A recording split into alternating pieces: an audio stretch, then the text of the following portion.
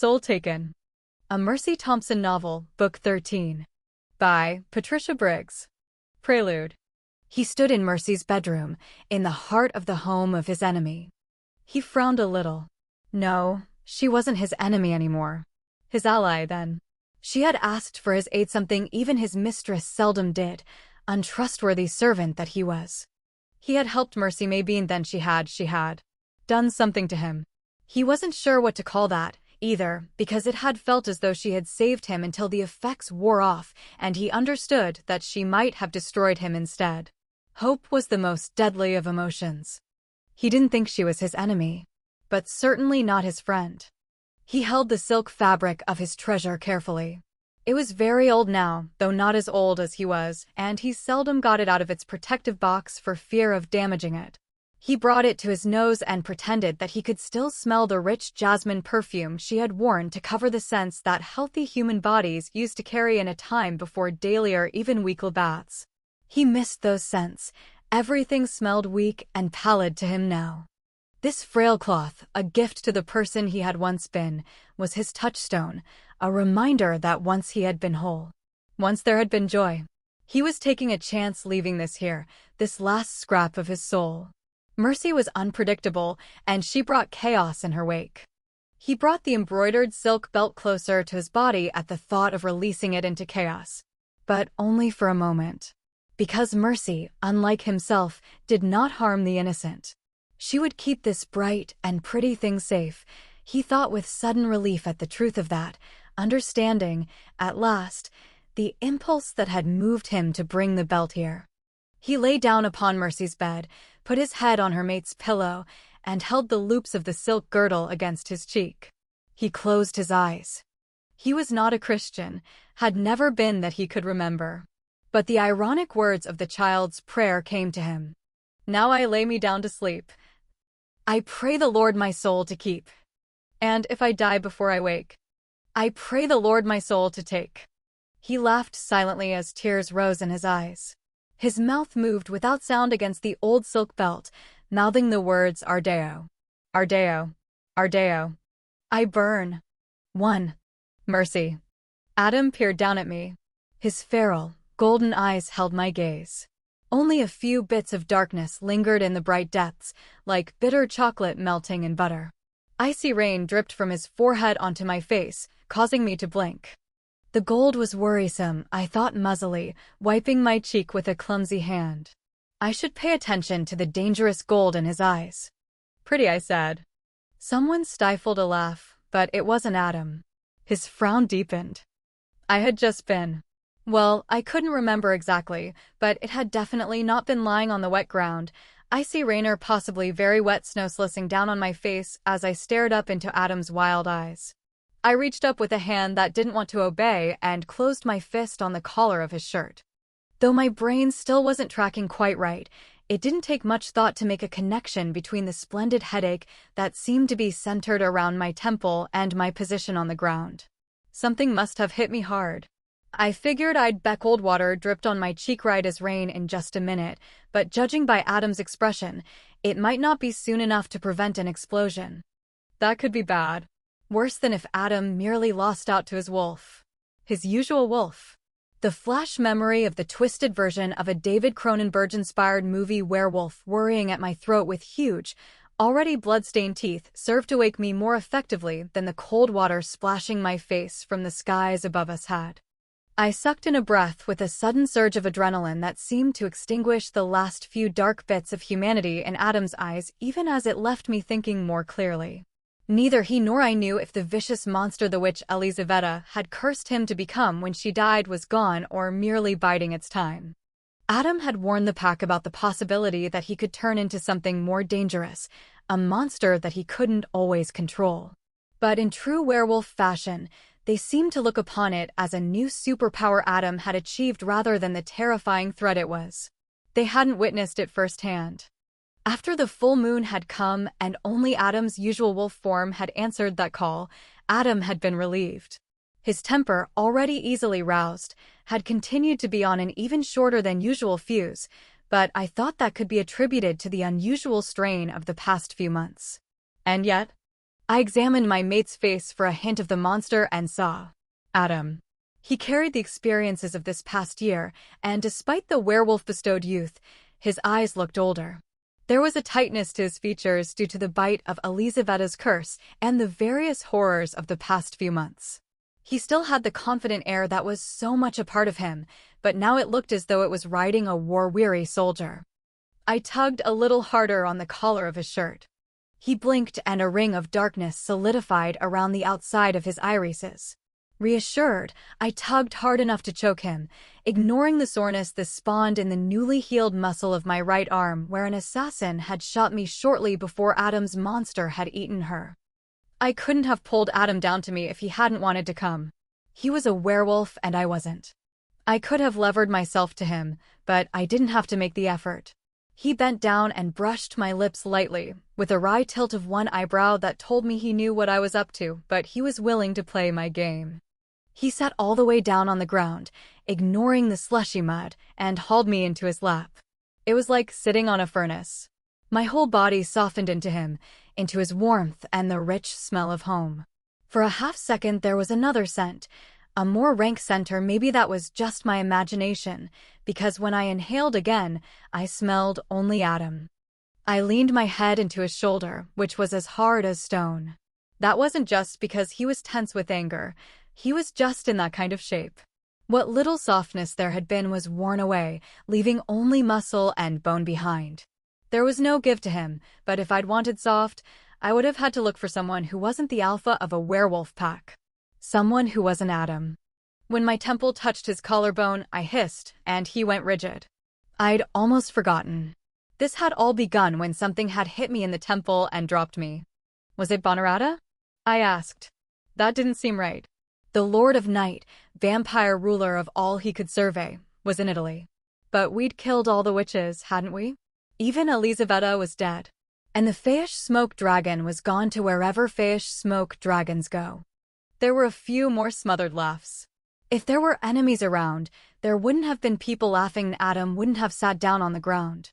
Someone said, in a whisper that was not quite quiet enough, "Dang, she's going to have another black eye." Honey, I thought. She usually had better sense. Adam tightened his arms and growled, a sound that no completely human throat could have made. He was very and continually unhappy about the damage I took as his Matea position more usually filled by a human, who would have been kept out of events whenever possible, or a werewolf, who could hold her own. I wasn't either of those things. I was a coyote shapeshifter, a member of the pack in my own right, with all the privileges and the duties that entailed. I didn't let Theme or Adam coddle me. It wouldn't have been good for any of us, no matter how hard it was on him. "Hey, boss," said Warren's casual voice, the one he used when he thought he wasn't talking to a rational being. I glanced over to see that the tall, lanky cowboy had taken a deliberately relaxed stance about 10 feet away. It would have been more convincing if his eyes hadn't been showing a hint of gold. A couple of yards behind him, the pack hovered in a mud-spattered, silent aggregate. Adam looked too. Under the impact of Adam's attention, the pack backed away. Warren turned his head, so he wasn't even looking in our direction. But his voice was still calm and steady as he continued, "You sure you should be moving her around? Mary Jo should maybe see if she has a concussion." Mary Jo was a firefighter, and she had EMT training. Again, Adam didn't answer, and the tension grew. Which was exactly the opposite effect our outing to the pumpkin patch was supposed to engender.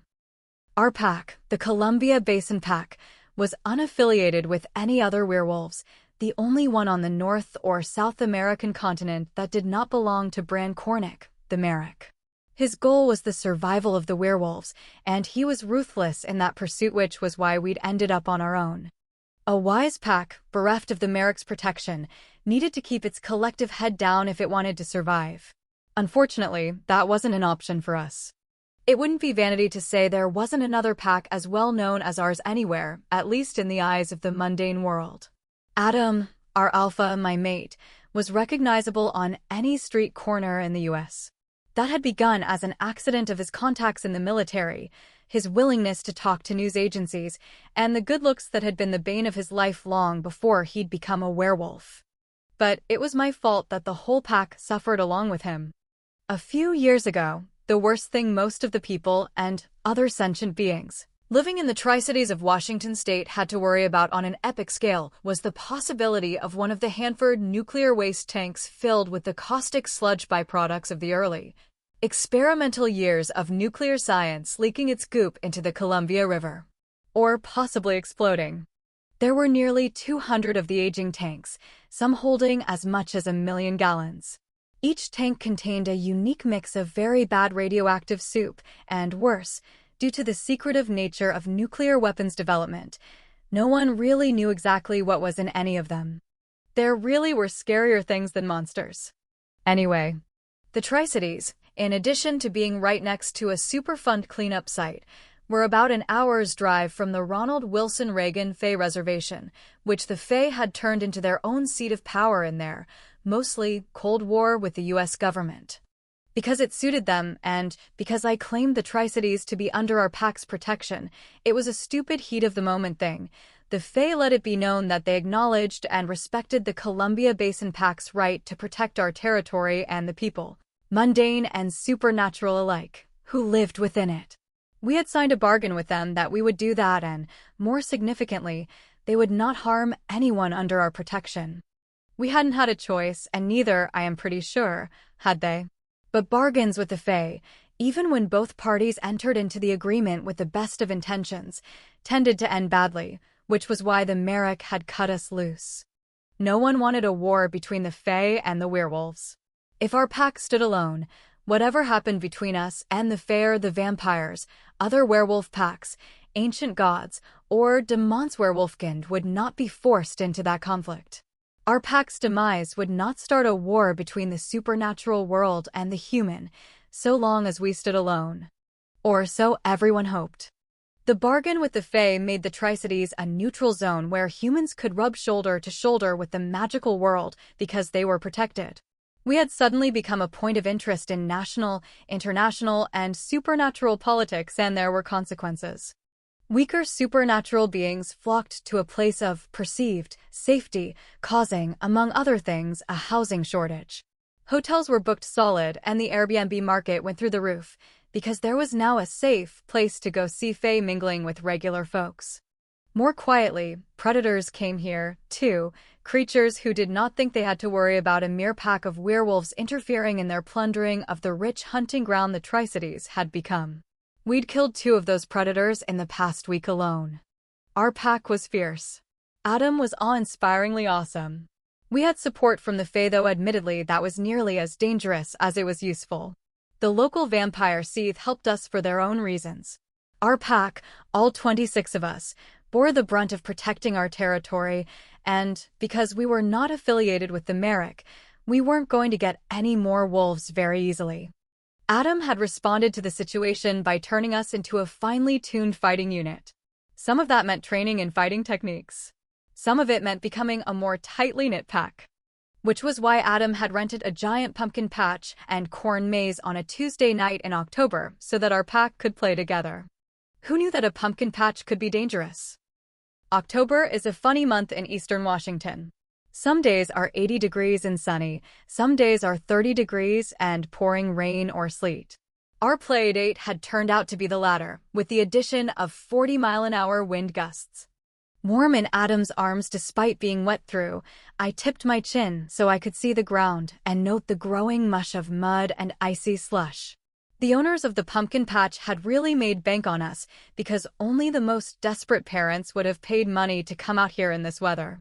Over Adam's shoulder, the flapping of paper drew my eye to the billboard near the exit of the corn maze.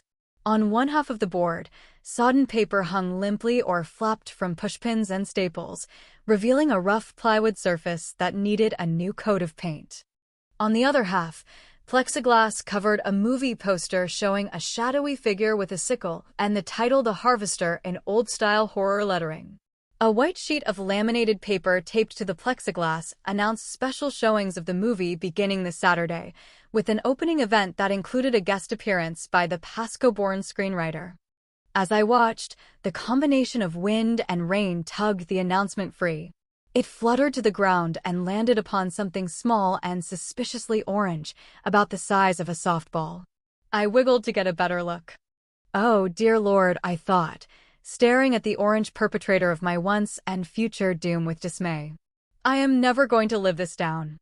As far as I could see, all the pack members who weren't actively hunting in the maze had spread out across the maze exit to avoid getting too close to Adam. They saw where I looked, and several of them flinched or ducked their heads. "Tell me," I said, in a voice that was not whiny, or at least not very whiny, "that I didn't just get hit in the head by a pumpkin." "You might not have gotten hit in the head by a pumpkin," said Honey, with added sweetness in her voice. She knew what kind of trouble I was in. It was orange, but also small and hard, so we're pretty sure it's actually some kind of ornamental gourd rather than a variety of pumpkin. We were discussing the matter right before. "We were playing baseball, waiting for the last group to make it through the maze," said Carlos, one of the other wolves, apologetically. "If we'd been using softballs, we wouldn't have hit anywhere near you, but these things aren't round. No predicting where it might go." "Makes it more interesting," said Mary Jo soberly, with a wicked glint in her eye. Mary Jo was nearly as muddy as I was, her short blondish hair plastered tightly to her head. She was the smallest in the group of werewolves. Not many of them could have taken her in a fight, thus as she'd proven. She held a 3-foot-long piece of 2x4 in her hand. Presumably it was a makeshift bat. I wondered if that bat had been the one that sent the pumpkin. The gourd bulleting my way. If so, I was pretty sure it wouldn't have been on purpose. She and I weren't buddies, but she didn't hate my guts anymore. I was pretty sure. "Most of the gourds just smush when we hit them," said George, tough and confident. He'd been a police officer a couple of different times in a couple of different places. He was currently working at the Pasco Police Department and had been with them for as long as the pack had been in the Tri-Cities. He was one of the wolves who had traveled with Adam when he'd moved his pack from New Mexico. George had just a hint of apologetic laughter in his voice as he bent to pick up the assault projectile and give it a little toss, for all the world as though it were actually a baseball. "But the hard ones are almost as good as the real thing." I sighed and patted Adam. I'd been hit in the head with a gourd, knocked out, and dumped in a mud puddle. As a boost for my ego, it was pretty awful. As a boost for the pack's team spirit, it might be the best thing that could have happened, as long as Adam didn't decide to defend me. A dollop of mud slid out of my hair and over my cheekbone. The story of how I'd been taken out by accident was going to be told and retold until it was a pack legend. At least it hadn't been a proper pumpkin. "I bet it is going to be a pumpkin in retellings," I thought dismally. Stories like to grow as they are passed around, becoming more exciting and less likely. I could see it now, some distant future in which a pack sat around a campfire and told stories about the stupid coyote shapeshifter who thought she was a werewolf until someone bashed her head in with a pumpkin. Or something like that, anyway. I might have writhed in humiliation for a few more minutes, but Adam's thigh muscles flexing under mine reminded me that he, at least, was not amused by the pumpkin incident. The minute I got up, Adam was going to go after the baseball team, and the whole point of this production would be lost. But if I didn't get up soon, he was going to think I was really hurt, and that wouldn't make things better, either. But he was really warm. And I have to admit, I'm a little perverse. Adam is flat-out gorgeous. It's not my favorite thing about him, and it was one of the reasons I'd held off dating him for such a long time. He is absolutely out of my league. That doesn't mean I don't enjoy his looks. What woman wouldn't? But when he is angry, yum. Just yum. He was very angry right now. It was distracting. I pushed my face against his neck, tipping my lips until they touched his ear, and breathed. "You and I have a hot shower in our future. Could be fun." I could feel him go still. I realized, even if I hadn't meant it, I'd done the best thing I could possibly have done to change his focus. Another soft laugh from the peanut gallery reminded me that we had an audience.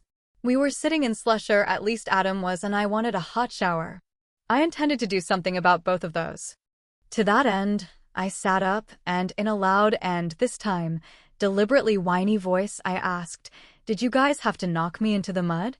If you choose to stand next to the biggest puddle in the whole 10-acre playground, you don't get to complain when nature takes its course," said Warren mildly, though his wary eyes brushed past me and hesitated on Adam before he looked away again. We didn't do it on purpose. All of them had been careful not to name the actual culprit. Mary Jo wasn't the only one with a makeshift bat, but if you're going to provide us with that much temptation. The team of wolves inside the corn maze had been making a lot of noise for a while. Sometimes it sounded like it was coming from just over the wall of corn, and sometimes from farther away, as was consistent with wolves playing tag in a maze. Everyone was looking at Adam and me, and Adam was looking at Meso. I was the only one who saw Zach burst out of the exit. He was running at top speed, his raised fist displaying a multitude of damp ribbons that proved he'd found the waypoint scattered throughout the maze. His face was turned to look behind him and held a sort of gleeful terror that told me Sherwood, our designated maze monster, was in hot pursuit. I didn't even have time to open my mouth to warn anyone. Zach's shoulder hit George at full speed, knocking the much bigger man into the mass of the gathered people. Zach himself tumbled all the way over George's falling body and into Mary Jo, who dropped more from the unexpectedness of the impact than its force. Just before Mary Jo hit the ground, a giant wolf leaped over the top of the cornstalks, which was a feat that not all the wolves in our pack would have managed, because the wall of the maze was not only nearly 10 feet tall, but at least that wide, and this wolf did it missing one rear leg. From my vantage point on Adam's lap, I could see the instant in which Sherwood, the three-legged wolf, took in the whole scene. I had no doubt that he could have landed safely, but with an expression of satisfaction in his eyes, he chose to belly flop in the deepest part of the puddle I'd already fallen into.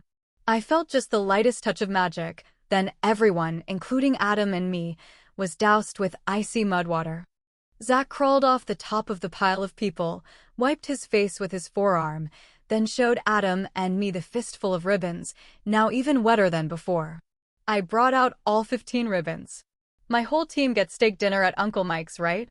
The rest of Zach's team, Joel in the lead, emerged from the maze at a much steadier pace. They looked, if anything, even more drenched than the rest of us, but they were laughing like lunatics. Zach's team was the last through and the only one to make it out with all the ribbons. Sherwood stood up and shook, splattering them and Adam and me with more water, his expression smug. Adam had curled around me to protect me from the worst of it, so I could feel the exact moment at which he relaxed and laughed. Adam took me home while the pack cleaned up. Privilege of rank was all Adam said when I protested that we should help in the cleanup. But I knew that the reason we were leaving was because he was still worried about me. I was fine. I'd had concussions before, and this was not one. But I wasn't going to argue with Adami, just rolled my eyes at Mary Jo behind his back. She stuck her tongue out at me and crossed her eyes. We had been getting along better recently. Some of that had to do with the utterly charming deputy she was dating, so she wasn't lusting after Adam. I thought about it for a second and decided that maybe all of it had to do with her new boyfriend. I liked that she was happy. Adam caught her expression. She hadn't been trying to hide it from him and turned to look at me. But he was too late. I had my eyes front and center and my face innocent. I heard your eyeballs roll, he told me, which was a phrase he used on his daughter, who had been the Empress of Eye Rolls when she was 13. I laughed. We'll see you all in an hour at Uncle Mike's, Adam told them. We've got this, boss, said Warren.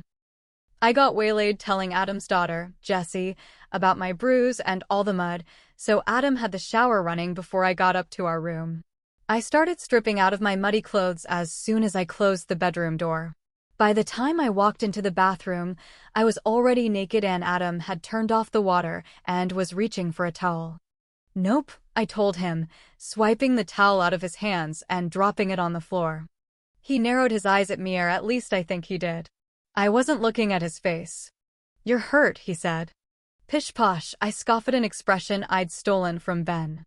Most of his British words were NSFW, but I liked pish-posh. It's a bruise. It'll go away. And you promised me sex in the shower. I think that was you promising me, he told me. You, me, who cares? I grabbed his hand and dragged him back to the shower. Nudge. It was a big shower, plenty big enough for two. No fair deploying the WMDs, he pretended to grump. Nudge was our code word, never to be resisted but also not for overuse. But I could tell he approved of my plans no matter what he said. When you are dealing with a big bad wolf, You have to deploy all the weapons you have, I explained, turning on the water. I did not wince when the water stung my cheekbone. He saw it anyway, putting one hand up to protect my face. I did not expect joy, he told me, kissing the sensitive skin just behind my ear. What? I asked, distracted. He pulled back and met my eyes, his own dark chocolate, the pupils wide with passion. You bring me joy, he said clearly. I never expected this. I don't deserve it, but I am claiming you for my own. Well, yes, I told him. I thought we'd established that when I claimed you for my mate and then my husband. I get you. You get me. No takebacks. He laughed. Kissed me. I buried my face against him and just breathed in. He brought me joy too. But he also brought with him this steady certainty that I had someone in my corner. When I was a teenager, my home had been torn away with the deaths of my foster parents. My foster mother had died trying to become a werewolf. Unwilling to live without his mate, my foster father, Brian, killed himself, leaving me alone at 14. I spent the next 2 years living on my own on the outskirts of the Merrick's pack, under its aegis, if not its certain protection. When I was 16, I lost even that. I'd learned to stand on my own 2 feet by then, though.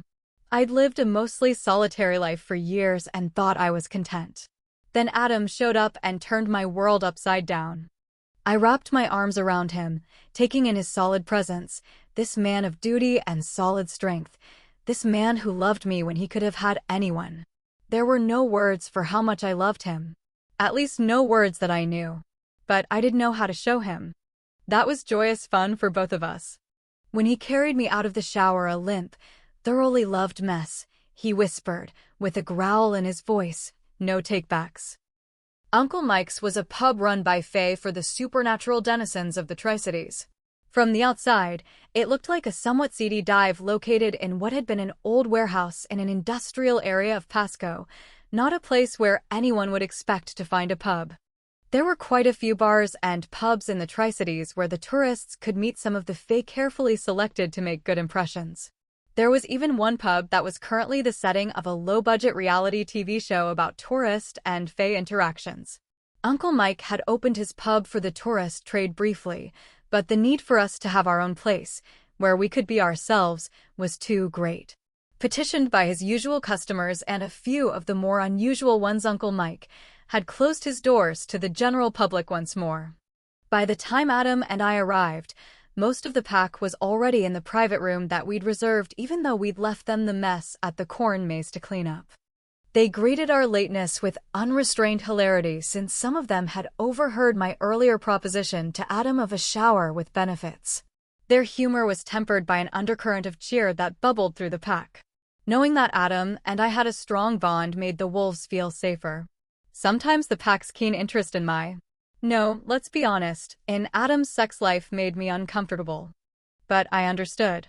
Werewolves have one place of safety, and the alpha is the center of it. Adam's strength and stability were the core around which our pack thrived. Adam had had a rough few months, and anything that made him happy was good for the pack. Our lovemaking was not and could not always be private when it was so important to the pack's survival. The night was filled with moment-by-moment retellings of the fun and disasters of the evening, with Sherwood the star of the show. He had not given anyone easy victories, making Zach's triumph especially sweet. We'd missed it, but apparently Zach's team had hoisted him over their heads in the parking lot and carried him into Uncle Mike's in triumph.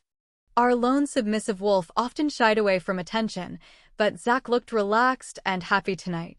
I noticed various pack members walking by his table so they could high-five him, pat him on the shoulder, or even just casually ruffle his hair.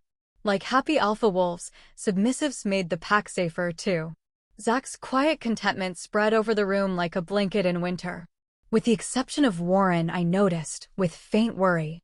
Warren was usually as imperturbable as any dominant werewolf I'd ever known. But he was visibly more tense than he'd been at the corn maze. I wasn't the only one who'd noticed. A little space had opened around him where he sat in his usual place, right next to Zach. Zach lived with Warren and his human mate, Kyle.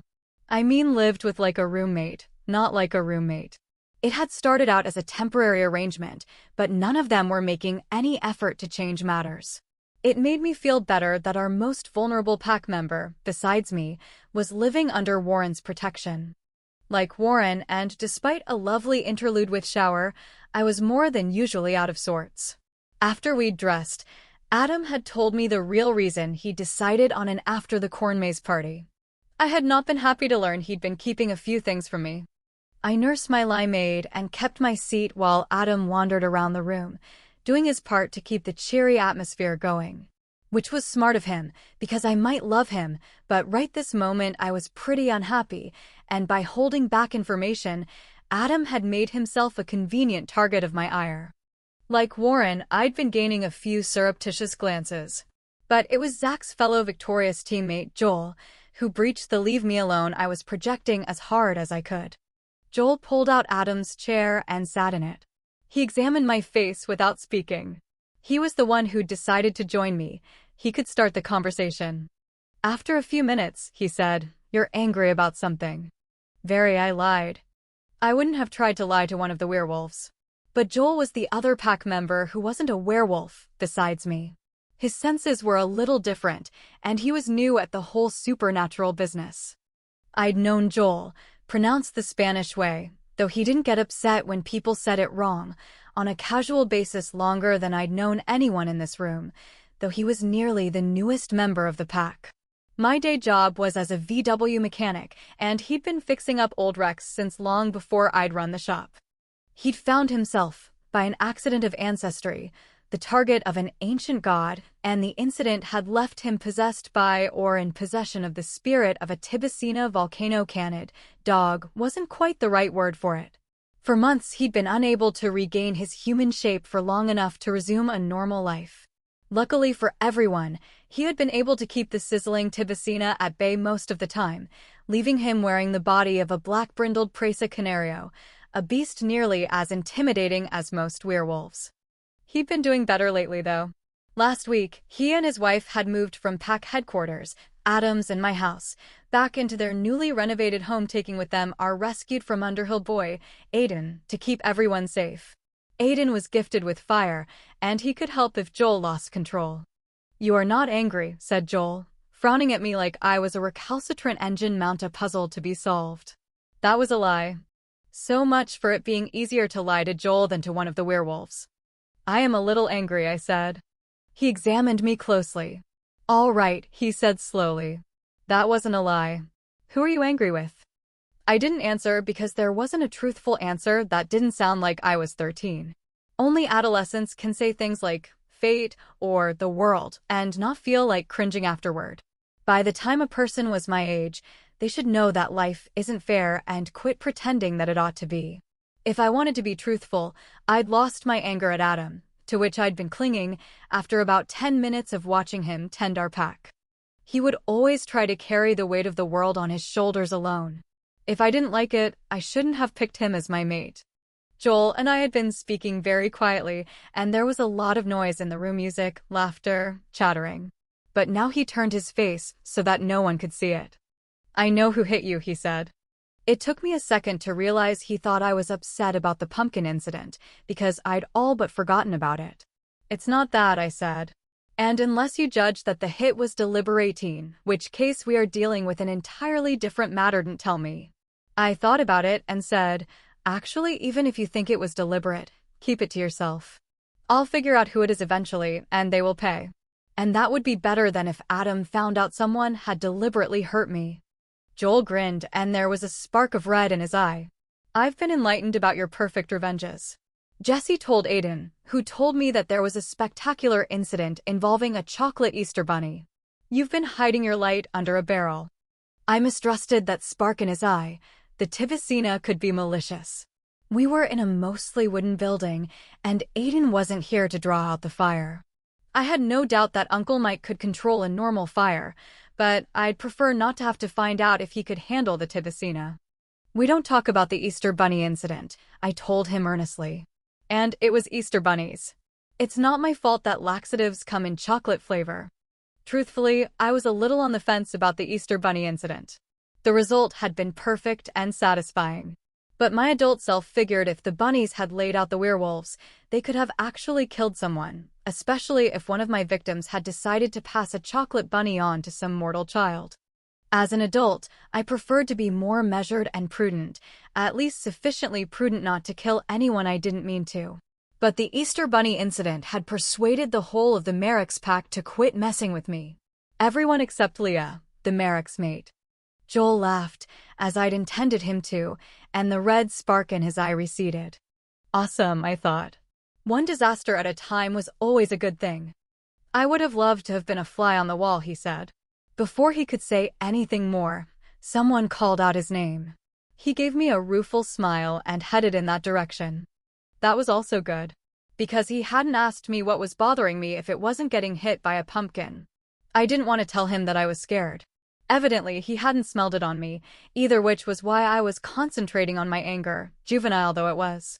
Hopefully that would fool sharper senses than Joel's. I wasn't alone long.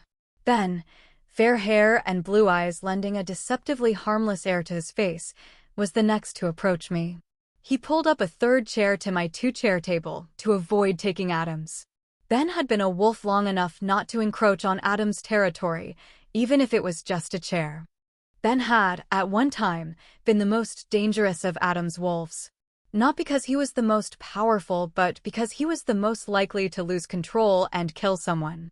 He'd been sent to the Columbia Basin Pack to get him out of trouble in the UK, and anything requiring that much distance indicated that whatever he'd done, it hadn't been good. Not bad enough, in someone's judgment, for him to have been eliminated, but not far off.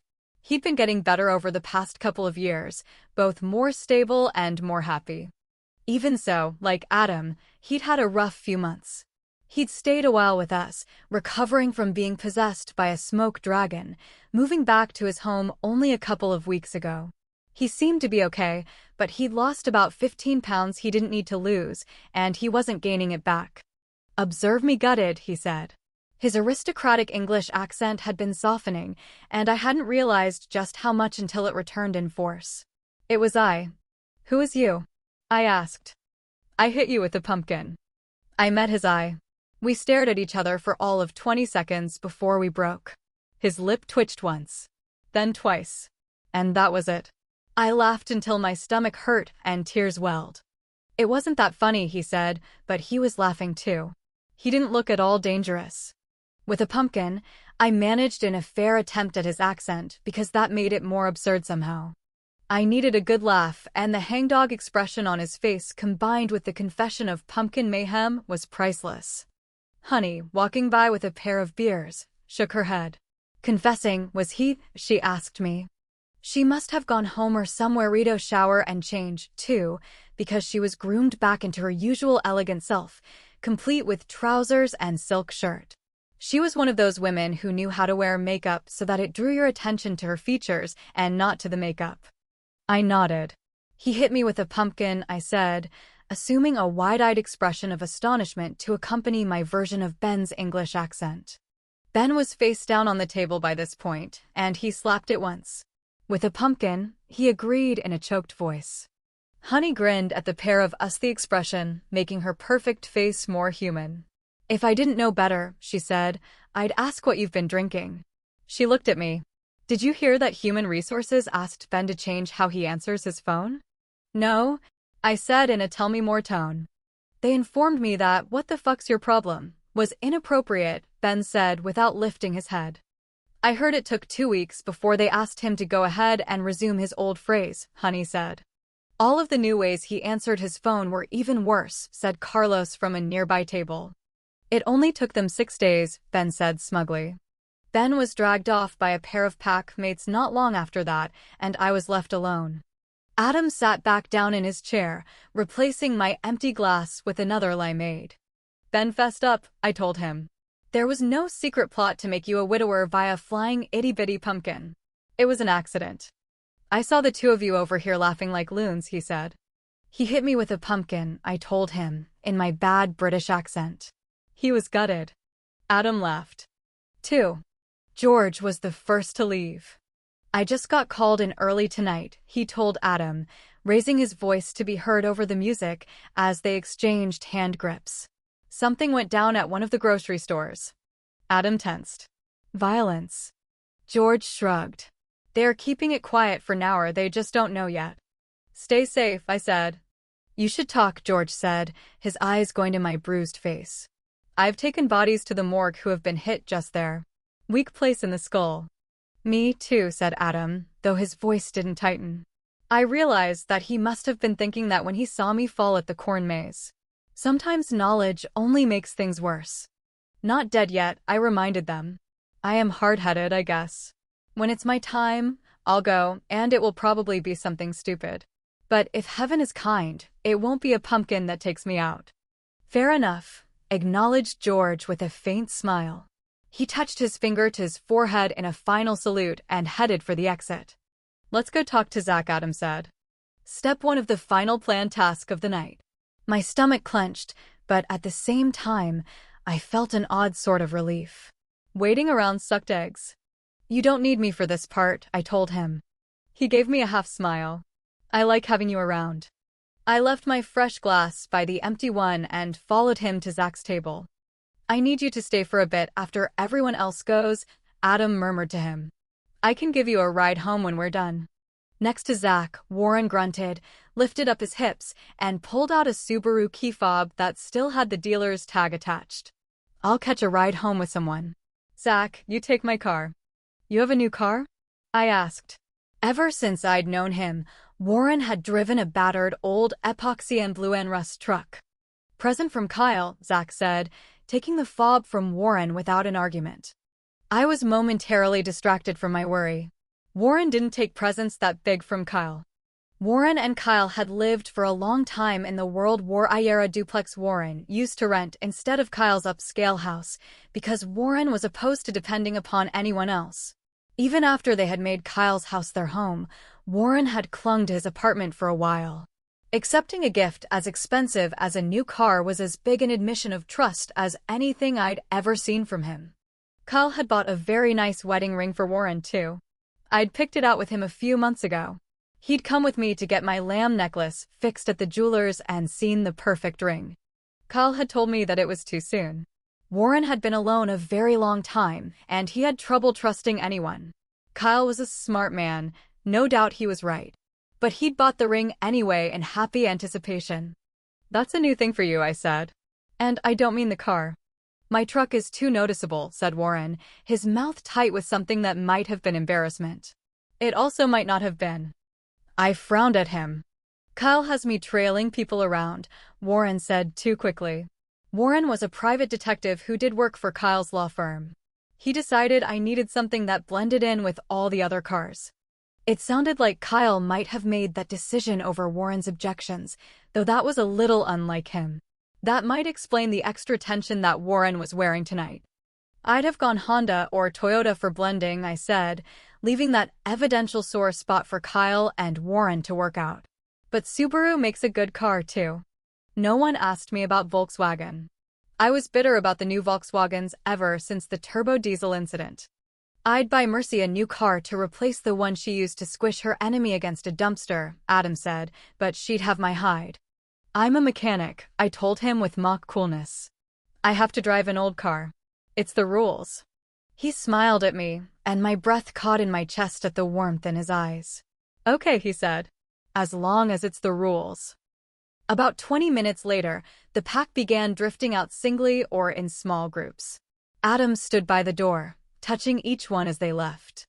Sometimes he'd hug them, sometimes it was a brush of his fingers on their cheeks or a pat on the shoulder. A good pack leader knew what his wolves needed. I retreated to our table, sipping my third glass of icy limeade. I should be with Adam, but I wouldn't be able to hide my tension. It was important to let the pack be happy tonight. A few of them looked at me, and I rubbed my cheek in answer. My headache was real enough, even if it wasn't my problem. Adam said something to Daryl, his second in command, that made the big man laugh. Oriole, Daryl's mate, reached up and smacked Daryl on the top of his head, but she was laughing too. Daryl hadn't competed because he and Adam had set up the stations around the maze, but Oriole had. Her team had made it out in time but hadn't found two of the ribbons. Sherwood got up to leave.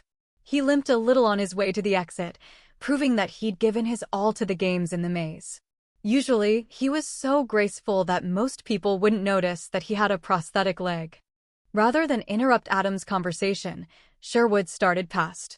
Adam, without taking his attention off the other two wolves, caught Sherwood's arm, holding him where he was. Sherwood stiffened, drawing back, and Adam didn't let him go. Nor, despite the quick, almost worried glance Daryl gave Sherwood, did Adam allow their goodbyes to be hurried. When they left, Oriole was frowning. Adam said something to Sherwood, and five-finger death punches, a little bit off, belting through the overhead speakers, made sure no one else heard what it was. The big man stared at Adam with unfriendly eyes for a moment, then took a deep breath. He made a deliberate effort to relax his posture, gave Adam a quick nod, and turned back to stride toward me. Showtime, I thought, taking a deep breath. I needed to be calm. Sherwood's limp was not in evidence as he prowled toward me. I did not think that was a good sign. Wolves don't show weakness before their enemies. Not that anyone who knew him would think that having only one leg made Sherwood vulnerable in the slightest. I'd never heard of a werewolf missing a limb before. Werewolves either die from injuries, or they heal them. If a leg gets severed, it should regrow. In the case of a human who was crippled or missing a limb prior to becoming a werewolf, there are ways to fix that. Those ways are horrible and involve re-injuring the damaged but healed body part. I'd heard that those methods had been tried unsuccessfully on Sherwood. Sherwood had been found in the laboratory of a collection of black witches who had been taken down by werewolves a few years ago. No one knew how long he'd been there or what had been done to him, but I'd been confined in such a place for a bit, and I still had nightmares. His rescuers had brought Sherwood to Bran, who had forced him to shift back to his human form. Maybe because he'd spent too long as a wolf, maybe because the witches had done something to him, Sherwood had no memory of who or what he had been. Bran had known Sherwood's identity, but for his own Bran reasons hadn't seen fit to tell Sherwood, or anyone else.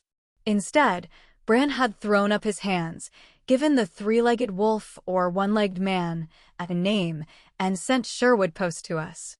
I'd first thought the move had been for Sherwood's sake. Bran had told me that Sherwood had complained about the horrible Montana winters and asked for assignment to a pack that lived in a warmer climate. Most places have better climates than Aspen Creek, Montana. After the last few months during which Sherwood had proven to have some useful and unusual skills, I was beginning to think Bran might have had other reasons for sending Sherwood to us. Had Bran known what was going to happen here? Had he known our pack would become the center of Fae political maneuvering before we did? Because Sherwood came to us not long before I'd made our territorial claim on the national news. How had Bran known? And, if so, why hadn't he warned us that he'd be forced to leave me, some childish part of me murmured, out in the cold without the protection of the Merrick and the whole of the wolves under his aegis? If I thought too much about Bran's planning capacity, I usually ended up with a headache. I didn't need more of a headache, but I couldn't keep myself from wondering. Had Bran, knowing that we would need every advantage we could muster, given us Sherwood Post as a secret weapon? Sherwood wasn't just any werewolf. He was witch-born. Maybe. Or at least he could manipulate magic with skill. His power didn't smell corrupted, nor did it smell exactly like witchcraft. And he had a lot of magic for someone who wasn't tainted by black magic. I didn't know quite what he was. But I did know he was someone, a power whose name would be known. Someone a few of the really old wolves would probably know on sight. We had only a couple of those, Honey and Zach. Age is one of those things that you just don't ask, but you get a feel for it after a while. I knew that Honey didn't know who Sherwood was, but I was not so sure about Zach. Zach could keep secrets. Bran might have given us Sherwood as a weapon, but Adam thought it was about to explode in our faces. Sherwood slid out the chair Adam had been using and sat in it. There was a significance to that, just as Ben's not sitting in it earlier had been significant. This left Sherwood facing me, his expression as grim as I felt. Now is the winter of our discontent, I thought. I'd taken a Shakespeare course in college that had been taught by the drama department instead of the English department. Mostly that meant we'd had to memorize a lot of the famous speeches. They bubbled up now and then. I didn't think that Sherwood would bring glorious summer, no matter how much all concerned might wish it. I liked Sherwood and had done so ever since the day we'd talked on the top of a very tall crane and ended up fighting back to back. Nothing tonight was his fault, any more than it was Adam's. Sometimes quite a lot of the time being a werewolf just sucked. I decided the best way to calm down was to have a conversation, something to distract us both. Not that Sherwood was a good conversationalist at the best of times. But there was one sure way to get his attention. I asked, "How is Pirate?" Some of the stress left Sherwood's posture at the mention of his cat. But not all. If Adam was right, and Adam was always right about this kind of thing, Sherwood knew that we were in trouble, too. "Pirate extends his greetings," Sherwood said solemnly, and expressed his regrets that his evil roommate would not bring him tonight. "He bids me tell you that he will endeavor to teach said roommate the error of his ways, probably by coughing up a hairball on the bed." He caught my surprised look, and color flushed up his cheeks. He adjusted his chair, and it gave a warning creak. Was a big man. It was true, Sherwood did usually bring Pirate anywhere he could, and cats did tend to exert their dominance over their homes. If he could speak, Pirate might very well have given the message Sherwood related. But this was Sherwood. I had expected a simple fine. Maybe, if he was feeling unusually garrulous, he might even have said something like, angry at being excluded. The longer and funny story was not like the Sherwood I knew. The silence between Sherwood and me grew awkward. More awkward. I had a million questions rising to my tongue, and I couldn't ask any of them until Adam joined us. "Oh, look," I said gratefully, because awkward silences tended to make me babble. "Here's one of Uncle Mike's minions. Do you want something to drink while we wait?" A server had come into the room via the kitchen door, glanced around to the few remaining guests, then started toward our table, now the only one still occupied. Before Sherwood could answer me, I met the eyes of the wolf who quite possibly would kill my mate tonight, and babbled another question off the top of my head, one that I blamed on my earlier internal soundbite from Richard III. "Are you Shakespeare?" Sherwood went still. Almost carefully, he turned his head toward the approaching waiter. I was pretty sure that it was to hide his expression from me. Because there was only one reason for me to ask him that. Adam had told me, in the aftermath of our shower this evening, that the pack bonds had informed him Sherwood's memory was back. Sherwood's reaction told me that he was right. Adam had no idea why it had happened, but that wasn't the important thing just now. We had in our pack a wolf who was suddenly very, very dominant. I'd been told that Adam was the fourth most dominant wolf in the New World. It went Bran, his two sons, then Adam. But Adam thought the new, improved version of Sherwood was more dominant than Adam was. That was a problem, especially under our current circumstances. "For glasses and a pitcher of water," I told the waiter before he could ask us anything. "And when there are only 4 of us left here, could you close the door and give us privacy until we leave?" "Right you are," he said, with a nod and a touch of his finger to his forehead and a bare glance at Sherwood. This waiter was a new one to me, and he looked human. He didn't smell like it, though. I wonder why Uncle Mike gets along with the goblins better than most of the Fae do? I mused when the waiter had gone, giving Sherwood the opportunity to ignore my last question. I didn't really think he had been Shakespeare. But the pack had a betting pool about who Sherwood had been. When he'd found out about it, he'd bet that he or rather had been William Shakespeare. I was pretty sure that had been a joke. Iambic pentameter was not something anyone would expect from Sherwood, who seldom spoke 5 syllables when 1 syllable would do. "Don't know," Sherwood told me shortly. I took my cue from him and quit talking. He leaned back in the chair, head canned to watch Adam talk to the last few lingering pack members. Adam looked relaxed, the smile on his face genuine. Adam had been in a lot of battles. Unlike me, he tended not to fret about them in advance, not if it was only his life on the line. Next to Adam, Zach leaned casually against a wall as if he had tried to find a place where he might not be noticed. But no wolf would overlook a submissive. I saw him smile and nod at something one of the exiting wolves said. "Do you think Zach is necessary to keep my temper under control?" asked Sherwood, his voice a rumble that carried right over the music. The last few wolves were gathered around Adam, and I watched as they all turned to look at us. I doubt they'd been able to understand what Sherwood had said, but they probably hadn't missed the ugly tone in his voice. I saw some alarmed faces. Zach glanced over and away. Adam didn't react in any way I could see. Honey frowned and started toward us, but Adam said something quietly enough that I couldn't catch it. She aimed her frown at Sherwood. Adam raised a brow at me, then hustled Honey and the last of the now obviously worried wolves out, following them through the door. Presumably, he would reassure them or tell them the truth. He'd do what he thought best. Zach glanced at Sherwood and me, hesitated, then trailed after Adam. Is Adam worried I'm unstable? Sherwood persisted. How to redirect an angry werewolf. I was experienced at this, having grown up in the Merrick's pack of too unstable to inflict on anyone else werewolves. I just had to pick my weapon. Make him matter? Or make him think? One was certainly easier than the other, but I picked option 2 because it was less likely to end in disaster. You didn't answer my question, I said evenly. Why do you think I should answer yours?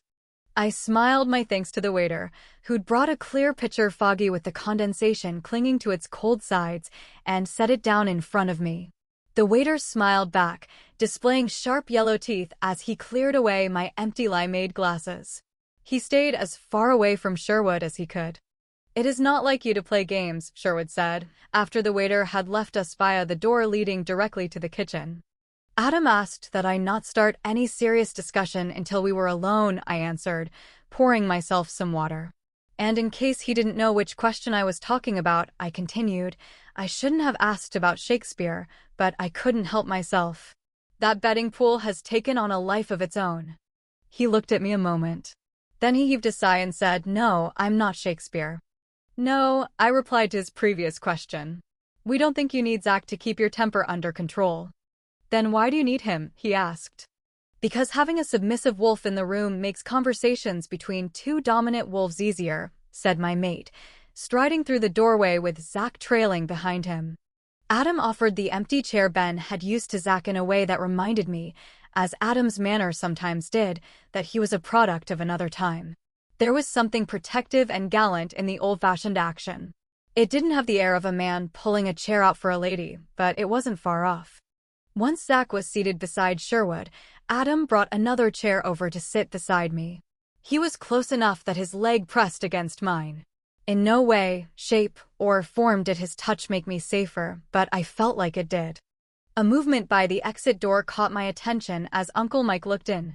Uncle Mike gave Adam a somewhat ironic salute and slanted an unreadable look at Sherwood or maybe Zach. It was hard to tell. To me he gave his usual wide grin, his I'm just a friendly innkeeper, darlin' smile that I found significantly less reassuring than I had before I knew him well. My ongoing wariness seemed to amuse him, though, so I'd learned to not let it show. Uncle Mike touched a controller I'd assumed were lights, but instead the music stopped. He stepped back into the corridor and made a gesture, meeting my eyes meaningfully before he moved out of sight behind the closing door. There was a funny sort of pop as the door shut, something that my ears didn't quite hear, but I knew was magic. Sherwood's eyebrow climbed. I asked Uncle Mike for a bit of privacy, Adam said, and I realized that I hadn't needed to say anything to our waiter. No one would disturb you and no one would overhear us either. I wondered if that magically enhanced privacy was the reason for Uncle Mike's look. Maybe. Probably. But Uncle Mike was old. And I was pretty sure that he knew who Sherwood Wazer had been. That look. Had he glanced at Sherwood first and then me? I couldn't remember. What do you want to do? Sherwood asked bluntly, drawing my gaze back from the closed door. He looked a little more real than I was used to. I blinked and the impression faded, leaving me not quite sure what I'd seen. Probably it was my subconscious acknowledging that he was more than he had been, I decided. Possibly the impression had been aided a little by the intensity that the two dominant werewolves at this table couldn't help but generate. I wasn't Adam, to read the fine points in our pack bonds, but I could feel the magic warn that trouble was imminent if something didn't give. I hadn't heard the invitation, but Adam had told me he would ask Sherwood to our table, as a guest. For the majority of werewolves it wouldn't have had any effect. They aren't fae, who observe guesting laws by necessity. But Adam was sure that Sherwood was old, maybe old enough that guesting laws would mean something. Conditioning wasn't magic, but it tended to linger. The little table, designed for two, made a fragile barrier between Adam and Sherwood. I wondered if I should shove the table over a footsack, and I didn't need a barrier between us. Instead of directly answering Sherwood's question, Adam poured himself a glass of water. He was being careful to keep his gaze away from Sherwood's face, except for brief, sweeping glances. Sherwood, I noticed, was doing the same. Adam took a drink and, with the formal politeness of a dowager duchess in a Jane Austen movie, said, "I don't know what they do to this, but it might be the best water I've ever tasted." We all knew that it was an invitation to Sherwood to accept the hospitality of the table. What he did in response would set the tone of the negotiations. Sherwood looked at Adam a moment, not quite long enough to initiate active conflict. Then he looked away, sighed audibly, and relaxed his shoulders a degree or two. With a quirk of his lips and a touch of showmanship, he filled his own glass.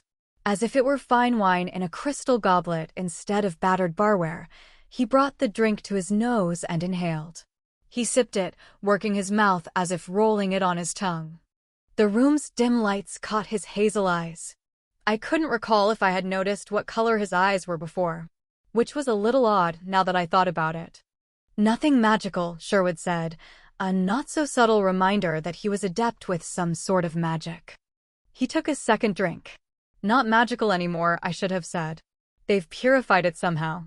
He put the glass down deliberately, as if putting an end to the theater.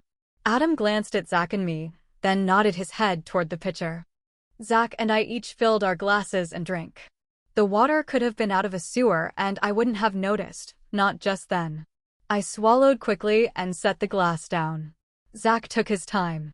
No one spoke until he put his glass down too. "Just about 2 weeks ago, something happened to you," Adam said in the same conversational tone that he'd used to talk about the water.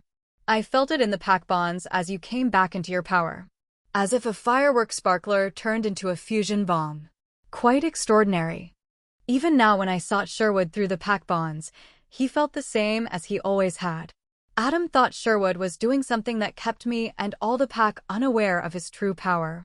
Either Sherwood had not bothered to hide what he'd become from a Domare, he couldn't hide himself from the alpha of his pack. I thought it was the latter. "Something died," Sherwood said. He gave a brief, unhappy smile. "You could ask Charles about that if you'd like to. I heard that he was in the right place when it died, but I haven't talked to him about it." "Something?" I asked. He shrugged. "Something. Someone. An old foe. By its death, it released me.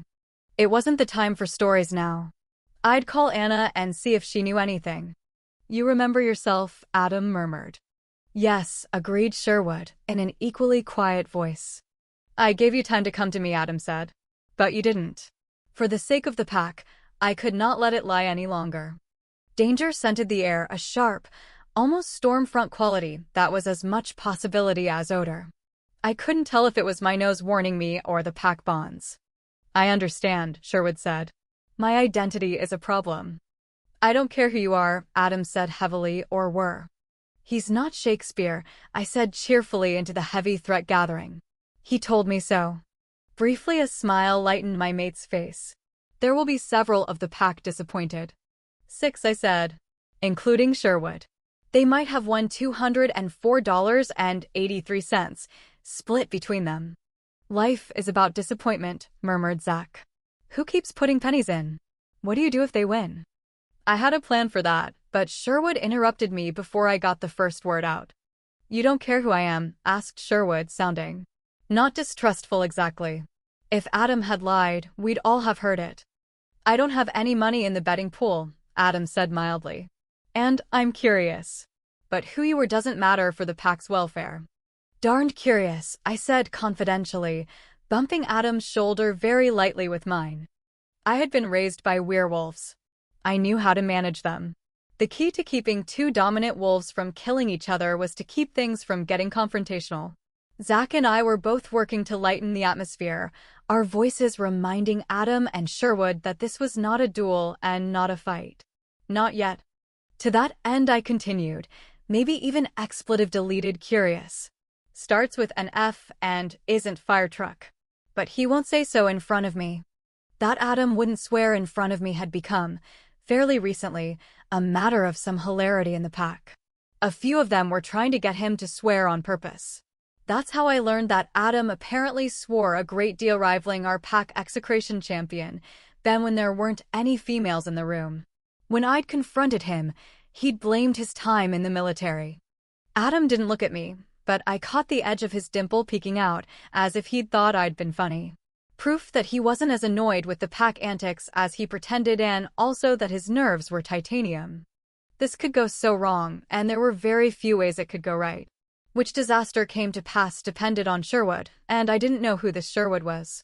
He wasn't paying attention to me, so it was safe to examine him. I stared at him as if my eyes could take his surface and read the depths. Sherwood's eyes really were hazel, almost green. I couldn't believe I hadn't noticed them before. There was a black tattoo on the side of his neck, a tattoo that was so old it was hard to discern anything about it other than that it had probably not been done with a modern technique. That made sense because werewolves are hard to tattoo, but if they have ink work done before they are changed, it stays with them. I hadn't realized he had a tattoo at all. Sherwood had been in our pack about 5 months, and I had never seen the tattoo on his neck that was the size of my hand. It wasn't even something a high-necked collar could have covered completely. The edge of the tattoo touched his jaw. The button-down shirt he was wearing obviously didn't hide anything. I tried to remember how Sherwood usually dressed, but I just didn't pay much attention to what people whose names weren't Adam wore. I thought of Uncle Mike's meaningful look. Had he done something to Sherwood? Or had he seen something about Sherwood that had changed? I looked at Zach. Did he look real? Yes, but it didn't feel any different than usual. Did that mean that Sherwood usually didn't look real? While I puzzled over Sherwood, the conversation had lingered a bit on swearing, with Zach leading the conversation. No one laughed, but the tension had died down a bit when Adam returned to the original topic. Curiosity aside, I don't care who you are or were, he said. Adam hadn't been slouching too many years in the army. But now he straightened further and leaned forward, careful not to cross the edge of the table, which was still serving as a small and only partial barrier between the two dominant wolves. What I do need to know is what you now mean to the survival of my pack. Because I am more dominant than you are, Sherwood said, his voice a low rumble. He held up a hand, and when he spoke again, most of the aggression was out of his voice. Sorry, that has not been established. Let us say that I am too dominant to fit in the space I have occupied in the pack. Zach drew in a shivery breath as he finally figured out that this meeting was about something a lot more serious than Sherwood regaining his memory. Zach hadn't been briefed by Adam like I had, and Sherwood only felt different in the pack bonds to the alpha. Having a werewolf in the pack who was, even possibly, more dominant than our alpha was both unexpected and possibly disastrous. Sherwood, without taking his attention from Adam, put a reassuring hand on Zach's shoulder. Adam took a moment before he spoke. The pack's situation is precarious, Adam said. He glanced at Sherwood and then away. It was a look that human males don't do much good werewolf manners, one alpha to another equal to equal. Sherwood nodded slowly, giving Adam the same look and away deliberately, completing the acknowledgement of equality that Adam had begun. A step back from the assertion of superiority that both wolves could accept better than mere words. A lot of communication between werewolves was nonverbal. That was why this conversation was happening in person instead of over the phone. Everything hangs by a thread the Fae have managed to spin here, Adam told Sherwood. Not just our pack's fate or the fate of the people wolves, Fae, human, and other who live here in our territory. It may be the thread that leads the entire world away from the probability of annihilation of whole categories of sentient peoples. We, all of us, stand upon a precipice. If our pack can continue the illusion that this, our home, is a safe place for all, the Grey Lords might manage to negotiate a peace that holds. Sherwood's lips twisted, but it wasn't a smile, not really. I hadn't thought you were that much of an optimist. How many witches have you met that you think peace is possible with them? Vampires? The Fae barely look up from assassinating each other. He didn't sound like Sherwood, I thought, but what he said still sounded familiar, like listening to a few lines from an old movie I couldn't quite place. I know you understand what I mean, Adam said impatiently, his voice a little hoarse with the wolf, though his eyes were still dark. Isolated violence is different from genocide. A battle is different from a war. Sherwood tipped his head in admission. Yes. But you know and I know that even if the Grey Lords manage to work out some kind of peace, it will not last.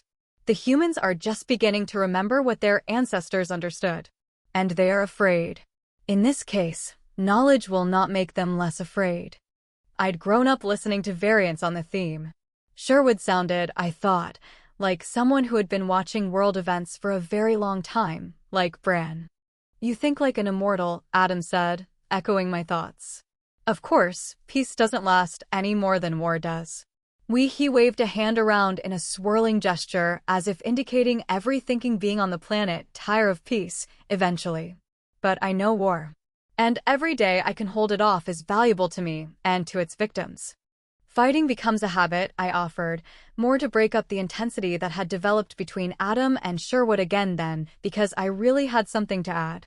But so can peace, if you give it time.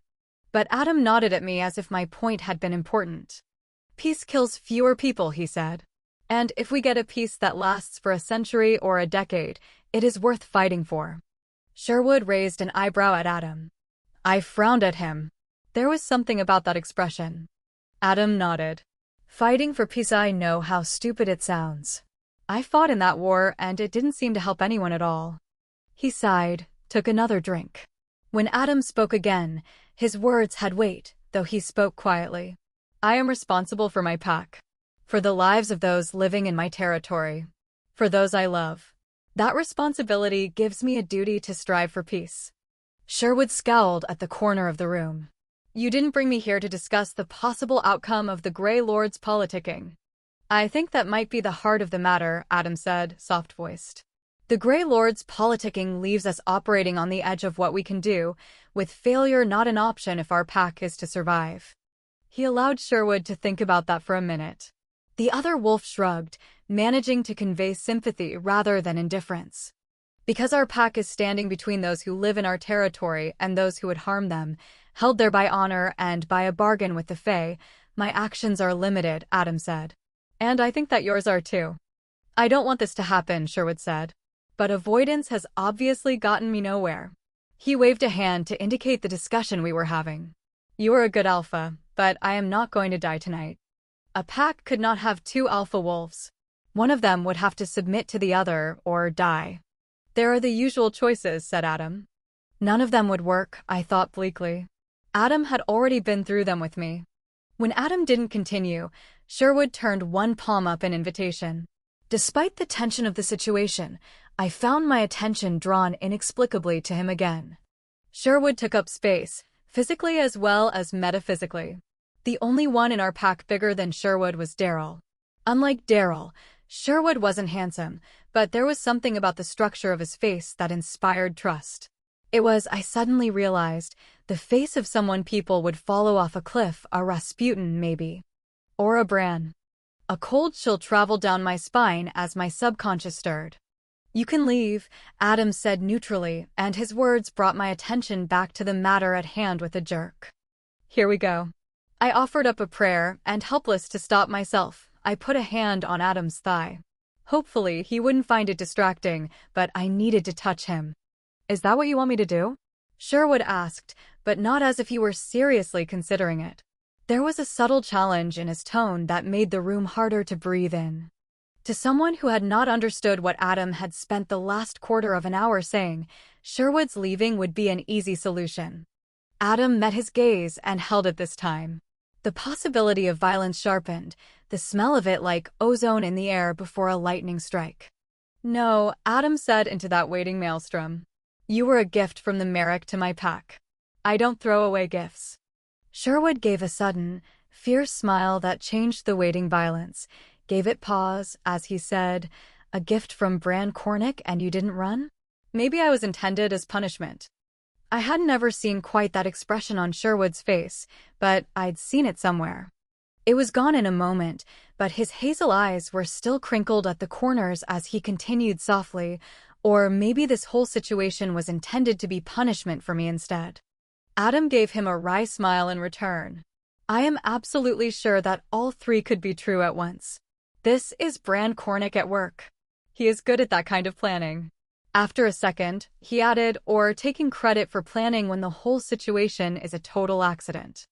Sherwood gave a crack of laughter and quaffed the water in his glass with the flair of a pirate downing a mug of ale, complete with slamming the empty glass on the table.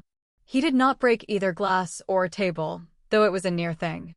"If Bran planned this," I said grimly, "I'm going to make sure he regrets it." Sherwood gave me a sardonic look. "This is beyond raw eggs and peanut-buttered seats." "Yes," I agreed. "It is." "You know I can't let you leave," Adam said. "We are just barely managing our part of the balance the Fae have constructed here. If the pack fails, the whole house of cards falls down and this chance of peace will be gone. The pack cannot afford for you to leave." Sherwood showed his teeth. It was Adam's turn to shrug. "Leaving is a choice you might have. If you wanted to leave, I would fight to keep you for the good of our pack." His eyes flashed yellow. "The wolf requires it of me because you might be the key to the pack's survival. I am why Wolf would fight to the death to keep you." The words rang in the air, and Adam let them hang for a moment. The pause wasn't on purpose. He was fighting his wolf to form words. Adam's control was very good, but the wolf he carried, even not considering Elisavetta's parting gift, was uncommonly wild. I squeezed his leg. He put his hand on mine. When I turned my palm up, he gripped my hand so tightly it verged on pain. Sherwood spoke, soft-voiced, into the silence. "For those very same reasons, I could not leave." Adam nodded. I knew that he had not really expected Sherwood to be able to leave. If he had been able to leave his pack when it was in trouble, he would not be the level of dominant that could challenge Adam. If my wolf could be persuaded that the best thing for the pack was for me to leave.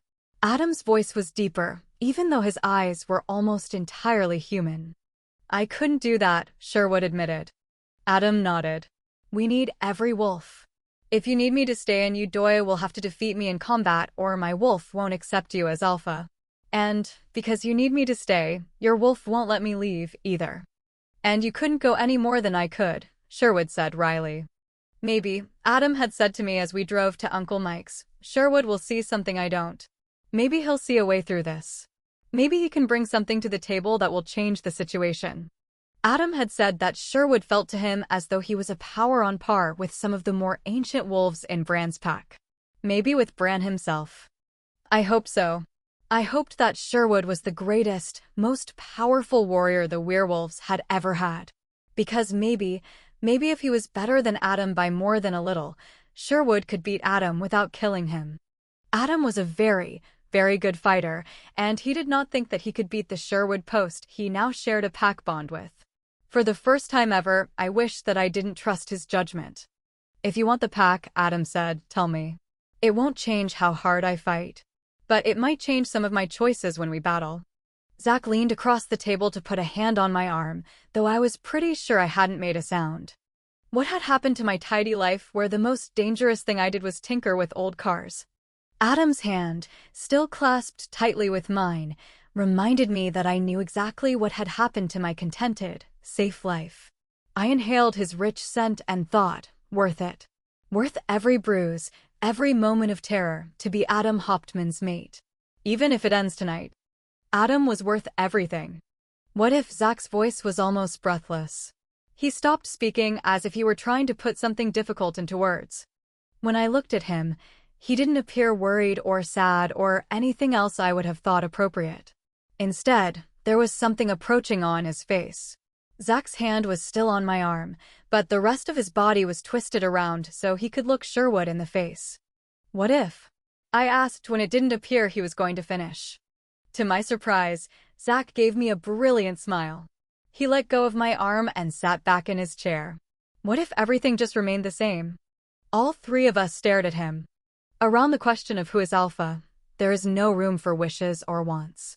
Any doubt about the ability or suitability of their alpha makes the whole pack more dangerous not to their enemies, but to themselves and to their allies. Warren is more dominant than Daryl, my rebel self observed. And, because Warren wishes it, Daryl is still our second. But I knew that the situation wasn't remotely the same. Daryl wasn't an alpha, and neither was Warren. "You know it doesn't work that way," said Adam. He might have been answering my thoughts, but he was talking to Zach. Because the other wolf was a submissive and as fragile as any werewolf I'd ever known, Adam's voice was gentle. In response, Zack turned to stare at Sherwood. Submissive wolves don't generally do things like that. I looked at Sherwood to make sure he wasn't going to take offense. And all the little niggling things my subconscious had noticed finally came together, and I saw what Zack had seen. Sherwood was giving Zack a fond but exasperated look. It was a look I'd seen directed at me, but not by Sherwood. "You're a Cornic," I said in shock. I'd recognize that exasperated expression anywhere. Samuel uses it when I beat him at chess. 3. I knew. But I waited for Sherwood's response in case I was wrong. Beside me, Adam quit breathing for a moment, his body tightening like a bowstring. Once I'd pointed it out, he saw it too. Bran Cornic, the Merrick, looked like a grad student most of the time, though he was the most powerful werewolf in North America and possibly the world. His firstborn son, Samuel, shared his hair color, but was about 8 inches taller and 50 pounds heavier. Bran's younger son, Charles, took after his Native American mother more than his father's side of the family. It was only when the Cornics were together that it was apparent they were closely related. Their likeness was subtle, the way they moved, the expressions on their faces, but it was unmistakable. Sherwood looked more like them than they looked like each other. There were no other Cornics that I knew of. Bran's parents were dead. Charles and Samuel were his only surviving children. Samuel had no surviving children. I didn't know about Charles, but he was half Salish, and Sherwood showed no signs of having native heritage. Besides, though Charles was a couple of centuries old, Adam had told me that he thought Sherwood was one of the really old wolves. "You beat Samuel at chess?" asked Sherwood. I noticed that he didn't comment about being a Cornic. "Sometimes," I answered. "Twice was sometimes." "A Cornic," said Adam. Only someone who knew him very well would have heard the relief in his voice. "Does this help?" I asked him. I thought it did, but I wasn't sure why. "If he is a Cornic, it might," Adam answered. Sherwood half-lidded his eyes. That was a Charles-like expression if I'd ever seen one. "If I am? Well, there are going to be a lot of disappointed people in the betting pool," I said, to buy Adam a little time to think. "But then we'll be happy." I didn't understand why I felt relieved that Sherwood was a Cornic rather than any of the scary monsters in the betting book, assuming that being related to Bran meant that Sherwood wasn't Merlin, King Lycaon, or the Beast of Gavadon, someone had written. "He's dead, idiots," beside the Beast of Gavadon in block letters. The problem of Sherwood's dominance did not just go away because we knew he was related to the Merrick. I knew that it didn't. But reality apparently didn't affect how I felt about it. Adam looked at me. "Ben said that Sherwood is a Cornic?" "Ben said Bran's flunky," I said. "I am no one's flunky," Sherwood growled, sounding so much like Bran that I couldn't imagine how I hadn't seen it before now. I paused. How had I missed that resemblance until now? We'd fought side by side, Sherwood and I. We had bonded sitting way too high up in the air on a freaking huge crane designed to build nuclear power plants in Japan, overlooking the Columbia River in a way I hoped never to see again. And I hadn't noticed he had a tattoo on his neck? Hadn't noticed that his eyes were the same hazel as Bran's? Put like that, the answer was obvious. Magic. If I were going to send an amnesiac wolf out into the world, and that wolf was old and powerful enough to have amassed the kinds of enemies that such a one would accumulate, it would be better if everyone didn't immediately know who he was. Pack magic is hunter's magic, very good at stealthy things like camouflage and muting sounds. I wouldn't have thought that pack magic could have hidden Sherwood's actual appearance from other werewolves, but Bran was Bran. I was happy to believe that he could figure out a way to use pack magic to hide Sherwood in plain sight. Something that made people not really see him. Something that made him look less real. Bran had given Sherwood a disguise to protect him from his enemies when he could not protect himself. Magic that had melted away today in Uncle Mike's, in the halls of a green man. I remembered that odd look I'd gotten from Uncle Mike as he gave us privacy, and wondered if it had been on purpose or by accident. Moreover, thinking about how no one had hinted anything about Sherwood, I was pretty sure that his disguise was not something Bran had done just for Sherwood's move to our pack. I could see a few old wolves holding their tongue about Sherwood's real name. But no one who looked at him and also knew Bran could fail to understand what they were looking at. Bran must have disguised Sherwood almost as soon as Sherwood regained his human shape. I couldn't think of any other way for Bran to keep all the wolves quiet. Not a flunky, agreed Zach, interrupting my racing thoughts. He still had a rapt look on his face, like an acolyte meeting a saint or maybe a teenager meeting a rock star. His right hand. His problem solver. His voice sank to a whisper as his lips curled into a smile. I have heard stories. You think you know who I am, Sherwood said. Zach started to nod but paused and shook his head slowly. No. Maybe. Maybe not. But I know who you have been.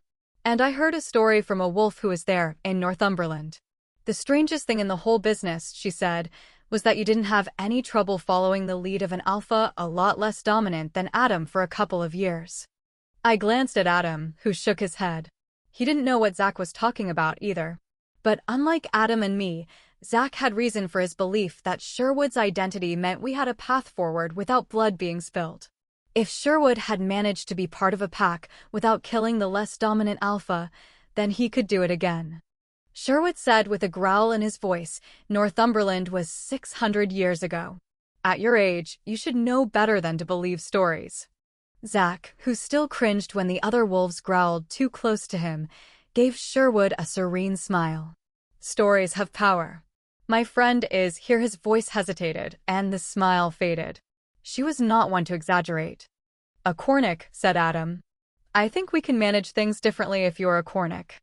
Sherwood glanced at the three of us and shook his head in what looked to me something very like dismay. Bran Cornic abandoned you, he said. And even if he had not, I am not he. And you have such, he searched for a word. Faith, I supplied. Hope, Zach offered. I'm not going to say charity, said Adam with amusement. But yes. Sherwood shook his head and raised his arms up in a hopeless gesture. Being a Cornic is not magical. Trust me, it does not solve any problems. No, I agreed. But it solves this kind of problem. There never was a Cornic who couldn't turn a bad situation to his advantage. And that was true.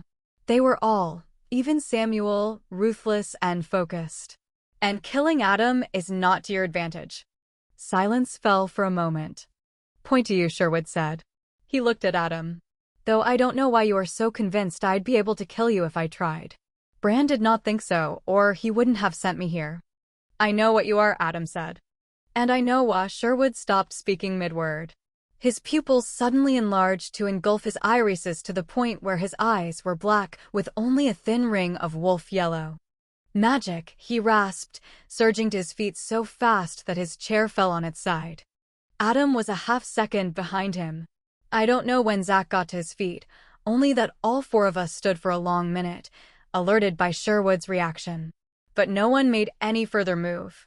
I couldn't smell any magic besides Uncle Mike's, but I trusted Sherwood's abilities over mine. Nothing happened. With my senses expanded for battle, the steady tick of the old-fashioned clock on the wall was annoyingly loud. Zach let out his breath, but no one else relaxed. Adam, staring intently across the room, said, by the fireplace. I looked, but it didn't appear any different to me than it always had. The old stone fireplace took up most of the far wall of the room, maybe 20 feet from where we sat. The gray stone was blackened around the hearth, with soot streaks reaching all the way to the ceiling. It had the appearance of something ancient, something that had been heating this room for centuries, though I knew that the building that housed Uncle Mike's had been built in the early 1950s. I inhaled to ask Adam what he'd seen and caught a familiar scent. Sulfur, said Zach. Brimstone, I said. The difference between sulfur and brimstone was not chemical but magical. Brimstone meant witches. I was, as usual, armed with the cutlass the pack had given me. But I had no intention of getting that close to a witch if I could help it. I pulled my carry gun. I held the 1911 in a two-handed grip, keeping it pointed at the floor until I had a better target. It took an effort to keep my hands steady, and I found it uncomfortably hard to breathe. I wasn't ready to face witches again. I didn't have nightmares every day anymore, but there were still nights when I had to drive to the burnt-out remains of Elisavetta's home to see where the witches had died before I could go back to sleep. Last Friday there had been a for sale sign next to the driveway. I wondered if I had a moral obligation to tell someone just how many dead bodies, some of them human, were buried there. I was sure that no one would ever find the ones he had buried, but I had the feeling that the witches wouldn't have done quite so thorough a job of it. Adam had his gun drawn, too.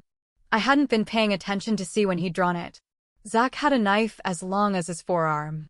The only one who wasn't obviously holding a weapon was Sherwood, but a werewolf is never really unarmed.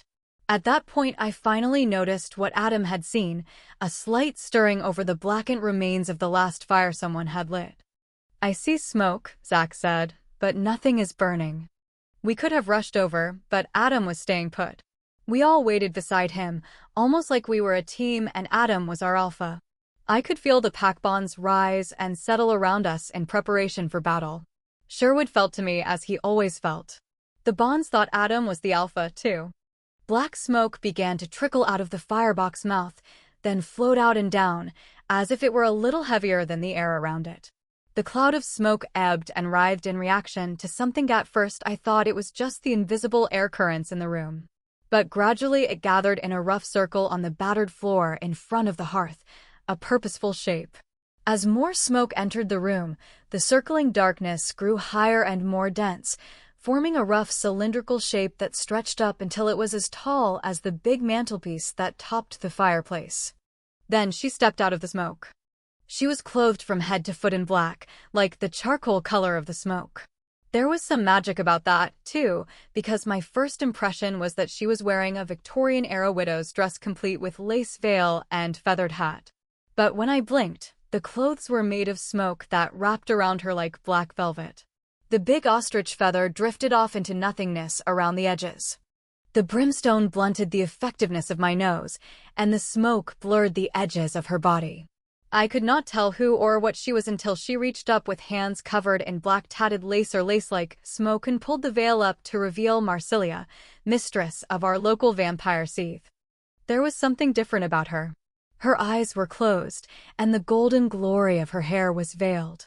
Against the blackness, her flawless features could have been made of porcelain rather than flesh. Arched brows so pale that they were almost invisible teamed with the high cheekbones to frame her closed eyes. She usually darkened her brows and her lashes, I thought, though makeup was generally the last thing I noticed about anyone. But the effect of all that paleness was startling, and not at all the impression she usually made. I caught a glimpse of something just below her jaw, a dark mark. A wound, maybe. But before I could be certain, the smoke drifted up her neck again. Something about the too white face and the encircling darkness reminded me of a porcelain death mask. She looked vulnerable. Marsilia didn't do vulnerable. And this dramatic entrance was unlike her, too. She could do drama, but this was drama without a point. We all knew her, knew that she was Scariso. Why the smoke and brimstone? I tried to tamp down my adrenaline as I coughed to clear my throat. There was no need to overreact. Marsilia was our ally. She was not a witch. Though she was scary, and she disliked me, she did not feature in my current nightmares. And still, staring at that pale, perfect face, I did not put my gun away. This was not like her, and that worried me. Marsilia was an old vampire, and old vampires, like most old supernatural creatures, picked up talents and bits of magic throughout their lives. Marsilia could teleport. I hadn't known that she could do this smoke thingy, and I didn't know why she'd bothered. Surely if she were trying to be scary, teleporting directly in was as scary as anything else she could have done. Maybe she'd figured out who Sherwood was, too, and this show was for him. She was old. Maybe she'd known all along who he was and had been waiting for us to figure it out. She stood with her eyes closed for as much as 3 seconds. No one spoke because Adam did not. I'd have thought that seeing Marsilia would have lessened his tension. Marsilia and he liked each other, but it didn't seem to. Without opening her eyes, she pulled the veil back down to hide her face again. Only with her face behind the black smoky lace did she turn her head fully toward us. I saw the glint of something that might have been her eyes, though it was more red than brown. "Where is my wolf?" she asked. For a second I thought she was speaking about one of our pack, none of whom belonged to her. Then I realized she was talking about her second. WLF, not WLF. Wolf was a very old vampire, older than Marsilia. He was witch-born and a wizard, which meant that he wielded two entirely unrelated forms of magic in addition to whatever magical power just being an old vampire brought him. He was also bug-nuts. The combination of power and unpredictability made him the single scariest vampire I'd ever met, and I'd met Iacopo Bonarata, who ruled Europe. Lately, Wolf had been stalking me. How should we know? He belongs to you, I said, my voice sounding weirdly normal amid all the theater. I haven't seen him since last Thursday. He'd been standing just on the other side of the glass when I looked up while I was doing dishes, startling me into dropping a Pyrex baking dish on the edge of the sink. He'd been gone when I looked back up from the disaster of sharp glass and dirty dishwater. That was the last time I'd seen him. 2 days later, he left a gift for me on Adam's and my bed, a very long, green silk belt embroidered with phoenixes from one end to the other. Between every 7 birds was the word Ardeo. It was old. Very old. Google translated the Latin as I burn. It was, apparently, meant to be taken in an erotic way and not as an offer to turn oneself into a pile of ashes. I didn't think it was magical, it didn't have the feel that the Fae artifacts had. But Wolf had left it on my bed, so I figured all bets were off. Presently it was stored in our weapons safe until I figured out what to do about it.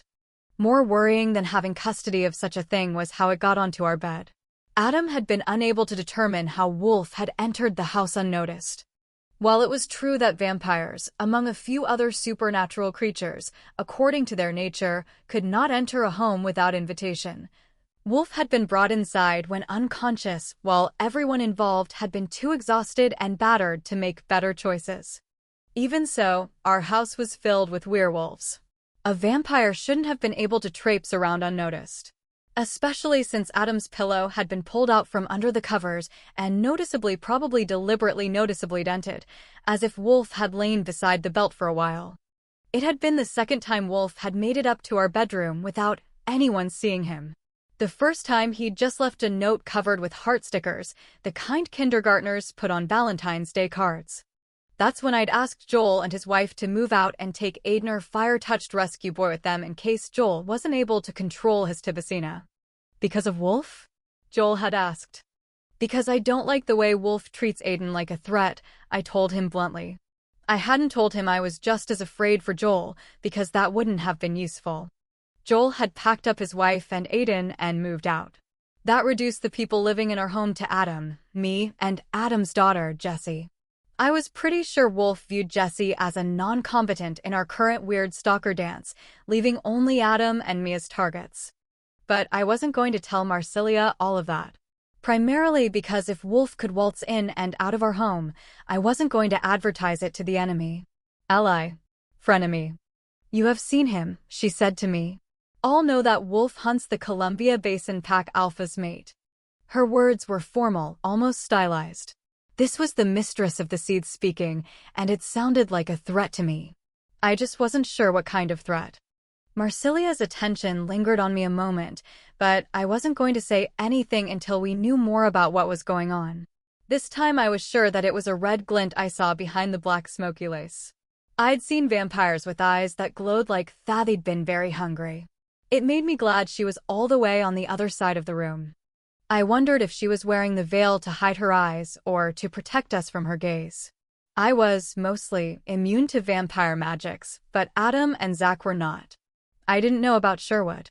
Marsilia had captured Samuel with her gaze once, so I didn't assume Sherwood was safe. Marsilia took a step closer to us, the smoke following her like a black wedding train. There has been peace between us, she said. Yes, Adam agreed, his stance changing a little, alpha werewolf speaking to the mistress of the seeth. We have come together to keep this territory safe from other predators, she said. Yes, Adam agreed. Supernatural beings and confrontational, or semi-confrontational, interactions tended to restate the obvious. I thought it was to make everything absolutely clear so that if death resulted, it would not be by misunderstanding. All know my wolf has been offed at your door of late, she said. The archaic wording was unusual. Marsilia, like my friend Stefan, who was also an old Italian vampire, had mostly kept her Italian accent, but otherwise she spoke colloquial American English. He's been stalking me, yes, I agreed dryly. And now he is gone, she said. Others say that he is dead and your pack at fault. Adam Hauptmann, if you would keep our alliance, you will find my wolf, prove he is not dead. She might have invoked Adam's name, but the hairs on the back of my neck were certain that she was still looking at me, no matter how much that veil hid. Wolf's a vampire, said Sherwood, speaking for the first time. He's already dead. Sherwood distracted her from me. She looked at him, tipping her head sideways in a motion more wolf than vampire. I wasn't sure how to read that. Maybe without the subtle disguise Bran had given Sherwood, she, too, recognized him. But it was a brief pause. She looked squarely at Adam, and he tensed under her regard, even though her veil was now almost opaque. I gripped Adam's wrist, leaving my gun in my left hand. I could shoot left-handed, though not as well as with my right or in a proper two-handed grip. Sometimes I could extend my limited immunity to vampire magic to someone by touching them. And keeping Adam free of Marsilia's influence was more important than whether or not I could hit the side of a barn. Adam growled, a low rumbling in his chest. He twisted his hand until it closed over mine, so we stood hand in hand. Marsilia didn't seem to notice. If you do not find Wolf, all will know what happened to him, she said, sounding suddenly tired. Her next words were rushed, a little more like her usual self, though the word choice was still off. All will know that you prey upon your allies, upon those who count upon your support. There will be war between your pack and the vampires. She disappeared, smoke and all, with the suddenness that I was more used to from her. Almost in the same breath, Uncle Mike opened the door, taking 3 quick steps into the room with the attitude of a sheepdog scenting wolves. I thought I caught a glimpse of a blade in his right hand, but his body blocked my line of sight. When he turned to us, there was no sword in sight except for the cutlass hanging from my belt. My apologies, Adam, Uncle Mike said. I'd not have thought any enemy could have trespassed my wards here in the heart of my home. Marsilia isn't our enemy, said Adam in a thoughtful voice, holstering his gun. Not yet, anyway. When we exited the building, I heard Uncle Mike turn the lock. The big news sign had been turned off, along with the rest of the building's exterior lights. There was a staff lot on the other side of the building, so our vehicles were the only ones left in the main parking lot. I checked my phone and yes, it was that late. We didn't discuss Marsilia's visit. We were on Uncle Mike's ground. Whatever we said would probably be overheard. Adam hadn't told Uncle Mike much about Marsilia's visit, just that she had brought us a message. If that message turned out to have larger implications, Adam would share it with Uncle Mike. Uncle Mike hadn't pushed the issue. Sherwood was parked near the entrance. The parking lot had been mostly full when Adam and I had arrived, so we were parked near the back of the lot, the black SUV blending in with the shadows where the parking lot lights didn't extend. A maroon Subaru Outback was parked near us, presumably Warren's new car. We were almost to the SUV when Sherwood, who'd stopped by his car, said, Adam. We Adam, Zach, and I turned to look at him. Sherwood stood with one big hand on the top of his car and the other on the open door. He was not looking at us, his gaze turned back toward Uncle Mike's. I know who and what I was, he said heavily. But there are a lot of holes in my memory.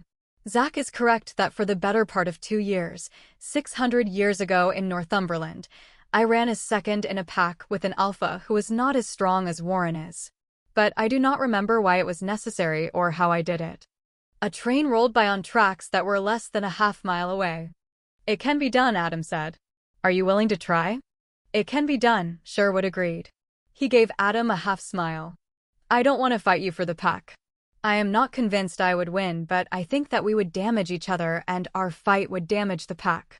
I will see what I can do. But in the meantime, you should help me keep clear of Daryl and Warren because the pack sense is that I am the 4th male in the pack.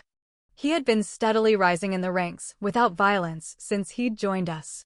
As an old wolf, he should be tradition-bound, but he still chose to add male into his statement to recognition that our females held rank, too.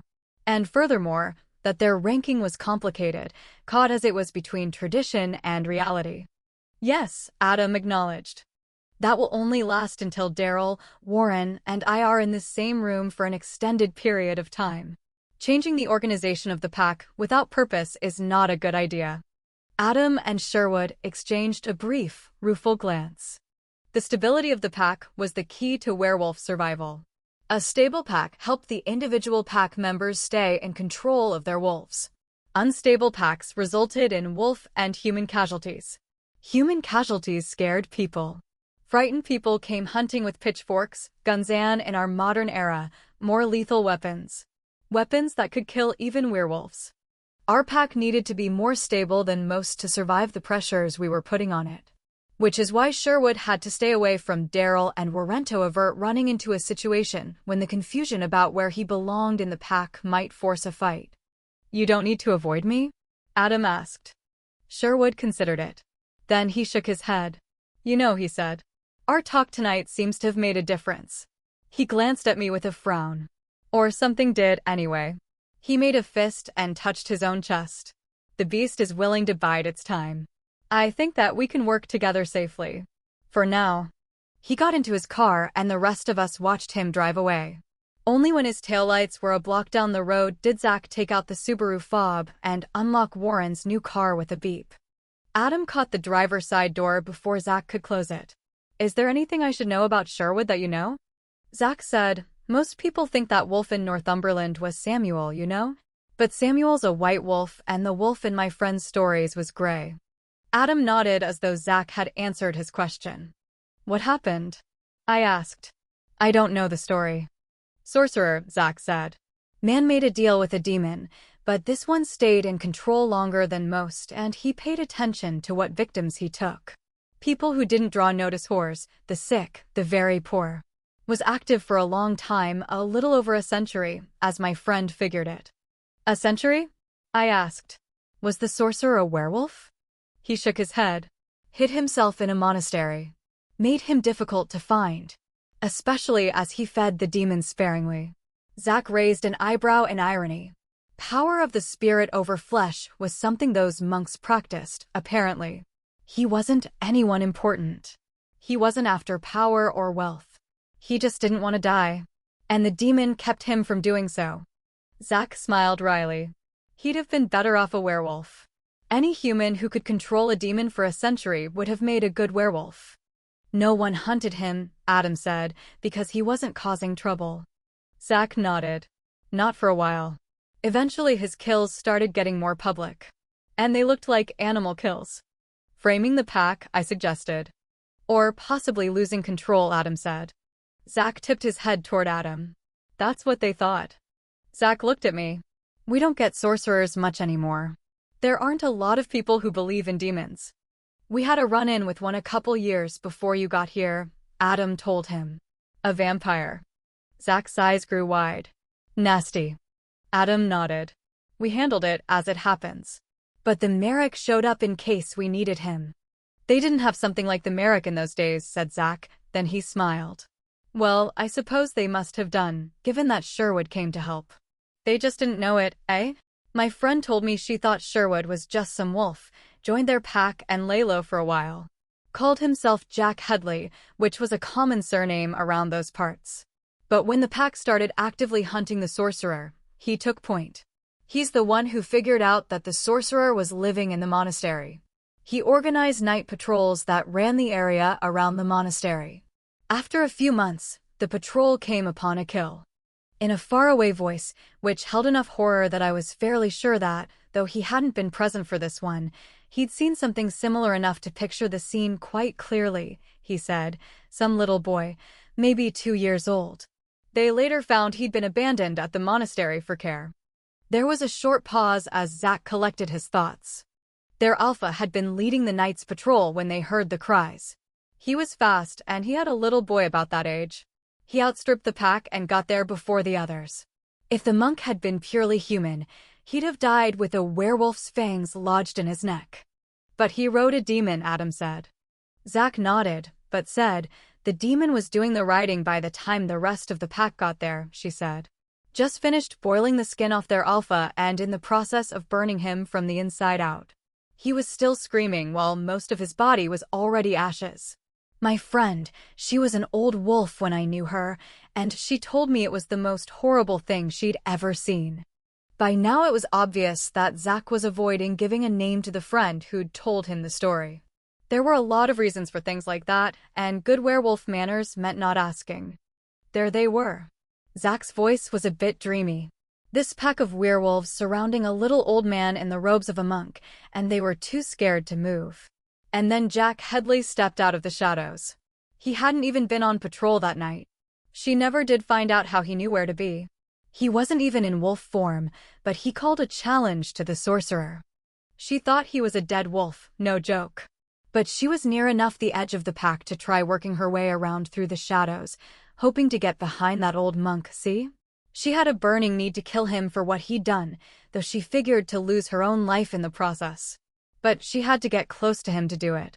The sorcerer sent green lightning out of his hands to strike old Jack down. It hit him right enough and caused no damage. Jack took everything the demon-ridden monk had to throw and just stood there. When the demon stopped, Jack smiled at him and turned into a beast. Zach looked at Adam and nodded, as if in answer to a question. I haven't seen the beast you carry, but if the description you gave is accurate, it's not the same thing at all. This was a wolf twice the size of a normal werewolf. Only this Jack, he changed like Mercy changes, between one eye blink and the next. He took a breath and closed his eyes, and when he spoke, it was obvious that he was reciting someone else's words. A storm rose from the ground, tearing up rocks and hunks of earth, flinging them into the air. We wolves, we flattened ourselves in fear and wonder as the great beast fought the demon, not with teeth and claw, but with magic meeting magic. The air crackled with it, and lightning rained down as though the end were nigh. 4 of us died, 3 were lightning struck, and the other was just dead with no sign of what killed him. And when it was over, the demon having been driven from his host, Jack stepped from the great beast as if he were throwing off a winter coat and snapped the monk's neck. Zach shrugged. When he continued, the words were in his own voice. That's the end of it. Jack left. Another alpha took over. The monk was dead. Another monk found his body with the poor child, and the monastery decided God and his angels had struck the man down for his wickedness while wearing the cross. One of the wolves in her pack swore he'd seen Jack before, called him Cornick. My friend knew Bran and Samuel, too, for that matter. She thought that other wolf was right, but she never managed to find out just who he was. The Great Beast of Northumberland is in the betting book, I said. I hadn't been able to get anyone to tell me the story of the Great Beast, even though 3 people had bet on it. None of those had been Zach. Maybe Sherwood should go through the betting book, Zach suggested. I grinned at him. That should be interesting. Zach made to shut his door again. One more thing, Adam asked. Zach waited. Is there something I should know about Warren? Zach hesitated, then shook his head. Nothing that's my place to speak of. Not right now. There is something? I said anxiously. Zach smiled at me. He's smart. If he needs help, he'll ask for it. Adam was quiet on the way home. I didn't say much either. It was late, I had a pumpkin-induced headache, and Zach had just given us a lot to think about. But the biggest take-home of the night was the message Marsilia had given us. I wished I was sure what that message really was. Adam was probably doing the same thing without the headache. I treated myself to a pause in my deliberations so that I could enjoy the play of the dashboard lights on my mate's face. Werewolves don't age, but I still thought he looked older than he had a few months ago. The witches had inflicted some deep internal wounds. The poison had been drawn, but there were still scabs and scars that remained, exacerbating his already infamous temper. He worried about the monster Elizaveta had cursed him with. His cheekbones were sharper, and there were hollows under his eyes. He caught my look and grinned suddenly. Like what you see, he asked. Adam had anti-vanity. He knew he was gorgeous, and though he was happy to use it as a weapon, it didn't much affect him otherwise. I suspected it embarrassed him. Not wanting to tell him that I'd been assessing rather than admiring, primarily assessing, anyway, I pressed my face against his shoulder.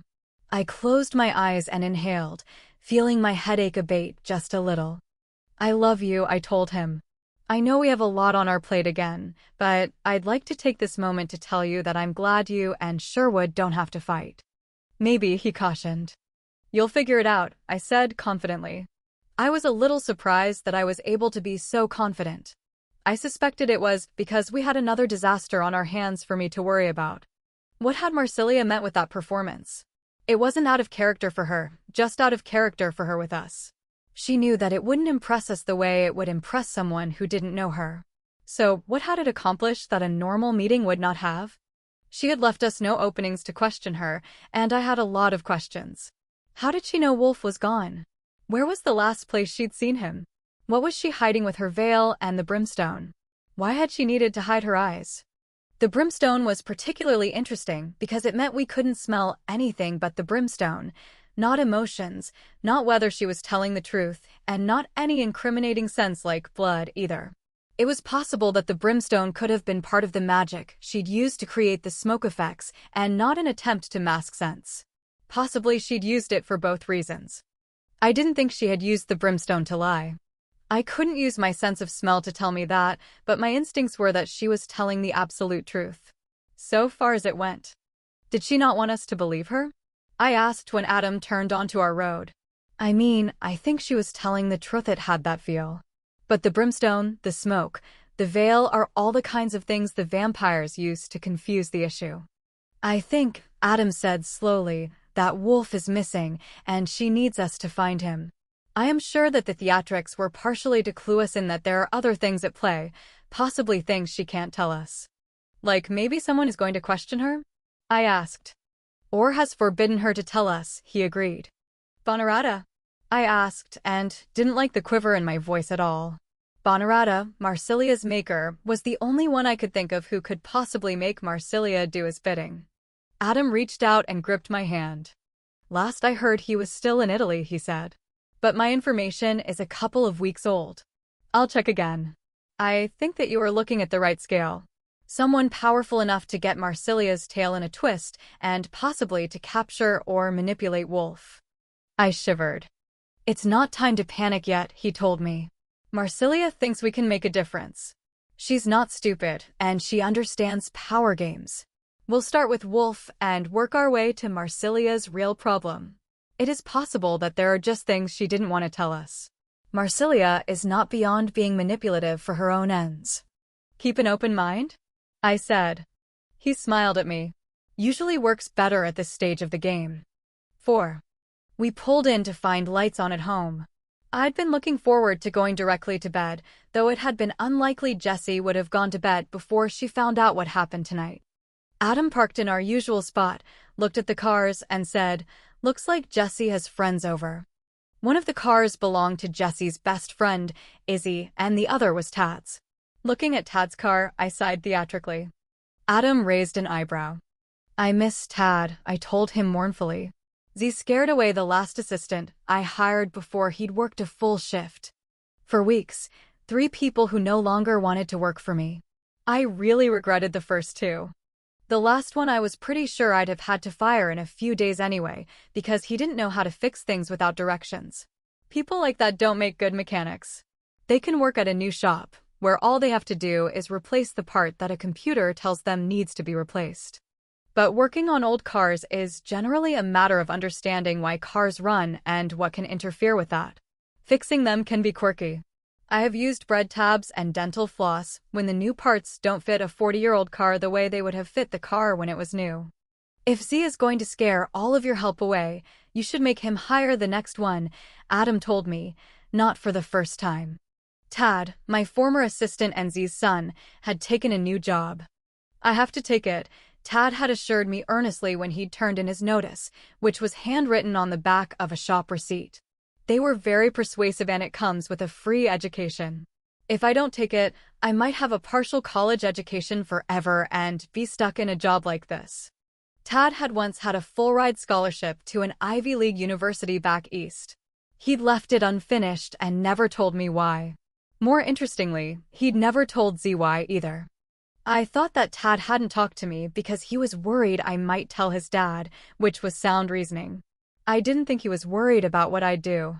But if I ever found out who had sent our Tad home with his optimistically sunny view of the world ripped away as if it had never been there. Maybe he was worried about what I'd do, too. I might not be a powerful fae like his father, but I was pretty good at revenge. When he'd left me the first time, finding a good assistant to man the phones, do the billing, and help out in the shop hadn't been too difficult. But then Z had only been coming in now and then when I got behind or he got bored. Since matters had heated up around the Tri-Cities, Z came every day. To keep an eye on things, he'd told me. To keep a watch out for Tad and me, I understood. He wasn't unhappy that Tad had taken a new job, under the circumstances, but he was old and cranky and had very little patience. It took more than a few weeks to see through the crusty interior to the very small and well-hidden kindness beneath. I hoped I could find someone before I woke up one day to discover I was the new assistant. I glanced at Jesse's car as we walked by it, and I took stock of it reflexively. It still needed a new paint job, but we'd sprayed the exposed metal with an undercoat that would stop the rust even if it gave the old car a somewhat leprous appearance. There were no new dings, no key marks, no spray paint. As the daughter of the local alpha, Jessie had watched her world get smaller and smaller as our enemies had grown more numerous and more powerful. She was human and a target for anyone who wanted to attack our pack. Jessie had altered her plans to go to school in Seattle on her own, knowing that we could no longer spare the manpower to give her the protection she'd need living in a different city. There was a pack in Seattle, but since we had been separated from the Merrick's care, they could not help us. Jessie had also turned down her best friend's offer to co-rent an apartment next to the local Washington State University campus because she was afraid that our pack trouble would affect Izzy too. It wasn't just supernatural attacks she had to deal with. Adam was a celebrity, local and otherwise. And everyone in the Tri-Cities knew him and his family, Jessie and me, by sight. The first week of classes, a group of students organized by the anti-supernatural organization Bright Future had begun following her around with protest signs everywhere she went. While they were doing that, someone vandalized her car with a can of spray paint. Parking lot cameras caught an unhelpful image of a hooded figure in jeans and tennis shoes. Jessie told us about the car because she hadn't been able to get the paint off before she had to come home. But Izzy, who had been witness to some of the rest of the harassment, called Tad and told him about all of it. Tad showed up while I was still trying to get the spray paint off. I know a few ways to get paint off, but it's tricky to do that without removing the car paint, too. Tad was better at it than I was, but when we'd finished, a new paint job was inevitable. I'd called and made arrangements, but my painter does show cars and was a couple of months out. The next morning, Tad was waiting next to Jessie's car when she came out to drive to school. The ensuing argument got pretty heated. I was in the living room, but my hearing is very good. I didn't start out deliberately eavesdropping, but I didn't try to tune it out, either. Adam came in about halfway through the argument, just about when things got interesting. That's how we learned that the car had been the tip of the iceberg. The only reason Adam stayed in the house was that when Jessie drove to school, Tad was in the passenger seat. I don't want to know what Tad did, but Izzy told me that the people with signs only made a brief appearance that morning and did not reappear again after Tad spoke to them. When the three of them walked to Jessie's car at the end of the day, it was in the same condition it had been in when they parked it. That night, the pack made a formal offer of employment to Tad. It took some string pulling to get Tad enrolled late, but we managed. Adam said that the school's reluctance to bend the rules of entry had only been pro forma.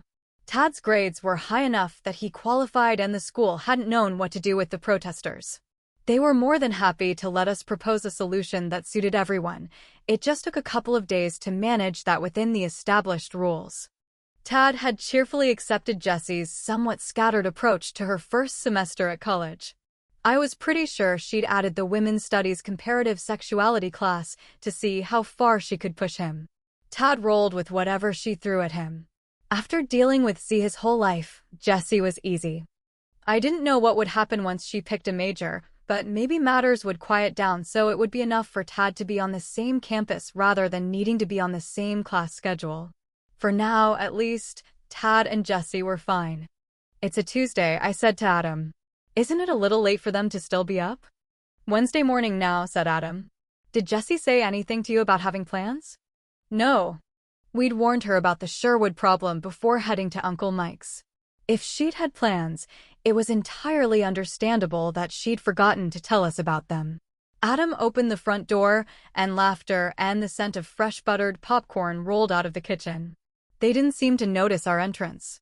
Adam winked at me and then announced, "Parental curfew," in a drill sergeant's voice that could have awakened the dead. There was the sound of a chair scraping the floor. Then Jessie bolted out of the kitchen and threw herself at her dad. She had, for the time being, eschewed her usual bright-colored hair dye. Her newly natural honey-brown hair, which was making its first appearance since she was about 13, made her look uncomfortably like a real grown-up. She didn't look less adult in her frantic relief. Adam hugged her hard. All is well, he told her, which was true as far as it went. But Jessie was used to that. Her dad had been the pack alpha since the day she was born. "The thing that we thought might end up with Adam dead looks like it will work out okay," I told her dryly as her feet hit the ground again. "We have another situation to replace it that might end up with Adam dead. Or me dead. Or maybe the whole pack. But at least we solved one deadly situation before we picked up another one." "Business as usual," said Tad, who'd exited the kitchen with a little less speed than Jessie. He was only tall when compared to his dad, but he had a sort of lanky grace that made him look taller.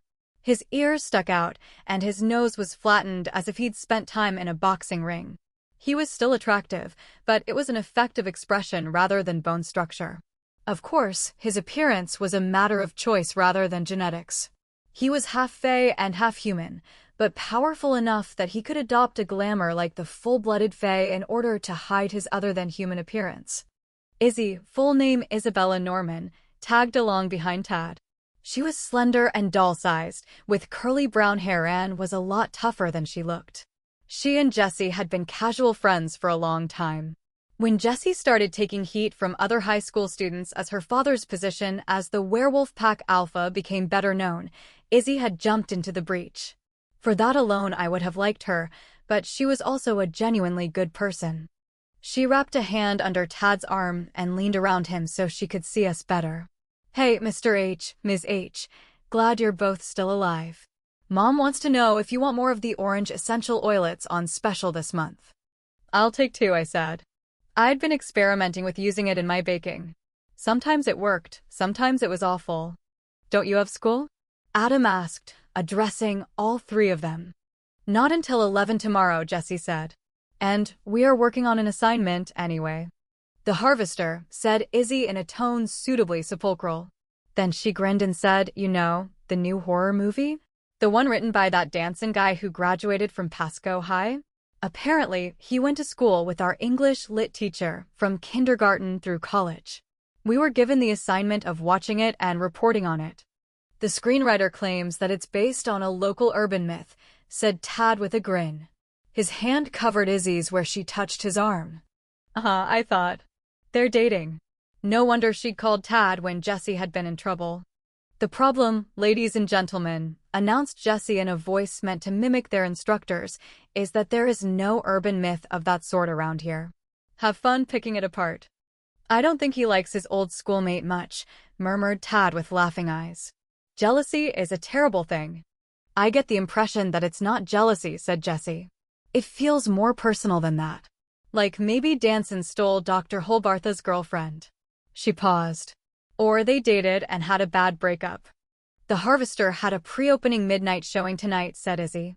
"We thought we'd get a running start on our assignment. And also miss out on the crowds." She shook her head. 1 out of 2 isn't bad. That theater was packed." Tad's eyes caught mine meaningfully, then traveled to Jessie. He and Izzy had taken Jessie out to distract her from her worries over her father, I interpreted. I gave him a little nod of thanks. "It was so bad," Jessie said. "I mean even worse than the usual B-horror movie bad. The villain, for no discernible motive I could figure out, dressed up like a scarecrow, took a scythe down from an old barn in the back of the farm he'd just bought and started killing people in ways designed to be as bloody and disgusting as possible." "It was a sickle," said Tad in the patient tone of someone who has said that before. "And it was supposed to be possessed," as he said. "The old woman, the first victim, she said as much. That old scythe is haint." "Haint," I said. "The movie is supposed to take place here, right? Isn't a haint a Southern term for a ghost? Like Georgia Southern?" Southeastern Washington is still in the Pacific Northwest. Oh, that's what she said, Jessie exclaimed. I couldn't tell what she was talking about. Well, if they knew the stupid thing was haunted, why did they leave it hanging around in a barn? Why didn't they just burn down the barn with a scythe in it? They did eventually, Tad pointed out. If the barn burned in the beginning of the movie, they wouldn't have had a possessed guy armed with the sickle slicing people in half all over the place.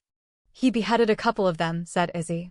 Is it still slicing them in half when it's more like removing 10% or so? All I know is that I'll never get that 108 minutes of my life back, Jessie said. Are you really sure it was a sickle? Everyone in the movie called it a scythe. Sickle doesn't sound as cool as scythe, Izzy said, frowning at Tad. When the son of an iron-kissed fae who is the most famous smith in all of mythology tells you what a tool is called, you should believe him over someone reading a part, Adam advised. He wasn't smiling, but his dimple was making an appearance. A scythe is what death wields, I told them. Long-handled. Like a pike or that weird thing Adam's alter ego Captain Larson uses in ISTDP 4. ISTDP 4, Instant Spoils, the Dread Pirates Booty 4, was an interactive computer game that the whole pack played together on a regular basis. A sickle has a handle that fits your hand like a sword someone bent in a circle. What's an iron-kissed fae? Asked Izzy. And Z is famous? Infamous, I corrected. Z's history wasn't a secret, precisely. Though I didn't go out of my way to talk about it. But Izzy was all but family, and if she was dating Tad, she should know what she was getting into. Thanks, Tad told Adam and me dryly before addressing Izzy. My father is one of a small group of fae who can handle iron and steel. Dad made a few famous weapons back in the day under one name or the other. He flapped his free hand airily and went on in a casual tone, killed a few famous kings, a saint. He cleared his throat and said, a god or two, maybe. That kind of thing. Stories get exaggerated with time. Most of the fae who are older than a couple of centuries have stories told about them. He made jewels out of the eyes of the sons of a king who enslaved him, Jessie said tightly, her tone substantially different from Tad's breezy delivery. I knew that story. It wasn't about Z. I didn't think it was about Z. It was about Wayland Smith, a somewhat mysterious character who appeared in various medieval chronicles. I'd done a paper on him once, in college. Jessie didn't read a lot of old Germanic legends, so where had she gotten it? And goblets of their skulls, she continued. And he served that king and his wife wine out of those jeweled goblets, beguiling them so they drank from the skulls of their sons. The tightness of her voice told me that she'd come upon that story very recently. Who told you that? I asked before Tad could. Tilly, said Jessie, sending a cold chill down my spine. She doesn't like Z or Tad. That she didn't. Tilly was the name Underhill had given herself when she took on the form of a child so she could play with her human toys. Aiden had been one of those until he escaped. Tilly might look like a feral 8-year-old girl, or any other age she picked that day, but she was the personification of a land of faerie that had destroyed the courts of the fae and driven them out of her borders, locking her doors against them. The fae claimed that it had been the increasing use of iron that had closed the doors to Underhill in the old country. But I noted that the fae had been locked out, not locked in. When Aiden had come to live with us, Tilly had installed a door to Underhill on a wall she built on the property line between this house and my old house. And apparently, she'd been telling Jessie stories. When did she tell you that? Adam asked, his voice very calm and quiet. Since Aiden left, she started showing up when I go outside alone, Jessie said, answering Adam's real question. I asked Aiden. He told me that there wasn't much she could do given the rules she is constrained by. He advised me not to let you know she was bothering me, because then she'd know she was bothering me. She'd look on it as encouragement. And maybe you'd try to renegotiate the rules. He thinks that she's as bound up by rules as she is willing to be. Any negotiations are likely to backfire. I thought I should listen to him when he talks about Underhill. Adam grunted unhappily. Jessie was right. Aiden was probably right. But I expected that Adam would go have a chat with Tilly the next time she showed up anyway. Hopefully it wouldn't happen until he'd had a chance to cool off. She told you that story was about Z? I asked. Jessie nodded. Your dad, Izzy asked Tad, can make jewels out of someone's eyes? And goblets out of children's skulls? And he drank out of them. She'd let go of Tad's arm and taken a step back while I wasn't paying attention to her. Maybe if it had happened in the past century, I might have had a different attitude about the story. But that tale was from the Poetic Edda, written 1,000 years ago, more or less. It felt like a cautionary tale, not something that happened to real people. I couldn't see Z, my old friend, doing something so horrible. Okay, I could, actually. Because he'd done something similar fairly recently. When people live a very long time, they have room to change, I said, carefully not saying that Z had changed. Tad gave me a look that said, thanks, but please don't try to help. I warned you that my father was not just a grumpy old man, he told Izzy. I told you he'd done some very terrible things. She gave him a look that would have done credit to a kicked puppy. I wanted to tell her that, even if Z had been terrible once, he didn't do things like that anymore. But it would have been a lie. I was pretty sure that parts of the bodies of the Grey Lords who'd held Z and Tad captive in the Fae Reservation were still turning up in unexpected places. The Fae, even the powerful ones, had started to have a certain tone in their voice when they referred to Z. There hadn't been, as far as I'd heard, any jewels that were formerly eyeballs, though.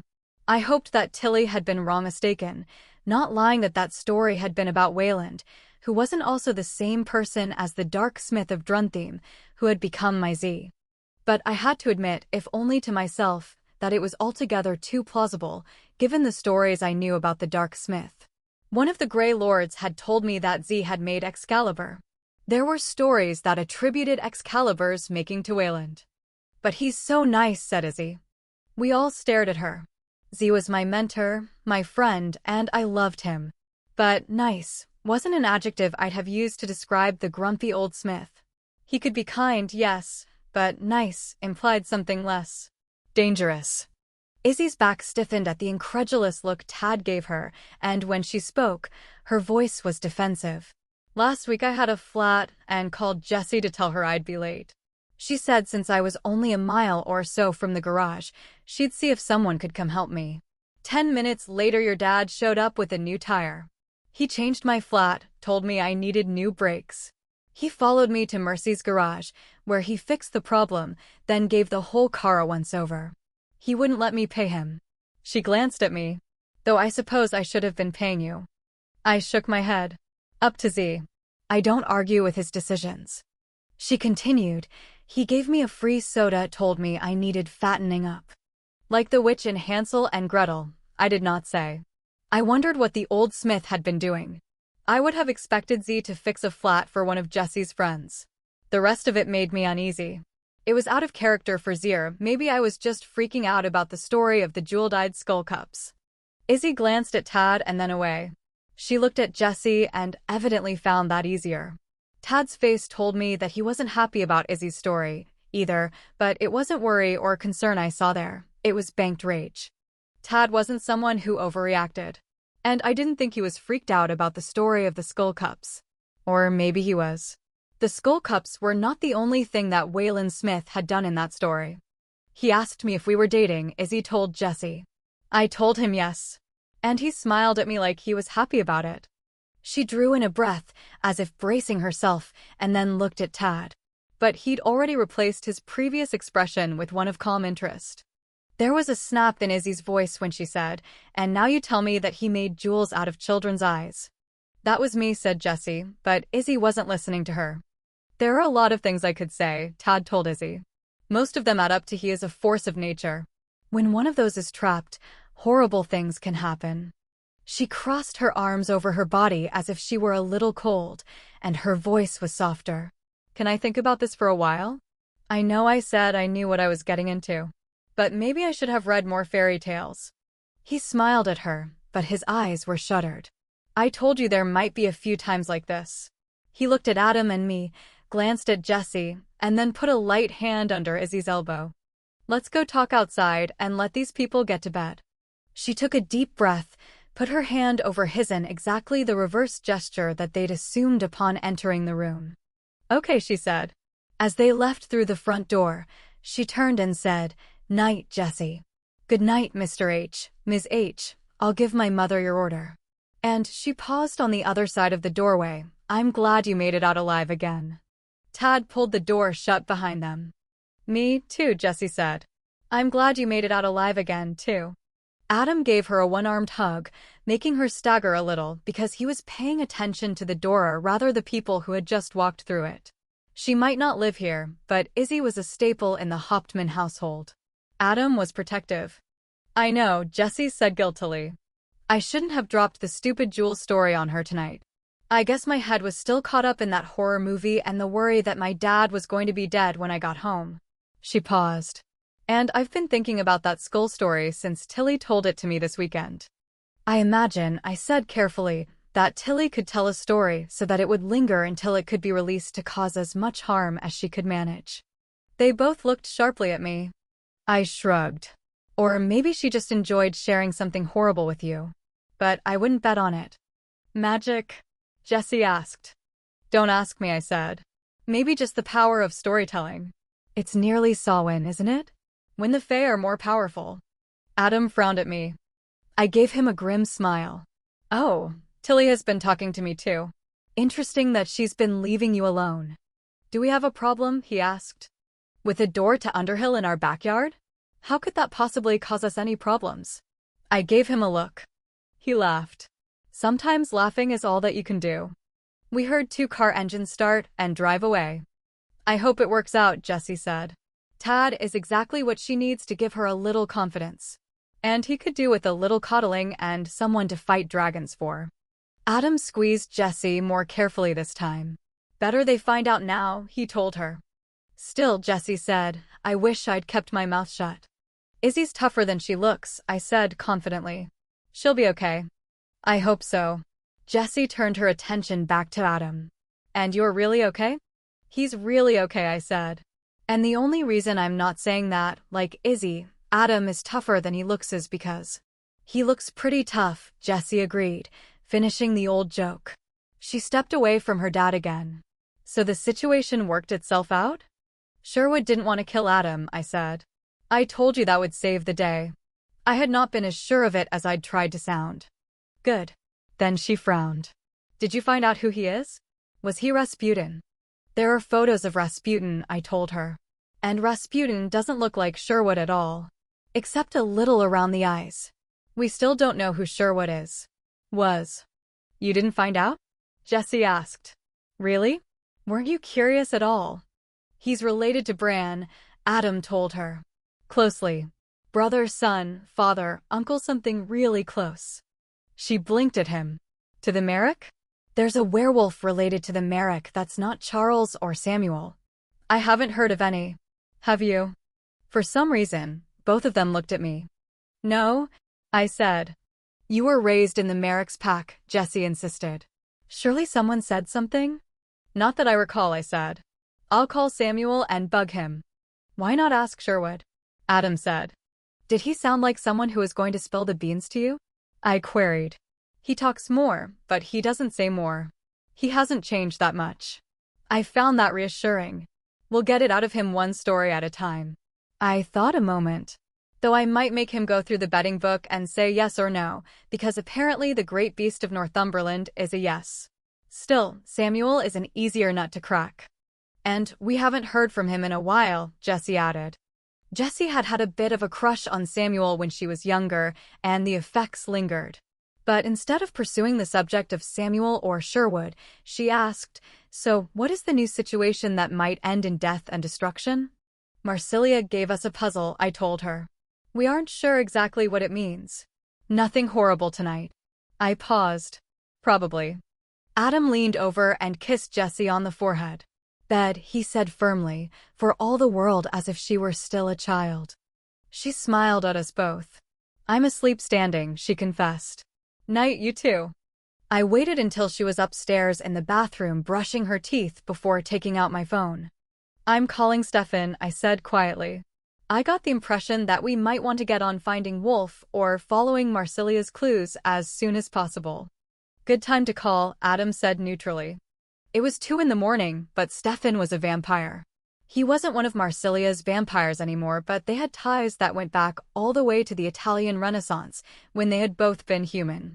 He'd also been keeping an eye on Wolf once the other vampire had decided to start stalking me. Stefan would know what was going on.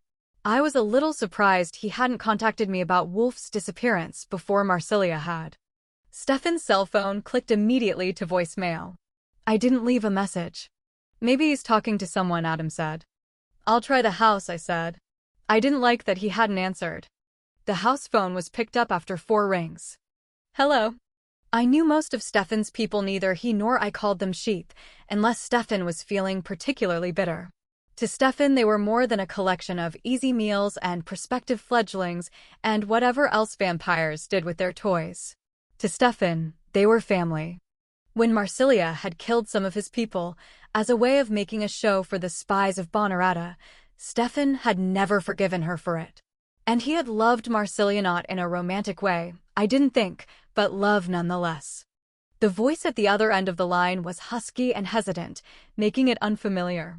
It might have been Rachel, who was Stefan's usual spokesperson with the mundane world. Rachel was the one who typically answered the phone if Stefan wasn't there. It didn't sound like Rachel, but it could have been. If she'd had a bad cold. This is Mercy, I said, and was treated to a dial tone humming in my ear. I quit trying to pretend there wasn't something wrong. I looked at Adam. I'll call Tad back, Adam said. As soon as he gets here, we're headed over to Stefan's. He frowned at me. And you take some more aspirin. No sense being exhausted and in pain. I didn't take aspirin, of course, it was ibuprofen. Adam was of a generation that used aspirin to refer to any painkiller. The NSAID knocked the edge off my headache, but I suspected I'd need sleep to really deal with it. Too bad it was growing doubtful that sleep was in my near future. Stefan's house was in Kennewick proper, about a 20-minute drive from our home. I called Z. He was used to me calling in the middle of the night. Still working, I said, trying not to think about skull cups. Can you open tomorrow? Yes, he said, and hung up. Adam called his security company and told them he'd be gone for a week, though available in an emergency. I thought about that for a minute and called Z back. Can you handle the shop this week? I asked, expecting the same yes and click of a disconnect. It is bad then, said Z instead. Probably, I told him. Signs point to all hell is about to break loose. Z snorted. Situation normal, you mean, he said, echoing his son's earlier observation. Well, at least I can count upon not being bored in the near future. He disconnected. I was pretty sure that meant he was good to run the shop for the week. Z is right. This is becoming a habit. Adam frowned. Maybe we should make arrangements for the new normal. Would you object to moving Sherwood into your old house? Without Joel and Aiden, it isn't safe to leave Jesse home alone, and it's not fair to expect Tad to play bodyguard more than he already does. My house, a single-wide manufactured home that had replaced the one that burned to the ground, shared a back fence, now partially a wall, thanks to Tilly, with Adam's house, even though they were more than a football field apart because they both were on acreage. My house had sat empty since Gabriel, my previous assistant, had left for college. The house next to it was empty, too, having been the scene of a pair of brutal murders, though as of last Friday, there was a hopeful for sale sign on it. I wondered if it was still haunted. My house was. Which was one of the reasons it was empty.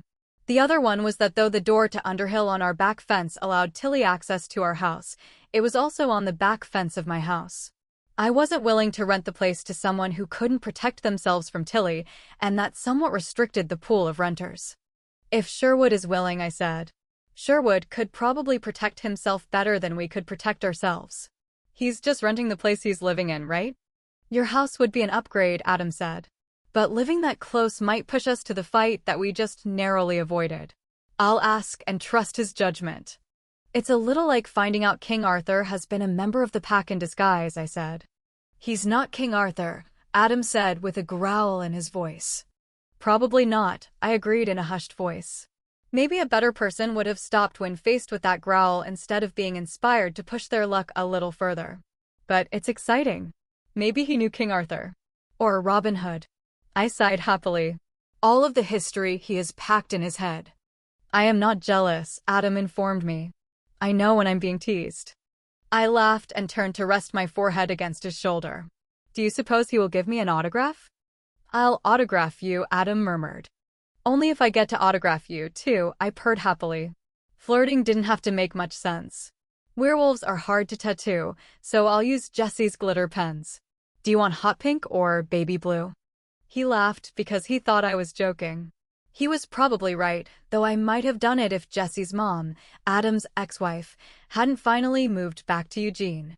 Though I doubted that she'd have paid attention even if I'd scrawled mine in glow-in-the-dark lettering across Adam's forehead, there had been days it would have made me feel better.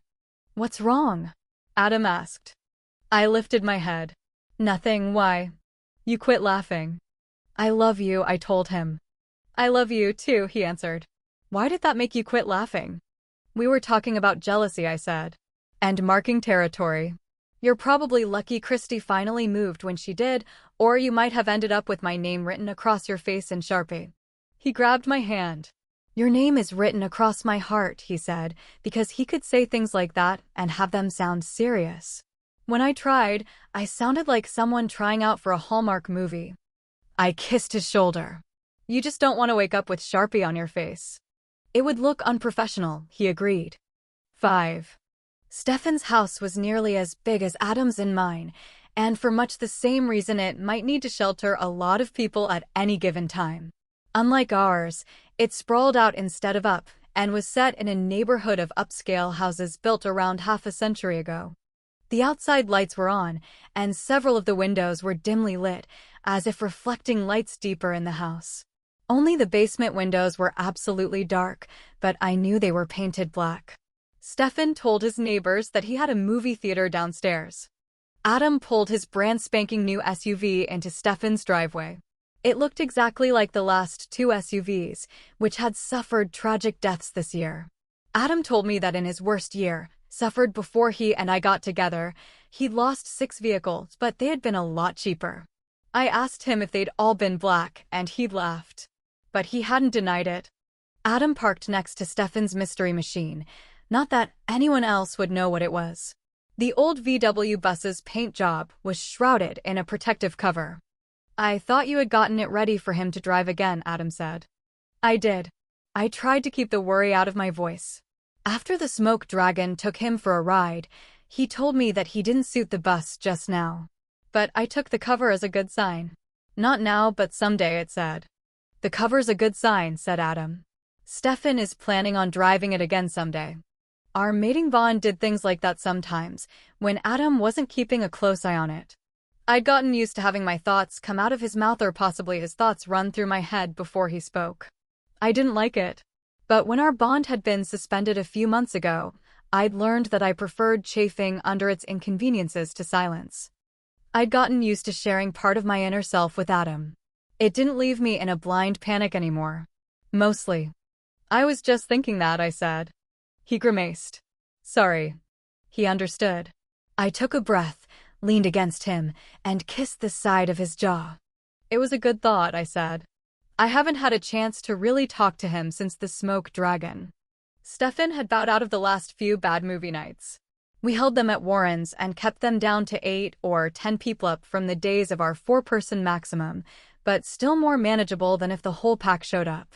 I should have approached Stefan after the first one he missed, but the vampire and I had a complicated relationship.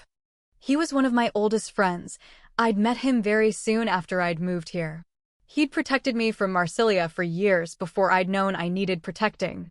He'd bound me to him at my request, to save me from another vampire. It had worked, and that was not the only time that bond had saved me. But a vampire's bond is not like the bonds of the pack or the mating bond one shared with Adam.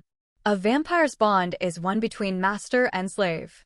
Stefan had never used it that way, but he could. It scared me. Adam ran a thumb across my cheek, the one without the scar, because the scar could be sensitive. He didn't say anything, because he knew all about Stefan and me, about my misgivings. I knew that he struggled with it sometimes himself. There was nothing useful to say, but his touch helped a lot. We walked side by side in companionable silence to the front porch. I glanced up at the dimly lit windows and realized why there had been an itch on the back of my neck since we'd driven up. Stefan, like Adam, had been a soldier, albeit in a much different kind of army in a much different century. He would never have let his people present themselves as a target. Those windows should have been curtained.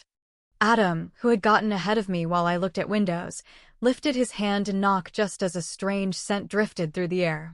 I took 2 quick steps and caught Adam's arm before it landed on the door. He stopped mid-motion, raising an eyebrow at me. Stefan's house was more soundproof than most, but it was unlikely the occupants hadn't heard us drive up or seen our headlights. We weren't going to take anyone by surprise. Still, instead of speaking, I tapped my nose and mouthed, "Faye." No sense advertising what we knew to anyone listening. Adam inhaled through his nose and shook his head. He couldn't smell it. That told both of us I was probably smelling magic rather than body scent. Usually I could tell one from the other, but this scent was very faint, almost as if someone had taken some pains to hide it. I have a quirky immunity to magic. It works best for vampire magic for sure, and for everything else it is hit and miss. Tad and I had spent an afternoon experimenting with it after we'd faced down some witches.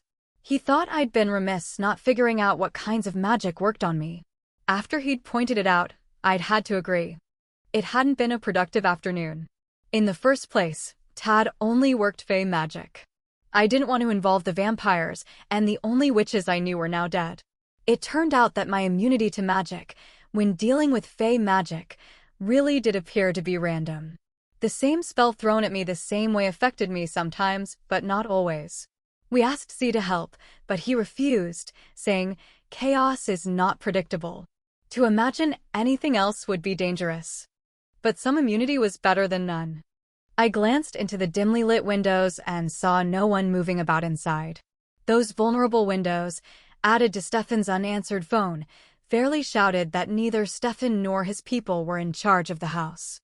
Someone inside that house used Fey magic. I wondered if this situation was tied up in Marsilia's mysterious message and Wolf's apparent disappearance, or if it was some entirely new problem. A coincidence. I don't believe in coincidences much. I knew the thought was Adam's, but I agreed. I tried to send back a question. Do you think Marsilia sent us into a trap? She would know that the first person I'd contact if I were looking for Wolf would be Stefan. I'm beginning to think that all of our vampires are in trouble, murmured Adam into my ear, so softly that a werewolf standing 5 feet away would not have heard him. He stepped in front of me, pushing me behind him as he started to knock on the door again. Obviously, he intended to go in first. In a physical fight, Adam was the tank and I was a predator too. In our 4-footed forms, Adam's wolf was more than 8 times my coyote in weight. I was a hair quicker, but his werewolf was considerably better armed. In human form, which for me was the better shape for fighting, I had years of martial arts training backed by a recently hard-earned black belt. I carried a gun and a cutlass. But even there, Adam was a better fighter. He'd spent most of his life in battles, first as an Army Ranger and an LRRP long-range reconnaissance patrol, essentially a scout, in Vietnam. After the war, he'd been alpha of a werewolf pack and served in that role for almost half a century. But in a fight where magic was a strong possibility, even an unpredictable immunity to magic made me less vulnerable. It made sense that I should go first. I caught his arm.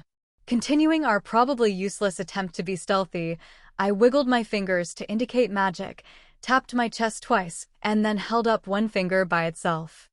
Adam's lips tightened and a streak of white appeared on his cheek when he clenched his jaw. Given that reaction, it surprised me when he nodded. He made a downward gesture with the flat of his hand, indicating a space about knee height.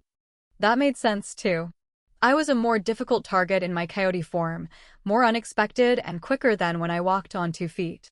I hadn't managed to prove it to myself one way or the other, but I thought that my immunity might work better when I was wearing my coyote self, too.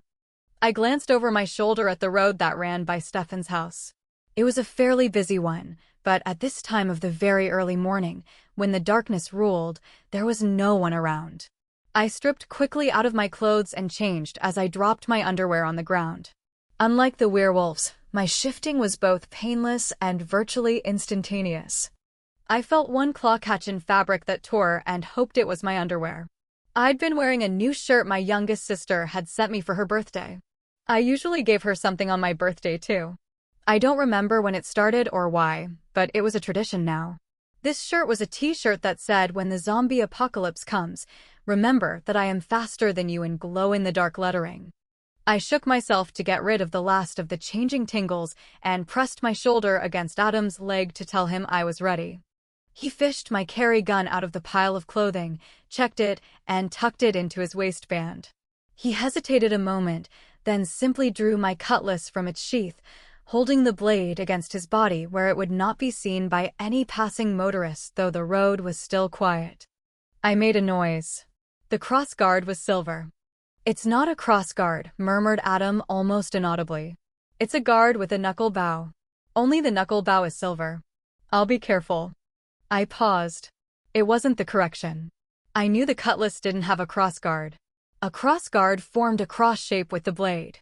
I'd made that mistake with Oriole once and been treated to a 5-minute lecture that ensured I always called it a crossguard out of sheer perversity.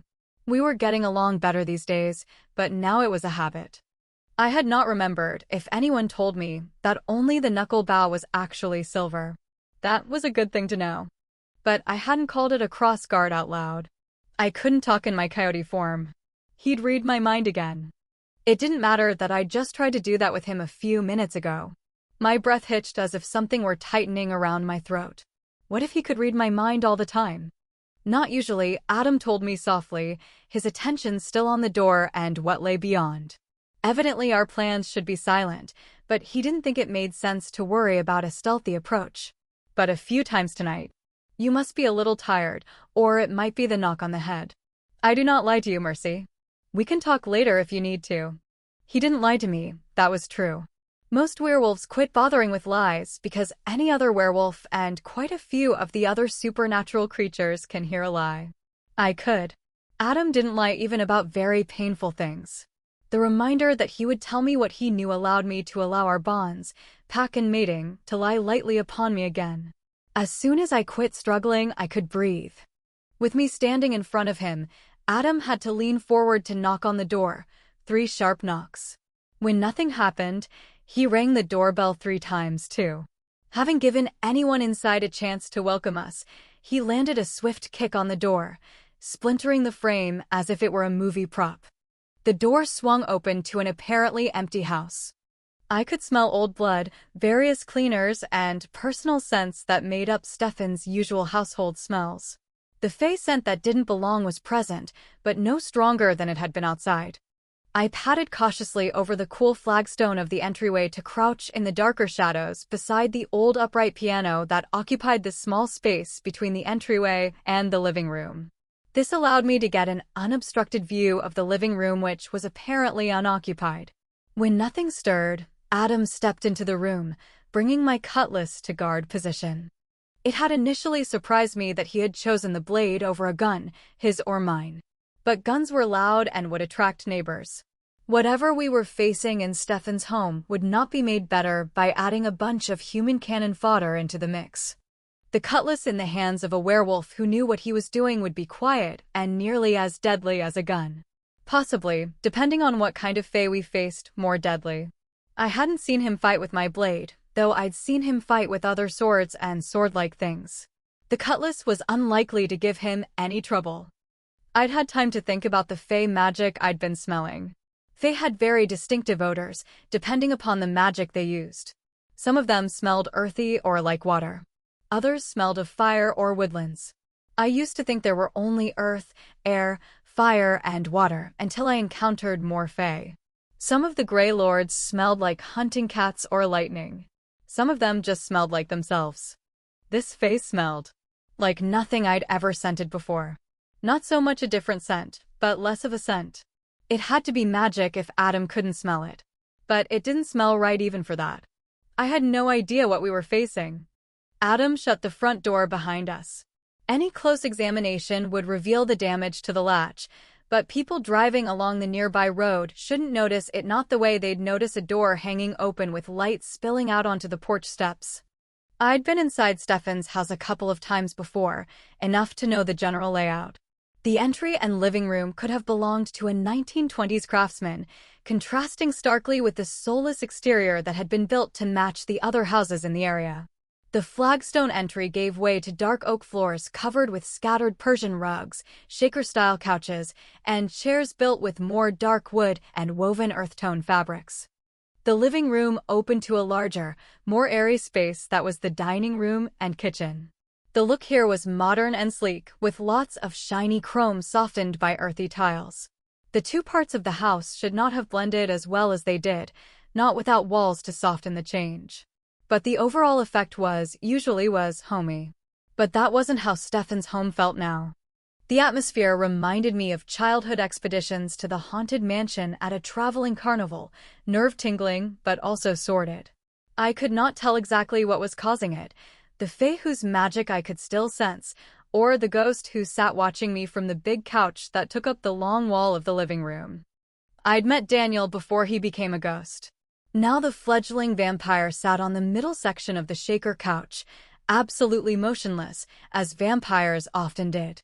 He sat near a big Tiffany floor lamp that was the source of the light reflected in the outside windows. That he did not cast a shadow in the light was the only real sign he was a ghost.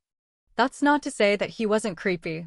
His eyes were on me, white and pupilless, as they had been the only time I'd seen him alive. Or as alive as vampires got anyway. He was, as he had been then, half-starved and frail, his hair only a stubble on the pale globe of his shaved scalp. Tears dripped slowly down his emotionless face. Daniel was not a ghost I would have been comfortable living with, but Stefan didn't know Daniel was still in his house.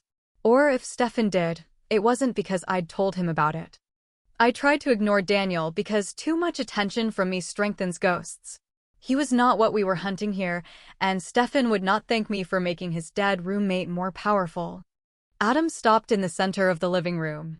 He turned very slowly, taking his time peering into the shadowed hallway that led to the bedrooms, then at the open basement door. He didn't see Daniel, but I hadn't expected him to. Adam moved without a sound, but not because he needed to. The splintering of the front door had been loud enough to alert anyone in the house who hadn't heard our car drive up of our presence. It was an involuntary reflex he reverted to whenever there was danger about. I thought that he might have learned to do that before he'd ever become a werewolf, when he'd hunted and been hunted in Southeast Asia. I felt like we were being hunted now.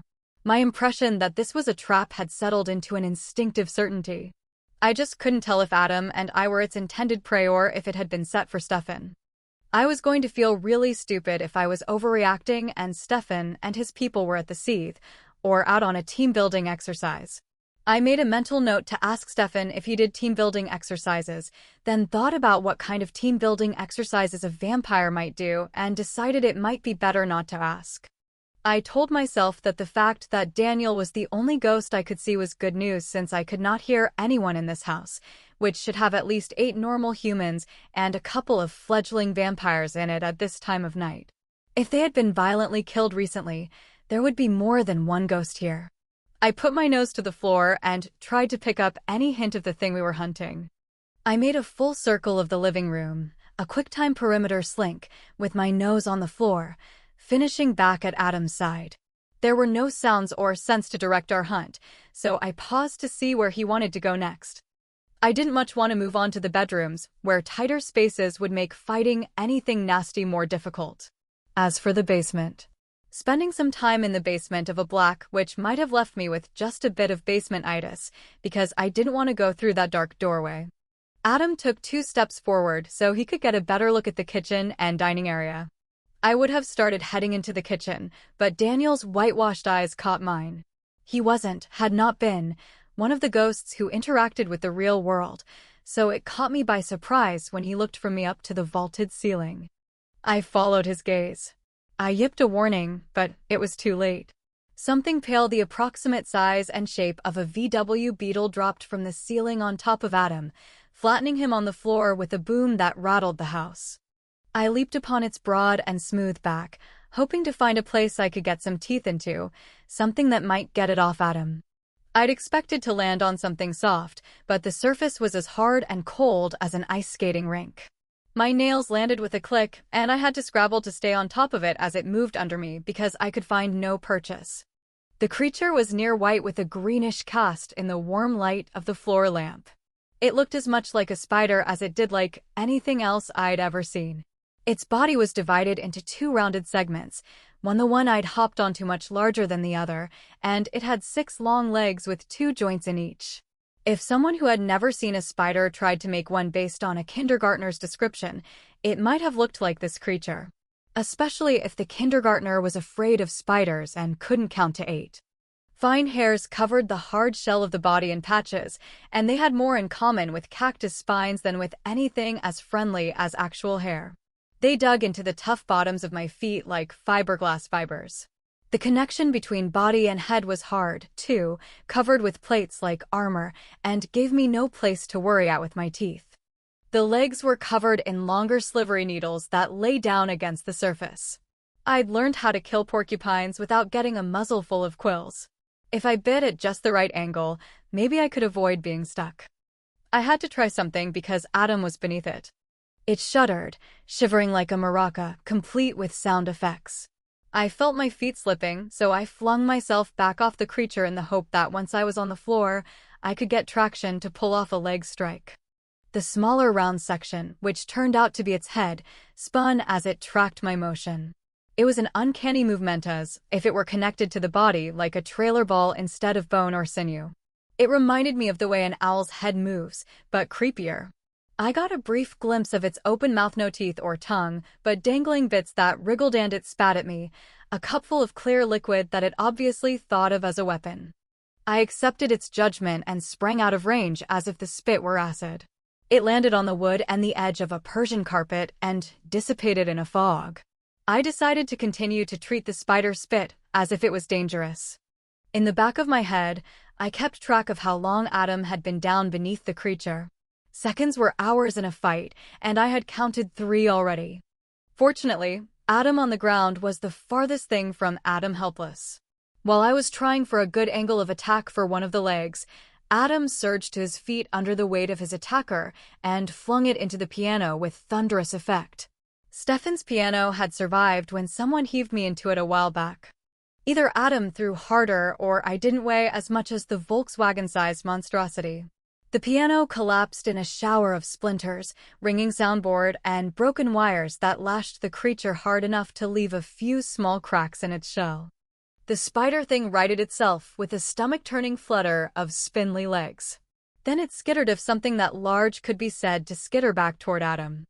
Looking only a little the worse for wear, he waited for it with a calm face and my cutlass at the ready. It leaned back and balanced on 4 legs, striking at Adam with the 2 closest to him. Adam avoided the first limb with a subtle twist of the weapon and a slight movement of his body. He caught the leg with a glancing blow as it swept past him. He didn't hit it hard, but the blade sang out as if the leg were metal. My cutlass wasn't the thick-bladed version made famous in cartoons and bad pirate movies, though it was stout enough. Its blade was slightly curved and short enough so that it could be used in close quarters like on a pirate ship. Zach told me they'd picked it because the length suited my arm, and also because it was a prize for winning the pirate computer game the whole pack was obsessed with. Adam's first strike had been to test the way the blade felt against the leg, and he'd gotten some feel. The spider thing's second leg was only a hair's breadth behind, and on that one Adam tried to take out the joint. Again, he didn't hit it full force he would have with something that was ordinary flesh and blood. Instead, he caught it a glancing blow, the way he would have dealt with another, equally strong blade. He thought that whatever formed the outer layer of the leg was as strong as or stronger than steel, or he'd have hit it differently. Again, the blade sang out as it rebounded a bit off the leg. There were going to be no easy victories here, and I was afraid that I was as useless as sunscreen in Seattle. I was fast enough, I thought, to avoid its attacks. But if that cutlass in Adam's hands wasn't doing much damage either could I. I did take a good look at the creature's underside in hopes of finding some weak point, but it was, as far as I could tell, made of the same stuff as the rest of it. Adam took a third strike at the joint between leg and body. The creature could put its body anywhere from flat on the ground to about 6 feet in the air, and at that point the joint was level with Adam's shoulder. It didn't make that clanging sound, but I couldn't see that it did any damage at all visually anyway. The spider thing jerked back with a hissing noise of about the same volume as dropping water into hot grease. So he must have done something. He'd struck the leg with a steel blade, and it had flinched. But it hadn't reacted like most Fae would have when hit with cold iron.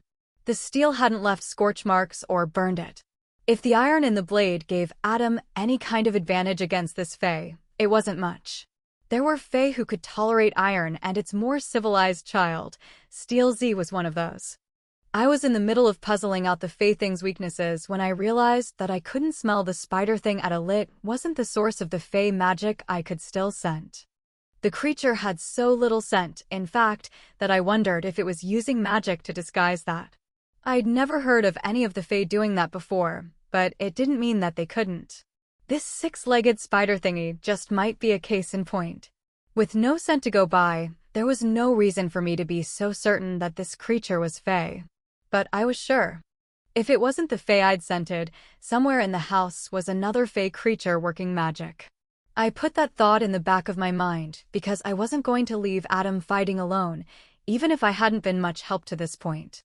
As I watched Adam's graceful, deadly dance, I had time to consider larger implications.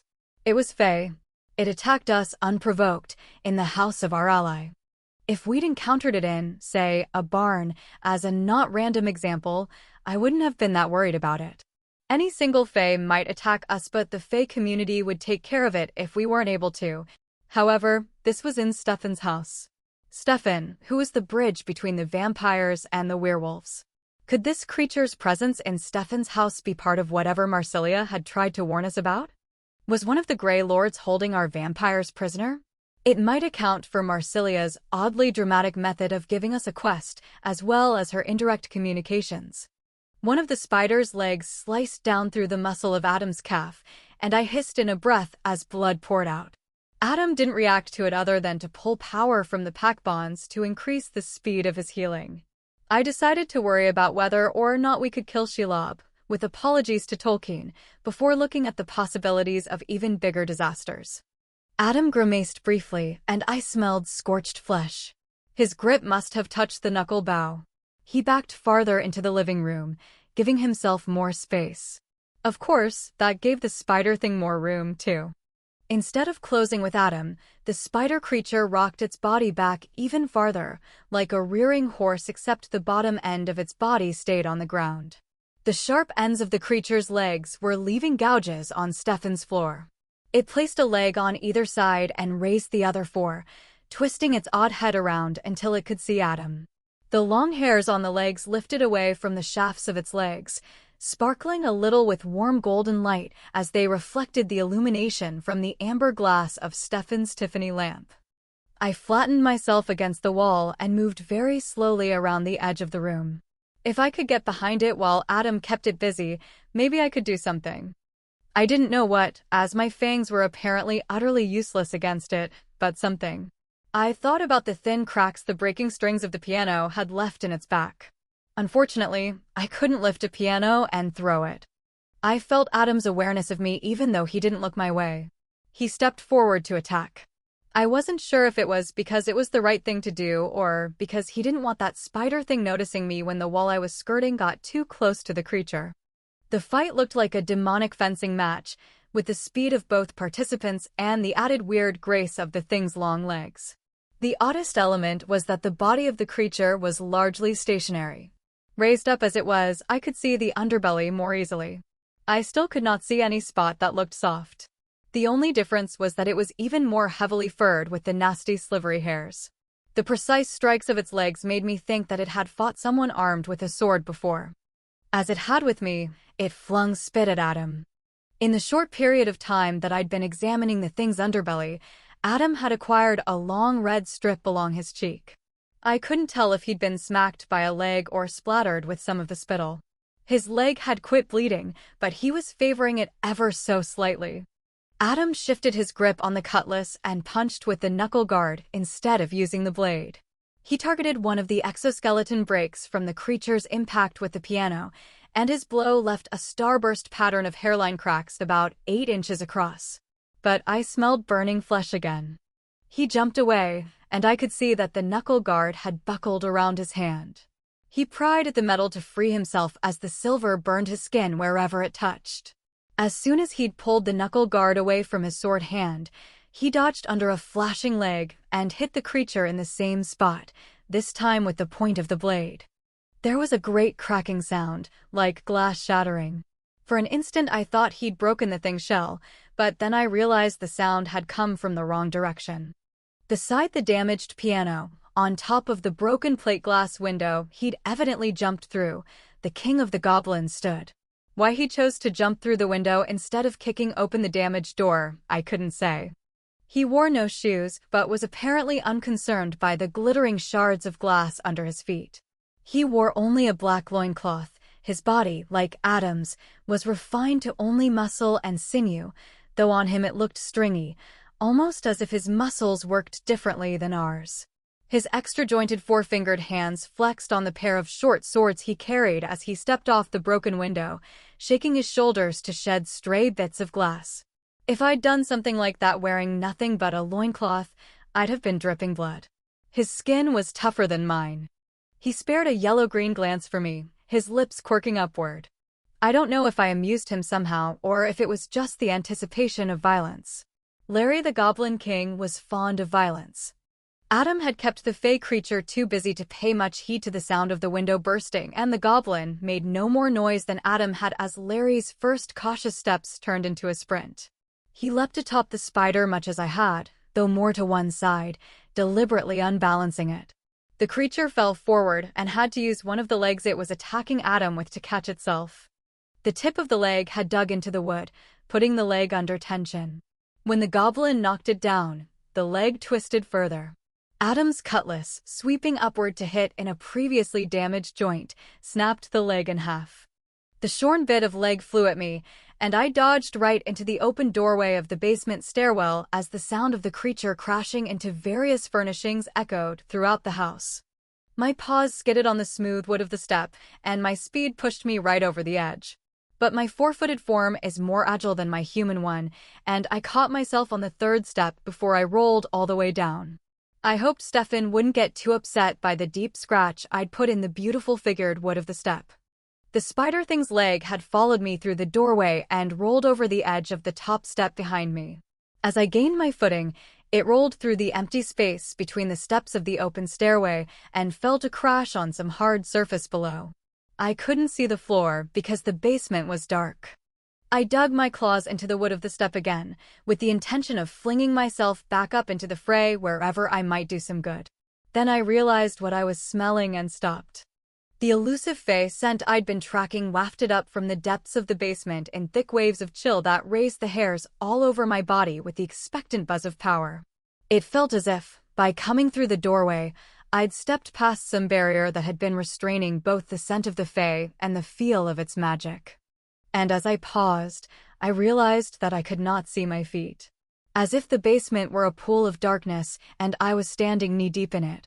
This was more Larry's territory than mine, and I tried to be sensible about admitting when something was over my head. I'd have gone and fetched him except for two things. The first was that the battle royal was still going on upstairs. The second was the feel of the magic. After spending that time hidden in the witch Elisavetta's basement, I'd gotten a sense for spellcasting magic. There's a warp and weft to it, just like a good winter sweater. The magic filling Stefan's basement was in the process of being gathered, spun, and woven into something big. Spellcasting of this complexity was the sort of thing that did not allow the caster to pay much attention to anything until the spell was done. If the Fae lost focus, the spell would fail, probably in a spectacular way. But if I had to pick between a spell deliberately launched at us by an enemy and a chaotic magic bomb of some unknown effect, I would take the unknown any day. Maybe that was because I wasn't a spellcaster. To stop the spell, though, someone was going to have to trot down the stairs, into the blackness. That someone was going to have to be me. Ears pricked, I started down the stairs at a rapid pace. I didn't need eyesight much because stairways are regular in shape. I could have made less noise, but the feel of my nails digging in was reassuring. And I did not think that silence would save me. Stefan's basement staircase was an elegant affair, open underneath the railing and underneath the stairs. In horror movies, this kind of staircase always meant that someone could reach underneath a step and grab unwary feet. I was not sure there were more wary paws in the universe just now than mine. As I descended into darkness, I concentrated on what my ears told me. But the battle above was loud, full of crashes, breaking glass, and an odd crunch or two. I thought I heard Adam grunt in pain. Below me was silence. If someone was breathing down there, they were doing it quietly. About 8 steps down, one of my raw feet, the punctures made by the hairs on Shelob's back meant that it hurt to walk, came down upon a thin film of ice. I inhaled, and the air felt as if it were fresh off a glacier.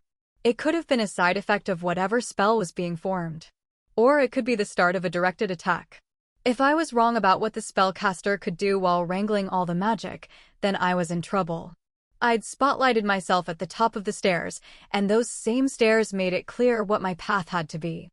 Deciding I'd had enough of being a target, I jumped over the railing, dropped about a foot, and landed on something that felt like it might be a bookcase. My landing was awkward because I'd expected it to be a lot longer drop, and because there were ornaments and pots and other things under my feet. I knocked a fair bit of stuff onto the floor, which sounded as though it might be about a 6-foot drop. Stefan's basement was very deep. I bet if I checked the original plans, this house didn't come with a basement like this. I moved, and something cylindrical that felt uncannily familiar rolled under my feet and followed the rest of the mess down to the floor. Maybe it was a cane or something else that felt like the walking stick. I was distracted from that by a high, whistling cry that hurt my ears, followed by a thundering crash from above, as if a body the size of a VW had fallen into something. Beside me, at about the right place for the bottom of the stairway, I heard a sharp snapping sound that reminded me of the cracking of an ice floe on a Montana river in spring. The sound echoed throughout the house with an impact that hit my bones with a physical blow. Then the bookcase I stood on fell over, with me on top of it. I scrambled over a mess of books and other things on the floor and bumped around until I found something to hide beneath and quit moving. My shelter might have been a low table or a high bench. "Mercy?" Adam called out from above. When I looked up toward where the doorway should be, I saw nothing. I'd known the light from above couldn't illuminate the basement. I hadn't realized that meant I couldn't see the light from upstairs. "Mercy?" Adam called a second time. I didn't want to answer him. My movement to my current location had been camouflaged by what I had to assume was the sound of the destruction of the stairway. If whatever called the darkness was also blinded by it, I didn't want to make a sound and reveal my hiding place. Too close to me, no more than 10 feet away, something screamed, the sound starting in a register that I'd bet a normal human couldn't hear above the note a dog whistle makes, and then rattling down the octaves until my skin tried to crawl off my body. Toward the end of the scream, I felt a very quiet click and the basement was flooded with light. Adam and the Goblin King, both battered and bleeding, stood where the top of the stairs should have been. I was right. I was in a large room, a library, roughly the size of the living room and kitchen above, but there was a hallway that led off to other rooms. The stairs, or what I presumed to have been the stairs, looked like a pile of overgrown matchsticks that had been left under a sprinkler during a heavy frost. Or like the Fortress of Solitude from the old Superman movie with Christopher Reeve. All of that I took in peripherally, because first, I looked where the scream had come from. A sturdy, stickly library chair had been pulled directly in front of the stair landing, which was still mostly intact, if white with frost. Crouched in it was a woman, I suppose. She was the same drowned body color of the spider above, but her flesh looked too soft rather than armor-hard, like the skin of a balloon that has been inflated too long. She was thinner than a living human could have been, with pale gray hair that hung around her in long braids with small black beads woven into them. Her hands were abnormally long-fingered and black-tipped, and she had 6 fingers on each hand. Her eyes were solid black. I couldn't tell what she was looking at me, Adam, and the Goblin King, or Daniel, who was sitting on the ground directly between her and me. Maybe none of us or all. In front of her, attached to the newel posts of the broken staircase, as well as the wall behind her and the arms and legs of her chair, was a web woven in ice. Her lips twisted in an ugly smile as she reached out one finger to touch her web. I could feel the magic form into something coherent as her finger neared the thread of her weaving. Out of time to plan or consider my actions, I simply bolted right through Daniel. I leaped into the middle of the web, and her finger touched me instead of it. The snow covered the tops of my knees as the bitter cold slid down my lungs and tried to freeze my nostrils together. The tips of my ears and my fingers burned with the cold. It was too bad I had somehow shed my coyote self. The fur would have done me a lot of good.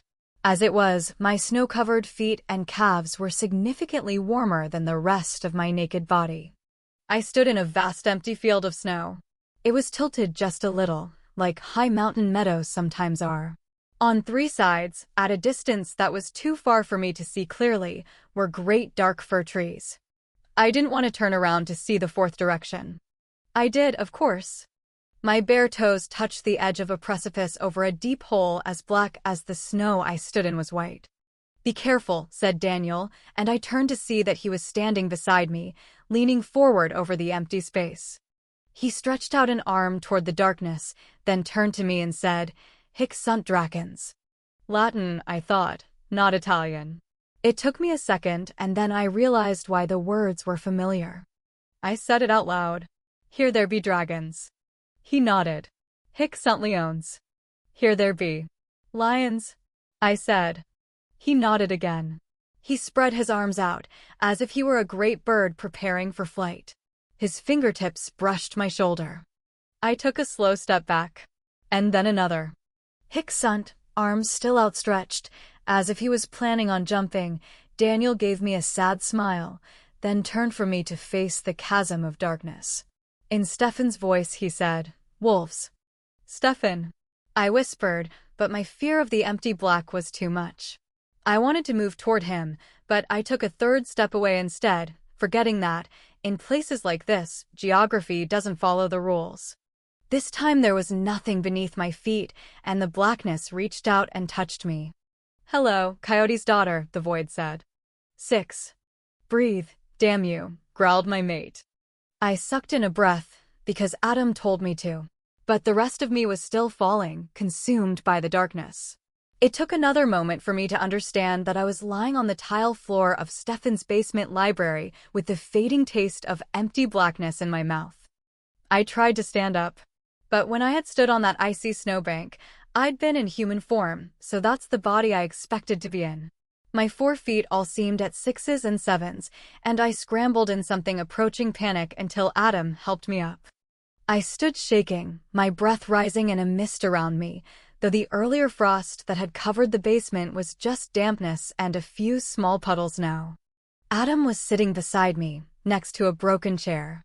He brushed a hand over his forehead and closed his eyes, his other hand firmly threaded through the hair on the ruff of my neck. I could see the pulse pound in his neck as he breathed out. I wanted to tease him about swearing at me, to distract us both from the last few panicky moments, but I was wearing my coyote self, so I whined at him instead. His fingers tightened on me. His breath didn't make a fog. Mine quit after my third breath expelled the last of the air I'd inhaled wherever I'd been. If I'd been anywhere at all. I glanced at the ruined library for clues to how much time had passed.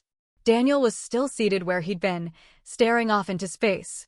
I wondered if he was flying through the darkness with his arms open wider, if I'd just been knocked unconscious and dreamed the whole thing.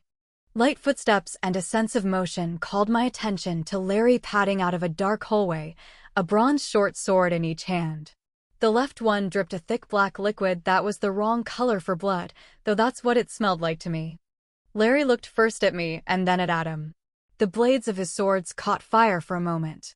When the flames died, the bronze looked freshly burnished and a fine ash drifted to the floor. "Did you kill her?" Adam asked. I presumed he meant the spell weaver whose web I'd broken. Yes. She was mostly dead anyway. I just gave her the coup de grace. The Goblin King frowned at me. "No one told me Mercy is a spellbreaker." His voice was mild, but there was something dangerous in his face. "No one told her that, either," Adam said, his voice rough with the wolf riding him. "Possibly because she's not one. I cannot give you all of our secrets, Goblin King. But let me say that Mercy is Coyote's daughter, and that means the magic of the dead has difficulty with her most of the time. Magic in general is weird around her." Adam opened his eyes, finally, and I saw they were gold. Adam and his wolf had been vying for control an awful lot over the past 12 hours or so. I didn't think that was a good thing. Courteously, Larry averted his gaze, though he'd continued to approach until he was a few feet away. He judged it nicely, I thought. An inch closer and Adam would have risen to his feet. Given the color of his eyes, just that much motion could have been enough to shake another werewolf's control. That was not vampiric magic, Larry said. Sometimes. Adam stopped, and his hand tightened on me. There was a long pause before he continued. Sometimes other kinds of magic don't work on her.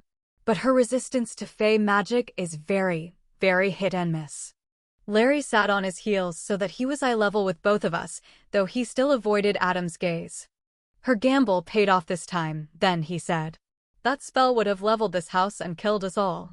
He met my eyes and said, of course, breaking it the way you did might have leveled the city.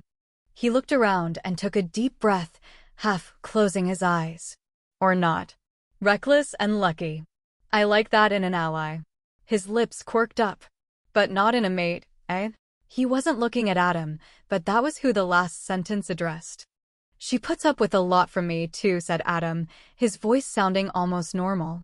He loosened his grip on my ruff, his touch becoming a caress.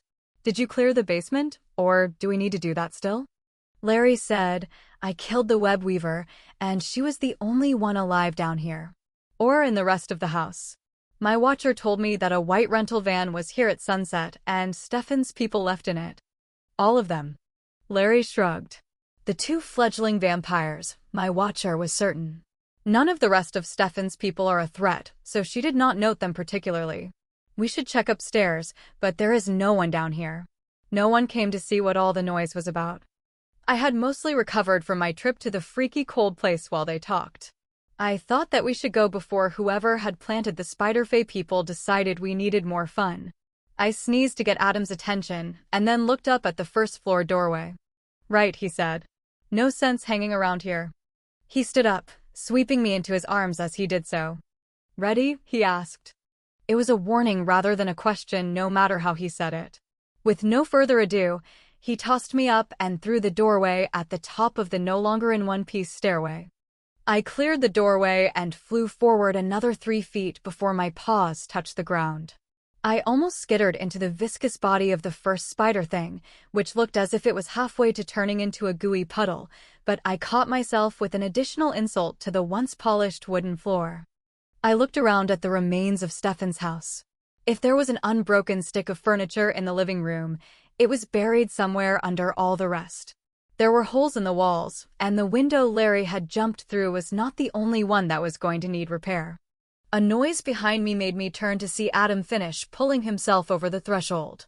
As soon as he rolled clear, Larry leapt through as well, landing lightly on his feet.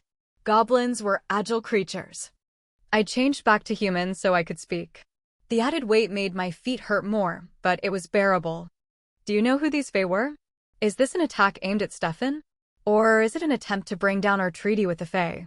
I asked Larry. We need to talk, he said. But somewhere else, please. Your house. We need to go to the Seethe now, I told him. Stefan was alive. I'd know if he were dead. But vampires were as territorial in their own way as the werewolves. He would not have willingly allowed Fae to take over his home. Something had happened to him just as something had obviously happened to Marsilia. And maybe it was the same thing that had happened to Wolf. But if that were true, why hadn't Marsilia just sent us after Stefan? In any case, the Seethe was the obvious place to go next, and it was roughly 4 in the morning, so someone would be up. Adam didn't argue. He just handed me my clothes. It had been my panties I'd caught with a claw. The shirt was okay. I pulled on my jeans and stuffed the torn cloth in my pocket. Then put on my bra, various weapons harnesses, shirt, socks, and shoes. Adam handed over my gun. This isn't going to be fixable, he said, showing me the cutlass. It was bent. The tip was broken off. Blackened holes pockmarked the blade as if someone had sprayed it with acid. I glanced at the dead Fae, less substantial now than it had been a few minutes ago. It did its job, I said. But I think I'll get another one. Maybe this time without the silver crossguard. It isn't a crossguard, said Adam. He snorted afterward because I had said the words with him. Larry said quietly, "We do need to talk tonight. There are things you should know." Adam said, "You can come with us. Or I could call you while we drive there, or while we are driving home afterward." Larry frowned, looked at the floor, then at the puddle of dead spider thing. "Don't go to the seethe." "What do you know?" I asked. "At your house," Larry suggested, pointedly walking to the front door as he spoke. He was still barefoot, and he still didn't pay any attention to the glass crunching under his feet. My own feet, punctured by the spines on the Fae's back, were oddly numb. That should have been a good thing, because they'd hurt like the dickens when I'd first regained my human shape. But I lived in the land of cheatgrass, where the arrowhead-like sea pods could burrow into paws and fester out months later. I hadn't had it happen, but my cat had. I needed to remember to look at them or have someone else look at them. I'd wait until tomorrow, I thought, shivering a little as the autumn air blew in through the broken window. I looked at Adam, who was watching me.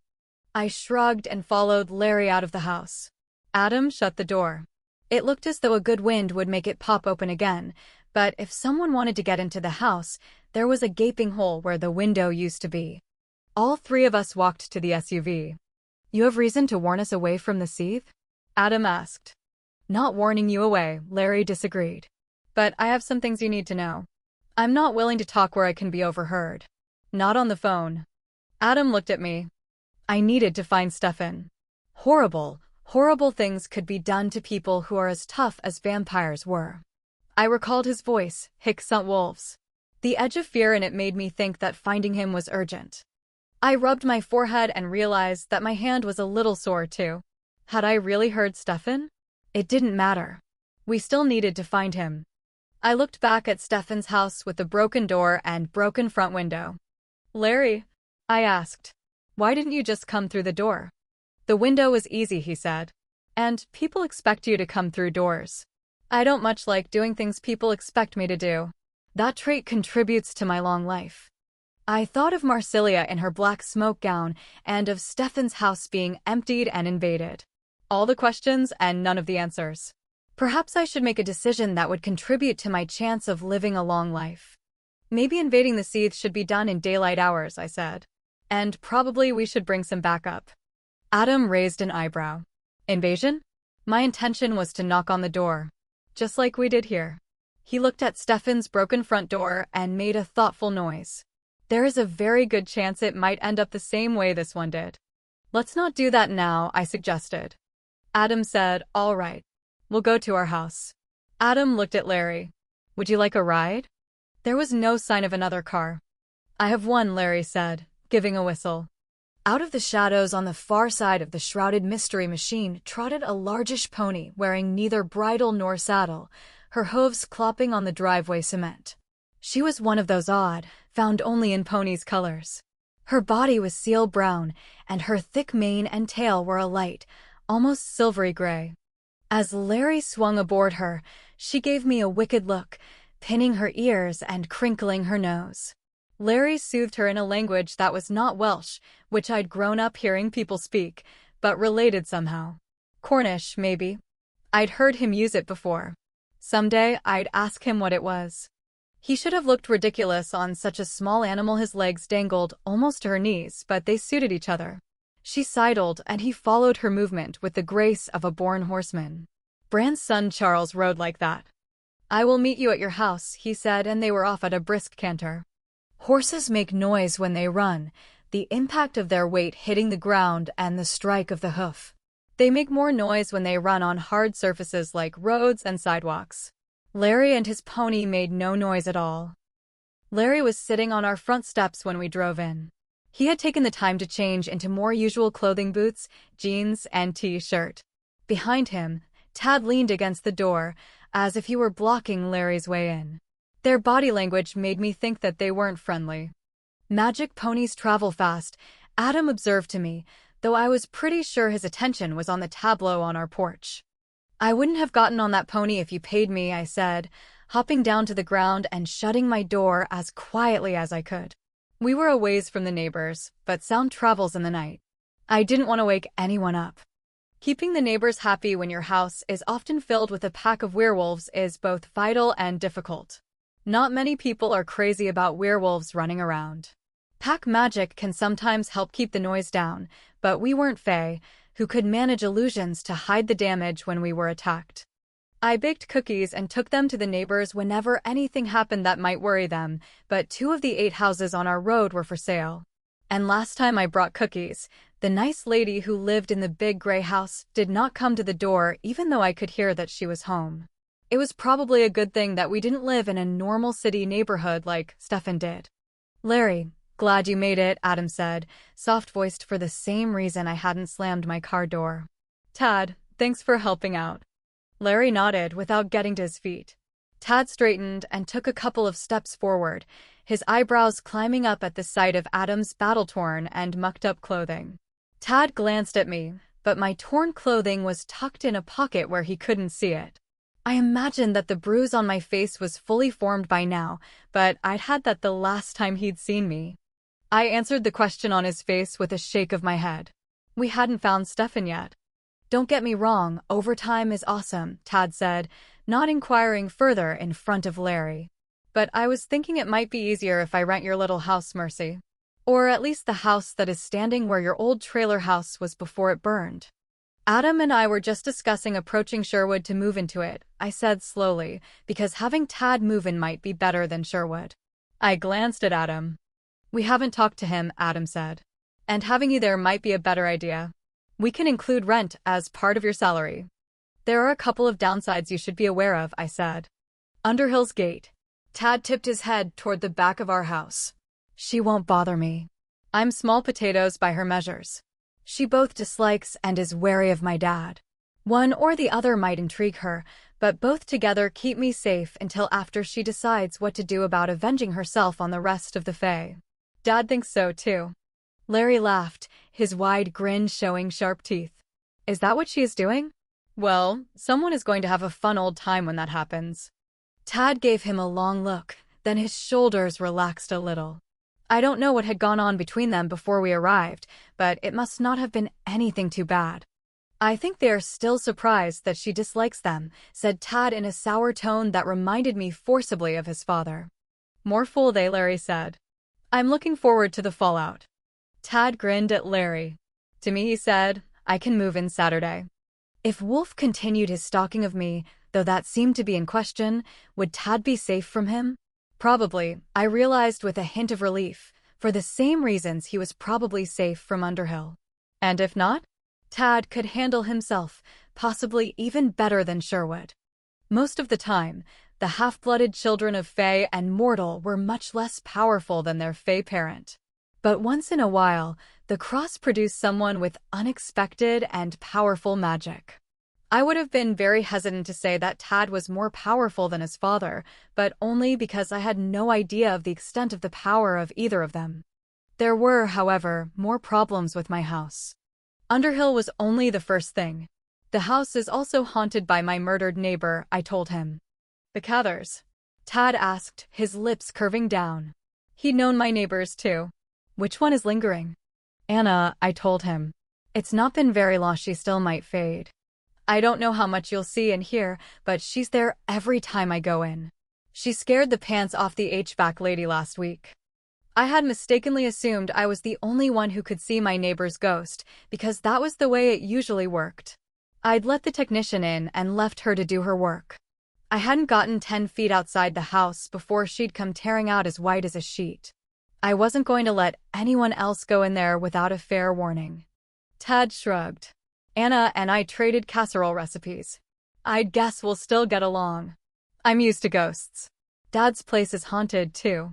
I winced. It was. It had been not much of a haunting until I accidentally paid too much attention to their ghost. Apparently, it was now knocking stuff off shelves and hiding small, but important things like car keys. "He can always decide to move out if it's too much," Adam told me. "Okay," I agreed. "Settled," said Tad. "See you Saturday, if not before then." He waved at the 3 of us and headed for his car. "Larry, what happened between you two before we got here?" I asked. It wasn't idle curiosity. I needed to know if my various allies couldn't be trusted to be alone together. Larry shrugged. "I think he was guarding your house from me."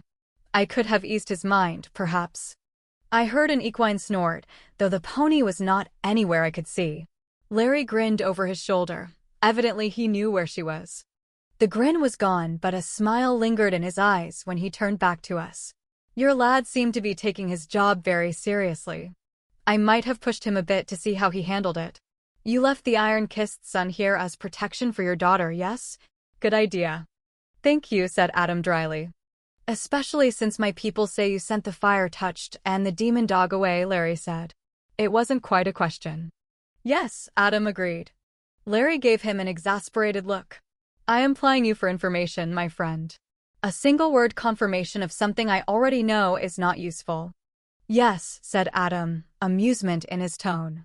The goblin heaved an exaggerated sigh. Did you send them away for your safety or theirs? Maybe they moved because their house remodeling is finished, so they can move back in, I suggested. The Fae lie with questions all the time. I didn't expect Larry to believe me. Larry smiled at me. And took the fire touched with them to help the Tibicina stay under control, Larry agreed. But their house has been finished for a month or more at this point. Why no? You know about Wolf stalking Mercy, Adam said. It was not a question. The goblins observed people of interest. It was part of what made them valuable allies. We worried that Joel and his wife might become collateral damage, he told Larry. And we sent Aiden with him to make sure the Tibicina stays controlled. Speaking of Wolf, I said, do you know where he is? Larry heaved himself to his feet with pretended effort. This discussion needs to move inside. Alarmed that he might have noticed someone watching, I took in a deep breath of the night air and gave the darkness around us a careful look. Beside me, Adam did the same thing. Larry's mount, who smelled only incidentally like any equine I'd ever gotten a whiff off, was still around somewhere nearby. But I couldn't detect anyone else. No intruders, Larry said, observing this. But there are creatures who can hear very well living nearby. Like Tad, he tipped his head to indicate the back of the house. Very, very well. It was a warning. Inside the house is better? I asked. It's warded by your magic-wielding wolf, he said. Nothing can listen in. And if there was something a little rueful in his tone, we all ignored it. I knew that Sherwood had warded the house. Larry had just made me realize that I didn't understand exactly what that meant. Wolf hadn't had trouble getting in despite Sherwood's wards. But Wolf was a law unto himself. I glanced at Adam, who was holding the door open in invitation. He didn't seem perturbed by Larry's remark. Likely he had already known what Sherwood's magic was doing. After a quick glance up the stairs to where Jessie was sleeping, Adam took us down to the basement so we wouldn't wake her up. The main room of our basement was set up for the pack to relax or play in. Furniture tended to get moved around and battered. Someone had pulled 2 couches to face each other. One of them was brand new. The other would need replacing soon, and someone should probably have cleaned the hair off it. Adam took a seat on the battered one. Larry sat across from him. I got a folding chair from a small stack leaning against the wall, popped it open, and set it next to the couch Adam was on. I sat on it backward. If I sit with you in that comfy couch, I told Adam's raised eyebrow, I'm going to fall asleep. I have now officially been awake for 24 hours and change. Adam frowned at me in concern, though I knew that he'd gotten up at the same time I had. But he wasn't going to send me up to bed or grumble at me in front of Larry any more than I would do to him. He turned his attention to Larry.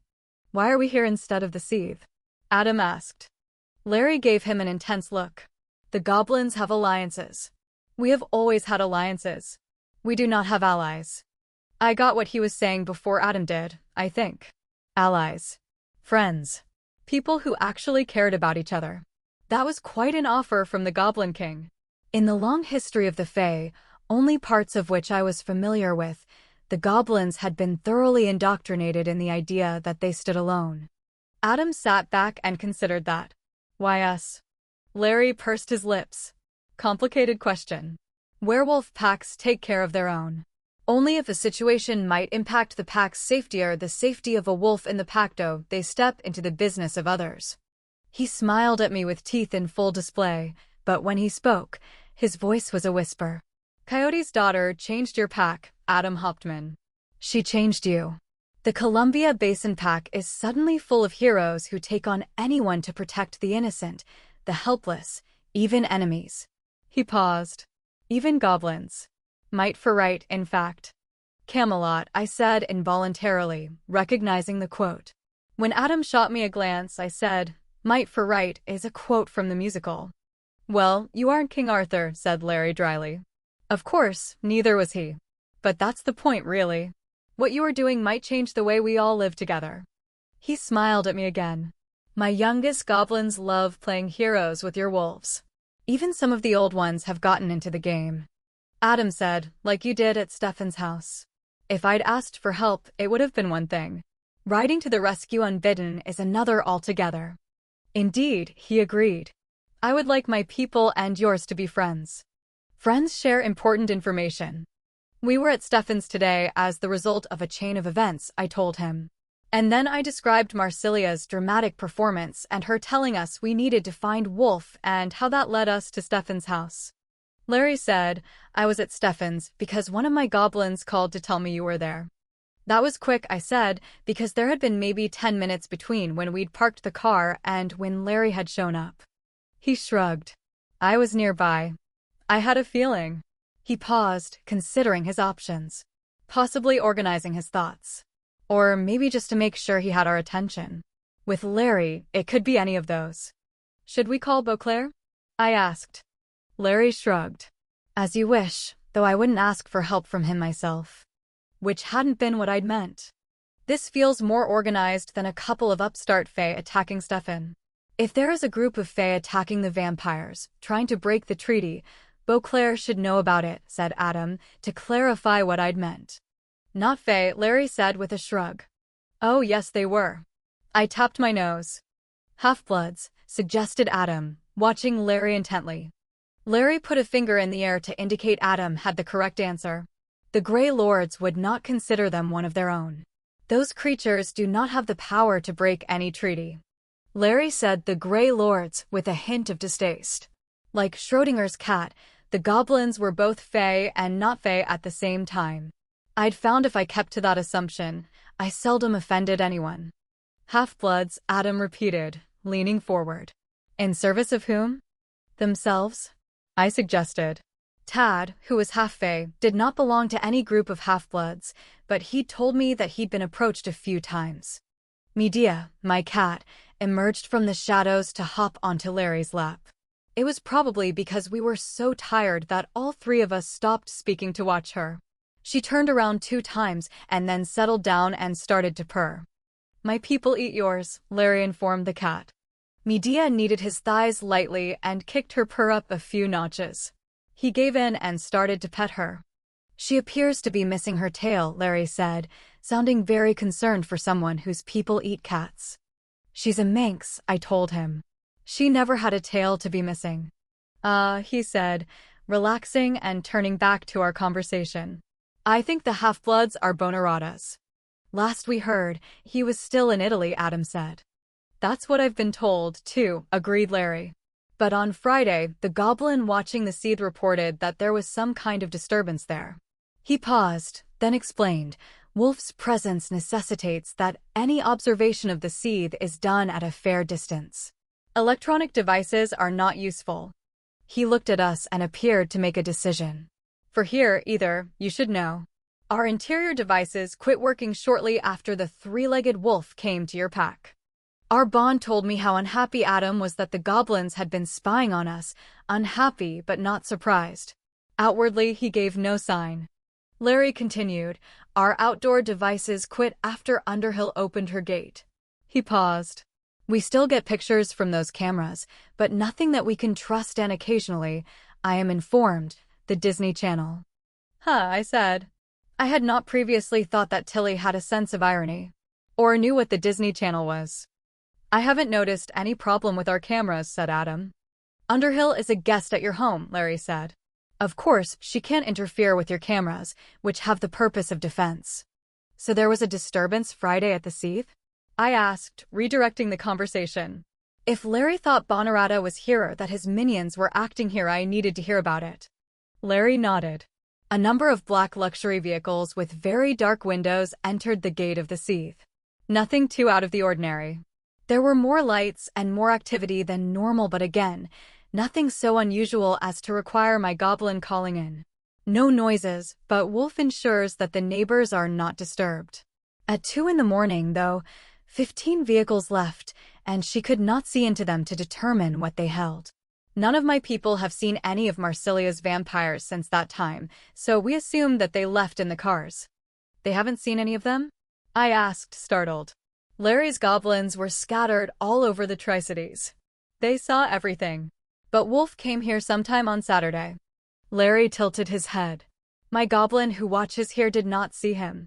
Unfortunately, that isn't unusual with Wolf. Are you sure? Yes, said Adam dryly. He slept in my bed. Larry leaned back, his long, four-fingered hands finding the sensitive area beneath Medea's jaw.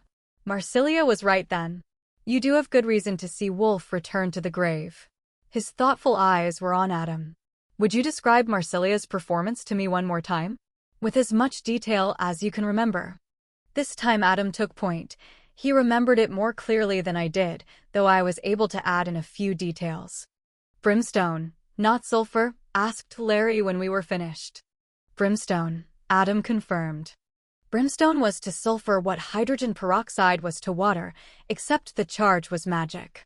A mundane human couldn't tell one from the other because they wouldn't sense the charge of power that made sulfur into the more magically useful brimstone. Interesting, Larry said. Possibly the brimstone helped her with the smoke tricks. But brimstone would also conceal her scent. What does scent do for you besides identification? It helps in detecting lies, I said. But she wasn't lying. I paused. I don't think. After a while, when you can use your nose to be certain, you get a feel for what lies look like. Adam agreed with a nod. If she were going to lie, she wouldn't have been so careful with her words. He pursed his lips. We can smell blood, Adam said slowly. There was something. On her neck, I said, tapping the side of mine just below my jaw. A cut, I think. It had definite edges. But if it was damage from whatever happened in the seethe on Friday, I wouldn't expect a werewolf to still be showing the effects of battle. How quickly do vampires repair their wounds? It was a rhetorical question. Vampires could heal very quickly as long as they could feed. Or a goblin, either, agreed Larry. A vampire? If one is feeding regularly and the wounds are not severe, a vampire can heal very quickly. Hours rather than days. She could have come to us if she needed help, I told them. Our packer, even you, Larry. She can teleport. And so could Stefan. I didn't know if Larry knew about that. Yes, said Larry. If he hadn't known, he was concealing his surprise very well. Though I don't think that she'd have come to me. If she and Stefan are not here, it's because they don't want to be here. He raised a palm at my indrawn breath. There are many reasons that could be. Let's add that to the ongoing mystery. Hostage, said Adam grimly. Marsilia spoke like a hostage in a terrorist propaganda video.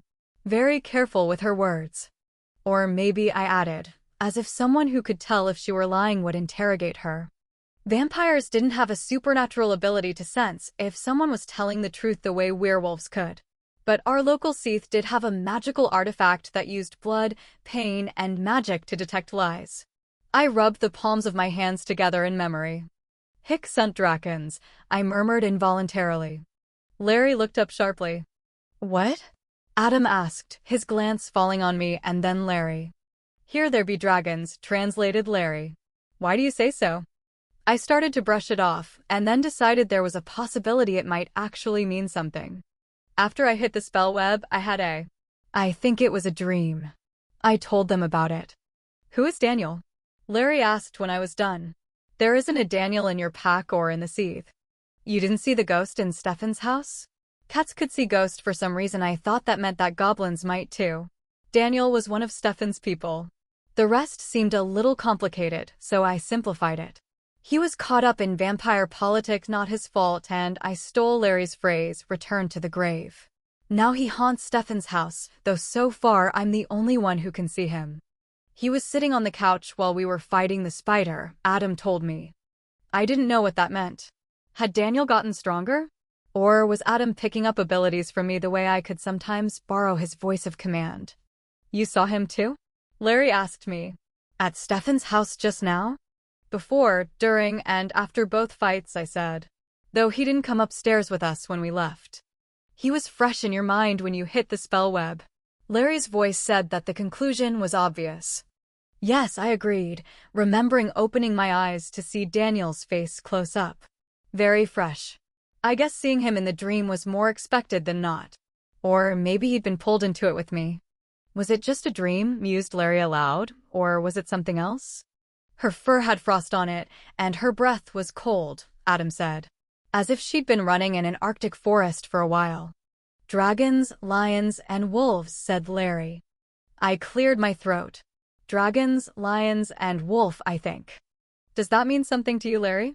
Adam asked, because the Goblin King had stiffened. Other than a fair warning, Larry said after a second. It's just, you know how vampires, the old ones, are given names. Larry's voice made the last word start with a capital letter, as if it meant something different to him. Like Bonarata is the Lord of Night and Stefan is the soldier? I said. I was told it was because people hesitate to speak the true name of evil, just in case it hears you. An old superstition, Larry agreed. Though some of those have more than a grain of truth. But a name can also be a powerful thing, affecting how one is seen. People hear that Stefan is the soldier and they discount him. They only see that soldiers take orders. Adam grunted. He sounded amused. I hadn't thought of it like that.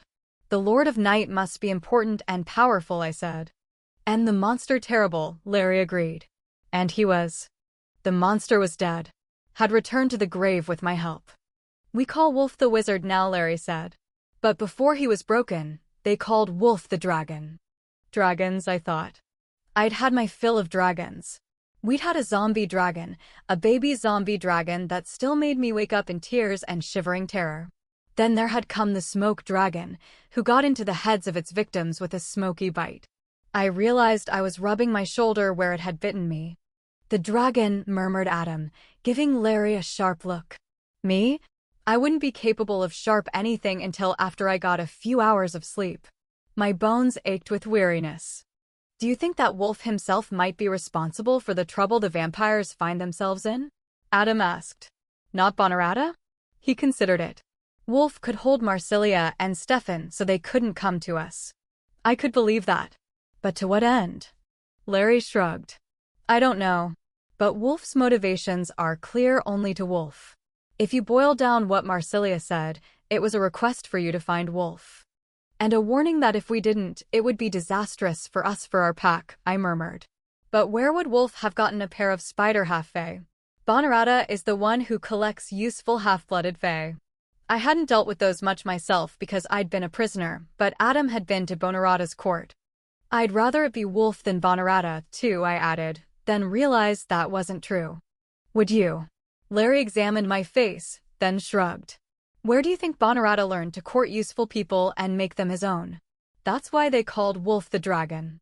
He hoarded treasures of all kinds. Silver and gold were the least of them. His library would have made Charlemagne weep with envy. He gathered scholars, musicians, and artisans. Larry paused. I grant you that he mostly let them go out into the world again rather than turning them into acolytes or serfs like Bonarata does. Conventional wisdom maintained that goblins' lives were as short as humans or shorter. I'd questioned that before, and Larry's distant gazeas if he was remembering something that he greatly desired was confirmation of my suspicions if I needed it. Larry had seen the dragon's treasures. He shook himself from his brief reverie. He found unusually beautiful women like Marsilia. Unusually dangerous men like Bonarata and Stefan. He did not usually change them into vampires, but there were exceptions. Marsilia turned Stefan, I told him. I was not arguing with him. I simply wanted more information. And could not control him because he should have belonged to Wolf, said Larry. We will help look for Wolf. We are already doing that. I'll contact you if any of my people see any of Marsilia's. Or Stefan. They are somewhere in the Tri-Cities, if Marsilia came to you at Uncle Mike's. There is a limit to how far they can travel. I didn't tell him that Stefan had taken a person with him and teleported from Spokane to the Tri-Cities. That felt like Stefan's secret. I'd need to get some sleep before I decided to share Stefan's secrets with Larry. We'll check out the Seethe and Wolf's house tomorrow, said Adam. I'll make a few phone calls just to be sure Bonarata is still where he's supposed to be. Larry nodded. My people are always on the lookout for Bonarata. His aircraft have not landed in any of the local airfields. But he has a helicopter, and those may land where they will. Larry stood up, setting Medea down in his spot with an absent pat. My advice is that you don't go to the Seath without more people at your back. Someone created a nasty little trap at Stefan's and it was probably aimed at you. My mate grinned, showing his teeth. Interesting times. 7. After Larry left on his shaggy pony with Dawn a whisper over the river, we headed up to bed. Daytime slumber in Pack Central was not going to be easy to accomplish. While Adam fiddled with the drapes in an attempt to keep as much light out as possible, I scrubbed my tired face and brushed my teeth. By the time Adam had finished doing the same, I was buried under blankets and most of the way to sleep. He climbed in, bringing a wave of cold air with him, and I growled a faint protest. But when he pulled me into his arms, his warmth more than made up for any disruption to my comfort that his entry into my nest of blankets had made. Of the many benefits of marriage to Adam, sleeping together was pretty high up on my list. He liked to cuddle and he radiated heat. "Stefan is alive, right?" murmured Adam. I nodded. "I didn't want to ask with Larry around," he said. "But I was pretty sure that you wouldn't be sitting around chatting if he was gone." "I don't know anything else," I told him. Unlike the mating bond one shared with Adam, the vampire's hold on me wasn't a bond between equals if Stefan didn't want to contact me. There wasn't much I could do about it. "Is that on purpose?" Adam asked softly. "One of my least favorite things about marriage is this penchant you have for keeping me up when I want to sleep," I grumbled. He gave me a comforting squeeze. "I know you don't like to think about your connection, let alone talk about it. But it might be important. Is Stefan keeping you in the dark on purpose?" "Do you mean, why isn't Stefan jerking my lead and dragging my butt to wherever he is?" I wiggled to put some distance between us. Thinking about being tied to Stefan left me claustrophobic. I have to assume it's for the same reason he hasn't shown up here. Stefan had appeared in my living room before. He'd made me do things too. Mostly things that had saved my life or his, but the idea that Stefan could force his will on me made my skin crawl. I finished with, "I have no idea." Adam followed my wiggle, but didn't touch me other than to kiss my temple. Even with the pumpkin bruise, the brush of his lips was so tender it didn't hurt. I knew if I pulled away again, he'd let me be. I sighed and snuggled back into his warmth. Assuming we don't find him, I'd planned on trying to contact him through the blood bond after I'd gotten some sleep. I thought I'd wait until dusk. Adam grunted his approval. Eventually, I felt him relax, but now I couldn't follow him into sleep because thinking about Stefan's bond left me edgy. My thoughts kept chasing each other around until, finally, I saw a new angle on Marsilia and decided Adam needed to take a look at it, too.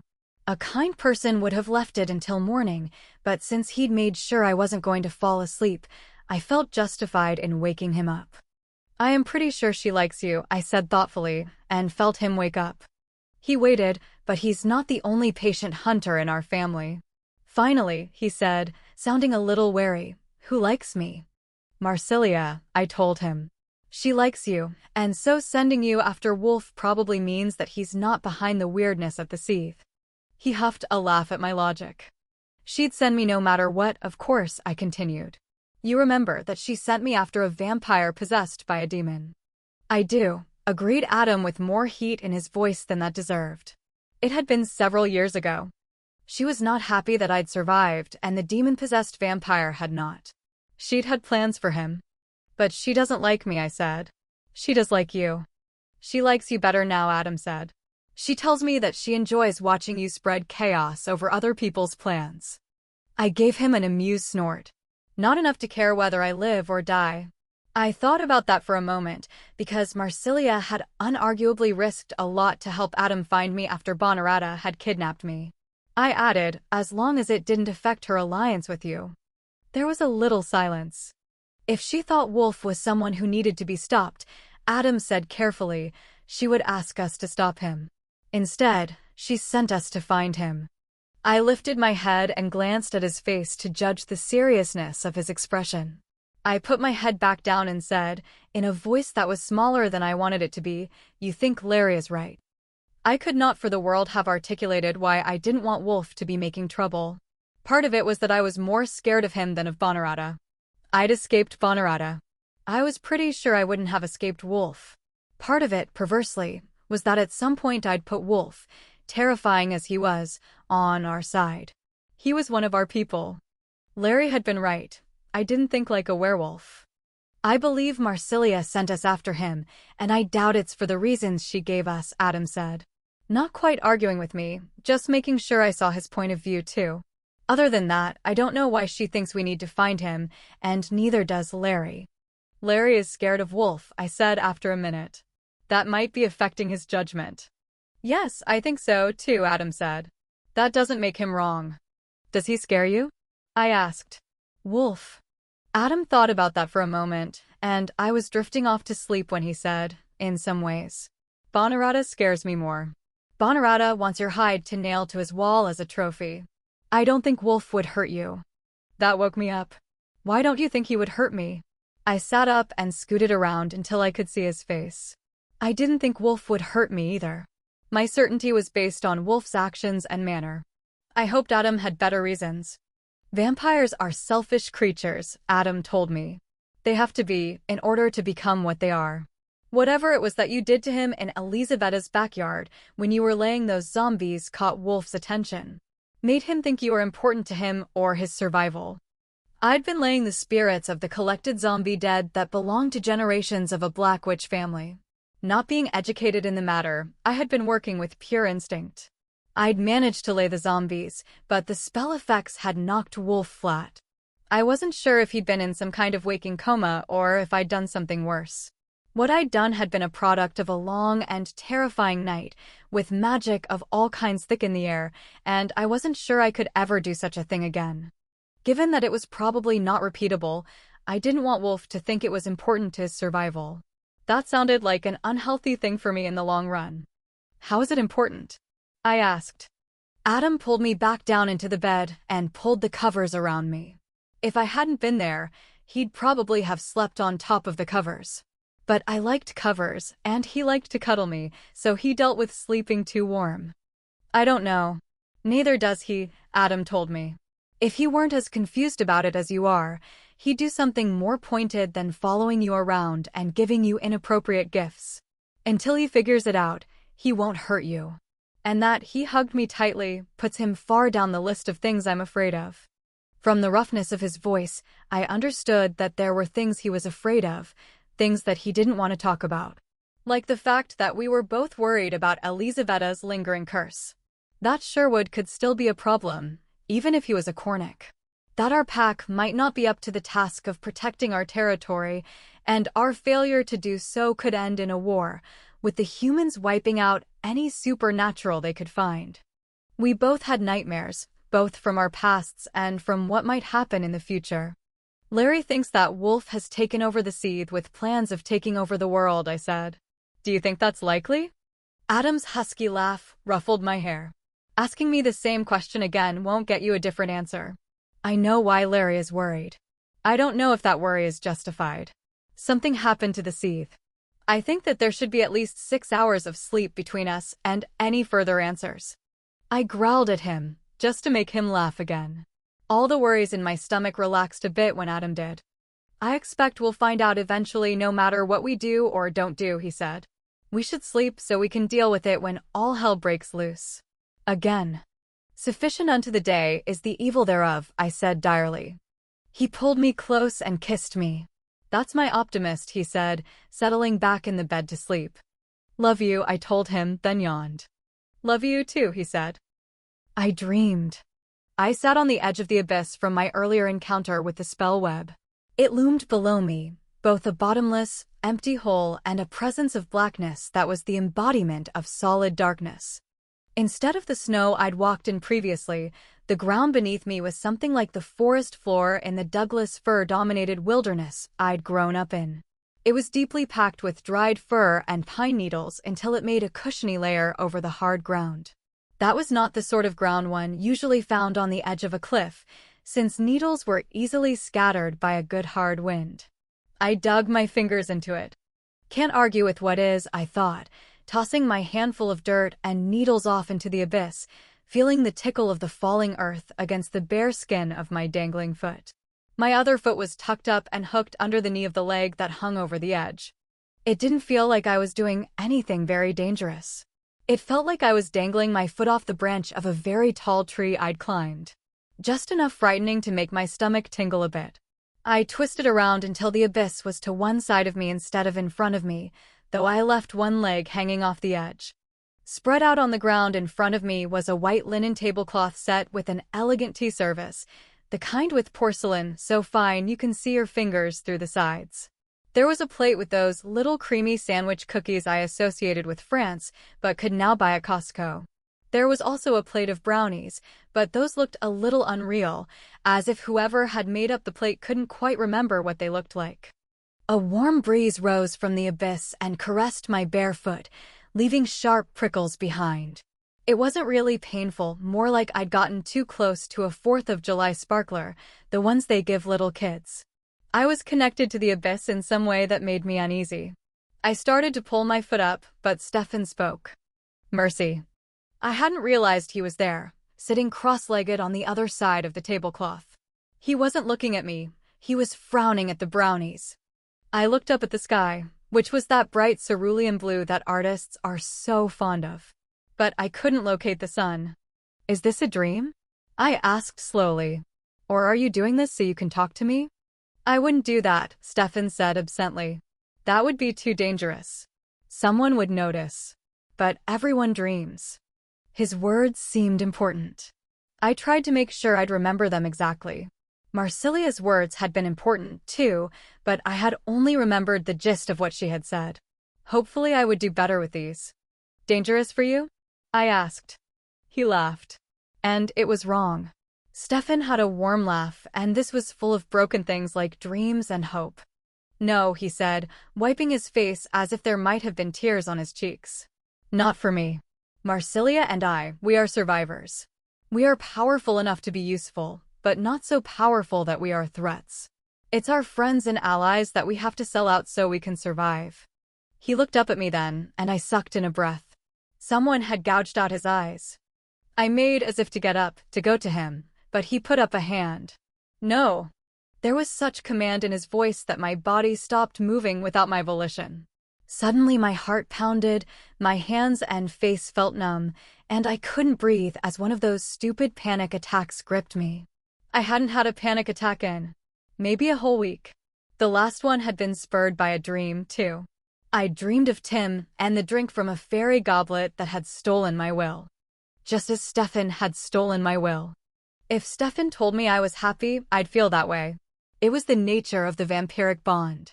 If he told me to kill Adam, I don't think that would work, Stefan told me in a detached voice. I don't think anyone could make you kill Adam. He paused. Except maybe Adam himself, if he got you mad enough. I stared at him. There was nothing wrong with his eyes. They were the same rich brown as always, a couple of shades lighter than Adam's. My panic attack had stopped. Just stopped. And I wondered if he'd told me not to be afraid. And not to remember that he'd told me so. He turned his head to the abyss, as if he were ashamed. I am sorry, he told me. I'm not. Anyway, Marcelia and I have given you a game to play. His fingers worried at the edge of the tablecloth that dangled over the ledge. If you lose, you die. If you don't play the game, you die. And, even if you win. He wiped his cheeks again. In a whisper he said, I am so tired of the people I love dying while I go on and on. He bowed his head and, still very quietly, asked, Do you know the prayer? If I should die before I wake. But the Lord doesn't keep the souls of vampires safe, Mercy. Vampires don't have souls. Stefan, I said. Don't worry about me. Don't worry about Marcelia, he said forcefully. Are you all right? I asked. Are you safe? He laughed that terrible laugh again. No. And no. But I'll survive. That's what I do. Tell me what happened when you went to my house. I frowned at him. How do you know I went to your house? I was informed. Please. I told him what had happened in more detail than I would normally. I didn't know if that was an effect of this place or not place, or something Stefan wanted from me. Is this a dream? I asked again when I was finished. Have a brownie, he said, instead of answering my question. You like brownies? I gazed doubtfully at them. I'll take a macaroon instead, please. I don't like the look of your brownies. He laughed, and this time it sounded like his laugh a little tired. Macaron, he told me. Macaroons are the stodgy ones with all the coconut. I'm sorry about the piano, I offered without taking a cookie. And, really, most of the living room furniture. The stairway. Some of the books got pretty wet, too, when the frost all melted. I don't care about the piano, he said. Things can be replaced. Even books. He was frowning at me. He leaned sideways, getting a better look at my dangling foot. What's wrong with your foot? Your feet? Why are you keeping that one way out there? I looked at my foot too. It's the one that got a bit of spider spine stuck in it. Hadn't both of them been hurt? I'd forgotten. It doesn't hurt. Show me, said Stefan. I raised my dangling foot and lost my balance, as if it were a lot heavier than I'd expected. Stefan swept forward like a striking snake and grabbed my ankle, sending the teapot spiraling off the edge and into the darkness. He kept his grip until I regained my seat. Don't fall off the cliff, please, he said, sounding a little shaken. He gave the abyss a wary look. Literally or figuratively. I don't know what it is or why it's here. Okay, I agreed. I knew I hadn't been in any danger. I trusted Stefan to keep me safe. I examined that last thought as Stefan looked at my foot. I knew that the only person I trusted to keep me safe with such bone-deep certainty was no one. Not even me. I frowned suspiciously at Stefan. What else had he said to stop my panic attack? Give me the other one. I managed that without overbalancing myself. You should get them looked at, he said, releasing the foot he held. Show them to Z, I think. And soon. He released me and began folding up the tablecloth with quick, almost angry movements. Are you afraid? I asked abruptly. He stopped moving, then his hands tightened on the tablecloth before he flung the whole thing half-formed brownies and all into the darkness, which swallowed them up. I'm always afraid, Mercy, he said, looking into the endless black. Always. I don't remember anything after that. The next time I woke up, it was to the sound of my bedroom door opening and the smell of the good hot chocolate. This was accompanied by the sense of bacon, cheese, and all sorts of breakfasty foods. And I said, marry me. Okay, agreed my husband. This afternoon at 2 p.m. work for you? I might manage 1:30 in a pinch. Sorry, I murmured, burrowing deeper under the pillow. I think I have a date with this guy. Do you?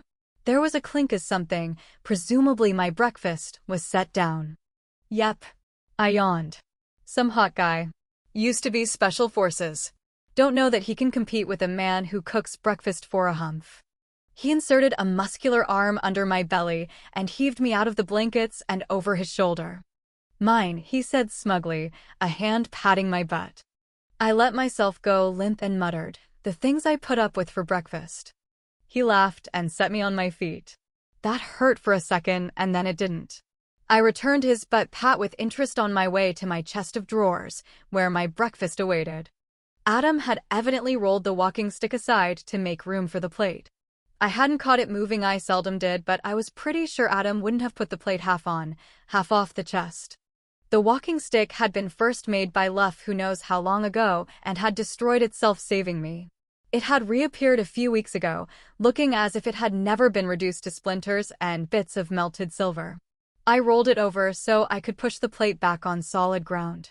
I wondered if the walking stick still counted as an ancient artifact after remaking itself in my dreams. Dreams.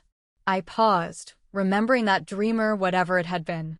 I decided I'd eat breakfast and digest the dream a bit before I shared it. Any news? I asked, wolfing. Coyote ing down crispy hash browns and bacon.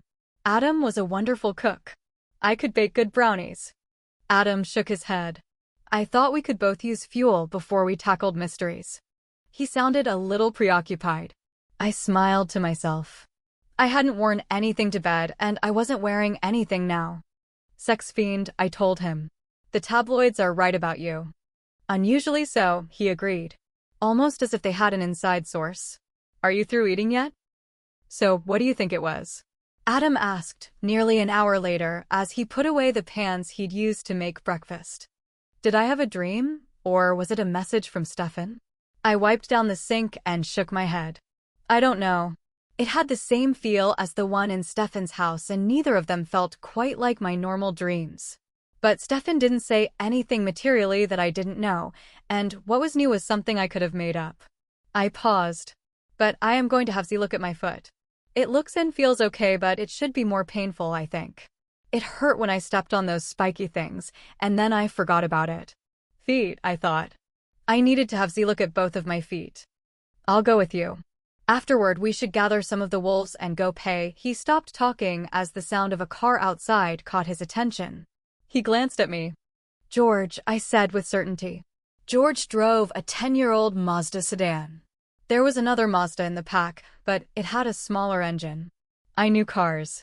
A second car followed the Mazda. Brand new cars could be trickier, less individual than older cars. And, I said, someone driving a newer Chevy Malibu. Gina Reed's hand shook as she brought the cocoa up to her mouth. Sleeplessness ringed her eyes and tightened a mouth that looked as though it usually wore a smile. She was short, plump, and maybe 50. We made her very uncomfortable.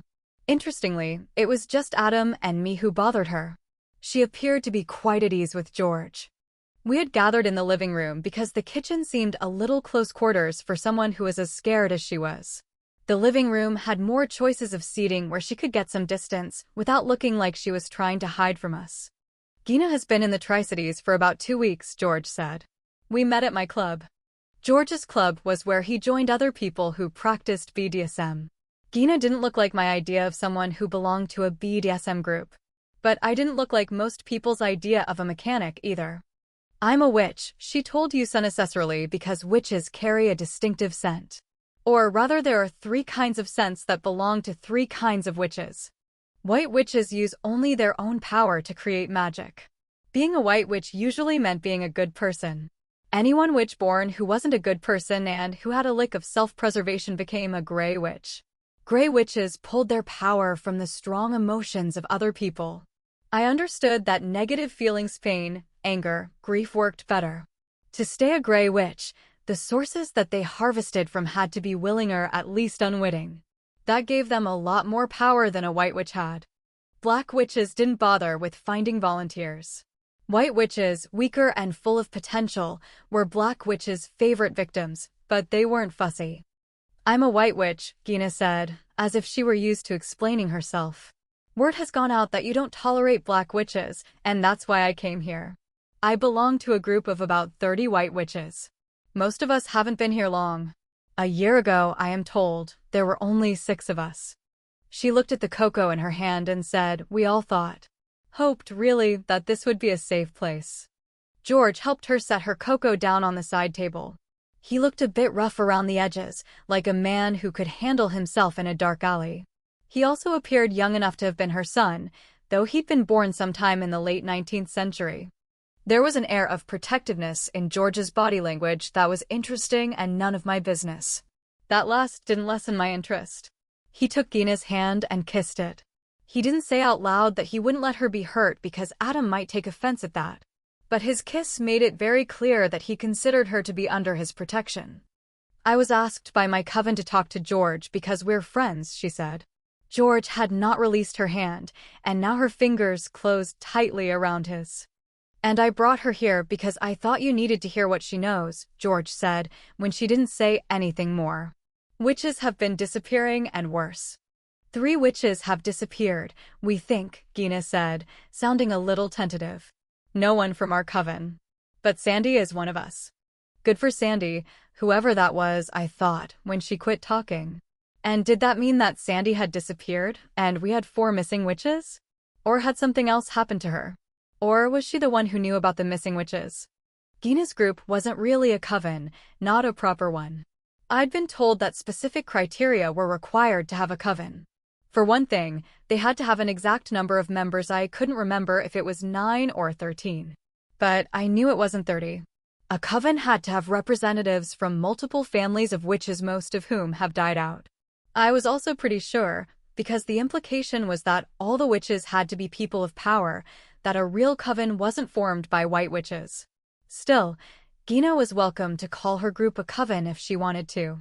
I didn't care. Sandy knows someone who disappeared, inquired Adam before the silence grew any more desperate on her part. His voice was gentle. George wasn't the only one feeling protective. Alphas and dominant wolves tended to be protective. It was both endearing and annoying, depending upon whether it was turned toward helpless, kindly women who looked like they baked bread for the homeless on a regular basis or directed at me. Sorry, she said, her voice tightening until it was nearly a whisper. It wasn't that she was a naturally anxious person, I didn't think. BDSM wouldn't attract the faint of heart. But a person could be taught fear, and white witches had plenty of reason to be afraid. I ran through reasons she might be worried about using not George and tried one. Gina, I said, our job is to protect the people in the Tri-Cities. We can't do that unless we know what's going on. We appreciate very much that you've brought this to our attention. Whatever you tell us will help us keep your coven, if she used the word, so could I, safer. She lifted her chin then, and stared at me. She raised one hand toward me, palm first, and I felt a fine tickle of magic slide over me. Then she closed her eyes and nodded. Truth, she said. Truly meant. Sorry. She sounded, this time, as if it were an apology rather than a fear response. She straightened her back, let George's hand go, and said, in a much firmer voice, Sandy is one of my coven. She shares a house with a woman called Katie, who is also a witch. Last Friday night, Katie went into her meditation room and locked herself in, as was her habit. Sandy went to bed, got up in the morning, and went to work. She's a nurse and has a regular Saturday shift. When Sandy got home, she noticed that the room was still locked. No one responded to her knocks or calls. She frowned at us. Meditation is a way to increase power, but you can get caught up in it, and that is dangerous. She waited until Adam nodded, and I wondered if she was a teacher of some kind. She seemed made for the role of elementary teacher. I really wouldn't have picked her for one of George's club members in 1,000 years. Some people were hard to pigeonhole. Maybe Gina was a banker or an insurance salesperson. Sandy had to take the hinges off the door to get it open, she said. When she did, Katie was gone. The room was empty. George nudged her. It is a converted closet, she explained hastily. There are no windows or other doors. The lock is a bar dropped into brackets on the inside of the door. That's why Sandy had to take off the hinges. Is that something a witch could do? Adam asked. Vanish from a locked room? A black witch, maybe? Gina hazarded. It was obvious that she didn't really know.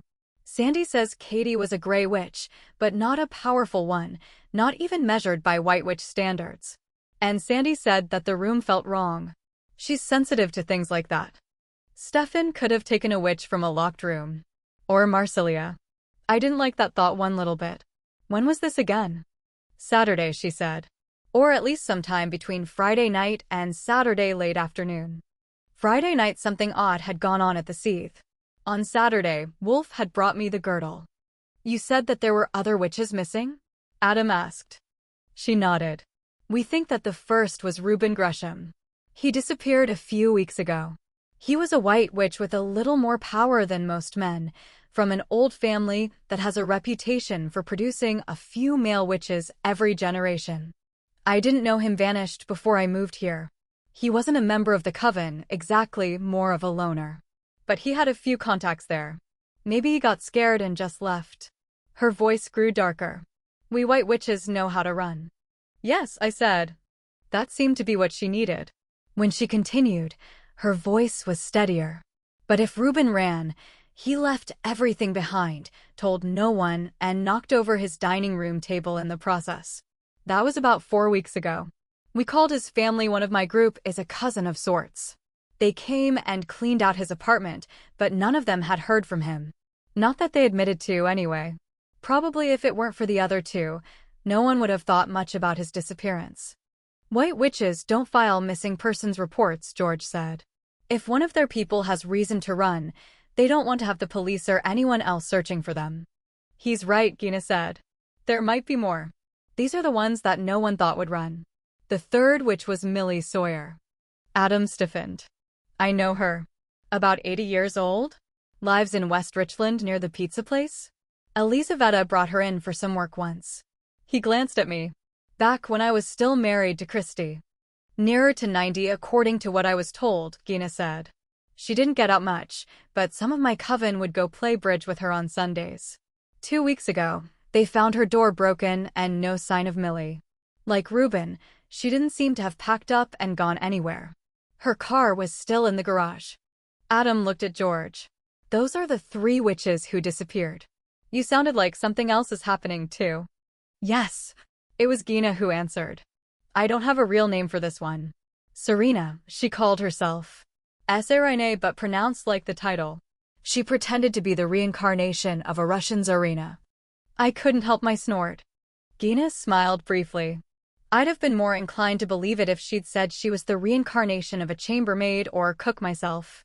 Anyway, Serena does the dreadings, virtual and in person, in a room she rented in the upstairs of an antique store in downtown Kennewick owned by another witch. She wrinkled her nose as if she didn't approve of the store owner.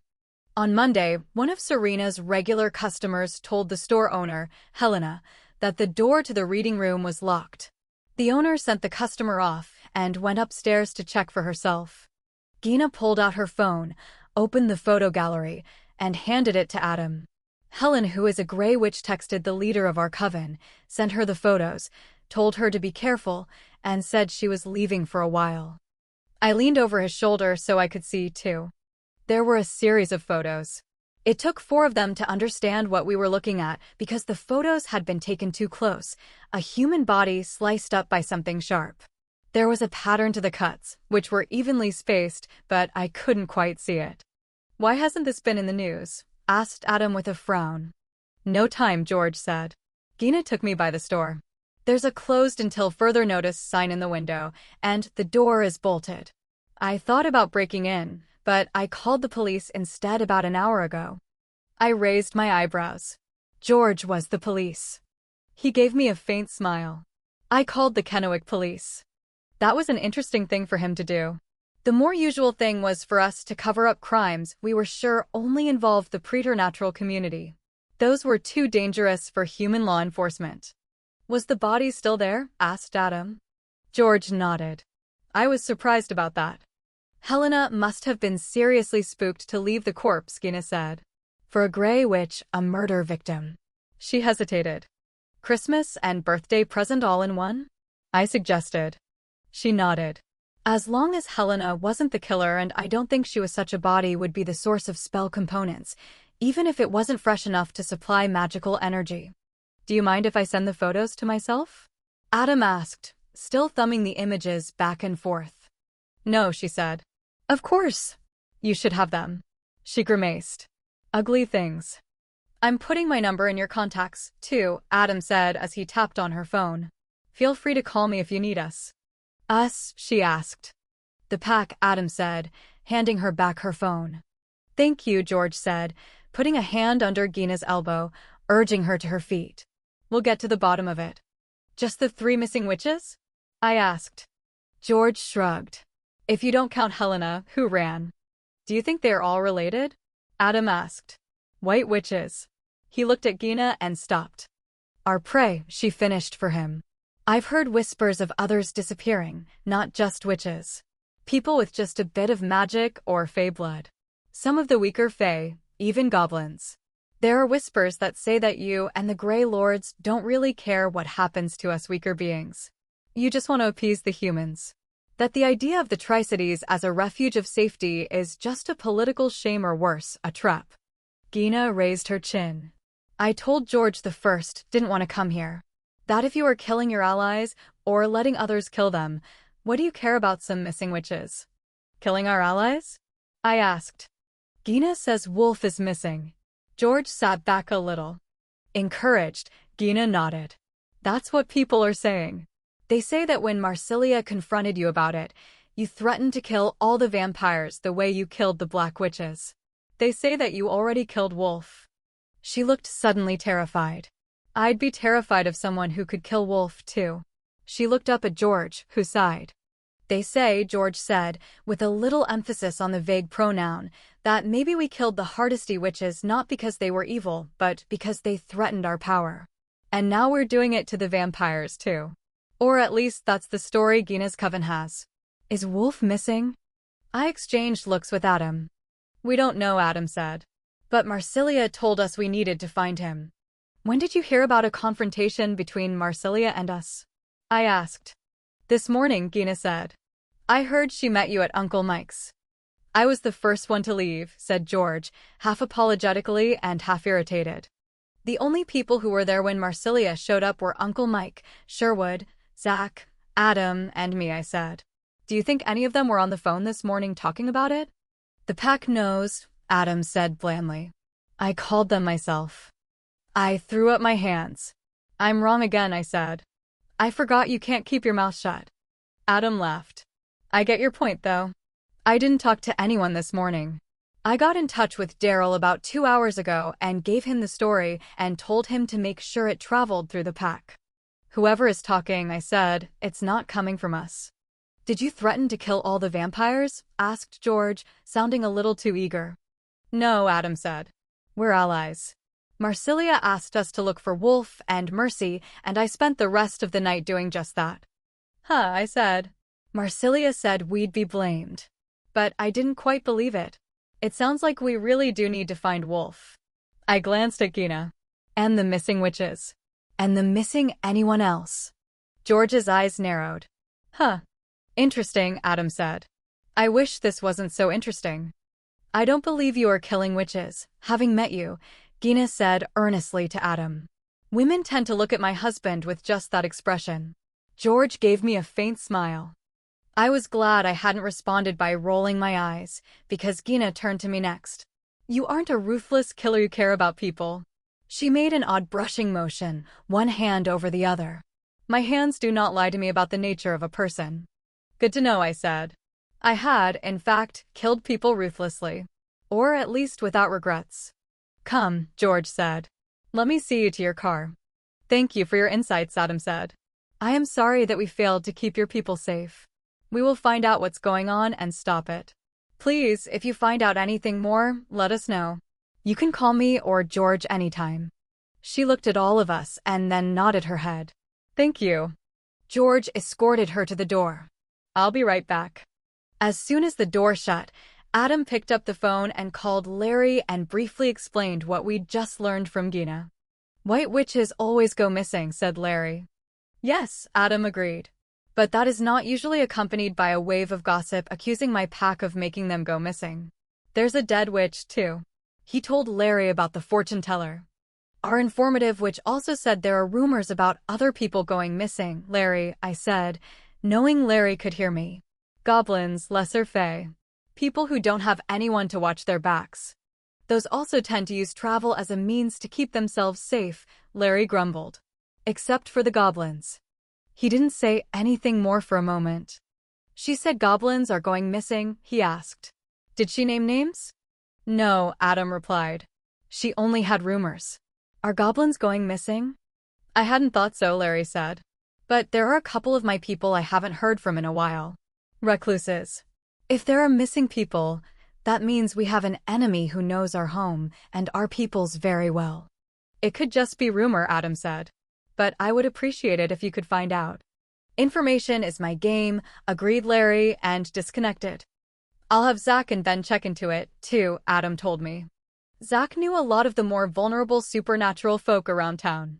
They used him to communicate with us because he wasn't as scary as the rest of the werewolves. Ben was a computer genius, and in his own words, minus expletives, if there was a database he couldn't hack, it was because he didn't want to. George returned in the middle of the call to Zach and waited with me while Adam made the call to Ben. When Adam finished with Ben, George resumed his seat. White witches are perfect victims, aren't they? He made a face. Not a surprise to lose a few, not a surprise to have them run away. We don't even bother to look for them when they disappear. It's more surprising that Gina's people are talking about the missing witches, Adam agreed, sounding both tired and sad. They don't usually want to call attention to themselves that way. George nodded. Do you remember me getting called away from the gathering last night? Adam lifted an eyebrow at the change in subject but nodded. It was the grocery store over on Road 68 in Pasco, he said. The smaller one. I haven't looked at the news this morning, Adam said. What happened? It's not on the news yet, though it will break soon, George said. Some college kid was shopping with his roommates, separated to go to the baking aisle, and disappeared. One of the stocking clerks found the body about 15 minutes after the last time his friends saw him. The thing is, his body looked an awful lot like the body in the photos Gina had. Was he a witch? I asked. George shook his head. Smelled human to me. But I don't think his killer is. Gina's pictures don't show it, but I saw the body. The weapon is some sort of sharp blade, and he swings it like this. George moved his hand in a figure-8 motion. He cut the body on the cross movements. Left it with crosshatched diagonals with a little roundness on the edges as he came around. I think at least the first 4 strokes were done as the body fell. Then the killer rolled the body over and finished up. The wounds are very deep, down to the spine. That's why George had called the police on the dead witch. There was a human involved.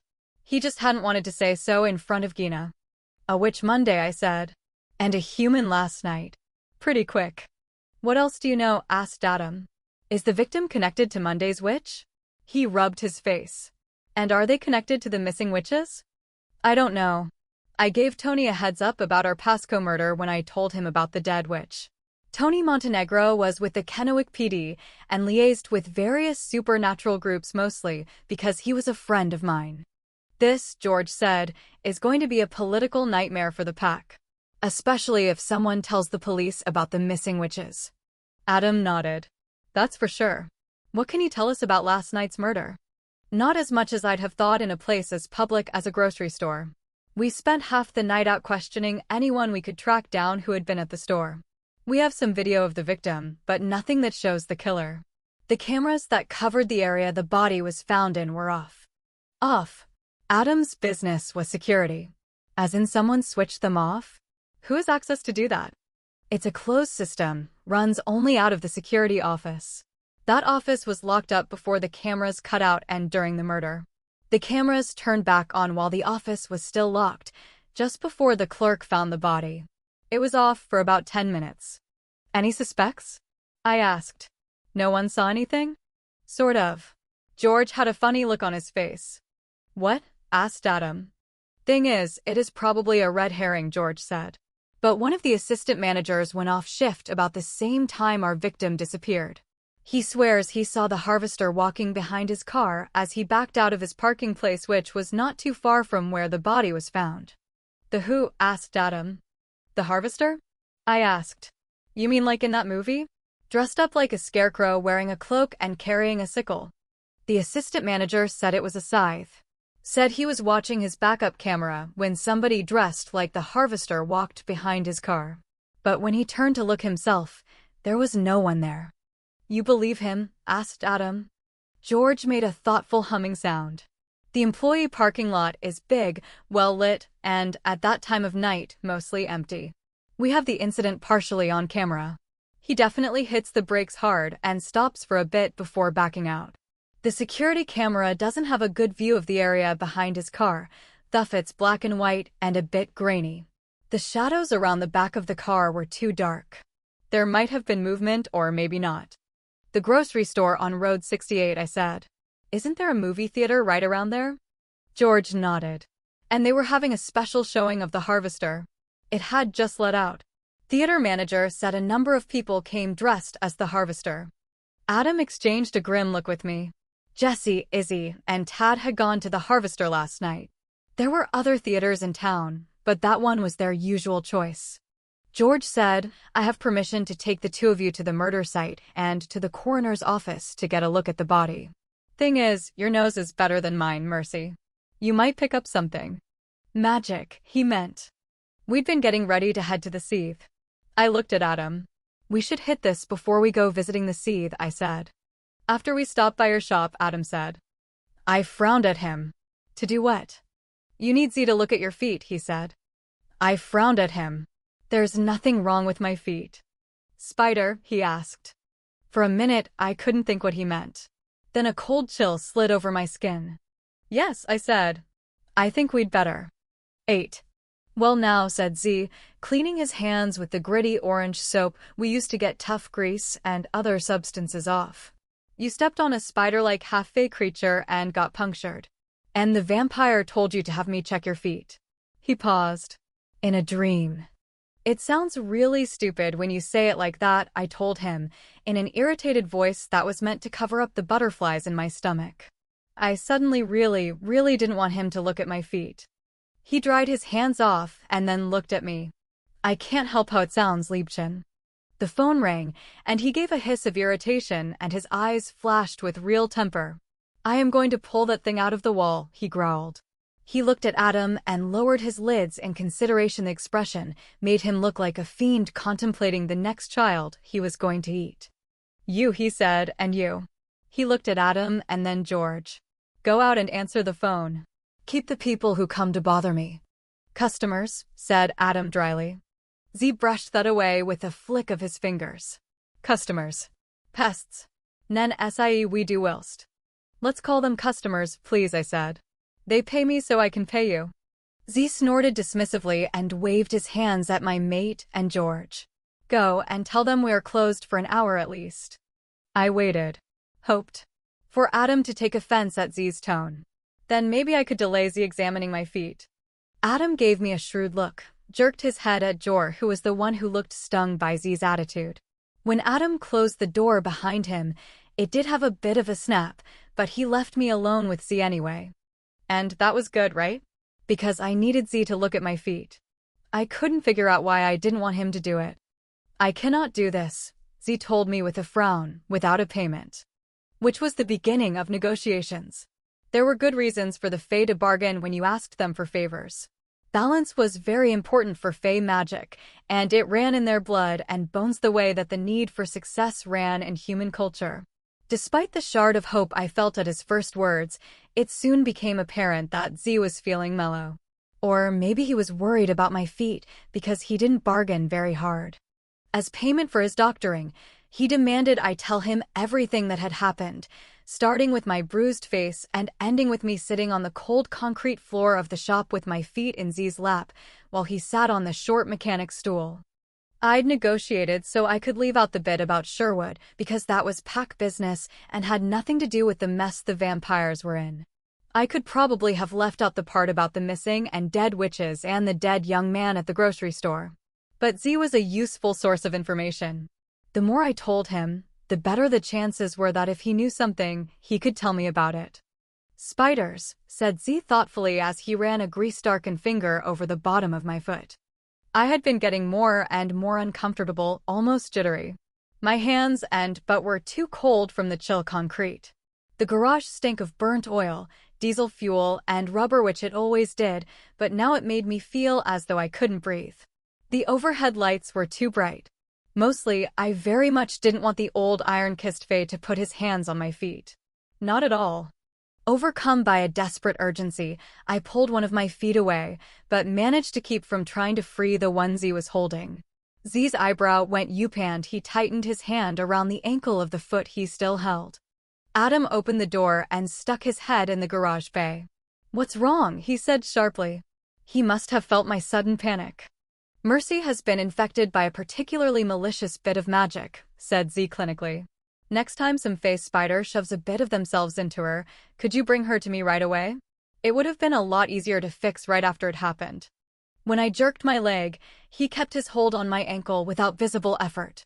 I think, Z said thoughtfully, that you and your comrade should clear out the office, lock the door, and put up the closed sign. When you are done, both of you come in here. This will take a bit longer than I had assumed. He glanced toward the front of the garage, and the motors that powered the bay doors switched on. The big doors clanged and shivered and closed me in. I didn't actually see much while Z was working on my feet because I spent most of the time face down on the concrete. George held me down with a knee between my shoulders and both hands wrapped around my wrists, which he held in the small of my back. It wasn't comfortable at all, the kind of hold that would usually be used on someone Adam felt was really dangerous. But I'd broken free of the first two holds they'd tried. Adam had a leg over the back of my knees and held my feet so I couldn't kick anyone while Z worked. Certain kinds of Fae can reproduce this way. Several of those share some characteristics with spiders. Though they like to claim that spiders share characteristics with them, Z said as he worked. Some of them have bodies covered with fine quills designed to break off inside their victim's flesh. The foot he worked on burned, and flashes of electric pain shot up my leg and through my spine and wrapped around my forehead like one of those awful contraptions that black and white science fiction and horror movies so love. I screamed. Unfazed, Z continued talking. The bits become the equivalent of fertilized eggs. Once that happens, they release a magical contaminant to turn their host into a guardian who will defend them in whatever way possible. There was a metallic clink. It sounded just like when Z dropped a nut into a tin pan. I couldn't see what he was doing because George didn't allow me enough freedom to turn my head far enough. I grew convinced that he was breaking off pieces of my feet, and what I'd heard was the sound of my discarded bones now turned to gems by the dangerous old smith. If you had waited much longer, Z said, we'd have had to find one of the healers to deal with it, and the cost for that would be a lot higher than a story. Story? Adam's voice was rough with the wolf's rage. Mercy paid me with the story of what happened last night except for some pack business, which we both agreed could be private. She told me about the vampires and Stefan, the missing witches and the dead people. I might have a little to add to that. There were several more clinks. It took him about 25 minutes to do my feet. By the time he'd started on my second foot, which apparently had absorbed fewer bits of Spider-Me determination to stop him at all costs, was mostly gone. That allowed me to quit screaming, though by then my throat was raw. Better? Z asked. I nodded. George can get off of me. No, Z's voice was firm. I'm not done. Stay where you are, George. On my back, George stiffened at Z's tone, but he didn't say anything. I wondered what had put the old Fae in such a foul mood. Now that I was thinking more clearly, it had been odd for Z to be so abrasive earlier. I had hoped that Adam would take offense, but Z usually didn't go out of his way to push like that. He liked Adam and understood the role of an alpha wolf. The earlier rudeness I could attribute to worry over me. Maybe. But to act that way now was odd. I thought of Izzy's story of Z rescuing her, and the way it had worried me. Most of the time Z acted like he was a grumpy old mechanic who showed his soft heart to very few people. But there was another truth, a Z who was more. An ancient being who was brutal and dangerous, and that old Fae was capable of serving a father wine in the bejeweled skull of his child. When Z finished with me, I was covered in sweat and dirt. My throat hurt and my shoulders were sore. I sported more bruises, though none that would be visible if I wore long sleeves. My wrists weren't even sore, though George had had to hold me hard. The fine balance must be some skill he'd learned as a police officer. Or as a BDSM participant. Both of my feet were sore. The right one was a lot worse than the left. I am glad my corpse isn't going to be giving birth to six-legged spider thingies, I told Z, my voice hoarse, which was as close to thanking him as I could get. We'd agreed on a payment, but thanking him would place me in obligation to him. He wouldn't do anything about it, but he'd worry and lecture. You fought the Fae in your coyote form, Z said thoughtfully. Yes. Let me see your hands, he said. If Adam hadn't been standing between me and my best exit, if his reactions hadn't been what they were, I might have escaped. Adam held me wrapped in his arms, trapping my legs between his, while George held the hand Z wasn't working on. My hands took longer than my feet had. When Z was done, Adam sat on another stool with my sweat-stained, dirt-covered self in his arms. I buried my face in his shoulder and breathed, letting his scent broken a sweat, to remind me that I was myself again.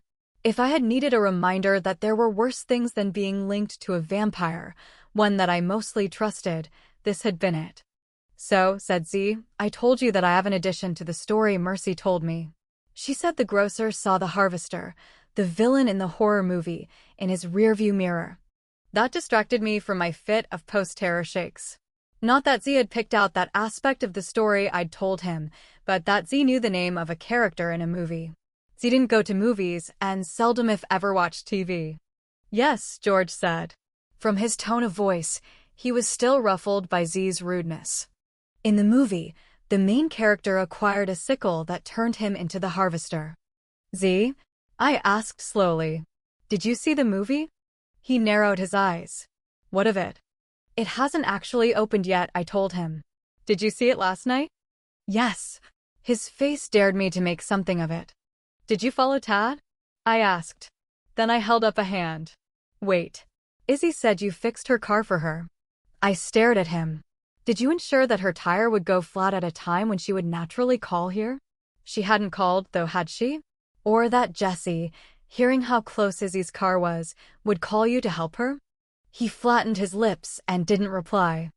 I sat up straight on Adam's lap, put my feet on the floor, and then pulled them up again because that had hurt. Is Izzy in danger from you? Everyone is in danger from me, the old face snarled. Is she in danger from you because she and Tad are dating? Getting information out of the Fae depended upon asking the right questions. If she is no threat to my son's well-being, Z said carefully, then she has nothing to worry about from me. We stared at each other. There are some things our friendship would not recover from, I told him. Harming Izzy is one of them. He angled his head, as if in thought. I will agree, he said slowly, to accept your arbitration if she hurts my son. You won't do anything to her without talking to me about it, I interpreted. And if I tell you to leave her alone, you will do so. He nodded his head abruptly, and I relaxed. Unless he dated while he was back east in college, Tad hasn't had a serious girlfriend before, said Adam thoughtfully. I get where you are coming from. There was so much sympathy in his voice that I craned my neck around so I could see him. You didn't follow Jesse around, I said. Adam didn't reply. I am disappointed in both of you, said George solemnly. Then he ruined it by saying, Z, you have great magics at your beck and call, and you followed Tad around like a mere mortal. Adam, you have all the spy tech anyone could ask for, and a whole pack of werewolves to call upon. Tech would have been a betrayal, Adam said. If Jessie'd caught me skulking around, she'd have had my hide. But if she found out I was watching her with cameras, she would never trust me again. I'd been watching Z's face. He caught you, I said, amazed. Thoughtlessly, I put my feet on the ground so I could lean forward, but then pulled them back up again. Tad caught you when you followed them to the theater. Z's face and his whole body stiffened for an instant, then he relaxed and a huge grin lit his face. That boy is smart like his mama, he said. I am proud. And that's why he'd given in when I confronted him about Izzy. Tad knew about the car thing, too. I relaxed further. Z couldn't do anything to Izzy without Tad finding out. And that made Izzy a whole lot safer. You were going to tell us about the harvester? I suggested. Of course, said Z, his smile fading. This is a film about a man possessed by a sickle which, for some reason I do not understand, they called a scythe. We heard about that, Adam commented. Ja, gut, Z said. In the movie, this sickle drives the man to kill and then to stalk and kill in more and more elaborate ways, ja? Okay, I said. There was such a sickle, Z said heavily. I do not know how it came here, to this place. But about 40 years ago, some damned fool boy found Eider was given it. This sickle is sentient like your walking stick, Mercy. But it is more than that. It conscripts people to its purpose.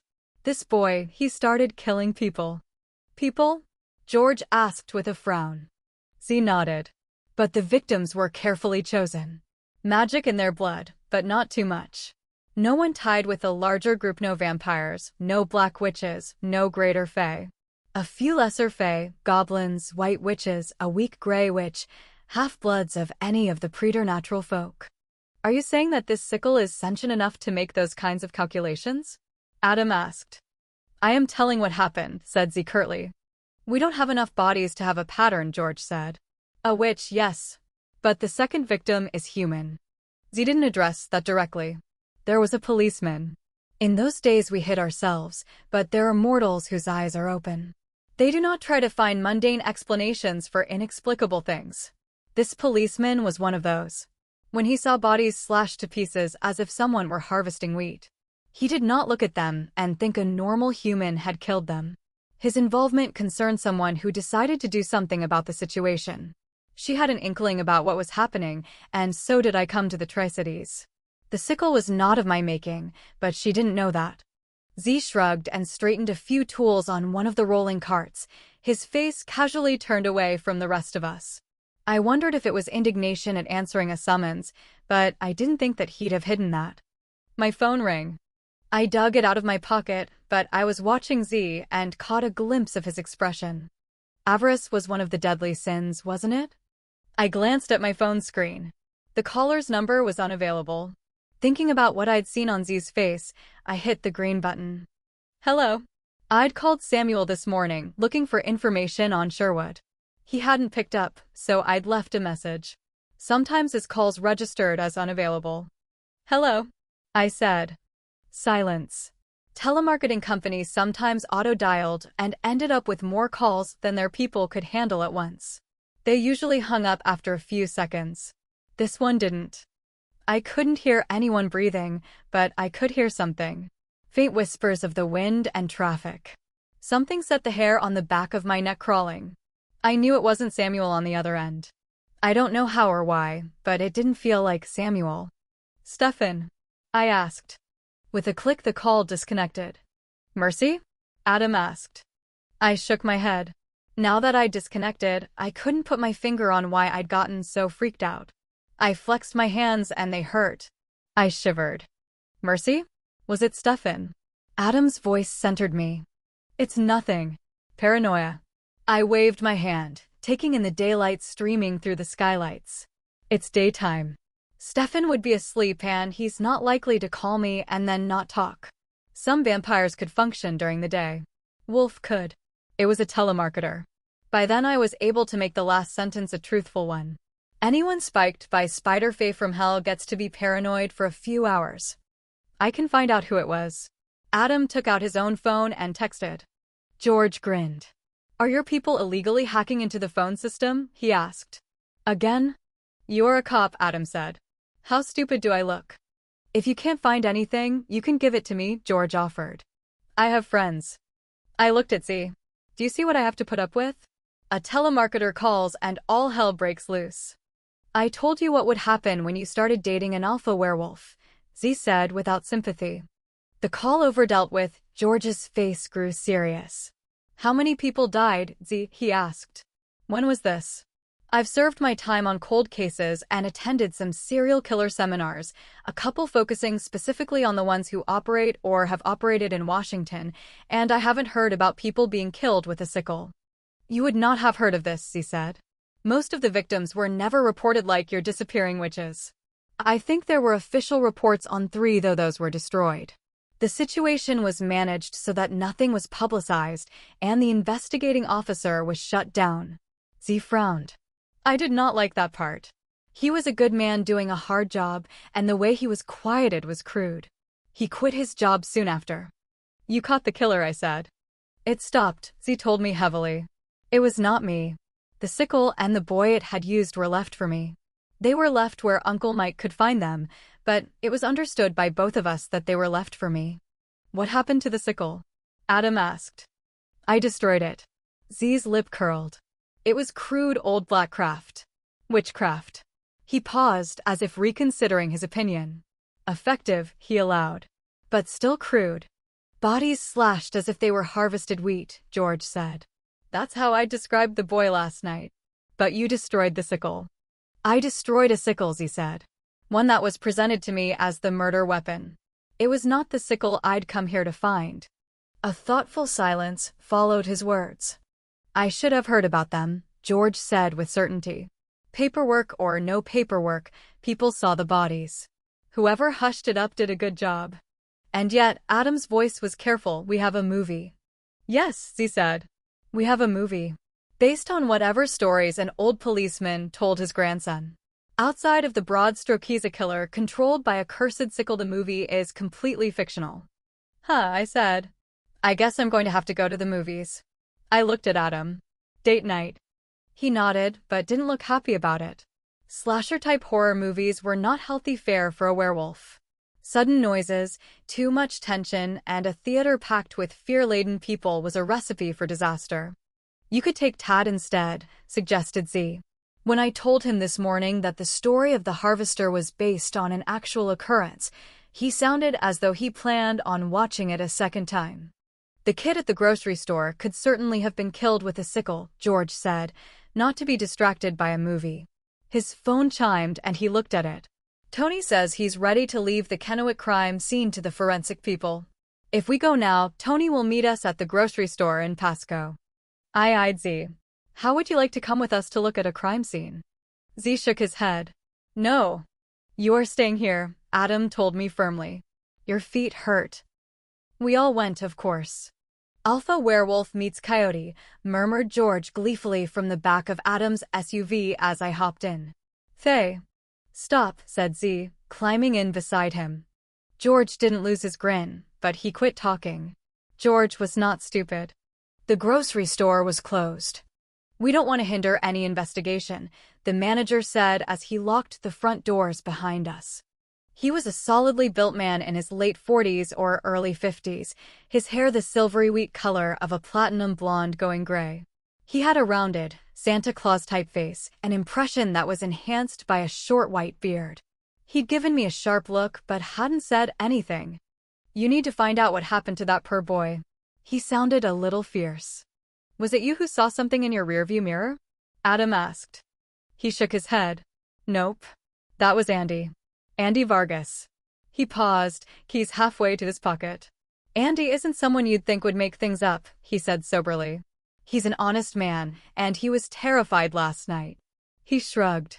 Today he's mortified and regrets saying anything to anyone. He is convinced it was someone in a costume. I put my nose to the floor and did a quick sniff around the entrance. There were a lot of scents, nothing that stood out as unusual to me. Excuse me, the manager said, a little diffidently, is that a coyote? Adam nodded. It is. She'll give us a little more insight into what happened. You didn't bring one of your, the manager fumbled to a stop as Adam looked at him. It's uncomfortable for a man used to being in charge to meet someone like Adam. My mate smiled and the manager relaxed. I didn't think you needed any more monsters here, he said. You aren't monsters, said the manager unexpectedly. I live out in West Pasco. Your wolves took down that zombie cow not 100 yards from my house, and my grandchildren were home visiting. Adam's head tilted. Thank you for that. Let's say I didn't want to scare anyone any more than we had to then. And she's better for something like this anyway. A coyote? Asked the manager. Mostly. Adam considered me. Let's go directly to where the boy was murdered first. Then see if she can track the killer either backward or forward. The manager led us directly to the back area and stopped in front of a wide swinging door. It's just beyond here, he said with a nervous smile. I'll leave you to it. If you need anything, I'll be up in the offices doing paperwork. Otherwise, when you're done, you can leave via any of the exit doors. They lock automatically. Thank you, George said. We'll be fine. The manager's sigh of relief as he walked away would probably not have been audible to a normal human. We followed George through the door to the murder scene. It was, I supposed, exactly what anyone would expect the loading bay of a grocery store to look like. A forklift was parked in one corner next to a stack of orange traffic cones and a bunch of tent-type signs leaning against the wall. The one I could see read caution, wet floor. A bay roll-up door large enough for a semi was flanked by two more doors. On the far side, between the big door and the wall, was a second roll-up door, this one sized for a forklift. The nearer door was a push-bar type with an exit sign overhead. Next to that door, covered with warning signs, was a machine used to flatten cardboard boxes for recycling. I knew that because it was full of flattened cardboard boxes, now drenched in blood. Fenced off by crime scene tape hung over plastic delineator posts, the forklift, the push-bar door, the nearest walls, and about a 10-foot square of concrete floor were also covered with dried blood. Some of it pooled on the floor, but a lot of it was scattered around in sprays of various heights on walls. Looking at the blood-spattered area, I recalled Lady Macbeth's line, yet who would have thought the old man to have had so much blood in him? I was a predator and I killed mostly mice and rabbits. Blood usually didn't bother me. But there was something about the blood spray here that made me feel less like a predator and more like prey. I'd been with packs of werewolves when they took down elk and once a moose. Both of those had a lot more blood volume than a human-sized body did. And yet, it's as though whoever did this wanted to spread the mess as far as they possibly could, said Adam. A lot of this is blood cast from the weapon the killer used. I've seen something like this before, when I went into the jungle with Christensen a few years ago. David Christensen had been changed at the same time as Adam. David ran a small group of mercenaries who specialized in rescuing ransom victims. We were after a drug lord over there who killed people in particularly gory ways in order to terrify people as followers as much as his enemies. Adam's eyes drifted high up on the wall. It worked. We've been asked to stay outside of the taped area, George said. Z dropped down to squat on his heels in a way that no one who looked as old as Z did should be able to and examined the room. He tipped his head so he could see the high spatter on the walls. For cuts, you said. Z stood up again as the body fell. His arm made a different motion than George's had when he'd been describing the killing blows. George had been graceful and quick. Z's were also quick, but they were jerks back toward himself rather than a fluid figure eight. That's not how the body looked. George frowned, watching him. The cuts are in the front. Then the victim was facing away from the killer, said Z. He frowned at the blood pattern, then nodded. A sickle is sharp on the inside curve. You used it in a circular sweep, hooking back toward yourself. Assuming the murder weapon is a sickle.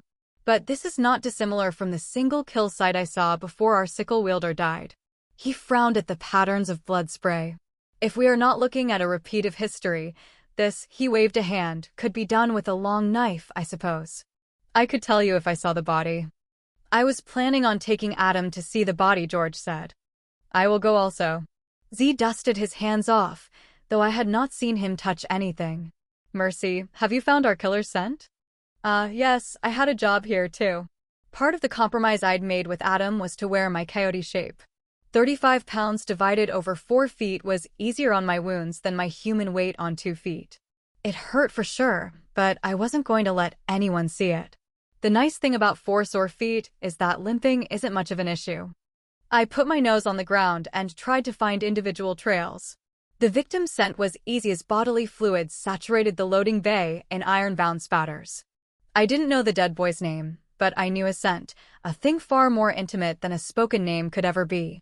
I knew what shampoo he used, and I could have picked his antiperspirant out of a lineup. There was magic here, too. When I shifted into my coyote form, largely I was still me. But the coyote me had senses that the human me did not. And the coyote processed that information just a little differently. Every once in a while, that caught me by surprise, especially if I was in a kind of place where I didn't usually wear my coyote form. That's why I thought at first that the weirdness I was sensing was just the coyote in a grocery store for the first time. I'd caught something while we'd been walking back here, but with my nose to the ground I could taste darkness. Magic shimmered through the fur on my coat, and something altered about the dead boy's scent. I knew who he was. Not his name. His name wasn't important. I knew he'd been impulsive and cheerful. He cared deeply for those around him, but not so much about school or work. I got a fair sense of his fae. Half the singed scent told me he was associated with some fire fae. The magical boost I was getting from it told me his mother had been able to fly and that she was dead. I was drowning in his scent, in the magic that bloomed in the wake of his death.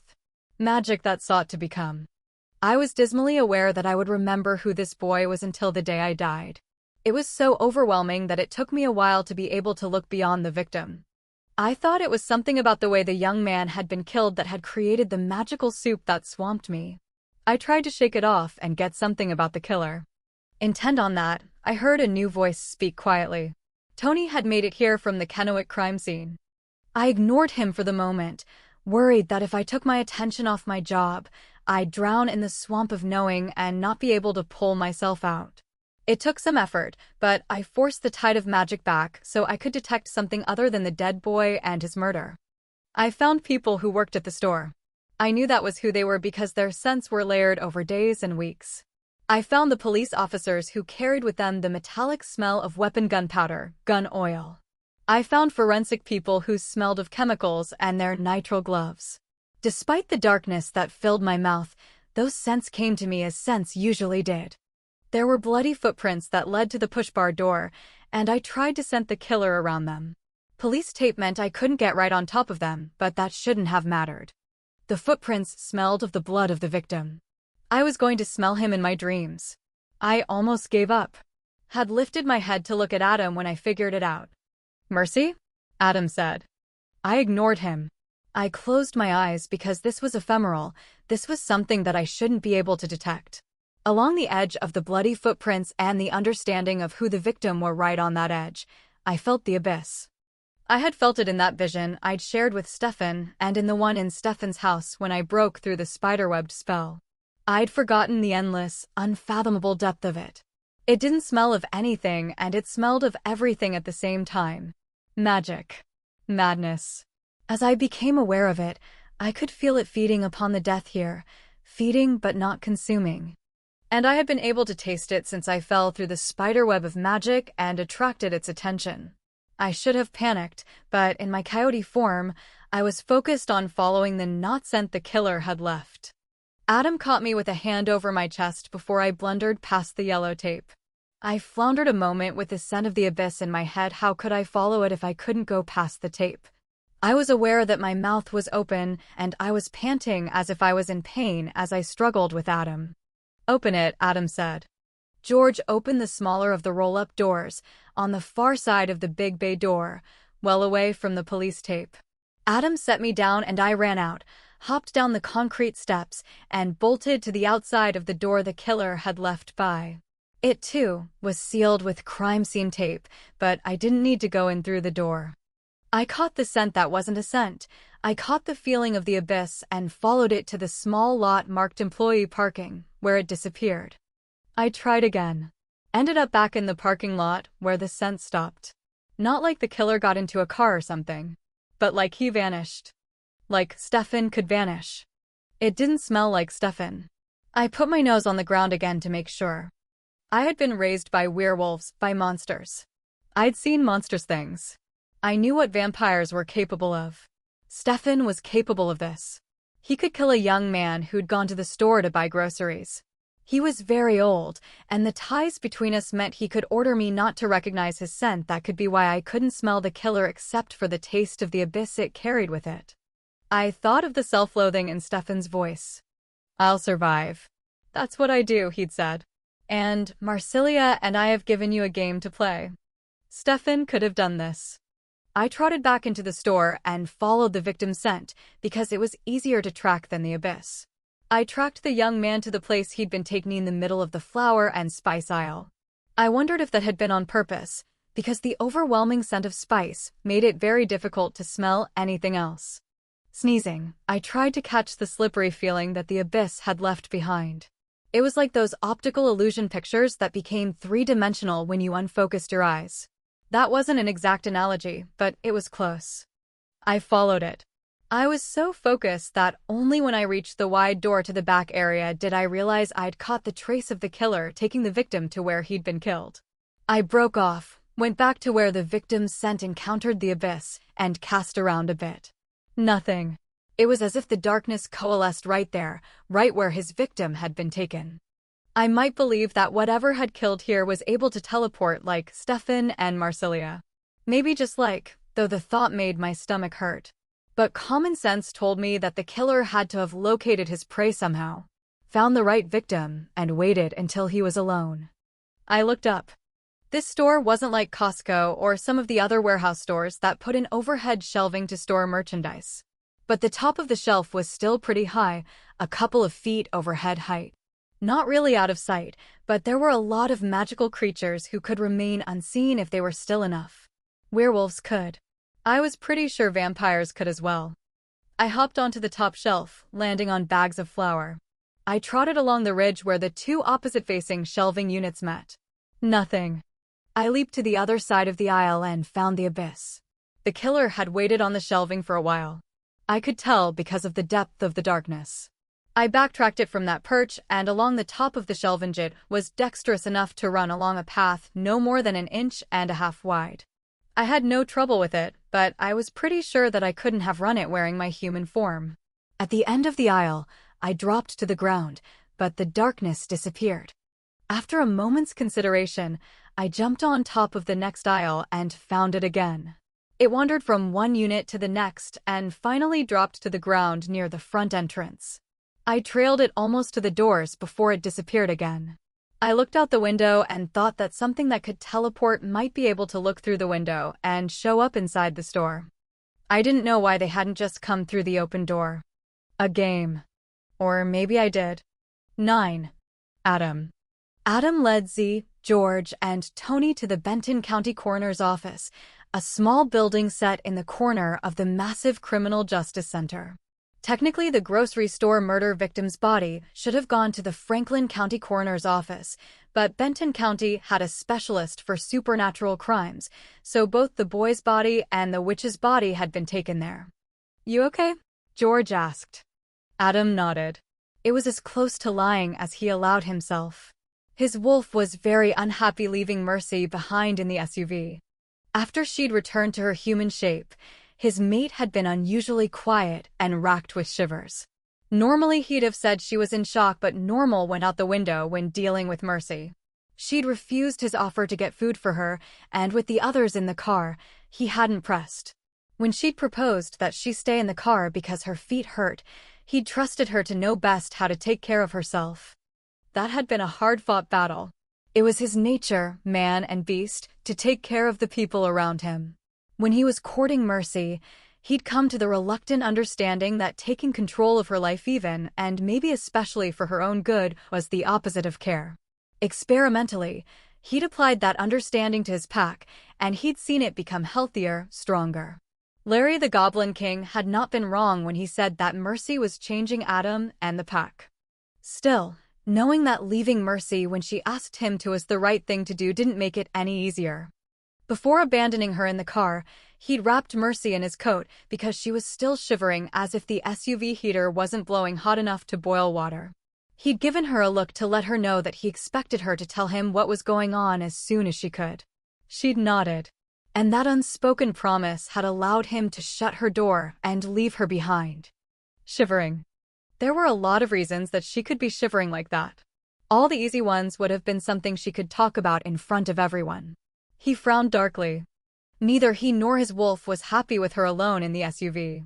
Something more bestial than his wolf stirred to life and brought a growl rising to his lips. He stopped that before it became audible. Mercy still believed that Elizaveta the witch had called the malformed beast into being. Mercy had thought that when she broke the witch's curse, the evil creature who only resembled his wolf as a tank resembled Mercy's beloved and deceased rabbit should have gone away. When it lingered, she had decided it would just need time to fade. Adam knew better. Elizaveta might have given it form, but that beast had been his for longer than Mercy had been alive, born when a God-fearing boy, who'd thought the world was mostly a good place peopled with mostly good folk, met a war in Southeast Asia. Adam had grown that beast to protect himself and used it to wade through scenes of such horror that, even though he'd lived as a werewolf for half a century, the memories still appeared in his worst nightmares. Adam had used the beast to follow orders that no moral being would have been able to carry out, because he knew that those orders were the right ones, no matter how horrific. He had learned to control that monster when other soldiers had given in to theirs. He'd killed some of those people, the man who hunted Vietnamese children after his platoon had been blown to bits by a shoeshine boy. The colonel who collected fingers. Adam didn't even remember most of them, because their deaths had not bothered him, and the graveyard in his soul was full to overflowing with the dead he did regret. When Adam had first been bitten, controlling his wolf spirit had not been very difficult for him. He'd been staying on top of a far worse monster for a few years by then. His time in Vietnam had ended. He hadn't needed the older, more primal beast, so he stuffed it in a cage and forgot about it until Elizaveta had freed it once more. Adam was pretty sure it was here to stay this time. For a moment he flashed back to a night in Mercy's garage when the beast had taken him by surprise and broken free. Belief, he reminded himself fiercely, was important. He could control his monsters, both of them. And he'd use them to protect his pack, his territory, his mate. "It is a bad sign when you growl," Ja asked C. "He's good," George said. "Hard to leave that little coyote when she's having a bad time of it. Not like Mercy to stay behind when we go look at bodies. Maybe there's a ghoul just waiting for us to leave her alone." George was behind him, but Adam could hear the baiting grin in his voice. He's got to think like that. Tough to be the alpha. George thought Adam could control his monsters, too. Not helpful, Adam told him, knowing George would hear the grateful lie in his voice. Having George voice his confidence was helpful. Not accurate, said Tony firmly. She's armed. She's dangerous. And she is sitting in the parking lot of the Criminal Justice Center, not in an ancient graveyard in the middle of Transylvania. Which had been, more or less, the thought that had allowed Adam to leave her when she'd requested it of him. Adam held the office's door open and waited for the others to go in. George gave him a sympathetic glance as he passed by. George was a reliable wolf. He did as he was asked, made good decisions on his own, and took care of the people around him as best he could. He generally thought a lot more than he talked, which was a good thing for a policeman and a werewolf. Tony Montenegro. Mercy had acquired Tony before Adam had met her. He was quick-witted, adaptable, and although Adam had never seen him in action, moved like someone who had been in a lot of fights.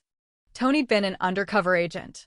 According to Adam's contacts, Tony had been in deep cover a few times, though not in the Tri-Cities. He'd helped to bring down drug traders and a couple of rings of human traffickers. Adam rather thought that Tony probably had his own version of Adam's beast. If so, he carried it well. Tony was the ideal person to be their liaison with the Cape D because Tony knew when to lie, and he did it well enough that not even his fellow police officers knew when he was doing it. It was hard to find a liar with personal integrity. Last to enter was Z. That story about the skull cups with jeweled eyes had not surprised Adam. Some of the Grey Lords in the local reservation had been considered gods, and they still walked softly around Z. The only one who didn't, Uncle Mike, was, in Adam's judgment, the kind of person who ran toward danger rather than away. Mercy treated Z like a grumpy old mechanic, and that's who he had become. Belief like that was important when dealing with magic. The longer Z wore his glamour, his disguise, and the more people believed in that version of the Smith, the more the disguise became real. Belief was important. Adam's wolf approved of Z because he made their mate safer. Adam took great care to treat Z the same way Mercy did, tried very hard to look at the stringy muscles and thinning hair and see only a tough old man. But he never forgot how dangerous the old iron-kissed Fae was. The interior of the coroner's office was decorated in government cheap and long-wearing. It smelled like death. While a feral part of Adam came to alertness, the coroner, an Indian man in his early 50s, greeted George and Tony like old friends. Rahul, Tony, and I've brought a couple of extra people, George explained. This is Z Adalbertsmiter. Z, Rahul Amin. We're here to look at Aubrey Worth and Serena, last name unknown. Amin gave the old man in the greasy mechanic's overalls a professional smile. He did a pretty good job of professionalism when Adam was introduced, too, making an effort to treat Adam as he would any other visitor. He almost succeeded. Adam had grown used to being a local celebrity, and he enjoyed the more recent addition of hero status because it meant fewer people were outright afraid of him. Like Mercy's sword, her late sword, the locals viewed him as protection for them and not a dangerous weapon that could backfire. That attitude made everyone a little more safe. Dimitri, our specialist, won't be here until tomorrow, the coroner said as he led them through the door into the morgue proper. So I have to ask you not to touch the bodies. Of course, Adam said. The morgue was dominated by the large refrigeration unit on the wall opposite the door they entered by. The floors and walls were covered with materials chosen for easy cleaning. It could have been the kitchen of a high-end restaurant except for the smells. The whole room had a meat locker, sent fresh meat, old blood, and new food. Once upon a time he would have fought to put that thought to the back of his mind, but he'd accepted that he was a monster, that the wolf did not care what kind of meat he ate. He also was not much bothered by the smell of rotting flesh. Who do you want to see first? Amin asked. Fair warning, Serena spent a couple of days at room temperature. He glanced at Z and Adam. Evidently, the police officers were presumed to have stronger stomachs than the civilians. It is of no concern, Z said. The woman first. Amin, not having expected the decision from that quarter, glanced around at the others. George nodded at him. With a small shrug, the coroner pulled open a metal drawer. The room was small for the five of them. Adam fell back and caught Tony's and George's eyes, so they did the same, leaving Z and the coroner the space around the dead woman.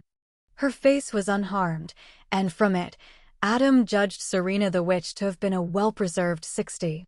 Her sleek black hair was short and sharply defined even after the indignities her body had suffered in dying and afterward. She'd worn her makeup heavy, nearly stage level. A spray of blood droplets scattered across the pallor of the cheek nearest Adam. Her blood-red lipstick was smeared. The photos George had shown them had been accurate as far as they went, but had missed the point. Viewing the actual body, it was obvious that though the wounds impacted the front of the woman, the worst of the damage was to the sides. The cuts were deep, the body nearly severed in two places that Adam could see clearly from where he stood. He'd seen a lot of dead by violent means bodies over the years, enough to form opinions of his own. The weapon had been wielded by someone who was stronger than a human, but it was in need of sharpening because the cuts were ragged. He also thought that the damage done reflected pretty accurately the scenario Z had demonstrated at the kill site rather than George's original version. Z ran his left hand over the body about an inch from her skin, and Adam was pretty sure that if he'd had Mercy's senses, the room would have been filled with magic. As it was, the hair on the back of his neck was standing up. The old fae had a sour look on his face, which was his standard thoughtful expression. Adam was pretty sure Z had not found anything that surprised him. Adam wondered if he should warn the coroner that this corpse would be a target of any Grey witch who knew about her, though a means specialist should be able to tell him that. What could have spooked Helena, the witch who owned the antique store, so she had not taken the corpse herself? What had scared her? Like any predator, most Grey witches had no problem with squeamishness. She had stopped to take photos. Why hadn't she taken the body? Or parts of the body? The organs were the most useful, and there was no sign that anyone had tried to take the dead witch's heart or liver. Z? Adam was starting to think he should have insisted on bringing Mercy in, and not because he was worried about leaving her alone. Could you learn more if you touched the corpse? As Helena presumably had before leaving not only the crime scene, but the whole city. What had she discovered? Ja, he said, straightening up. He glanced at the coroner and said, "But we are guests here. I am ready to look at the boy." The second corpse hit Adam unexpectedly hard. He'd seen a lot of bodies, a lot of death, and nowadays, unless the dead person was someone he knew, he was generally unaffected. But Aubrey Worthworth had been Jesse's age. While his daughter had been half a block away watching a movie, someone had ripped Aubrey's flesh open, spilling his life onto a polished cement floor. He'd had plans, people he loved who loved him back. Now there would be a hole in the world where his life had previously fit. They would find his killer and make sure that no more people died before their time. Adam made himself think about something else before his wolf decided to show itself. The coroner must have figured out that Z was scary while Adam was distracted. Or maybe he'd added 2 and 2 and gotten 5 when Adam asked Z about touching the body. Whatever the reason, Amin had quit trying to make conversation and moved a few steps closer to Tony and George without abandoning his post near the drawer. He looked a little protective of his dead charges, as if he was fighting not to put himself between Z and Aubrey Worth's corpse. Z began by treating the young man's body the same as he had the first. But when he was done using his hands, he put his face quite close to the body. Amin looked as though he was going to protest, but Tony put a hand on his arm. Not restraint, exactly, but requesting cooperation. Ignoring the silent argument, Z closed his eyes and inhaled. Adam knew about scenting things. Sometimes holding the air in your lungs for a couple of seconds, and then letting the air back out through your nose gave you a different take on subtle scents.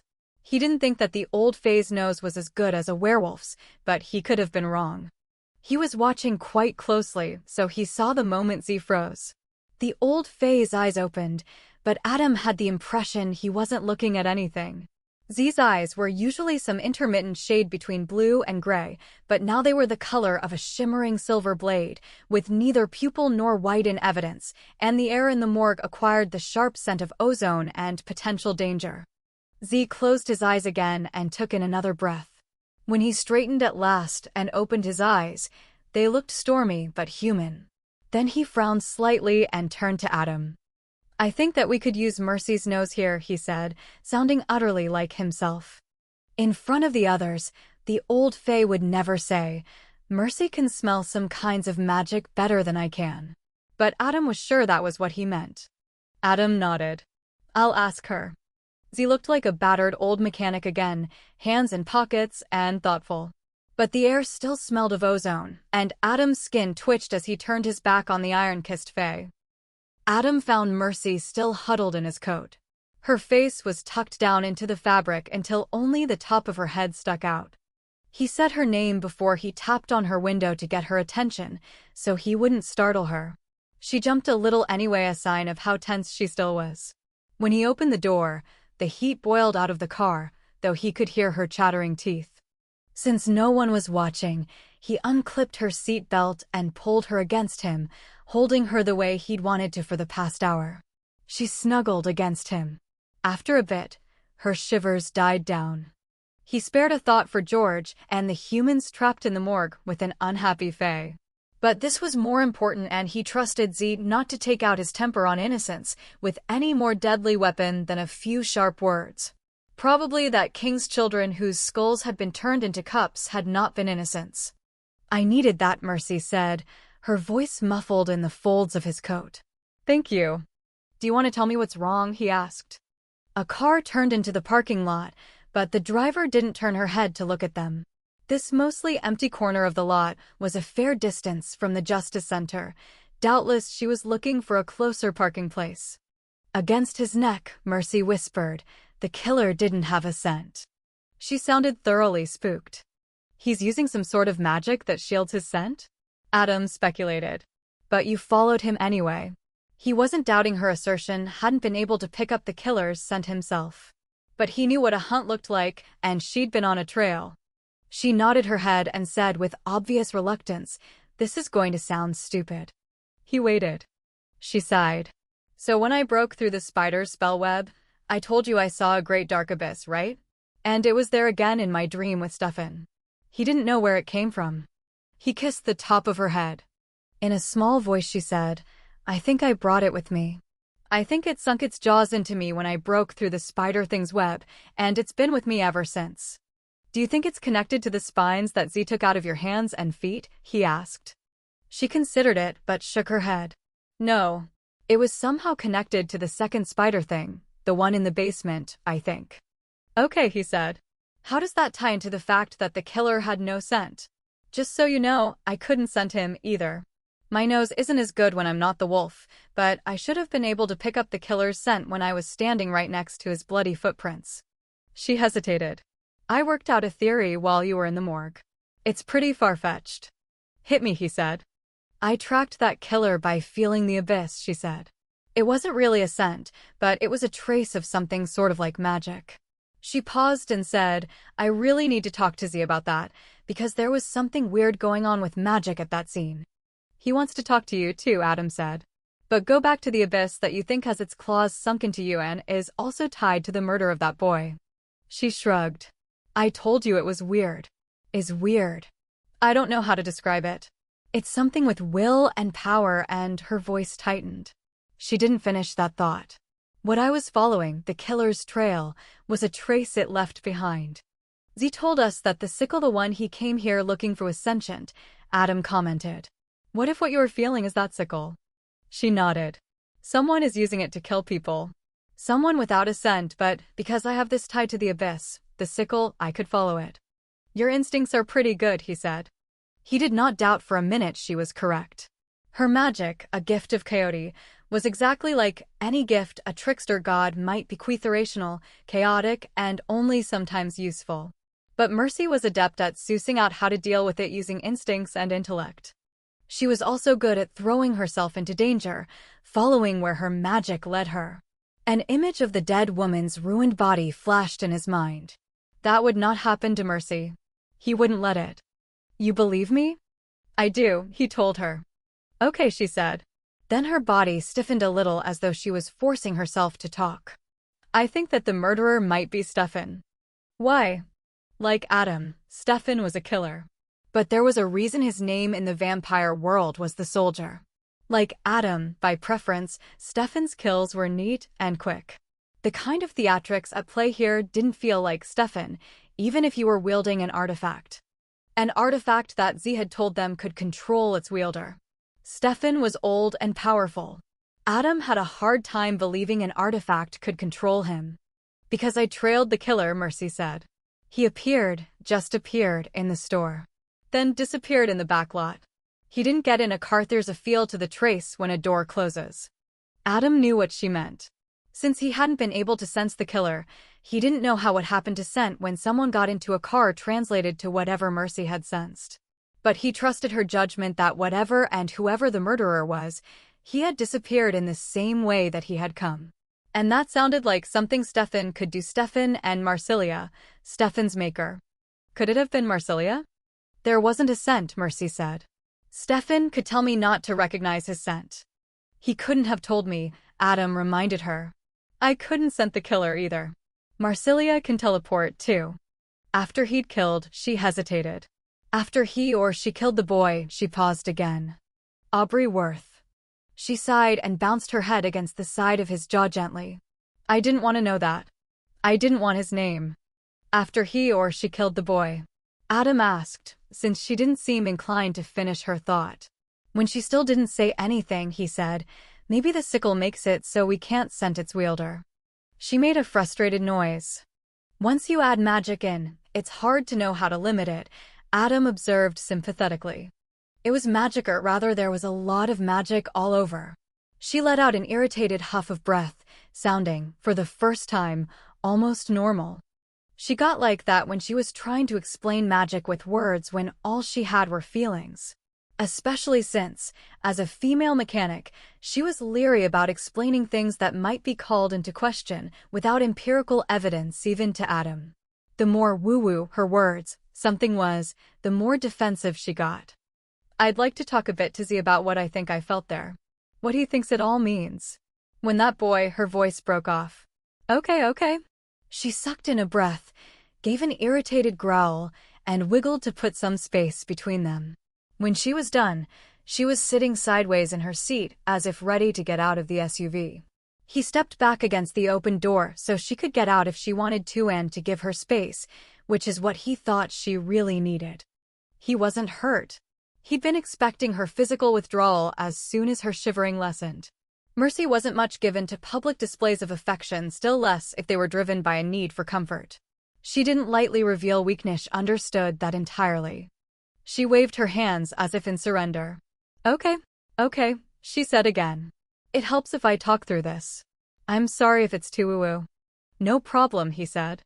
She gave him a suspicious look, but evidently he was successful in hiding his amusement at her discomfort, because she started talking. When Aubrey died, there was some sort of explosion of magic, too. I could feel the remnants of it. It felt as if the blood on the floor was still connected to the killer in some way. I could trace that feeling both ways. To Aubrey and to the killer, Adam said, not liking the way that sounded. She nodded, and her body gave a convulsive shiver. Her eyebrows rose a bit, and she took another deep breath. She met his eyes. I think I could track that magic because it's attached to me too. A sort of awful three-way tie. She glanced in the back seat, and her face tightened. Company? Adam asked. He'd gotten used to that aspect of her power. I can't tell. He could sometimes sense the ghosts, even see them, as he'd seen the boy in Stefan's house. But if he could, it was a bad thing. Whenever he walked into Mercy's old house, he felt like a long-tailed cat in a room full of rocking chairs. She nodded, a flicker of relief crossing her face. He couldn't tell if she was relieved that the ghost was weak enough he couldn't perceive it, or if she was relieved that she didn't have to talk about it and risk making it stronger. He could make an educated guess about who the ghost was. That magical connection gave me insights into the boy.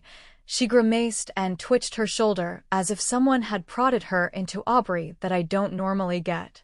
Sort of a spiritual equivalent of the scent of a person.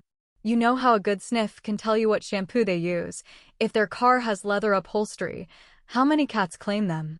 Adam nodded. Well, I can tell you that our victim was not too bright but sweet as they come. He was half in love with one of his roommates and half in love with a cute girl in one of his study groups that, so far, he had been too shy to speak to. He loved bubble tea and sushi.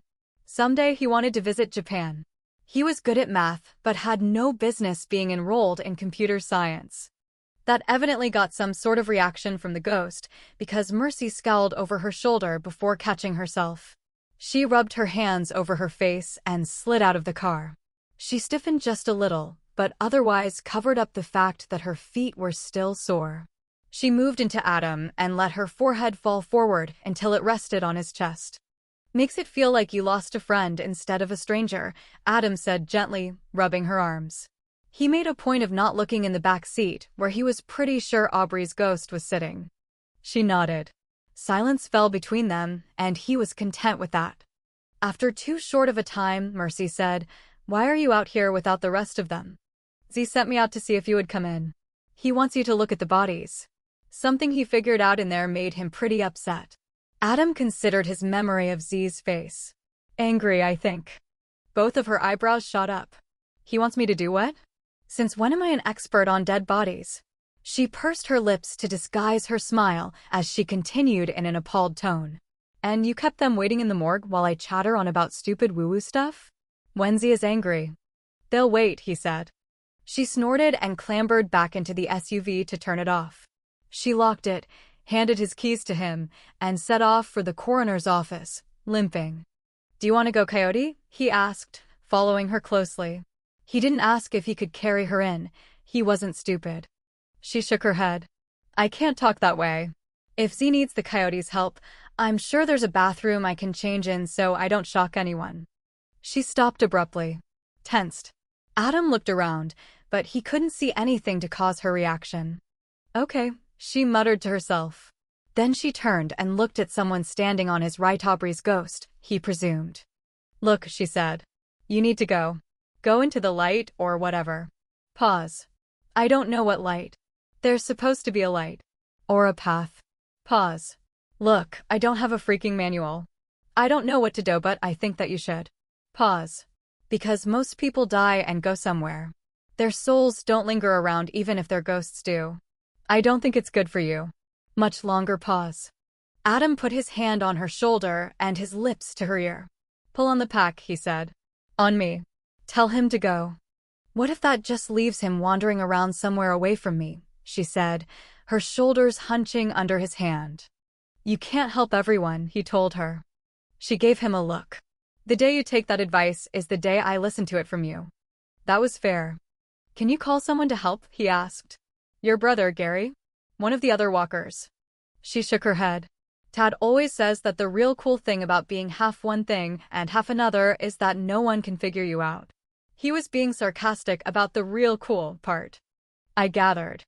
Even Gary's powers work differently than mine do," she said.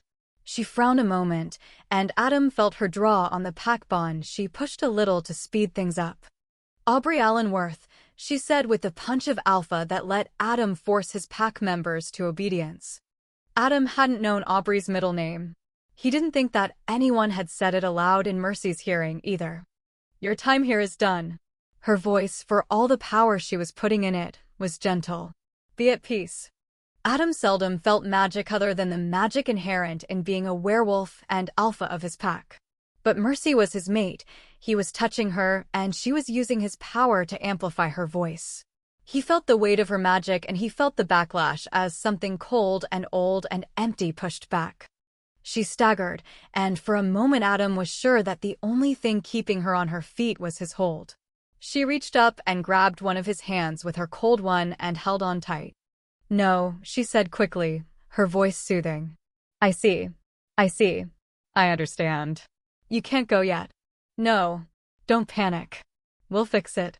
Calm down." That last she put another push of pack magic into. "Okay," she said. "I understand. But I won't take you into that building because it's not a good place for you. Could you wait by the SUV?" She waited, then released Adam's hand to stride off toward the coroner's office, muttering, "If I'm going to be haunted for the rest of my life, at least it will be by a sweet boy who takes orders." "Do you think that's likely?" he asked, keeping his voice down. Whatever had happened had scared her, and she needed to distract herself. It scared him, too, because it hadn't felt like anything a big bad wolf could protect Mercy from. Mercy started to shrug, and then said, "I think that if we can find the killer, we might be able to break whatever is keeping Aubrey here. It's not what Frost did to Peter, but it's the same effect." Frost had been a vampire who fed off the souls of the dead, keeping his victims tied to their bodies, including one of Adam's wolves. Frost had been a nasty piece of work. "Okay," he said, putting confidence in his voice. They'd handled every other damn thing that had come their way, including Frost. They'd handle this one too. Hopefully. "I don't know what I'm talking about," she reminded him. "I wish there were a Haynes or Chilton repair manual on how I work." "You'll figure it out," he assured her earnestly. She turned to him, eyes alight with ire, and then frowned. "Quit baiting me." He grinned, unable to help himself. What a gift she was. Mercy sniffed again. Like Z had been, she was careful not to touch the boy's body. Her brows were drawn in puzzlement, and she tilted her head as if trying to catch some faint sound. Abruptly, she stiffened and closed her eyes, and Adam felt her draw upon the pack not for power, but as an anchor. Instinctively, he stepped forward and reached out to touch her. Z got in his way. Had it been anyone else in the room, Adam would have knocked them aside. But Z was protective of Mercy, and he knew magic. If he didn't think Adam should touch her, Adam had to trust his judgment. He didn't have to like it, though. "You know something of their deaths," said Amin, watching Mercy. "Is there anything that I should tell Dimitri to be careful of during the autopsy?" Mercy straightened, shivered, and looked at the coroner. "I think that you should put off the autopsies as long as possible. You aren't going to learn anything helpful that points to this killer," she said. And she glanced at Z. The Fae's anger had not eased at all while Adam was gone. It gathered around Z like the moment before lightning struck, and felt a lot bigger than it had when Adam went to get Mercy. The awareness of the danger slid down Adam's spine, and the smell of iron-rich battle fury brushed his nose like a future memory. Adam was pretty sure Mercy could feel it, just wasn't moved by it. Growing up in the Merrick's pack of crazies had left Mercy pretty unimpressed by temper. George had put himself between the Fae and the other two, which told Adam that George knew what was going on. But Tony and the coroner weren't plastered against the wall and shaking with fear, so he figured they had no clue. That was probably just as well. "Probably it would be safe enough," Z said, sounding cool as a cucumber. "But only probably." "It's our job," Amin said. He waved a hand at the refrigeration unit. "There are charges. Dimitri's and mine. Could you give us a week?" Mercy asked. "We don't really know what's going on yet. If you could give us some time, we will know more." "Do you know who the killer is?" he asked. "We know what killed them," answered Z. "The other question may be less interesting than you think." Amin shook his head. "We take care of them," he told them. "Probably safe is good enough. Let me know if you find out definitely not safe, otherwise, we will follow procedure." At Z's request, they stopped at the cemetery off the bypass highway that separated the Yakima River from Richland. He hadn't said why, and no one in the SUV was stupid enough to ask. Tony was pretty sharp. He had caught on that there was something wrong. Probably from the way everyone but Mercy was treating Z. Z directed them through the maze of well-tended gravel drives before he had them stop.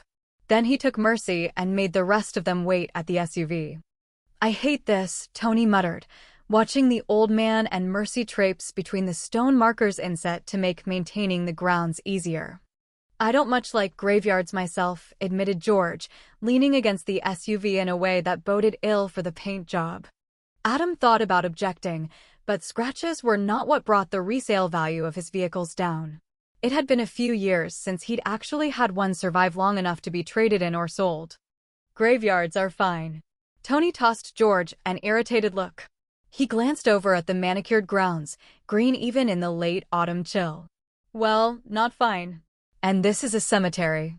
Graveyards are next to churches. What I hate is knowing fuck all about what is going on while bodies are falling around me." He frowned at Adam, as if Adam knew what was going on and was keeping it from him. "You didn't spend any time in the military, did you?" asked George wryly. Adam felt his own lips twist. George's time in the military had been during World War I, but some things did not change. Z and Mercy had stopped by a grave. Mercy sat down cross-legged on the grass and put her hand on a gravestone. Huh. Z had said that Mercy had a better nose for magic than he did. And Mercy's magic, nose-driven or not, worked better with the dead. Not that she was happy about that. Adam pulled out his phone and checked. This cemetery had been in existence since 1956. "You will tell me what's going on when you know?" asked Tony in a voice that clearly said he didn't expect them to do that. George shrugged. "You know how it is." They'd stopped at Mercy's garage, where George and Z had left their cars. Adam didn't think that Mercy was planning on opening the garage until tomorrow, but she and Z were fighting with the office door lock, so evidently she and Z had something planned. Maybe she'd left something inside, but more likely they were going to talk through what they'd found. Tony's complaint at the cemetery had hit a chord with Adam.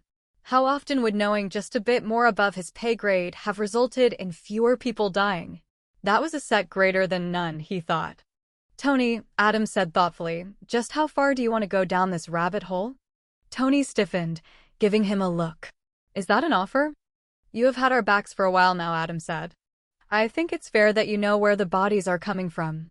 "I think there," he nodded toward the door, where Mercy had stepped back and was watching Z manage the lock, not sure what's going on. "But I will tell you when we have a working theory." Catch. You'll have to lie about it to your fellow officers, knowing that ignorance might get them killed, though maybe slower than actually knowing what's going on. Tony's eyes narrowed. "You think that's new to me? I might not have fought in an organized war, but I've been in the trenches, where it's hard to decide who is friend and who is foe." "Organized," said George carefully. "War. I haven't been in one of those." Adam gave a huff of laughter. "Isn't that the truth?" He returned to the subject at hand. "There is still a hard limit to what I can let you know. Secrets that aren't mine. I'll share what I can without regard to your safety, but I will impose silence on you about things that outsiders cannot know. That will mean that sometimes when those bodies fall, you will know that it was your silence that let them die. Your silence, and not just mine." Tony met his gaze and held it long enough that Adam had to put a hold on his wolf. "Fair offer," Tony said. "Can I think on it?" "Open offer," Adam agreed. He waited outside until George's car pulled out of the lot. 10. I followed Z into the garage, where presumably he'd tell me all about what was going on. I felt like I had too much information and none of it went together. I had a box of jigsaw pieces, but I felt like I couldn't tell if they all went to one puzzle or 3 different ones. I clutched Adam's coat around me, probably looking like an idiot. I was tired, sore, and scared, and well beyond caring what I looked like, or at least caring enough to do anything about it. Aubrey followed me. I'd quit talking to him, though it was probably already too late. I didn't know if my paying attention to him affected Aubrey anyway, because he wasn't a typical ghost. I hadn't really figured that out before I tried to help him go into the light, or whatever. Ghosts are spirit, what's left behind sometimes when people die. Aubrey was the whole kit and caboodle minus his body soul bound to this earth, as if he were still alive. And not really without body, either, though that was dead, all right. But when I'd tried to send him on, I'd felt that the ties that bound him to his body weren't cut the way they should be. Z took a seat on one of the short mechanic stools, the kind on wheels, arms crossed and mouth set. The unhappiness that had begun earlier today and built into anger through the visit to the grocery store, morgue, and cemetery was still with him. Z could hold on to rage longer than anyone I knew. "Mercy," he began, but I stopped him. "Could you wait for Adam?" I asked. He raised an eyebrow. Adam couldn't perceive the kind of magic that Z and I had been waiting through all day. I wasn't sure I was getting all of it. What I did get, I hoped I didn't understand what it meant, because what I thought it meant was bad. I had the distinct feeling that Z's explanation wasn't going to make me feel any better, any less afraid. I'd had a spider fillet thorns or something that had turned into eggs infesting my hands and feet, and those embryonic creatures had taken control of my mind. The spider eggs were going to give me the willies for days once I allowed myself to think about them. I'd waded through the magical and physical leavings of a killer and viewed the bodies he'd left in his wake. If I was going to get more horrible news, and I was pretty sure I wanted Adam to get the horrible news with me. I raised my chin in response to Z's eyebrow lift to indicate that I didn't care if Adam added to the discussion or not. I wanted to wait for him. That seemed to amuse without cooling the rage I could feel radiating off him. He shrugged to indicate that he was fine waiting for Adam even if he thought I was being stupid. My hands and feet hurt, a dull irritating ache that didn't keep me from pacing. Pacing meant that Aubrey had a harder time trying to invade my personal bubble. As a bonus, as I walked, the minor pain of my feet distracted me from the worst part of my day so far. The awareness that I was somehow tied to that dark entity hadn't faded like it had after I'd dreamed about it. Maybe if I hadn't tried to send Aubrey to wherever souls go when their bodies die, or maybe if I hadn't examined Aubrey's body, if I hadn't tracked the killer using my ties to that endless darkness, maybe if I hadn't gotten up this morning I wouldn't be noticing that the taste of darkness in my mouth was strong enough to choke on. Probably, as Larry the Goblin King had not so usefully warned me after the fact, it really hadn't been a good idea to use my body to break the spider phase web. Something about that surge of aimless magic had made me vulnerable enough for the abyss, or whatever it was, to connect with me. I heard Adam open the office door and lock it behind him. That was smart. No need for a customer to come in and overhear us talking about a serial killer. Adam walked in and I immediately felt better. His air of competence and confidence was contagious. It worked on the pack, and it worked on me. With Adam in the room, I knew he would find a path forward that was, at the very least, less stupid than all the other paths forward no matter how bad the situation was. Adam glanced at Z, who might have looked a little ridiculous squatting on the short stool if he hadn't felt so dangerous. That Adam took note of Z first told me that he considered Z a threat. My mate is not stupid. Adam looked at me and I caught the moment he saw I was still wearing his coat, indoors where the temperature was fine for shirt sleeves. He met my eyes and smiled. It wasn't amused, that smile. He liked it when I wore his clothes. I went from feeling ridiculous to feeling sexy in one smile. "Let me start," Adam said, holding up a finger. "Mercy's been tied to some kind of intelligence since she broke the spell web at Stefan's, and it is getting stronger." "This is true." Z turned to me. I shrugged, glad of the warmth of Adam's coat. "Yes. That is not good." "Agreed," Adam said with a growl. He held up a second finger and said, "At the grocery store, Mercy could tell that intelligence was tied to the killing of the young man, which means presumably also the witch earlier this week. She thinks this intelligence is feeding off the deaths and using them." Z nodded. Adam held up a third finger.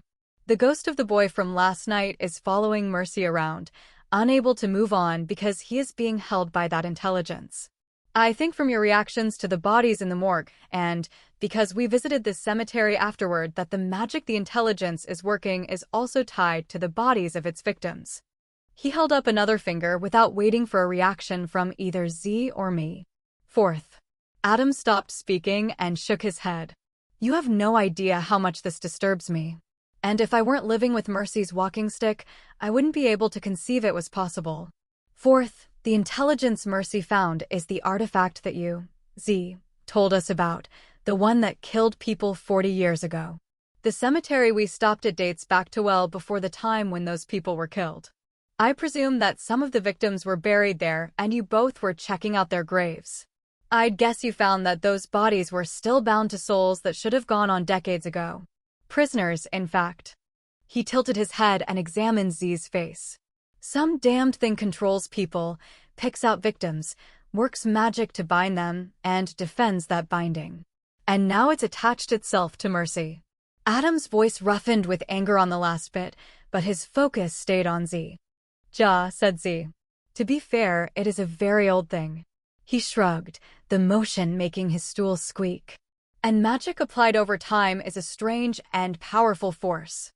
Finally, Adam said, "You're mad as a wet hen because someone pulled the wool over your eyes all those decades ago by slipping you a sloppy ringer when you were hunting a powerful artifact." "Perceptive for someone who has no feel for magic," said Z sourly. He considered Adam a moment, then said, "I believe that the intelligence that Mercy is sensing is an artifact known as the Seelenhammer." "The Soul Taker?" I asked, dusting off my rusty German. Like in the children's prayer? Z looked blank, so Adam recited it for him. I joined him on the last line, remembering that Stefan had quoted that, too. If I should die before I wake, I pray the Lord my soul to take. Z stared at us. And that is a prayer for children to recite? I nodded. He grimaced. Charming. Yes, the soul taker. Or possibly the soul stealer. Ja. I have been hunting this artifact for a long time. For decades ago, I was told that it might be here, and that possibility was the reason I came. He gave Adam a savage smile. That I followed orders. I get you, Adam said. Z nodded. When I came to look, the killer was found dead, and I was given a weapon that could have been the murder weapon. It is my shame that I did not look beyond my disappointment. He frowned, and for a moment the whole garage smelled of his rage before he quenched it into something colder. Someone played a game with me. They had a second sickle that could have killed people the way Aubrey was killed? I asked, because that part of the story didn't make sense. Something just sitting around for them to use when you appeared on the scene? That is why I did not look further, Z said in an aggrieved tone. Who would have such a thing? It was inferior to the Soul Taker, but still an artifact that had taken a great deal of time and effort to craft, for all that it was mortal made. A few centuries old, it was valuable in its own way. And, too, a sickle is not a usual weapon to be so crafted. It is far more useful as a farming implement. Adam grunted, then said, convenient that someone produced both a sickle that could have done the job and a dead body who could not be questioned. I presume you are sure that the body was the one who had been doing the killing. Z nodded. Yes, and I never found out who left them for Uncle Mike to find. I made assumptions, but I didn't push it further because I wasn't interested in how or why, just in acquiring the Soul Taker. You came here to find it, I said. You thought that the sickle was the wrong one and destroyed it. And you stayed here. Why? He paused and his chair squeaked again as he rocked back. I had been looking for the Soul Taker for a very long time, and creatures as old as I am eventually run out of things that make life interesting. I decided to settle here and wait. You've been waiting for 40 years to see if an artifact turned up? I asked. It started that way, he said. 40 years is not a long time, Liebchen. I am patient. Adam pulled over one of our shop stools and bumped my leg with it. Sit, he said. You make my feet hurt. I sat down with a thump. Adam stepped behind me and put his hands on my shoulders. We have some unknowns to address, he told us. It is possible that 40-odd years ago an artifact was found by chance and some clueless kid. He paused, and Z nodded. He was no one special. An average human teenager before he was taken, Z said. But someone killed him and slipped you a ringer, Adam continued. I hadn't realized that Z had calmed down during our discussion until he got angry again. Yes, Z said. We don't know who that is, Adam said. But I am going to assume, based on the evidence that the Soul Taker is active again, that the person who killed that teenager and gave you a replacement sickle is the one who saw to it that the Soul Taker is out killing people again. Z nodded. I agree. And possibly that person is responsible for the last time, too. Before that incident, the Soul Taker was last active 3 centuries ago in Eastern Europe. Someone brought it from there to here. Second unknown person is our current killer, Adam said. This killer, we think, is not a mundane person. He glanced at me. Teleported, I told Z, making a bouncing gesture with my hand and making pop-pop sounds. I think it might be Stefan, but something is interfering with my ability to pick up a real scent. I got that out as if it didn't matter to me, but Z gave me a sharp look and Adam's hands tightened on my shoulders. It could be Marsilia, Z said. I shouldn't have been surprised that he knew she could teleport, but I was. Or any of their bloodline who got that gift. That's what I said, Adam agreed. But I just can't see either of them giving their minds over to an artifact, no matter how powerful. Vampires have mind magic naturally, and Marsilia and Stefan are old and powerful. Agreed, Z said thoughtfully. There is the possibility that the Soul Taker is being used without taking over its wielder, but then it is even less likely, because the vampires, more than any of us, do not want bad publicity. They do not want any publicity. I thought about my dreams. What about torture? I asked. Adam caught what I meant immediately. You mean the way Stefan showed up with gouged out eyes? Torture weakens the will, said Z, with more confidence than I wanted to see in someone I considered a friend. He nodded slowly. That might do it, but it would take weeks, if not longer, to break the shields that master vampires can call to protect their minds. Could the artifact give someone the ability to teleport? I asked. I mean, could we be looking at a normal human given magical powers by the artifact? Z shrugged. If I had ever held the Soul Taker in my own hands, I could tell you. My own weapons can make an unskilled warrior more skilled. Give them strength, endurance, and other things. He frowned. Other Fae artificers have done more, cloaks that make one invisible, or change the wearer into a stag or a horse. He held up a finger, asking us to wait while he thought. Eventually, he shook his head. Giving its wielder more power is not something the stories credit the Soul Taker with. It is possible, but unlikely. Seeing my face, he said, it is an uncommon gift, but there are Fae who can teleport, as well as a few other beings. Uncle Mike will know. Okay, please let me know if he comes up with some possibilities, I said. Then I altered the subject. Whether it has anything to do with the Soul Taker or not, something is going on with the Seath. Stefan is missing. We are looking for Wolf, too. And Larry says that all of the vampires in the Seath got into fancy cars and drove away, leaving the Seath empty. Larry thinks that Wolf is shaking things up, Adam said. I don't disagree with him. If Bonarata weren't in Italy, I'd look to him, though he has used Wolf to work his mischief before. He shook his head. But I'm not sure that it is connected with the Soul Taker. Except, Z said softly, looking at me, that Mercy tells us that the Soul Taker noticed her and attached itself when she broke through the spell woven by the Spider Fae at Stefan's house. I nodded, flexing my hands reflexively. There is something about spiders and the Soul Taker, Z said. He tapped his forehead. It is in here somewhere, but I am very old and I think it is an old story. I will think on it some more. There are people who might remember. It sounds like we have one problem and not two, said Adam. I don't think that makes our situation better. No, I agreed. I am not going to be able to come in here tomorrow, Liebchen, Z said in a total non sequitur. Either you'll have to work the shop or close it for a day, which is bad for business. It became obvious that he wasn't going to elaborate until I responded. I rubbed my face and glanced at Adam. We're going to break into the Seath tomorrow, he said. I've arranged to bring some of our pack with us. With us can be with me if you need to open the shop. If we run into something where we need you, we can always call. I should go with him. But I was exhausted mentally and physically. The idea of coming to work and doing something I knew how to do was very appealing. At the very least, I was unlikely to have Spider Fae lay eggs in my feet if I was taking apart carburetors. Mary Jo was going to come with us to the Seath, Adam said. If you stay here, I'd ask that you keep her with you here for the day. He met my eyes and waited. This was not an I want to keep you safe, little woman request.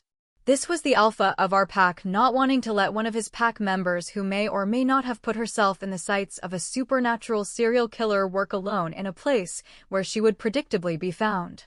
She can do paperwork. Adam offered up Mary Jo to my least favorite job without evidence of a qualm. After a few terrible incidents, Mary Jo and I were coming to an odd sort of acceptance of each other. It wasn't quite friendship, though the possibility was there more a matter of mutual respect. You mean I get to torture her? I asked. Adam threw back his head and laughed. Of course I'm coming with you, I told him. I'll close the shop for the day. I glanced at Z. If we don't take a random day off every once in a while, our customers will think they are in charge. Past, said Z, the satisfaction in his tone conveying the meaning of the German word, which meant I probably wouldn't bother looking it up in the Langenscheid's English-German dictionary I kept tucked in a drawer in the office. Z, I said. We need to talk about the Soul Taker. What it is. What it's doing. And how to render it harmless. He stared down at his boots. Then he laced his fingers together and stretched them, as if preparing for an arduous task. Most artifacts are made with intent, he said. On purpose rather than by accident. And if so made, most are crafted by the Fae. He reached out a hand and pulled the walking stick, my walking stick, from the air. I had been looking at his hands and couldn't quite pinpoint the moment in which the walking stick had appeared.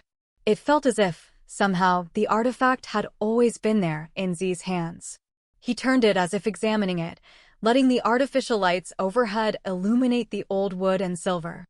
He eventually continued, "Humans can also create magical items, but being mortal, most are not concerned with making something that outlives them. The more conscientious mortals are very concerned, in fact, that nothing they make outlasts them so that they do no unintentional harm." His face composed itself into something subtly more gentle, as if thinking about someone specific. "A witch's magic dies when they die, usually. And if not, it fades over time. Humans are rarely able to make true artifacts. There are, outside of the Fae and human magic users, few other beings whose magical crafting lends itself into making artifacts." Everyone in the garage bay knew all of this. My feet hurt. I was very tired. And I realized, hungry. I should have let Adam get food earlier. Z was seldom long-winded, I reminded myself. If he was taking time with this, it was because he thought it was important. Among the Fae, there have never been many who could make even such a minor artifact as this once was. He tapped the walking stick lightly, then spun it. I would never have suspected that the old Fae had the skills of a drum major, but he twirled it so fast it blurred. "Still spinning it," he said. "Ariana, Samuel's mate, was one of the best of the makers before she deliberately crippled herself." He tossed the walking stick up and caught it. Luff. As he spoke that name, a spark of light twinkled in the worked silver that bound the gray wood of the artifact Luff had crafted who knew how long ago. Possibly Z had an idea, but I doubted it. The few very old beings I knew tended not to dwell on the past or count the years. An artifact is made and then finished, sealed in its wholeness so it neither gains nor loses magic. Nor can its purpose be changed. Luff was careless in his later years, though mostly that just meant that his artifacts lost power, became less, and then broke. He tossed the walking stick at me without warning. I caught it. Or possibly it came to my hand. "It is not the case that your walking stick was improperly made," Z said. "Extraordinary things happened to it while it was in your hands to change it. To allow it to change." He looked at me. "I didn't mean to," I said. I had done something to the walking stick, a lot of somethings that had resulted in the object I held in my hands. I'd used it to kill an immortal monster. I considered that and amended it to multiple immortal monsters, at least one of which might have been considered a god. I'd gifted it to Coyote, which, in retrospect, might not have been the smartest thing I could have done. The walking stick had gained in power, in versatility, and sentience. I didn't know what it could do, or would do, and neither did anyone else. Because there is another way for an artifact to be made. Z's voice was soft. Worship. Blood. Desperate need the way that you remade Luffa's walking stick.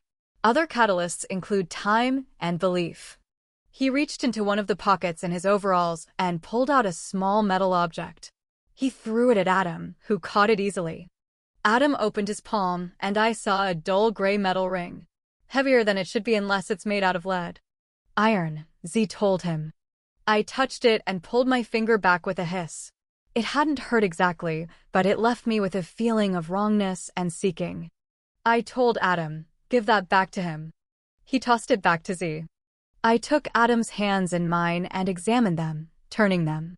I had no idea what I was looking for and didn't find anything, but the palms of my own hands itched. Possibly that was still because I'd had spider eggs dug out of them. "Go wash," I said. Running water was effective at dispelling magic. It should wash away any taint that foul thing had left behind. You don't want any of that sticking to you. He didn't argue or ask what that was. As soon as I heard the sound of the faucet in the bathroom being turned on, some of my urgency dissipated, leaving room for anger. "What were you thinking?" I growled. "That isn't something you just toss around as if you'd picked it up at Walmart. And you don't, by God and all his angels, you don't ever throw something like that at my mate." Behind me, Adam laughed. I turned to give him an indignant look to see him drying his hands off with a shop rag. But he was looking at Z. "Bran looks like that when she lays into him," he told Z. Affronted, but also sort of incredulous and delighted. "When was the last time someone yelled at you for a—" and his voice lost its amusement, "dumb stunt?" He let the words ring a moment and said, "Are you going to tell me what that was?" "Haunted," I said. "An artifact," Z answered at the same time. Z shrugged. Haunted might be right. Your mate was in no danger. It takes time to feel its effects, and once it is no longer in skin contact, its magic dissipates. I stand by my objection, I said. I don't care how harmless you think it is. Don't throw cursed objects at my husband. Z threw up his hands. Fine. Fine. Adam got us back on track. What would it do if I wore it for longer than 5 minutes? Z looked at me.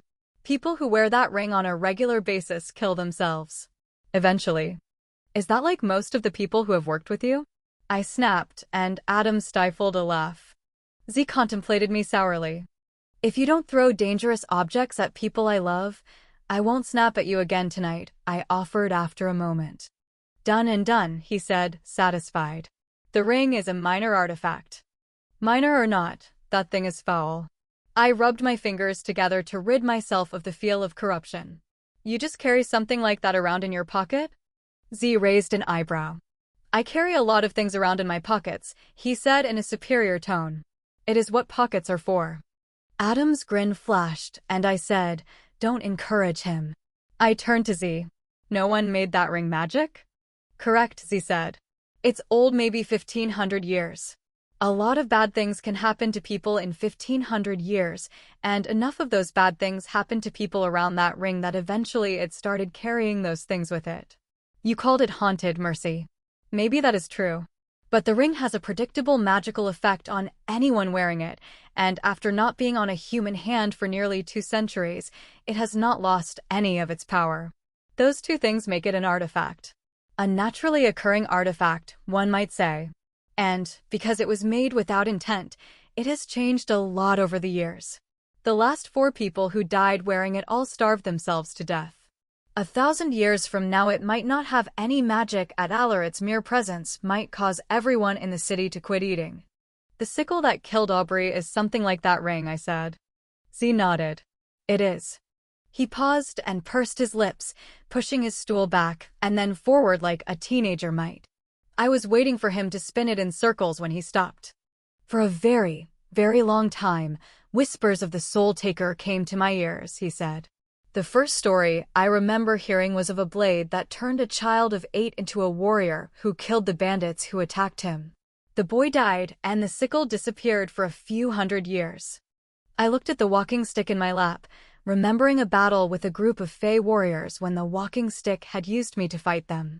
A blue spark danced down the length of the wood, brushing over my fingers with a faint bite on its way to the end that sometimes turned into a blade. It was the same color of spark that Z had called out of it with Luffa's name. You chased after it? Adam asked. It is my habit to find wild-made artifacts, particularly weapons. It is not wise to leave such a thing in ignorant hands, because as you see with the ring, artifacts that have not been properly finished can grow more powerful with age. Being prudent, I find them before they fall into the hands of my enemies. He smiled, and it was a fierce, chill smile that didn't belong on my friend's face. But the Soul Taker is different. He closed his hands as if he could feel it in his grasp. I think it might be the single most powerful naturally occurring artifact that has ever existed, he said, and the creature in the room with us was the Dark Smith of Drunthine. He was the smith who turned the skulls of his enemies into drinking cups and turned their eyes to gems. You have felt it yourself, haven't you? He was not addressing Adam, and his voice sent shivers through my bones. It has a purpose. You can feel the ties that bind the bodies and souls together. Yes, I said. Then, unable to help myself, I reached out and grabbed Adam's hand in a hard grip. And me, too, I told them. It's got me. Z's head gave a funny jerk, he blinked twice, and it was my old friend who sat across from me once more, with an expression of grave concern on his face. Ja. I took a breath. I was kind of hoping that you could help me with that one. Z shook his head. My magic is cold and rooted in stone and metal. I do not do bonding of mind and body. I could only just barely sense the connections between the Soul Taker and the dead. He paused, considering. I don't know any of the Fae who might be able to help that I would trust with this. Not as power-starved as my people have been. Adam looked from Z to me. What aren't you saying? I am pretty sure, I said apologetically, that the Soul Taker is preparing a sacrifice. I have come to believe that the Soul Taker was forged as an instrument to bring death to honor a god, Z said. In the old religions, sacrifice was more usual than not. The sickle, a symbol of harvest, was a common instrument to use. You were supposed to disagree with me, I told Z. What God? Adam asked. He'd moved to stand behind me and put his hands on my shoulders. Z shrugged. Kainanung. Perhaps, given that the sickle is a tool of the harvest and the harvest gods were commonly blood-soaked, it was one of those, though I still think there was a connection to spiders. He frowned but shook his head. Evidently, the memory was still not coming. I can say that its magic does not have the feel of any god I have encountered, though I could tell you more if I held it in my hands. When I say that the sickle is very old, I mean just that. It was old on the day I first heard of it. The name of its god is long lost. But not the god itself, said Adam. Sadly, gods seldom die unless someone kills them, said Z, who had done so at least once that I knew of. My phone rang on the way home. Are you going to answer that? Adam asked. I looked at the caller ID. Unavailable, I told him. I don't need a warranty to take care of repairs on the van. And no warranty is going to help your SUVs. He grinned appreciatively. True. But you might have a 20-year-old tax bill that you can take care of now, or else the feds will come calling. You get more interesting spam calls than I do, I told him. More seriously, he said, my people couldn't trace the last crank call you got. If it's the same people calling now, I'd like to give them another shot. Why don't you pick it up and see how long you can keep them on the line? If you make it 3 minutes. While he considered rewards, I said, I get to pick the color of your next SUV. He snorted. Do I look stupid? Pick up the call, please. Fine, I said, and accepted the call. Mercy? Samuel's voice took me by surprise. I'd almost forgotten I'd asked him to call. Sherwood wasn't precisely the least of our problems, but he was no longer the most immediate one. The SUV slowed momentarily and then resumed its former speed. It was getting dark out, so Adam turned on the lights. Hey, I said. How's Africa? Still a continent, Samuel answered, but his voice was wrong. I stiffened, moving to the edge of the seat as if I could leap up and help him from half a world away. Is there something wrong? There was a pause. Samuel, I said insistently. Can't fool you, he said, sounding almost relieved. Ariana. She's fine. I'm fine. Those words hung in the air for a moment. Liar. I called him out on it. Do you need something? Is there anything I can do? Or Adam asked. My phone wasn't hooked up through the SUV's sound system, but that didn't matter. Or the pack. Whatever you need, you know that. Thank you, my friends, Samuel said, sounding weary, but also better somehow. I think we have it covered for now. You were my second string, but my first string has the ball. Football metaphors aren't like you, I tried. You would not believe how competitive a bunch of doctors can get, Samuel said, sounding more like himself. I've played a lot of football, proper football, and not American this past year. Where are you now? Adam asked. Africa was a whole giant continent. I never had been able to pin down exactly where Samuel and Ariana were on it. Sometimes he talked about where they'd been last week or last month, but not where they were. Middle of a snowstorm, Samuel said. In more ways than one. I have about 3 minutes of battery left on my phone, Mercy. What did you need? Snowstorm in Africa? I asked. Granted, it was a whole continent, but when I thought of Africa, I thought of jungles and deserts. What did you call me for? Samuel said. From the sound of his voice, he was done talking about himself. Sherwood's memory came back, I said. Huh, Samuel said, and I could hear his smile. I told he wasn't faking it. Did Bran think he was? I asked. You know? I'm not sure. It seemed to irk a whole lot, though. He was sounding more like himself, but there was still an undercurrent of something, a little edge that told me he was in the middle of something desperate. If talking about our mysterious Sherwood gave him some amusement, some respite, then we could talk about Sherwood for the next 3 minutes, anyway. Just who is he? I asked. I'm not sure I am at liberty to tell you, Samuel said. I can tell he's one of you, a Cornic. And he's old. Did you ask him? Who was it who told me never to ask old wolves about their pasts? I asked in return. If Sherwood had intended to tell us who he was, he would have done it. Did I do that? He laughed. The honest amusement made him sound tired. I exchanged a look with Adam, who was frowning. Yes, I said. If your phone gives up before you tell me, I'm going to sell your Christmas present on eBay and donate the proceeds to, I tried to think of somewhere he'd hate. The John Lauren Society. The John Lauren Society was an anti-fae, anti-werewolf, anti-supernatural hate group for the upper 10,000. Samuel laughed. What the hell? He's Da's oldest brother. I'd finally gotten Samuel to tell me how he and Ariana met. That had taken in a lot of history I hadn't expected to hear about. All of Bran's brothers died saving Ariana from her father, I said. You told me that story. He left grandmother's pack long before that, Samuel said. His escape was one of the reasons grandmother came hunting Da. She couldn't find, he started to say another name and changed his mind, Sherwood. I exchanged a look with Adam. What had Bran been thinking to stow his brother with us? Had he been protecting us? Protecting Sherwood? Look, Samuel said. Be careful with him. Of him. You know what Charles does for Da? Goes out and kills rogue wolves? I said. And scares the rest into behaving, agreed Samuel. It's a horrible job, but necessary. Sherwood was my Da's bogeyman before Charles was. It's not a job that leaves someone stable and well-adjusted. Bran wasn't the Merrick before Charles was his bogeyman, I said. Wasn't he? Samuel sounded amused. Sherwood is dangerous, said Adam. We are all dangerous, Samuel told him. He's worse than that. I heard a faint beep. Love you, said Samuel. Got to go. Bye. He hung up before I could say anything more. I don't like that, I said. If you didn't know Sherwood was dangerous, you haven't been paying attention, Adam said. Not that. I waved the issue of Sherwood away for later consideration. I meant Samuel. I know, said Adam gently. But he's an old wolf and not stupid. He has backup if he needs it. Sounds like he has Bran involved already. My phone rang again. Samuel. The person on the other end of the line didn't say anything. I couldn't hear breathing, but I could hear the faint sound of the wind in some trees. I disconnected. Wrong number or something, I told Adam. I had more interesting things to think about than a crank caller. First string wouldn't be Bran. Bran's not part of the team. Bran would be. I don't know. Coach, maybe. Or the franchise owner. First string, that's Charles all the way. Agreed, Adam said. I nodded. Okay, that's good. He'll be okay if Charles has his back.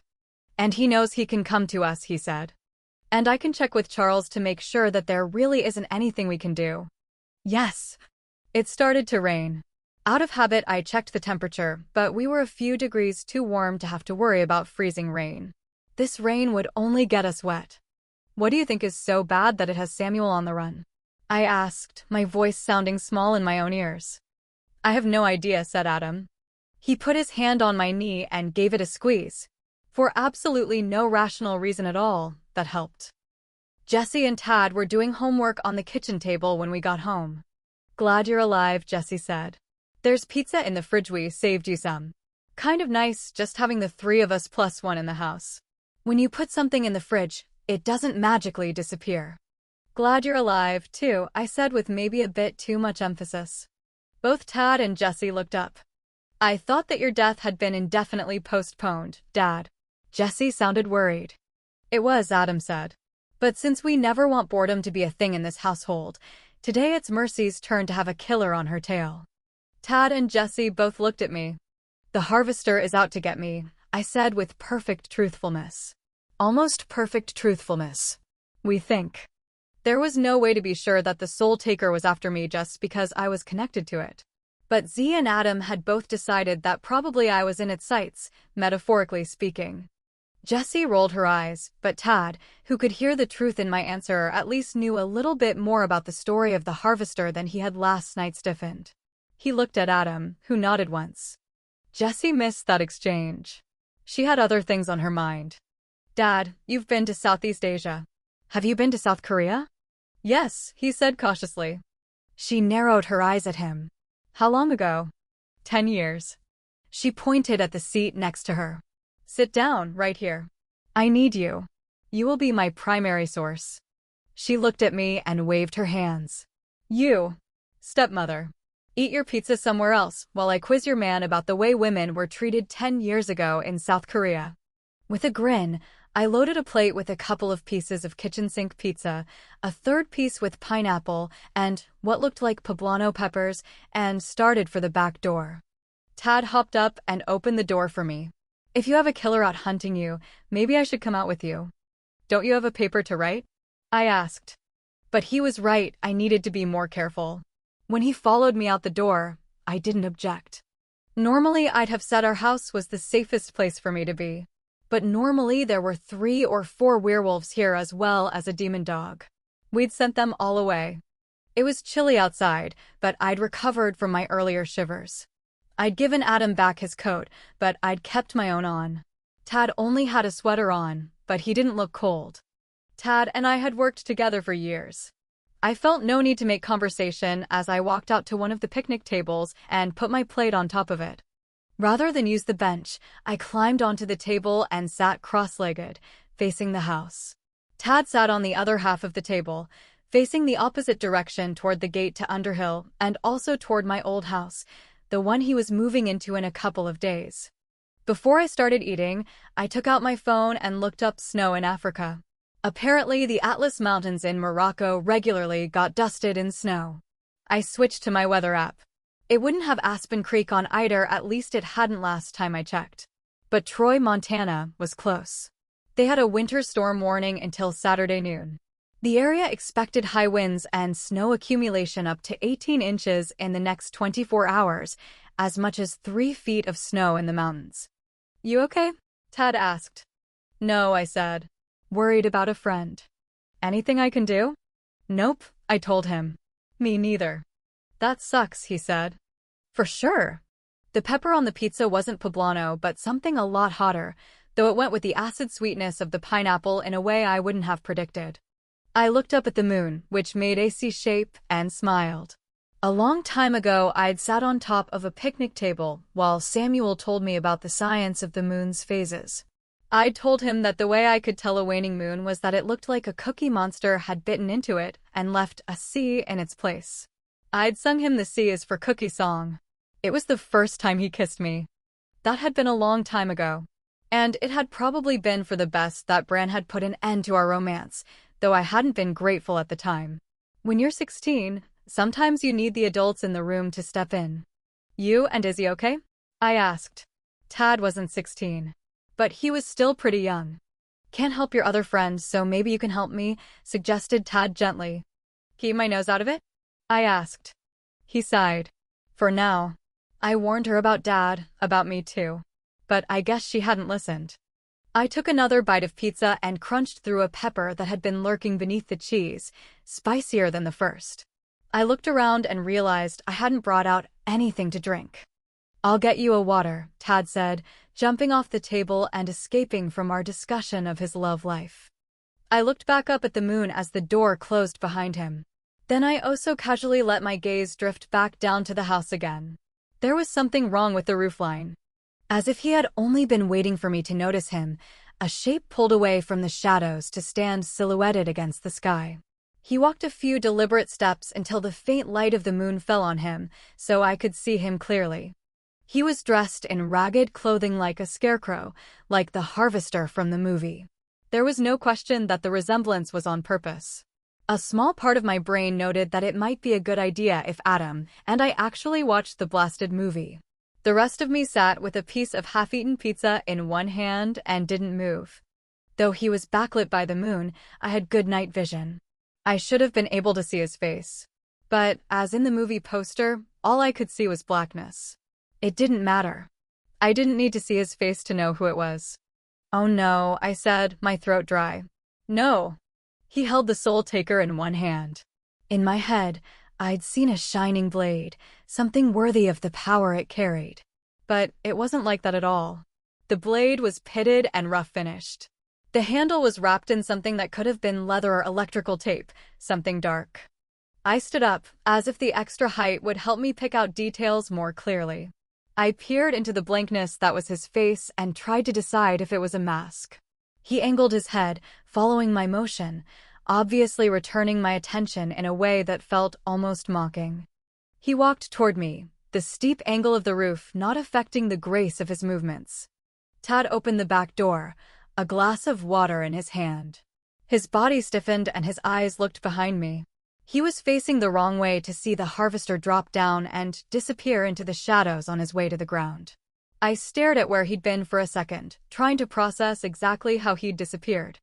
"What is that?" said Tilly breathlessly. "Oh, what is that?" I jumped off the picnic table and turned to face Underhill. Red curling hair hung in a tangled mess nearly to her feet, which were filthy.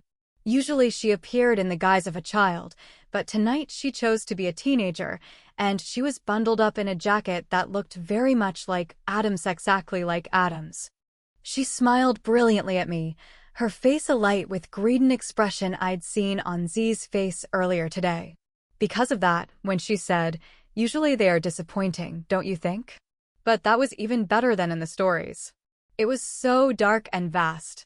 Empty and full at the same time, an abyss that stretches across the universe. "Can you get that for me, Coyote's daughter?" "If you get that for me, I will." Tad stepped between us, and she broke off, pouting. "Iron Kiss son," she spat like an annoyed cat. "Have a care." "Mercy," said Tad, "I think it might be a good idea to finish eating inside." "Me too," I said. "Get it for me," Tilly said, "and I'll keep your people safe." I gathered my food and thought hard. I had to say something, because rudeness was likely to be more dangerous than silence. "I fear, Tilly, that acquiring such a thing is beyond my abilities," I managed. Watching her with narrow eyes, Tad walked backward as he escorted me to the house. When I took a quick glance over my shoulder before I went through the door, she was staring up at the roof, her face moonlit and rapt. Adam was on his feet by the time I got inside. "Marsilia was right," I told him. "We need to find Wolf. He's the one who has the soul taker." 11. I dreamed. "Why don't you ask Our Lady how to find him, Stefan?" I muttered to myself, imitating Andre's somewhat prissy tones. "She knows where he is." I hadn't expected to be wandering around the countryside when a prudent man would be fast asleep, but my lady sometimes had a peculiar sense of humor. It was night, but the full moon and the brilliant stars left plenty of light to see by, even though the path was little more than a game trail at the edge of a field. The air smelled of the memory of the sun, and even the shadows had a friendly feel. Just when I had started to think I'd gotten the directions wrong, I saw it. A huge old tree, like something out of my no-no stories, rose above the nearby trees, dominating the woods around it. Just above eye level, the trunk split into two. In the bench formed between the halves, a youth lounged, eyes closed, with a vielle in one hand and a bow in the other, as if he'd fallen asleep in the middle of playing. He was clothed all in white. His loose tunic, belted at the waist, hung over hose that were tied at mid-calf. Peasant clothing, except that no peasant could have kept white clothing that pristine, and his belt, doubled and redoubled around his narrow waist, was heavily embroidered silk. The boy's feet, one braced against the trunk half he was not leaning against and the other dangling carelessly, were bare but clean as if the mud of the fields did not dare cling to his skin. A glowing waterfall of pale gold hair, backlit by the moon, spilled over his shoulders. It was caught back from his face in dozens of thin braids laced together. His skin was a shade lighter, even, than his hair, unblemished as if he'd never seen the sun nor aged a day past childhood. Before I could speak, and without opening his eyes, he pulled the vielle into position and drew the bow across a pair of strings, producing a strong, dual note. It was a harsh thing, that first note, breaking into the muted sounds of the night. But as he played, the music softened. I closed my mouth, unwilling to interfere. Though his face was still, his body rocked with the movement of the bow. The fingers of his left hand danced over the fingerboard of the boxy, ornate instrument, drawing out of it such music as I had never heard, not even in the courts of the princes. I had come here to thank the healer who had saved me after I put my body between a knife and she whom I served. I had no memory of it, but my friend Andre had described my festering wounds with more detail than I needed. They believed I was dying. Then my lady brought a healer who had stayed alone with me in my room for 2 days and nights. When he left, my friends had discovered me sleeping and my wounds clean of infection. My lady had laughed when I told her I needed to thank my benefactor. But she told me where to find him anyway. A strange place to find a strange man, she'd said. She seldom used his name, calling him my traveling scholar or my poetic friend. He was a mysterious man who brought her books, told her stories, and taught her mathematics and geography and foreign languages. A man who appeared to no one but her. I had had no idea he was a healer as well. My friends had seen nothing but a heavily cloaked figure when he'd come. But learned men, in my experience, were old and hoary, possessed of beards and creaky bodies. They were not youthful beauties who played music to the stars with eyes closed, and the expression of a man who beheld, behind his closed eyes, the face of God. "Are you an angel?" I whispered. A wicked, carnal smile lit his face. He opened his eyes, which were as blue and dark as the ocean deep, and beheld me. His music did not falter as he sat up. Only then did I recognize the belt as a girdle my lady had favored, a gift from one of her wealthy lovers, now wrapped 3 times around the youth's narrow waist. Nor anything like, "Darling Stefan," my lady's scholar answered in lightly accented but serviceable Italian. "How kind of Marsilia to send me a present." I woke up, my mercy self once more. The sense of my home centered me, as did Adam's leg entwined with mine. I told myself that I should have expected to dream of Wolf under the circumstances. But I dreamed of him through Stefan's eyes, and that wasn't how my dreams usually worked. It hadn't had the sharpness, the feeling that I was present, that a real vision had. But even though tonight's adventure hadn't felt real, it felt true. Beside me, Adam rolled over. He was a light sleeper. "Okay," he murmured. If I'd been asleep, I could have ignored him. Dreaming of Wolf, I told him, still uneasy in my own skin. "Oh." His voice was a low growl that seeped into my bones. "Think I should do something about that?" I didn't get back to sleep for a while. When I did, sated and limp with pleasure, I dreamed of Wolf. Stefan. The locks on my door rattled with her urgency. Marsilia. I had feared her dead, hoped that she had fled. I stood up, ready to do whatever she needed of me. She got the door open, and I saw she stood with a guard to either side of her. I wobbled a little as if weakened by my long confinement, which was true enough, so far as it went. I saw them relax as if that weakness meant I was not a threat, which was not true. I was always a threat. I had been a threat when I had been merely human. I had been a threat in the centuries I had served as my lady's daytime servant, caught in the twilight world of fledgling so long as I had been useful there. It would take more than a little starvation to make me less dangerous. "Get to your rooms," she ordered me urgently. "Get a bag and pack. Do not take time. He has said I may go. I may take you and André. We are to be exiled." It was almost enough to make me thank the God I had long ago abandoned. Then the torchlight fell upon her, and I understood the price our Lord and Master had extracted, and I took my thankfulness back. If we made it out of here, I would be thankful, properly, to my lady, who had made it possible. If we did not, I would spend the rest of my life likely not that long exacting what vengeance I could. In the weeks since I had seen her, my lady had gone from rounded health to cadaver thinness. Her hair was limp and dirty, and a red mark ran along the edge of her hairline as if he'd threatened to scalp her. Her face I did not flinch. I would not flinch. He liked to damage his playthings, did our Lord and Master. Her nose was destroyed. In the uncertain light and beneath the dried gore, I could not tell if he'd just beaten her or actually cut it off. He had written sonnets about her loveliness, this woman he loved. The nose was recent damage, perhaps even a few hours ago. Her eye looked as though the damage was weeks old. "It is no matter," Marsilia said impatiently, glaring at me through her one good eye. "Stefan, go. Meet me." She stopped, glancing at her escorts. "You know where he keeps my treasure. Meet me there as quickly as you can. I think I can take that treasure with us." She didn't say, because there were witnesses, as long as we leave before he changes his mind, but I knew our Master as well as she did. My instincts were to abandon my things and accompany her. Where she was going, where her treasure was not safe. But she was as dangerous as I, even wounded, and better those escorting her would never think her so. And I had money and jewels in my rooms, useful for life in exile. I heard the screams before I got to the level where the secret dungeons were. There was only one prisoner here, in the secret depths of the palazzo, and he did not scream anymore. Something was wrong. I dropped my bags and drew the sword that had still been hanging in its proper place in my rooms, as had all my belongings. I hadn't been able to decide if the Lord of Night thought I would just resume my place at his side, or if I was too negligible to draw his attention. Knowing him, it could be both. I was weakened, but not so weak as a mortal would be, and more skilled than any of the vampires who would have worked down here. As long as the fight was short, I did not doubt that I could prevail once I got there. The door at the top of the stairs had been ripped off its hinges, but there was a turn at the bottom, so I could not see what was going on. It had grown, suddenly, very, very quiet. "Stefan," said Marsilia, her voice quite calm. "Yes." "Move with care," she said.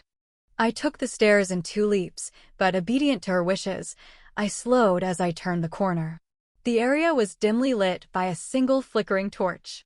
Even with my ability to see in the dark, it was hard at first to understand what had happened. There was blood everywhere, both fresh and rotting, but that was to be expected in a torture chamber. The bodies were less expected. My lord liked to keep his workspaces clear of corpses. Marsilia stood very still next to one of the cages, whose crude wooden door was open. Like the room, she was covered in blood. "I opened his door," Marsilia said. "And then he killed everyone but me." I didn't understand what she meant, and then saw the figure crouched at her feet, dirty hands wound around the bottom of her dress. He did not look like anything so much as an animated skeleton. Seeing me, he came to alertness with a hiss and flash of blue eyes, the only part of Wolf that was recognizable at all. I stopped and waited for him to decide what to do about me. The bloody remains were Marsilia's escorts. I recognized the shape of one man's shoe. They had been vampires and alert, and it had done them no good at all. "Are you sure it's?" I asked, not because I doubted, but because I didn't want to believe. "Yes," my lady said. Wolf, our clever and flighty friend, had been down here for centuries in Bonarada's loving care, and we had not known it. A chance remark in the bitter fight Marsilia had with Bonarada over the werewolf bitch he'd taken to his bed had sent me hunting. After a dozen false starts, I'd followed some drudge from the kitchens to this secret space. When this place had belonged to Wolf, he'd kept his treasures in these rooms: musical instruments, tapestries, a poorly woven basket a child had given to him in exchange for his healing of her mother. Wolf had been as likely to hoard dried flowers as exquisite jewelry. I'd gotten only close enough to these rooms to sense him. It had been Marsilia who brought me over after Wolf disappeared, but my ties to him were still strong enough for me to feel him when I got close enough. I was not such a fool as to think I could break him out and escape with him on my own. I'd gone to my lady. For Wolf's sake, she'd confronted our dangerous lord, because we both knew that it had to be him banishing us. If it was our idea to leave, he would hunt us to the ends of the earth. At the sound of my voice, the thing that used to be Wolf scuttled across the floor on all fours, but no less agile for that. As he approached, the smell of him was indescribably bad. I tried not to look at the most awful parts of his mutilated body. Bodies could be healed with enough time and food. It was his mind, quick and unconventional, that would be harder to restore. He fastened his fangs in my calf, but only took a taste. He sat at my feet, considering, then scuttled back to Marsilia. "I expected to find you here," said a familiar voice behind me. Wolf disappeared behind Marsilia's skirts with a sound of panic. Cursing silently because I'd let myself be distracted, I turned and raised my sword in the same movement. Iacopo Bonarada gave my blade an amused look. "You'll want these," he said with a charming smile and feral eyes. In a careless movement, he tossed my abandoned bags at my feet. He looked at Marsilia and, for an instant, all expression fell away from his face, and he did not look charming at all. So it was never the wolf. Or rather, it was a different wolf. His mask reappeared. "My beautiful, deadly flower, my bright dagger, you dare more than I can allow. I will die of sorrow and boredom without you, but it must be done. There are servants above with a carriage that will take you to an estate in France where you will stay." He glanced at Wolf and then me before turning his face back to Marsilia. "Do not make yourself a threat to me." It was the wolf, she said, and unlike Bonarada's, her sorrow was real. both of the wolves. All of the self-indulgences and the petty cruelties. But it was when I found out about this, about what you had done to him, then I knew that the man I loved was no longer inside your skin. Iacopo Bonarata, prince of my heart, would never be capable of this. I thought she was wrong. Bonarata had been a charming, ruthless, self-involved bastard from the first time I'd met him, and becoming a vampire had not improved matters. Bonarata's face did not change. "You can take that," he said with a nod toward Wolf. And he produced a wadded-up mass of embroidered cloth of gold. "You can keep this, too." He looked down at what was left of the angelic, gifted scholar Wolf had been. It seemed to be particularly attached. "I left it in the cell for the first year or two." He smiled. "A kindness." "Here," I thought. "Look at him, Marsilia. Here is the real Bonarata." He dropped what he held on top of my bags, and I saw it was the girdle he'd given Marsilia, his mistress, when we all had been human. I think he'd been a monster even then. Marsilia said, "You tell me this was vengeance? For something he never did, centuries ago?" I gave him the girdle.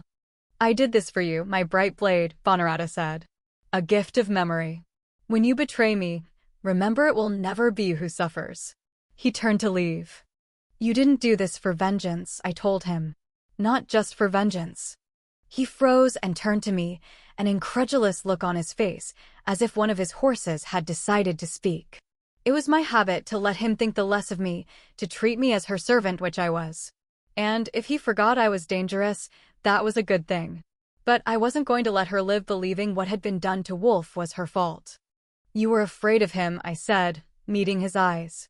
We stared at each other in that filthy dungeon. But it was Bonarata who turned and walked away. This time when I woke up, the sky was starting to lighten, and Adam was showering. I got out of bed, went to the closet, and opened the safe where I'd put the bell the girdle Wolf had left on the bed.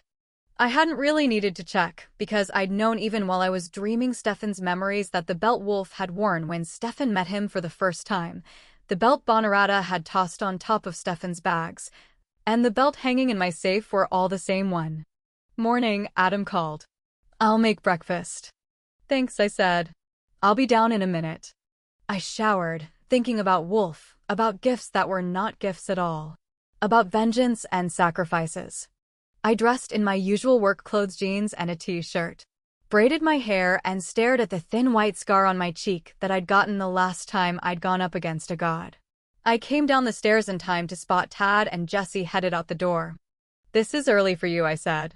On Thursdays their classes didn't usually start until 11. "Study group meeting at 7:30, Jessie said, rolling her eyes. I couldn't tell if she was rolling her eyes at the hour, the study group, or Tad opening the door for her. It could have been any or all of them.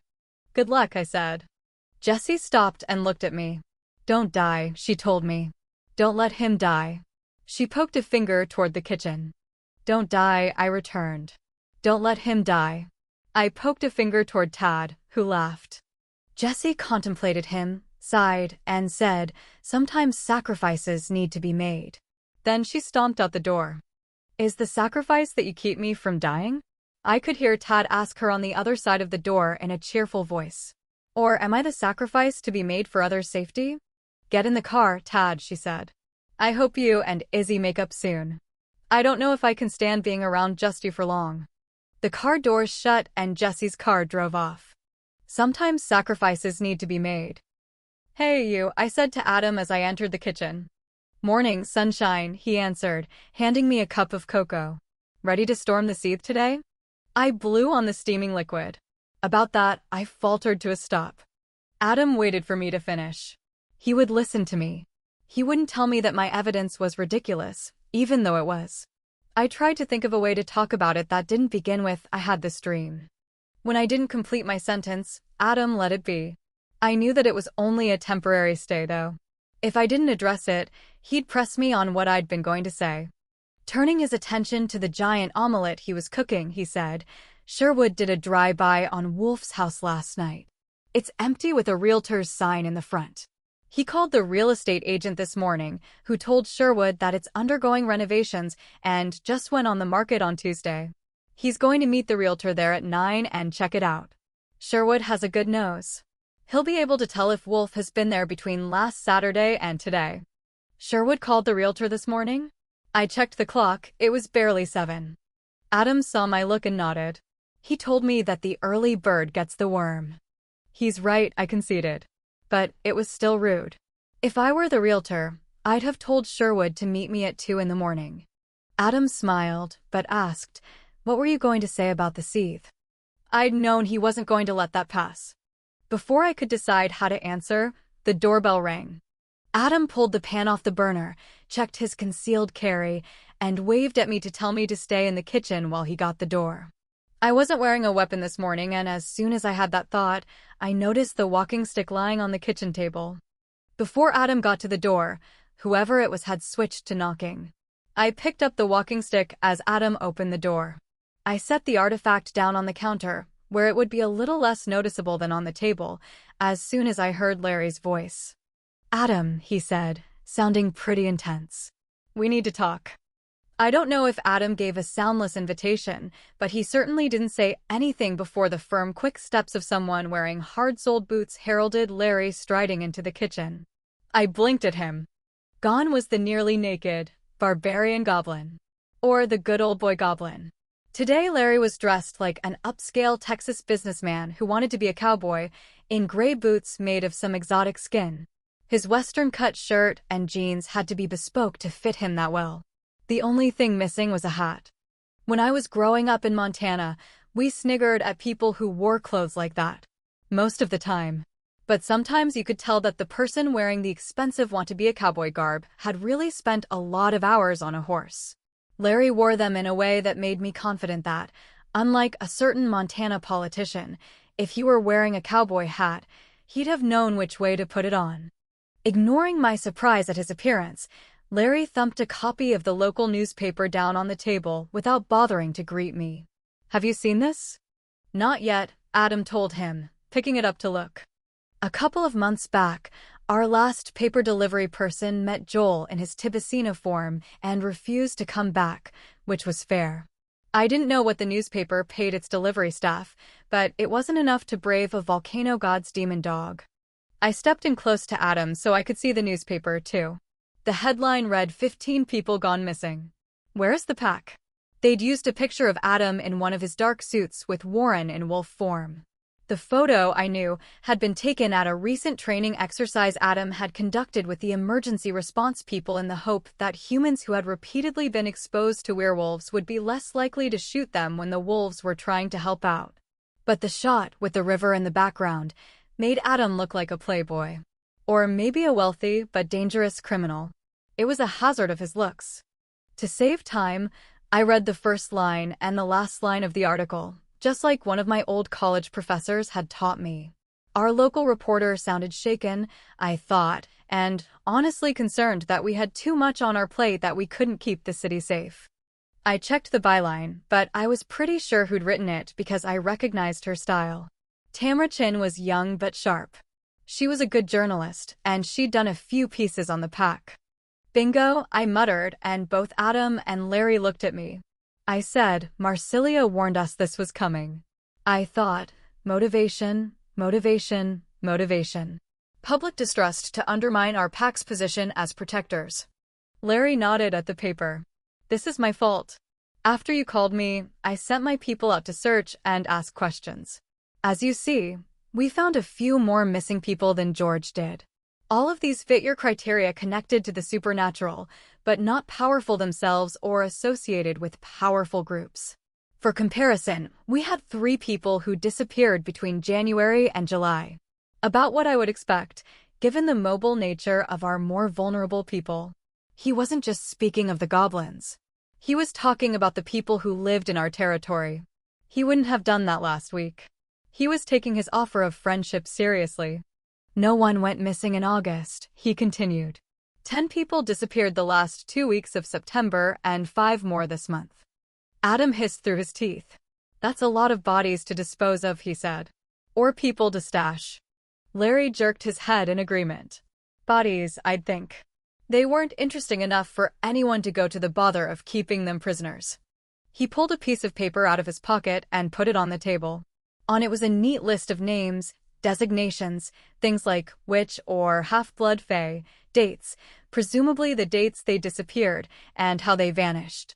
"This is in time order," he said. "It's your fault the newspaper got the story so fast?" I asked as Adam began reading through the list. Larry nodded. "One of the goblins I set out searching is no friend of the fae. When she found out the numbers of people missing, she decided you were sacrificing those people to the fae or the witches or the vampires to maintain the safety of the Tri-Cities." "Sacrificing?" I murmured. He glanced at me. "That's the word she used. She took the names with her to a friend at the newspaper." He grimaced. "At least her friend is more restrained. The article doesn't accuse you of being the reason the people are missing, just not doing the job you claim to be able to do." We had been, I thought, lucky that it had been Ms. Chin doing the piece. If 15 people were snatched under our noses before we figured out something is going on, we aren't doing our jobs, said Adam. "You don't seem upset about the article." Larry looked inscrutable. "Just the missing people. Publicity is pretty far down the list," I said. "Publicity sparks mobs," Larry said. "We need to deal with whoever is taking our people first," Adam said. "Then we can manage publicity." Larry nodded. All right. I agree." He looked at me. "You said Marsilia warned you. But I thought she told you that you needed to find Wolf before people started to mistrust you. Not that you needed to find out who is making the vulnerable members of our community disappear." "I told you about the witch who was killed on Monday," Adam said. "The boy at the grocery store Tuesday night Wednesday morning was a half-blood fae." Aubrey hadn't made the news yet, but Larry would know about his murder. Larry's people traded in information. I think Adam was going to tell Larry that we knew Wolf was the killer and that was why Marsilia sent us after him, but Larry's shocked reaction distracted him. He pulled out a chair and sat down, clearly processing information. "It's Bonarata," he said. "My people told me last night that he was still in Italy, but it's Bonarata." I nodded. "That's what I was going to say," I told Adam. "Earlier when we were talking about the seethe." Adam nodded. "My people say he's in Italy too. But he's a vampire and people believe what Bonarata tells them to believe. Once we knew Wolf's role, it had to be Bonarata." He was watching Larry. "But you didn't know about Wolf. What is it about the last 2 deaths that tells you it's Bonarata?" "I'd assumed that the Grey Witch had killed the fortune teller," Larry said. I have photos of the boy too. But I didn't connect them because I thought he was human." He paused. "And that stupid movie The Harvester. You know about the Soul Taker," I said. "How is it connected to Bonarata?" Adam asked. "Well, he's had it for a long time, hasn't he?" said Larry. "Centuries. He likes to collect things, does Bonarata." He leaned back in the chair and stretched out, crossing his feet at the ankles. Those boots were definitely custom-made, too. Larry's feet were too oddly shaped to fit in shoes built for human feet. "I had a call last night from Uncle Mike. Did I know how a dead body and an artifact that resembled but was not the Soul Taker ended up on his front door 40 years ago? He wanted to know." He looked a little indignant. "I was in Iceland 40 years ago. Didn't come to the US until 2000. "So you don't know?" I asked. "Of course I know," he said, sounding even more indignant. "I didn't connect Uncle Mike's inquiry with our current problems. Zia's been looking for that damned artifact off and on for nigh on 1,000 years. Possibly 2,000 years. It has been one of the driving forces of my people to keep it out of his hands." I opened my mouth to ask why, but Adam asked his question first. "How did the dead boy and a ringer for the Soul Taker get left for Uncle Mike to find 40 years ago?" Larry's eyebrows shot up. "One of my goblins put them there." He tapped a finger on the table and gave Adam a look. "Not something we do now, but the goblins here were without protection. They worked for the seethe, perforce, and hid from the fae. But they watched. And they knew things." Larry flashed his sharp teeth. "Just as we watch and know things now." "What did they know?" asked Adam. "Bonarata exiled Marsilia to the New World as soon as travel was practical. And once he found out there was a desert, a sunny place with few people, he made her move her people here. You know this much." We nodded as he'd invited us to. "Once international travel became quicker and easier," he continued, "it became Bonarata's habit to visit every couple of decades. He stopped doing it," a faint smile crossed Larry's lips, "about 40 years ago. He quit sounding like the voiceover in a documentary for a moment to add, I did some research on Bonarata after our visit to Prague. Called a few friends in Italy. I have quite a file on him. I think a psychiatrist would have a field day. He cleared his throat and resumed his storytelling. Most often, Bonarata would announce his visits and require them to stage celebrations as he culled vampires he thought looked to be too powerful. A few of those he kept alive and took for his own use, but mostly, he just staked them out in the sun. He also killed promising fledglings. He made sure that none of Marsilia's people were too loyal to her. Larry pursed his lips. Marsilia put herself in a sort of hibernation, a thing old vampires can do. He smiled darkly. We have an eye on one or two who've been sleeping for centuries. So does Bran, Adam said. Maybe I will compare notes with him. Larry returned to his story. Marsilia's people roused her for his visits, but such wakings are only half effective. It can take an old vampire decades to truly awaken from a hibernation. I have not been able to find out if she did this because she thought she would save her people that way, or if she was just trying to escape the misery of her situation. Interesting that she decided to reawaken now, said Adam thoughtfully. Larry smiled at Adam. Isn't it just? Starting a decade ago, really. When you came to the Tri-Cities with your pack, making the supernatural community here much, much stronger than it had ever been before. He looked at me. You came here about the same time, didn't you? When did you come to the Tri-Cities? I asked before he could put those two events together. Larry just gave me an amused look. When he spoke, he resumed his prior subject. At other times, Bonarata would conceal his presence, but the goblins always knew. At those times, he would just watch Marsilia's people who were primarily under the leadership of Stefan and Andre. He tapped the table. You remember Andre, don't you, Mercy? Of course, I said. I'd killed Andre after he set a demon-possessed vampire out to hurt the people I loved. Stefan and Wolf had conspired to keep my involvement in Andre's death from Marsilia. Stefan, I think, because he cared about me. Who knew why Wolf did anything? It was not something that I talked about even now, but it didn't surprise me that Larry was suspicious. Larry gave me a thoughtful look. I don't know what he read on my face, but he returned to his story with a shake of his head. One or the other of them might have been able to handle the sea, that though neither was someone I'd consider a leader. Together, they were a near disaster. Maybe Marsilia thought it was better that way. He appeared to consider it. But even so, about 45 years ago, the vampires organized themselves and seized control of the Tri-Cities supernatural community, a control that only waned when Mercy stood on a bridge and claimed us for her own. He smiled at me with sharp teeth. We goblins appreciate that more than I've told you, I think. You're welcome, I said, and his smile widened. I always found it odd that the two of them managed that, said Adam. In answer to my raised eyebrows, he clarified his reasoning. Stefan's name in the vampire community is the Soldier, Mercy. Soldiers take orders, they don't give them.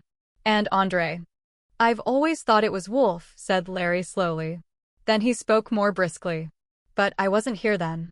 Bonarata came on one of his stealth visits around 40 years ago and found that Marsilia's seed was thriving, with money and power enough to survive without his support. He disliked that. As you know, the vampires' hold on our fair cities used to be based on a mafia-style protection racket. Like ours, I murmured.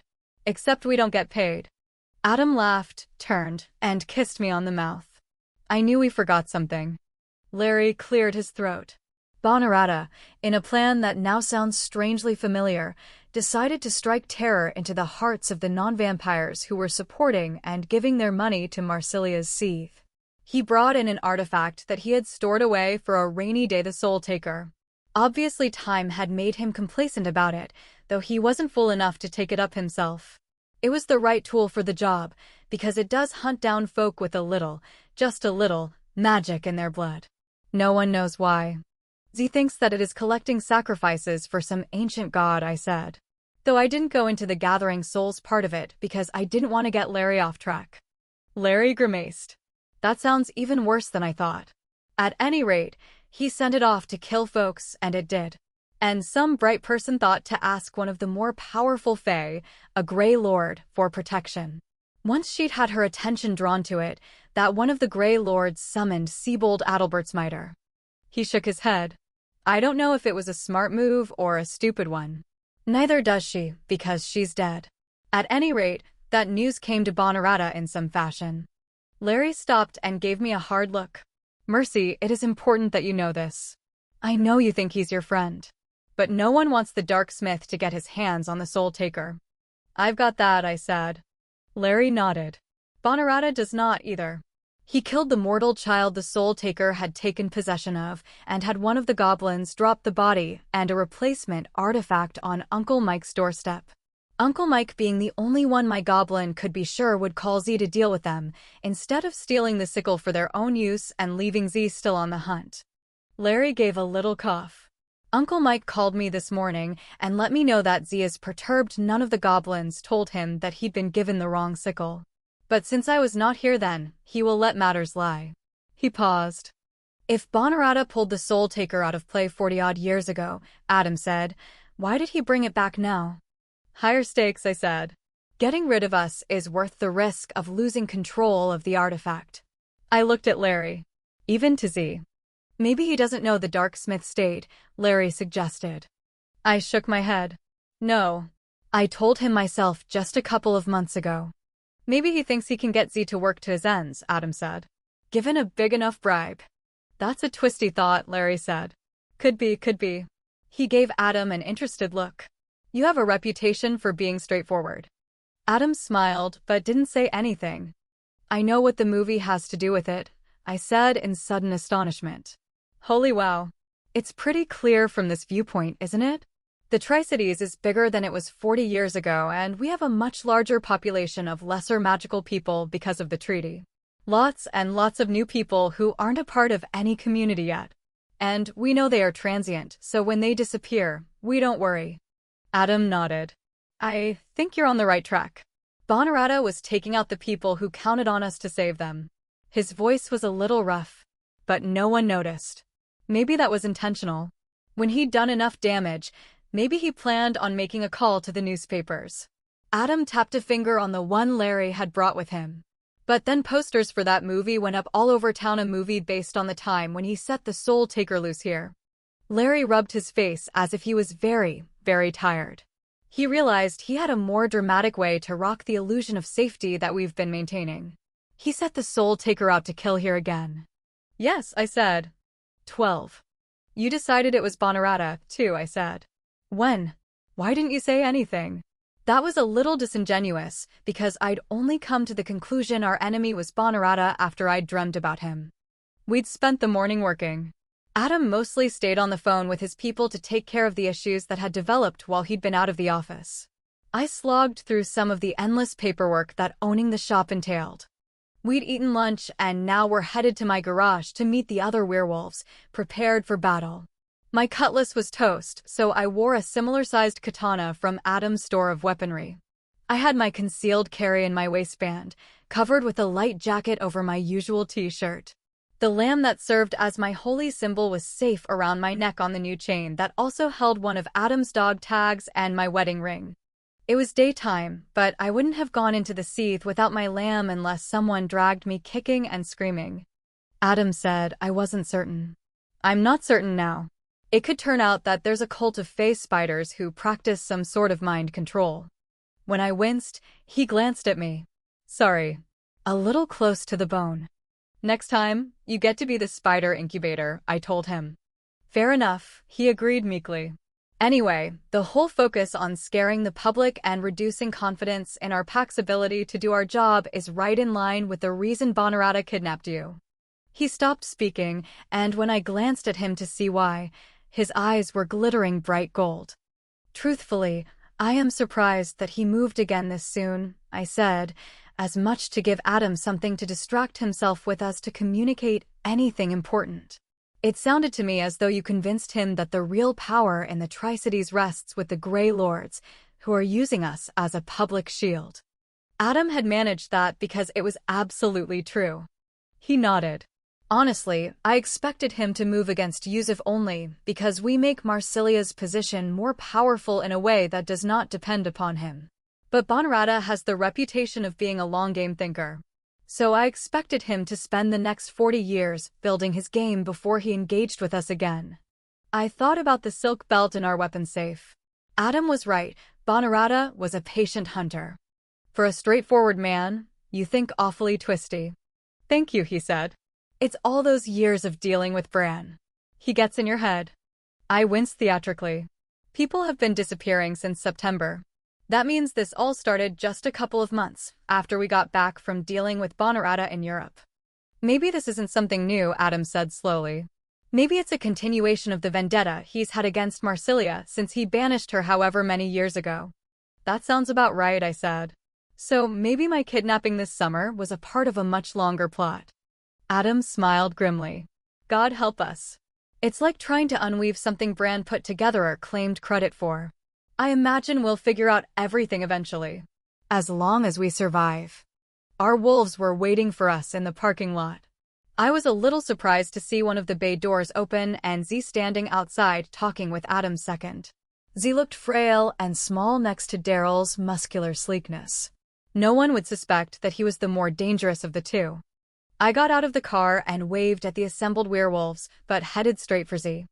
I thought that you weren't going to be here today, I said after greeting Daryl. Do you have a minute that we can talk? Z asked. I glanced at Adam and said, give me 5. We're still waiting for Warren and Zach, he said. Take your time. Z led the way to the bathroom and shut the door, turning on the fan for good measure. He listened to the gentle hum and made a sound of disgust. The fan in the old building would have kept our voices from carrying to a werewolf sitting with his ear against the door, he complained. He turned off the fan and waved a hand. I felt his magic fill the room. Bonarata is here, he said. We think so, I agreed. Both Adam and Larry have word that he's still in Italy, but all signs point to that being wrong. Talked to a friend in Seattle, he said. Bonarata is building a home there.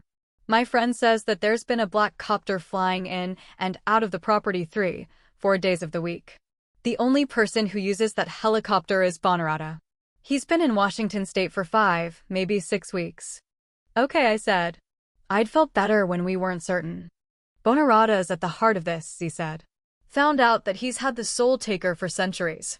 I didn't look in that direction because, given a few centuries, I would have thought that the Soul Taker would have found a way out of his hold, one way or another. You said that you didn't think it could take Bonarata, I said. Bonarata doesn't fill his castle with old, powerful vampires, he said. It should have found someone. He frowned. I think he found a way to contain it. After you helped me understand exactly what it's doing with its dead, a web of death magic that spans an abyss we have no way to measure, I don't think anyone is safe. Not you. Not Bonarata. Not me. I thought of the vast blackness of the abyss I could sense at the edge of my awareness and shivered. Okay, I said. There was a bead of sweat on Z's forehead. I knew the temperature of the bathroom was 65 degrees because I'd lost the battle with him to raise it to 70. Talking about the Soul Taker scared Mike did something else to Z. Z had settled in the Tri-Cities more than 40 years ago because he thought there was a possibility that the Soul Taker would show up here again. The Soul Taker had the same effect on him as the full moon did on a werewolf. I could smell his eagerness. How did Bonarata protect himself? I asked. Is it something we could do? Not anymore, Z said. That's where the Spider Fae come in. Uncle Mike remembered the story. About 800 years ago, a colony of Spider Fae discovered the Soul Taker. When it was done with them, they were all dead except for 2 half-breed younglings who had learned how to contain its power so that it could be handled without danger. The ones we killed at Stefan's? I asked. They matched the description I was given, Z agreed. Okay, I said. You should tell all of that to Adam and your people, he said. But this is what I wanted to tell you alone. Okay. When you find the Soul Taker, do not touch it. Do not let those you care about touch it. Kill its wielder and call me. When I came out of the garage, Adam was in the middle of explaining everything we knew about the enemy so far. He glanced at me. Bonarata's here, I said. He's got a place in Seattle and a helicopter. He's been here for over a month. Adam glanced at Z, who nodded.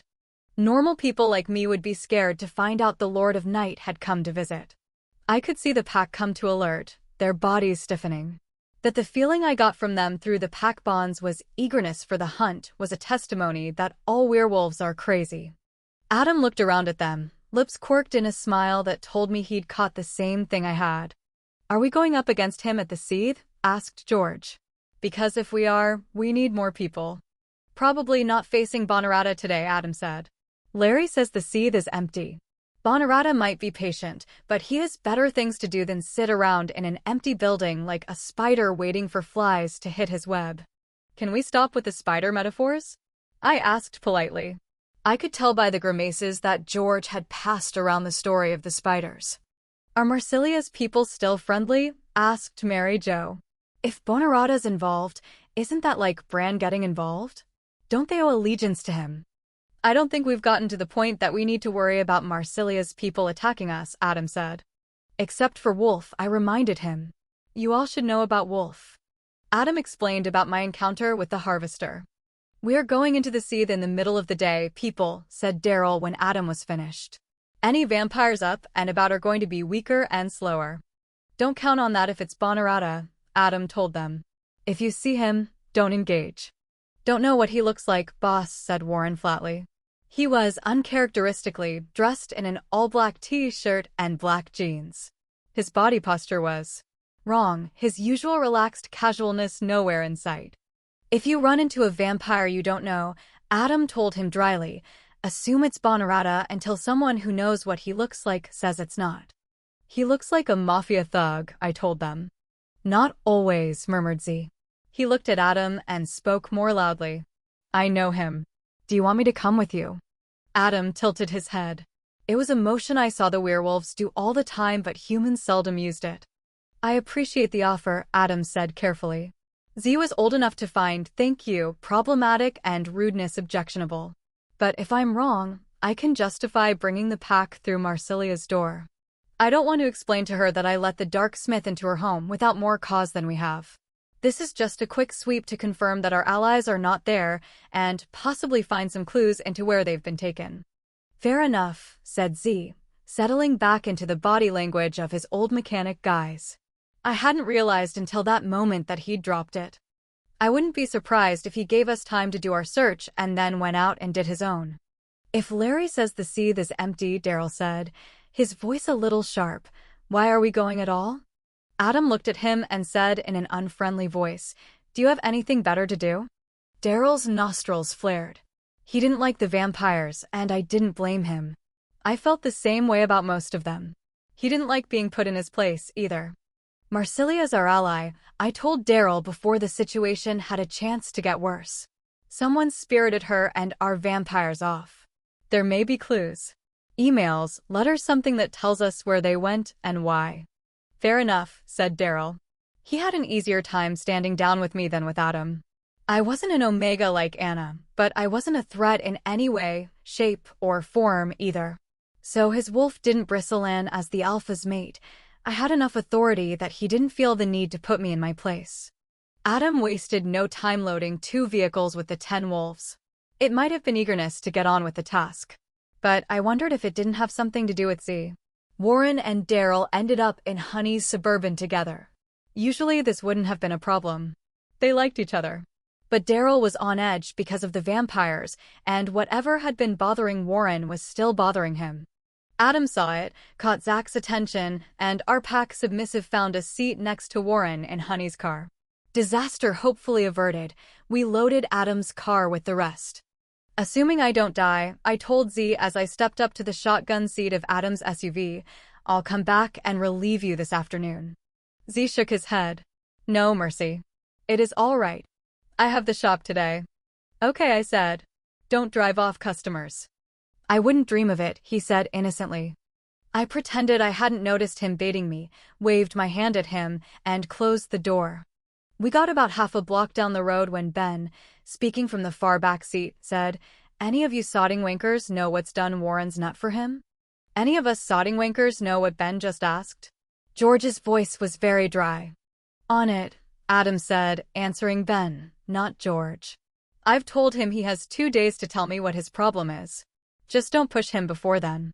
"Did you tell that to Daryl?" asked Mary Jo. "I told Oriel," Adam told her.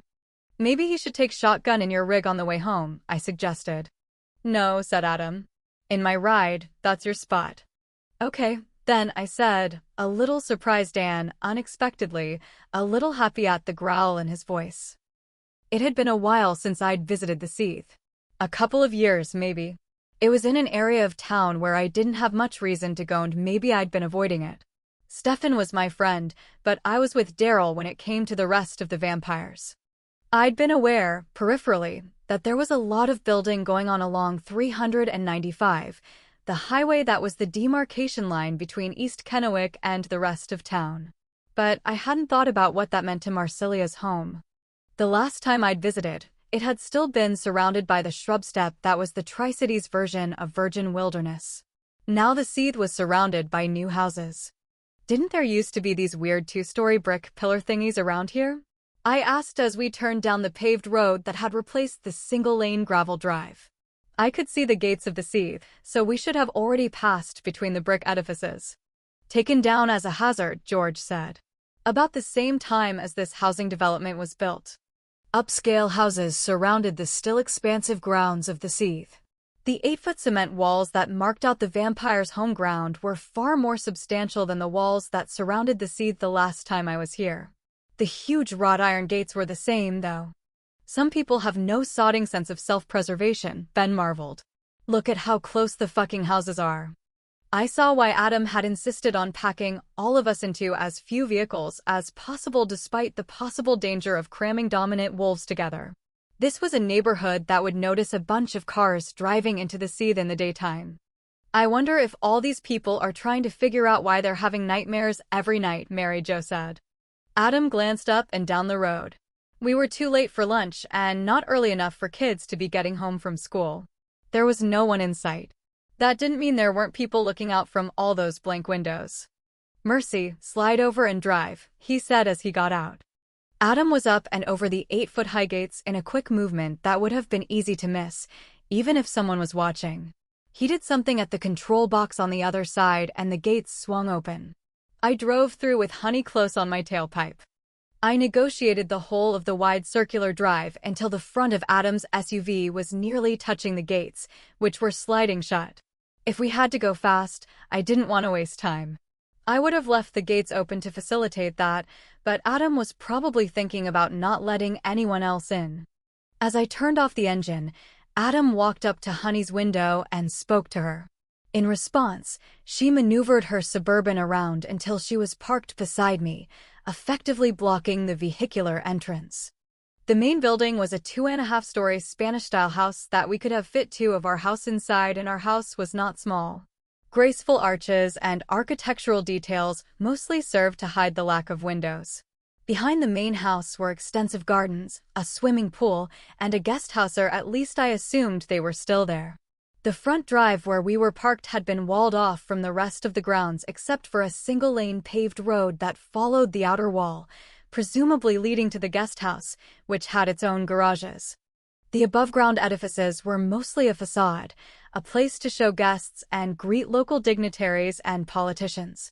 Most of the Seath's grounds were riddled with tunnels and layers of basements that truly housed the inhabitants of the Seath.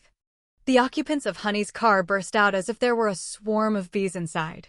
Warren's face was flushed, his eyes yellow. Daryl looked none too happy either. Zach caught Adam's gaze with a wide-eyed look of alarm. "Warren," Adam said sharply. Warren jerked around and met Adam's gaze for nearly 3 seconds before he took a deep breath, closed his eyes, and nodded once. "Sorry, boss," he said. He pivoted back toward Daryl without raising his eyes, and we all saw the effort that took. It was a pretty well-kept secret that if he wanted the post, he probably could have beaten Daryl for second, both by combat and by dominance. Adam and I knew it. Warren knew it. I was pretty sure that Daryl knew it, too, which wouldn't have helped matters while they were trapped together in Honey's SUV.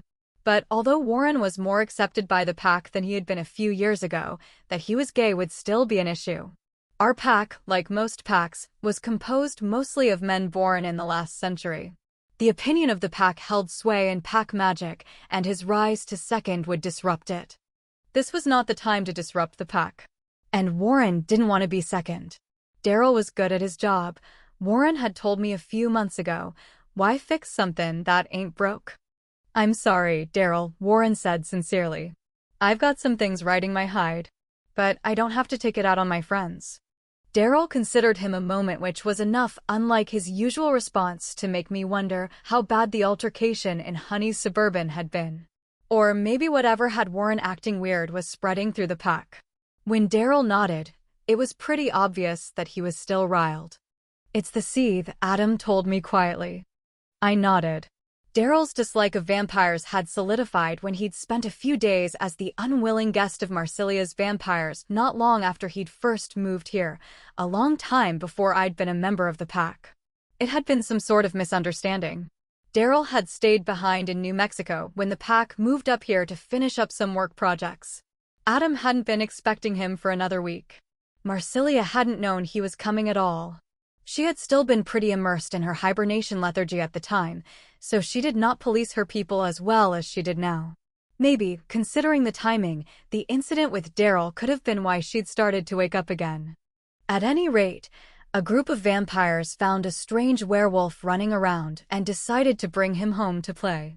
Though blindsided because he'd been told that the vampires and werewolves here were not actively hostile, Daryl had still torn two of them apart. The other three had succeeded in capturing him and had treated him just as if he'd killed two of their buddies. Someone apprised Marsilia of the situation, and she'd stirred enough to contact Adam. Daryl had been released, but he nursed a mean grudge. Unhappily for him, the incident meant he knew the layout of the seethe better than any of the other wolves, or else Adam could have left him out of the expedition. Adam surveyed his troops. Mercy and he hesitated long enough that I knew he'd originally planned on sending me with someone else. Warren, you search the main house. Start from the ground floor and work up. Daryl, Oriole, Honey, and Zacco out to the guest house, hit the tunnels, and work back toward the main house. Ben, George, and Mary Jo are with me. We'll enter the tunnels from the main house and plan on meeting in the middle. If you run into trouble, call out. Cell phones won't work in the tunnels, but wolf calls will travel. Don't split up from the groups I've assigned you. What about damage? Said Daryl. His voice was usually deep, but unhappy as he was, it had dropped until it was almost difficult to distinguish words. Can we break down locked doors? Adam nodded. We need to clear the seethe, and we aren't going to dawdle about. No unopened doors, no unsearched rooms. Be thorough. The designated four jumped the wall, taking the shortest way to the guest house. I found I could sort of catch a glimpse of its roof if I hopped a bit for more height. Mercy, said Adam. Just making sure it's still there, I told him. I caught up to him as he got to the front door. It was unlocked. I couldn't decide if that meant anything. Marsilia wouldn't be worried about thieves, but I'd have expected her to lock the whole place down during the day. Like a flytrap, Ben said, hesitating before he entered the foyer. You open ma to sucker the flies inside. Thanks for that, I said, and he grinned, though he didn't look any less spooked. The interior of the house hadn't changed since the last time I'd seen it. Like the exterior, it showed the influences of the Spanish explorers in the tiles, textures, and color choices of the decor. Our summer heat meant that Spanish-influenced architecture was pretty common in the Tri-Cities. The entrance into the basement is in the kitchen, Adam said as he led the way. I know, I said. The first time I came here I escaped that way. He nodded. This house is mostly for show, but Marsilia is unpredictable, so don't get complacent. That was directed at Warren and me, I thought. No one could get complacent in the tunnels, which reeked of blood, death, and vampire. Look for anything that might tell us where they went. That's more likely to be in the guest house, I said. Marsilia spent her daylight hours in the smaller building, where her enemies would not expect her to be. But we'll stay on our toes and look everywhere. I met his gaze, and he held it for a minute, then nodded. The kitchen was the same as it had been the first time I'd seen it. Bird's-eye maple cabinets and cream-colored Spanish stone countertops added to the effect of the backlit stained glass panels on the walls, making the kitchen appear bright and airy despite the lack of windows. The stainless steel elevator doors were in line with the fridge and a walk-in freezer, making for a wall of metallic gray without so much as a fingerprint smudge. Adam and his team got into the elevator and Adam looked at Warren. Don't get complacent. You got it, boss, drawled Warren. He looked more like himself than he had when he'd gotten out of Honey's SUV, but I didn't miss the tension in his shoulders. After the elevator closed and hauled my mate down to the bowels of the earth, I said, "Sorry you got stuck with babysitting duty." As the least able fighter, I was always destined to be stuck with exploring the main house because it would be the safest place. All the scary stuff would be down in the tunnels. Warren, however, was one of the pack's big guns. "Best use for me," Warren said. "I'm unlikely to pick a fatal quarrel with you."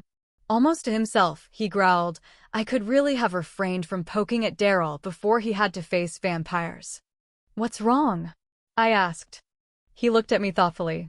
"Bonrata is challenging our ability to protect our territory. Our vampire allies have disappeared except for Wolf, who is killing people with a cursed weapon. People we are responsible for protecting are disappearing and dying. Fuel costs more than it did this time last year, and I'm still stuck with the conviction that it should be 25 cents a gallon. Financial disparity is at an all-time high." I frowned at him. He knew what I meant. "It's nothing," he said with a growl in his voice. "It's fucking nothing, Mercy." Warren didn't swear much. He saw my look and said, "Leave it." "Are you sure I can't help?" I asked. He looked at me, then away. "I am very tired of being pushed," he said. "Let me tell you how this is gonna be. We are gonna look through this house and find damn all. And you are going to leave me the fuck alone while we do it. I am tired of you sticking your little miss I-can't-fix-it nosy self in my fucking business." I blinked back sudden hurt tears. I was tired. I was scared. I was worried about Adam and the rest down in the tunnels. I was worried about Z. About poor Aubrey, who would never get to kiss his secret crush. I had two choices. I could stand here and cry or I could get mad. Guess which one I chose. Warren started methodically searching the kitchen. I did the same, beginning from the opposite side. The fridge and walk-in freezer had never been used, nor had the dishwasher. Both still had that fresh out-of-the-box smell, even though I was pretty sure it was still the same fridge that had been here 3 years ago. The cupboards were empty of food, though there were dishes and cookware in appropriate locations. "Staged," Warren said, surveying the empty pantry. "Shall we move on?" I didn't respond. Didn't look at him. I just stalked out of the kitchen to the next room I came to. We worked in silence while I nursed my righteous anger until I could pretend that I wasn't hurt. Mostly.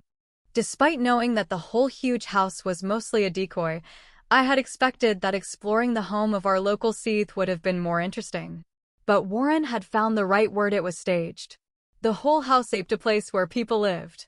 Closets and drawers were empty. Rooms were beautifully decorated, walls filled with good but not expensive art.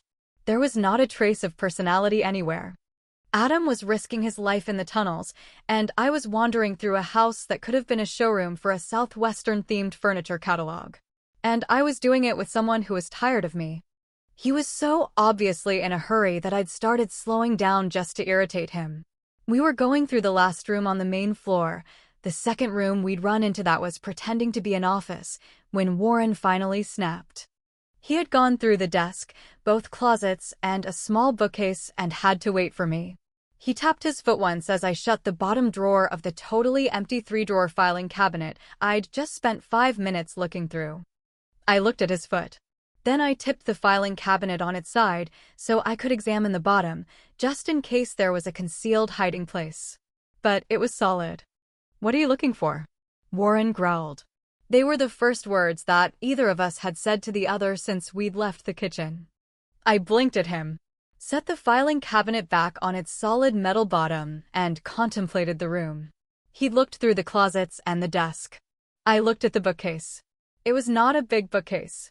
4 shelves, each with a matched set of books. I squinted at the titles. They appeared to be books on banking and the stock exchange. "I used to make secret compartments in books," I said thoughtfully. I went back to the bookcase and pulled out the first book on the top shelf, Bank Audits and Examinations. My foster mother showed me how to make them. I didn't look at him while I spoke. Looking at him might make him think I thought he cared about anything I had to say. "I still have one of them. You glue the edges of the pages together and cut out the center to make a hollow." "You have got to be joking," he said. I almost smiled at his tone. There was still irritation, but it was edged with wariness. As if he'd finally started to figure out he was not going to hurt me, snap my nose off, and swear at me without paying for it. Adam said to be thorough, I told him, putting that book back on the shelf and picking up another one. I wasn't moving particularly quickly. To my delight, the next floor up had bookshelves in all the rooms. It was as if someone had told Marsilia, human habitations have bookshelves on the second floor. The books were all in sets, but otherwise seemed completely random, the complete set of Charles Dickens's work placed next to a specially bound set of thoroughbred stud books from the turn of the last century. Just exactly the sort of collection guaranteed to irritate a man who really loved books the way that Warren did. He knew why I was going through each book, and he knew that all he had to do, probably, to put himself out of his misery was to apologize. He didn't, so I opened every book on every shelf. 2 rooms and 4 bookshelves later, I opened a book and found it hollow. Sadly, there was nothing in it, but someone had made a hiding space. I checked the title Gibbon's The History of the Decline and Fall of the Roman Empire, Volume 4, printed in 1974. I always thought I should read Gibbon, I said. Not to Warren. I wasn't talking to Warren yet.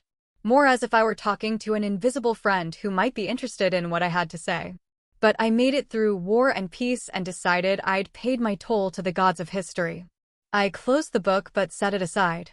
It was probably hollow when she bought it, Warren said, looking with unhappy resignation at the book that was going to justify my search.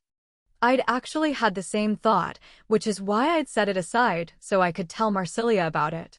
I didn't say so to Warren, though. Giving up but not enough to apologize, Warren joined me in going through every book we found. He was a lot faster about it than I was. I am sorry I swore at you, Warren said. But quit poking. I considered how to respond. An apology that starts with an I'm sorry and ends with a but isn't an apology at all. You know, I said, putting a child's garden of verses back on the shelf between Strange Case of Dr. Jekyll and Mr. Hyde and the Black Arrow, while we are thumbing through books that no one has ever so much as opened. Our compatriots are wallowing through eldritch abominations. Unsaid, but plain to be heard was, and if you'd let someone help you before now, you'd get to go play in the scary dungeons instead of facing near-fatal boredom babysitting the useless coyote. Maybe I was upset about more than Warren getting mad at me for trying to help. The rest of them hadn't run into anything bad, though. I wasn't Adam, who could pick up quite a lot from the pack bonds when he wanted to, but a fight in the tunnels would have been close enough for both Warren and me to sense. Teach me to pick a fight with Daryl, Warren muttered, picking up the last of the white leather-bound collection of H.P. Lovecraft's work. We moved to the next room. 5 more bookcases, half full of books. The next room also had 5 bookcases. Somewhere along the line, the growl went out of Warren. Warren loved books.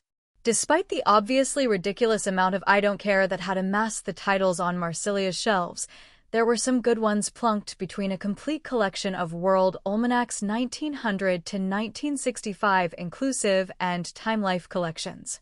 The Time Life books were really too thin-spined to make good hiding places, but I looked in them anyway. Warren, I said, staring at the book in my hand. There was a close-up of a knight whose raised helm showed a spectral mist, and the gold-embossed lettering informed me I held the enchanted world, ghosts. Maybe I should have been paying better attention to what we were here for instead of trying to get under Warren's skin and worrying about Adam. What? There should be ghosts here, I told him, putting the book back on the shelf. There were always ghosts where vampires sleep. Traumatic death was one of the things that created ghosts.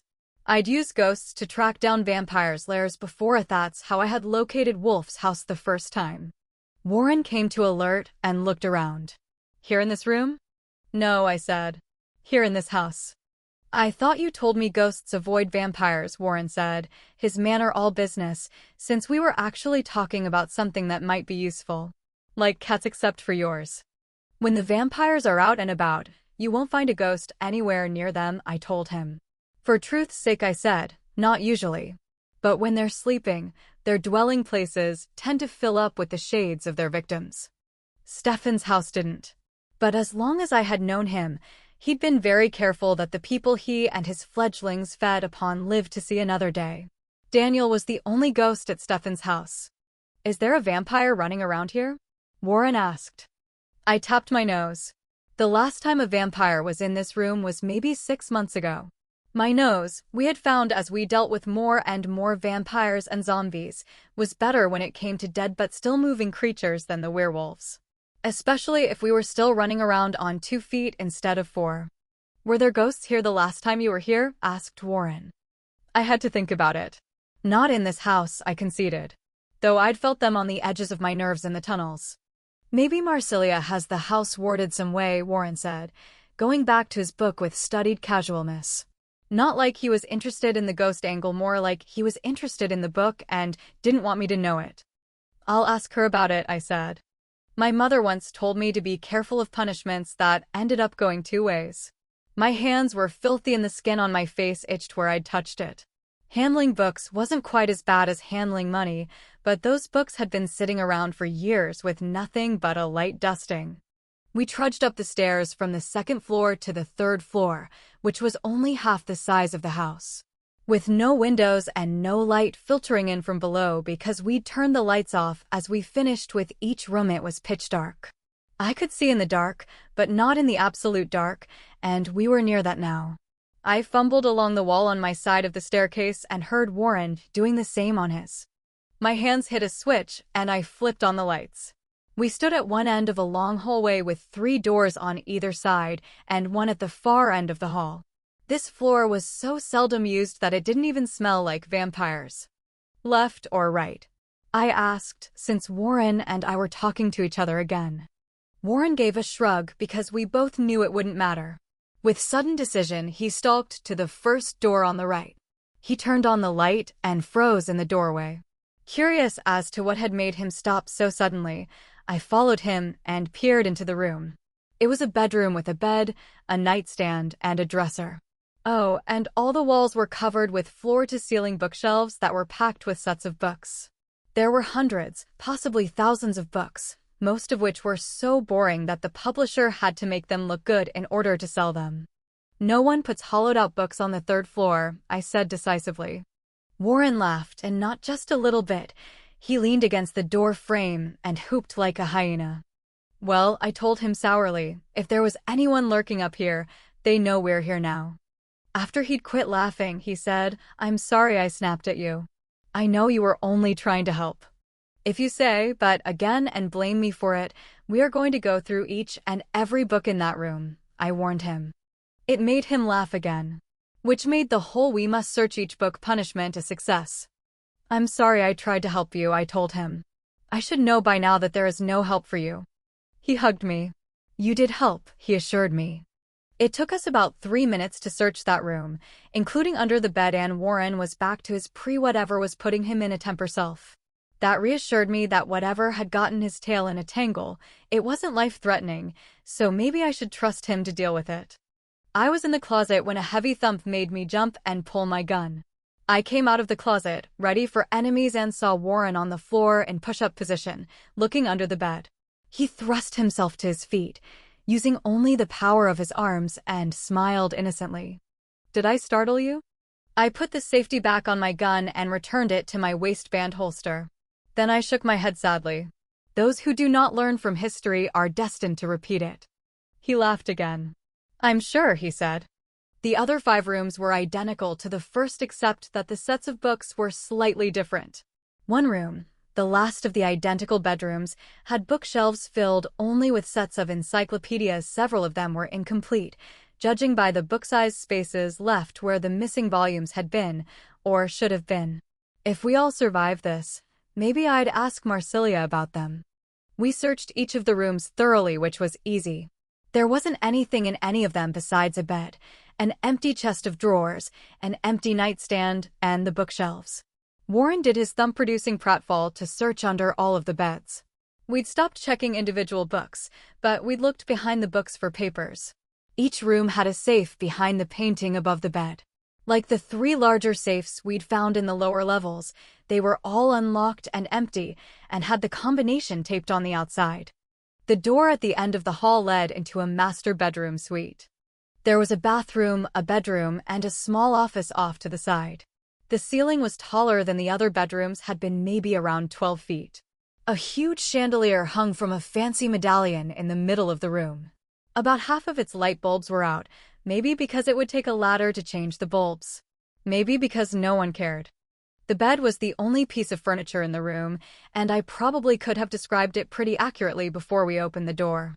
It was a huge thing, built of mahogany and framed with velvet curtains. It might have walked off the set of a 1950s Zorro movie and was exactly the bland sort of choice that a decorator would have picked for this house. "I'll check the office," Warren said, surveying the room. "You do the bathroom. Then we can go downstairs and lounge in the kitchen and wait for the others to get back. And you can grab that Lovecraft book and keep reading," I said. He gave me a shamefaced grin but didn't deny it. The bathroom, like the bed, was exactly the kind of bathroom that I expected to find in a house that looked like this one. There must be a decorator somewhere who specialized in creating rooms that looked exactly like they should. "Maybe this is a room from the world of forms that Socrates talked about," I murmured, knowing Warren would get the reference. He'd told me once that he'd carried Plato's Republic in a saddlebag for 2 years and read it every day. I'd had to read it for a college class and pass a test on it. He had passages memorized, and all I could remember was the bit about the world of forms. And that Socrates liked to teach people by asking them questions. "The form that all other Spanish-style mansions are modeled on," intoned Warren from the office on the opposite side of the bedroom. There was a huge antique claw-footed bathtub in the corner of the room, surrounded by small tables holding trays of empty hand-blown glass bottles that should have been filled with soaps and bath oils. White fluffy towels were piled on a wire rack, close enough that a person bathing could just reach out for them. I turned and caught a glimpse of myself in the mirror. My face was filthy from where I'd touched it. I looked at my hands. "Marsilia sure has a vast collection of dirty books," I said. There was a pause.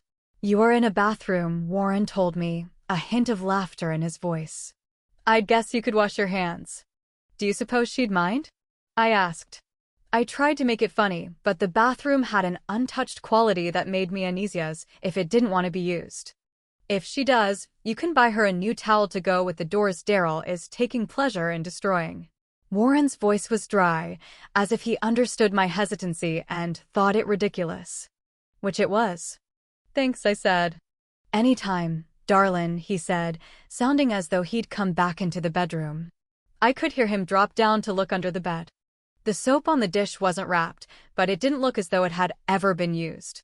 I turned on the water and watched it suspiciously. Sometimes if a faucet wasn't used often enough, the water was gunky. It looked and smelled okay, and it even warmed up fast. The soap smelled of lemons, but not too strongly. I used a washcloth to scrub my face and spent some time on my hands. When the water ran clear, I turned it off and dried on a nearby towel. The white towel was smudged when I finished, so apparently I hadn't gotten all the dirt with the washcloth.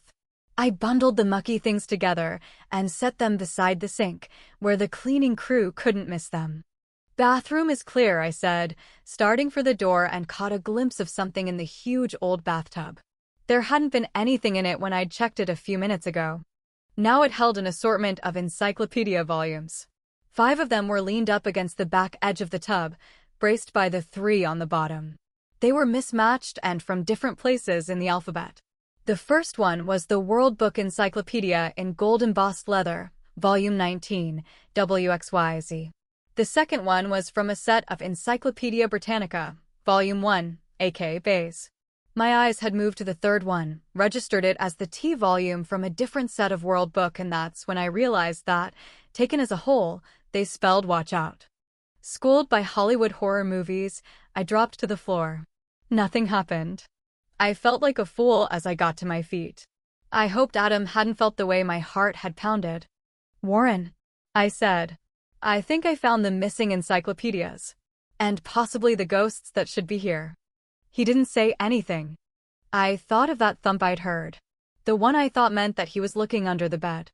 An unconscious body falling to the floor would sound like that too. I drew my gun but stayed where I was. "Warren." I couldn't feel any distress from him through the pack bonds. He wasn't dead. He wasn't feeling pain or stress. I was pretty sure I'd know it if he were. If this was another joke, I'd shoot him. My gun wasn't loaded with silver bullets, so it probably wouldn't kill him. All of the lights went out. 13. Adam's words rang in my head. Don't split up. Don't get complacent. We had done both, Warren and I. My fault more than his. But I didn't have time for should-haves and what-ifs right now. I concentrated on here and now. Guns don't work in the dark without specialized equipment, Adam had told us on some training session or other. If you can't see your target clearly, you're too likely to shoot your friends. The werewolves and I could see just fine at night, outside where there was always some sort of light. In this house with no windows, I was blind. I holstered my gun and drew the sword. I didn't bother to be quiet about it. Whoever had taken down Warren already knew where I was. It was as dark as a cave, and my enemy thought that these conditions would benefit them. It was my job to make them wrong. I wasn't helpless without sight. Movement would make floorboards shift, fabric rub, and my ears were very sharp. I concentrated on what my senses could tell me. I heard one person breathing and hoped it was Warren. We were in a vampire's house. It might be mid-afternoon, but I had seen Wolf awake and moving during the daytime before. Vampires only have to breathe when they want to pretend to be more human or when they want to talk, which requires air. I had a very good nose, even among the werewolves. I opened up my other sense, too, the one that let me feel magic in the air. I heard and smelled nothing. Moreover, when I tried to reach Adam using our mating bond, I could not get through. It was still there, but I couldn't touch it. The same was true of the pack bonds and my bond with Stefan, which I tried in a fit of desperation. Someone was interfering. Something. I knew what it was. Soul Taker, I said. A brush of air current had me raising the katana across my body. After I held it there, something hit it. A touch, not a blow, metal on metal that rang softly rather than a proper clang. Wolf was mocking me. I had to assume that my opponent knew exactly where I was. Maybe Wolf had some of that specialized equipment Adam had talked about. Maybe vampires didn't need any light at all in order to see.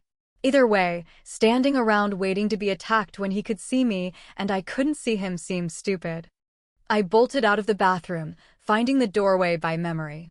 My shoulder caught something that yielded like flesh, but not hard enough to do more than send me sideways for a step until I caught my balance.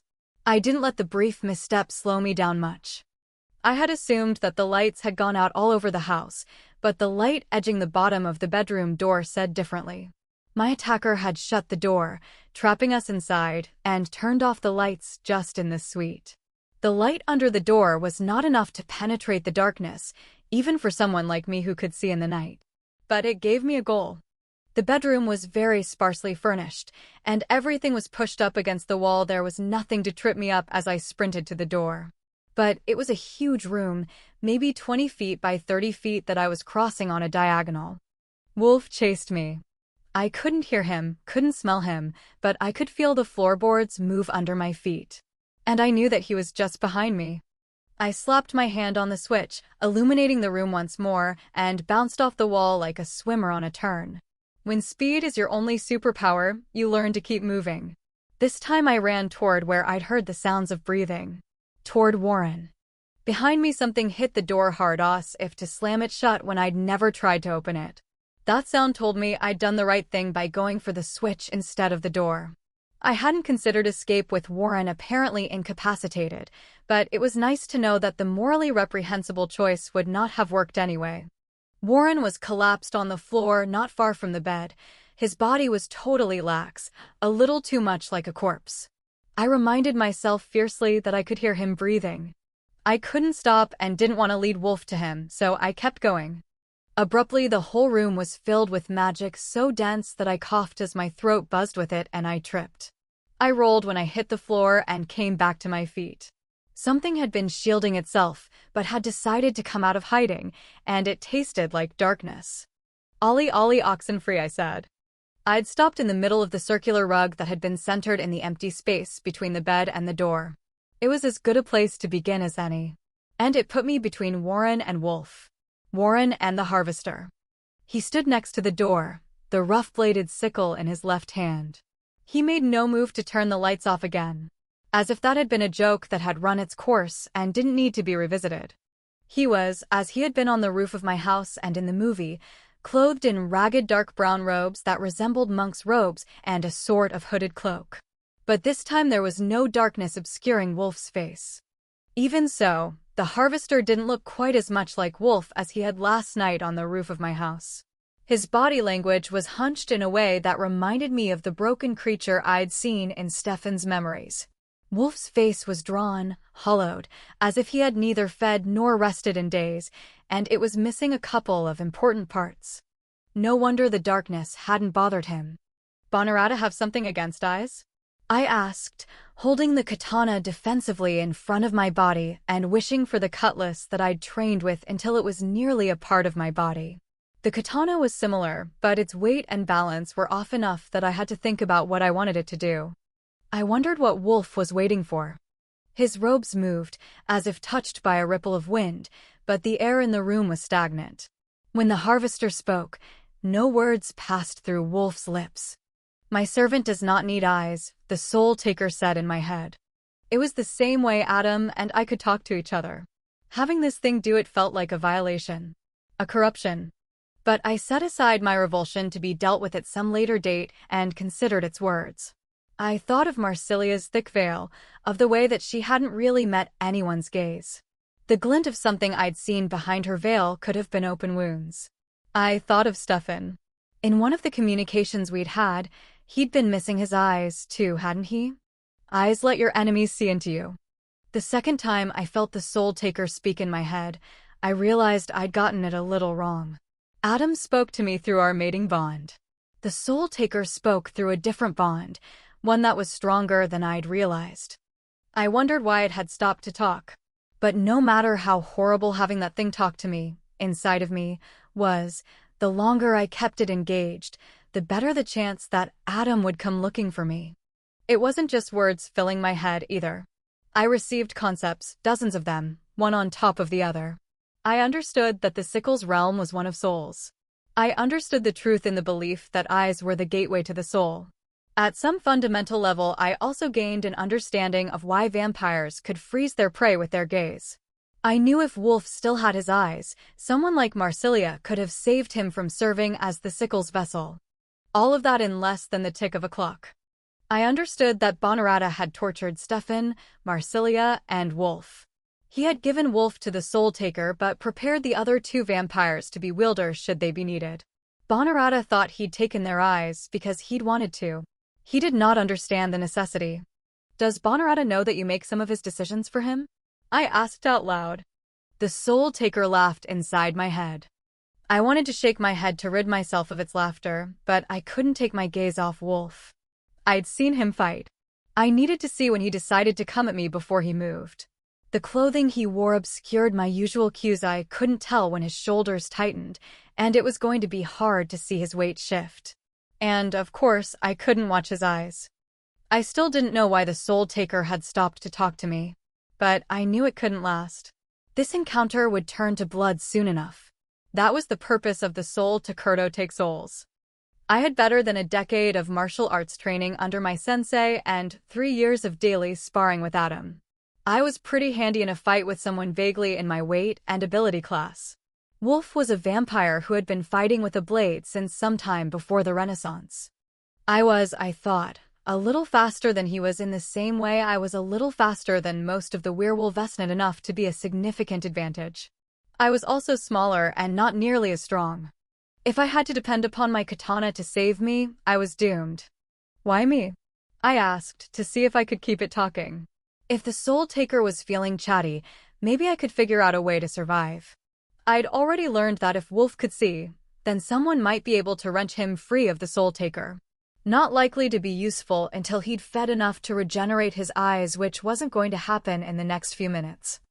"I don't seem to be in your usual category of victim," I said, when it did not reply. "Sacrifice," it corrected me. The echoes of its voice made me understand that my death would serve a greater purpose. That I should feel joy as the blood of my body pooled on the ground and the magic of my death and my soul linked with those who had gone before. I even gained an understanding of the depth of that phrase, those who had gone before. Souls caught together and stretching through time, still as connected to the soul taker as they had been on the day of their death. and the Soul Taker perceived them all individually in the same thorough and extensive way that I had tasted Aubrey Worth's soul. Not quite the same way. I was sad that Aubrey had died. The Soul Taker felt nothing. No, not nothing. Satisfaction. So many people, I said involuntarily, their numbers pressing upon me like a great weight. To release my lord into the world requires the sacrifice of many, it said. I understood that as the years had passed, the definition of the kind of sacrifice who could be brought into the magical web this thing was creating had narrowed. The web had taken on the characteristics of the sacrifices before and become less elastic in what it could accept. Many had died uselessly before the Soul Taker had understood that it needed to refine its hunt. Magic ability, but not too much, nor with too much training. Magic ability still malleable, able to be shaped. I understood that as it touched me when I destroyed the spider creature's web, it had been able to see further through me than it usually could before it made a sacrifice of someone. I'd exposed my soul. Yes, that had really been a stupid thing to do, I decided. Next time I'd throw a chair or something, allowing the Soul Taker to perceive that I was connected to a spark of divine that might be the single power needed to make the spell work. Coyote's daughter, it had called me the first time I'd seen it. But it wasn't just Coyote. It was the wolves of our pack, and I had a moment to think that it was a very good thing that we'd broken from Bran, or it could have taken every werewolf Bran was connected to, assuming Bran wouldn't be able to stop it. It was the seethe through my blood tie with Stefan, who was tied to all the vampires in the seethe, to his maker and her maker before her, to Bonarata and everyone he was tied to. Bonarata was in control of all the vampires in Europe, and Marsilia had told Adam most of the vampires in the US. He and his vampires in turn controlled thousands of humans by blood bonds. The Soul Taker understood souls, and apparently all of the blood ties that connected wolf to wolf and vampire to vampire were soul bonds. I really should have just thrown a chair. But you have wolf already, I protested out loud. Vampires are dead. They cannot be sacrifices. For an instant I understood, really understood, what that meant, that they were missing the magic that defines life, but there were too many things getting shoved into my head, and I didn't try to keep that one. The Soul Taker needed a living conduit into the vampire's web of blood bonds, and for some reason, Coyote, among other things, was a guide for the dead.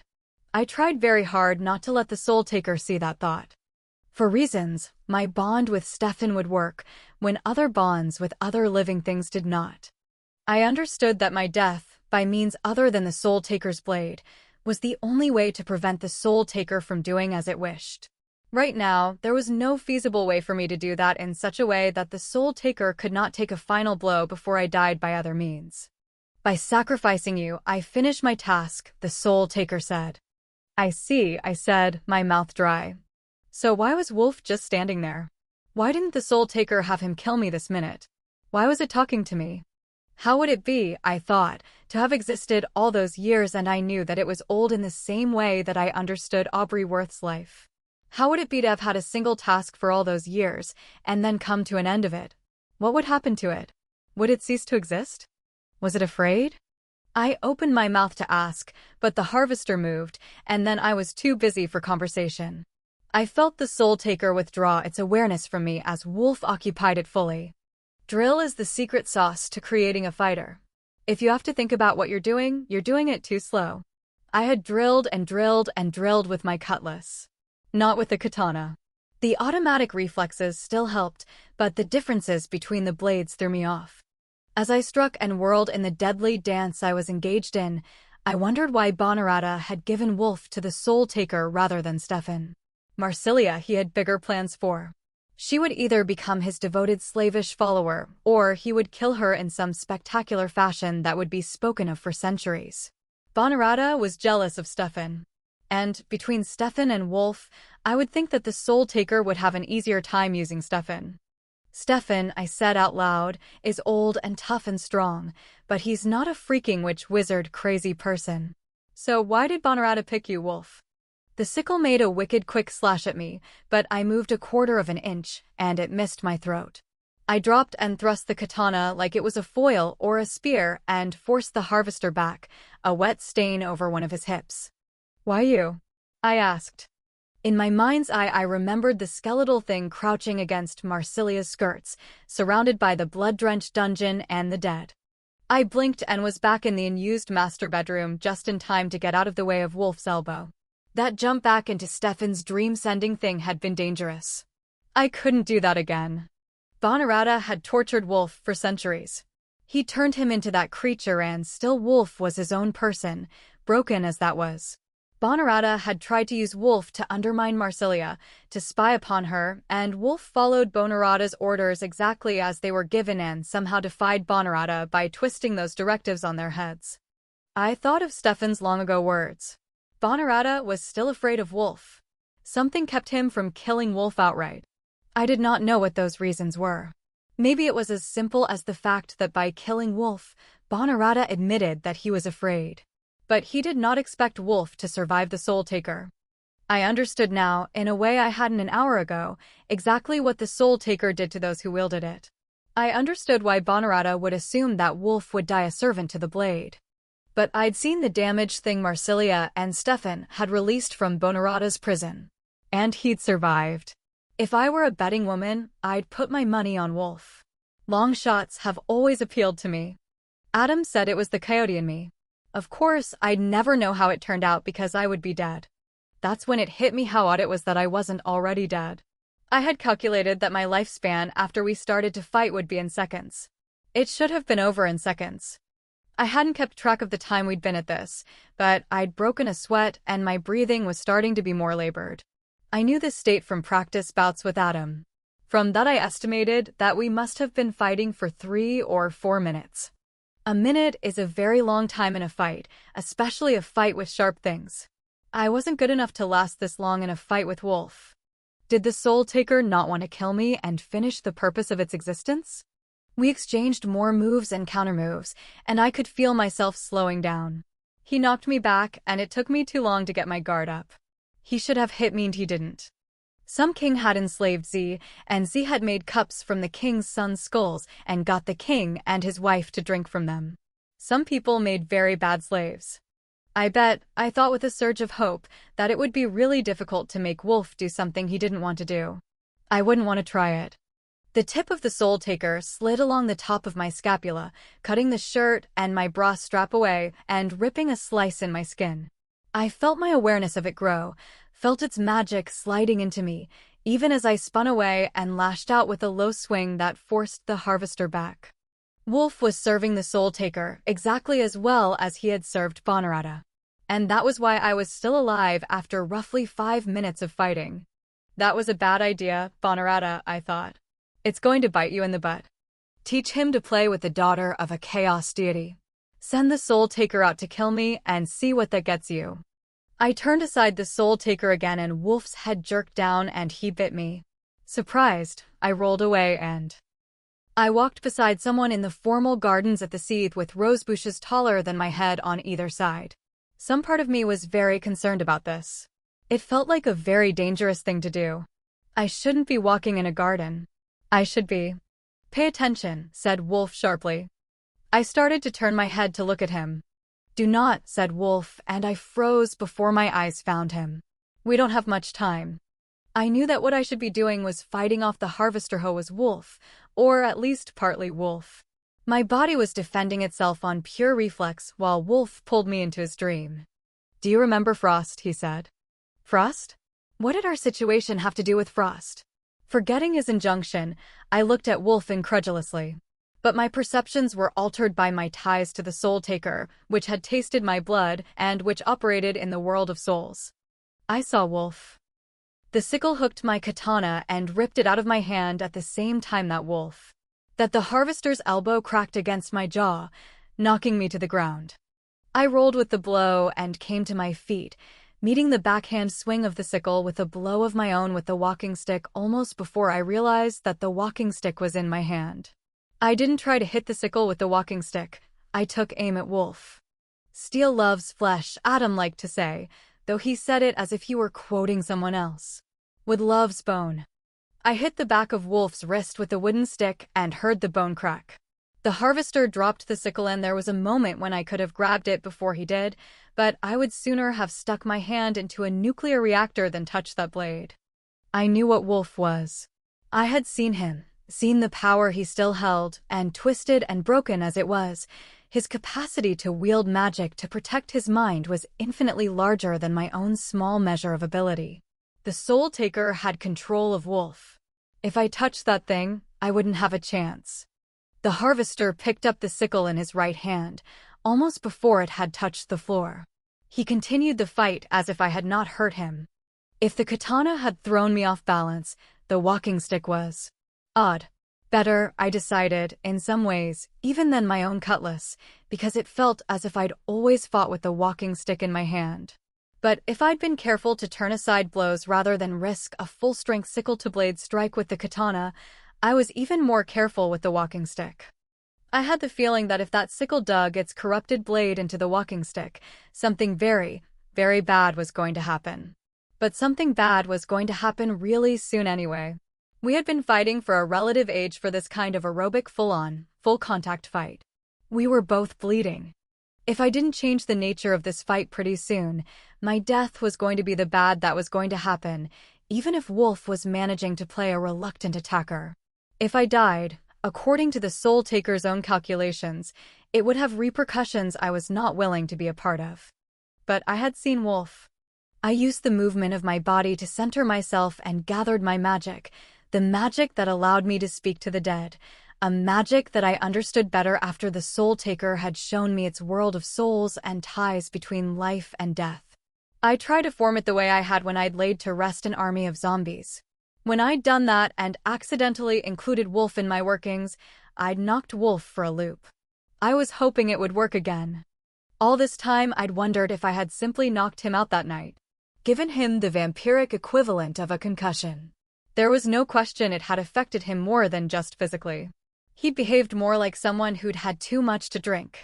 So it was possible he'd gotten the edge of what I'd thrown at the zombies and been sort of hotboxed. But however it had happened, I had just seen Wolf.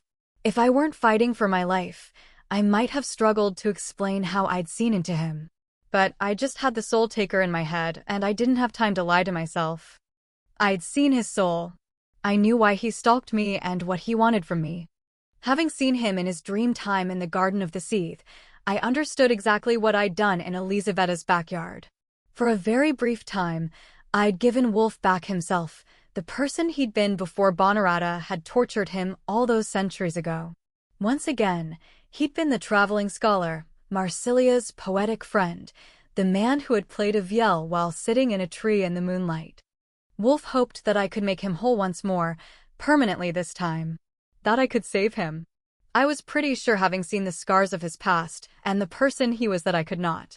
Though I might give him brief respite, fixing what had been done to him was beyond any magic I could lay claim to.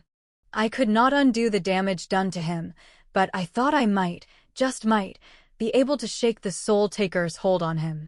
After all, the Soul Taker itself had told me that it did not think it could have held Wolf had Bonarata not blinded him first. I pulled on whatever magic lingered in the room, no matter that it was the Soul Taker's magic. Although my mating bond and my pack bonds were intact, the Soul Taker, or possibly some magical protections that Marsilia had on her Seetha, was blocking me from pulling on that power.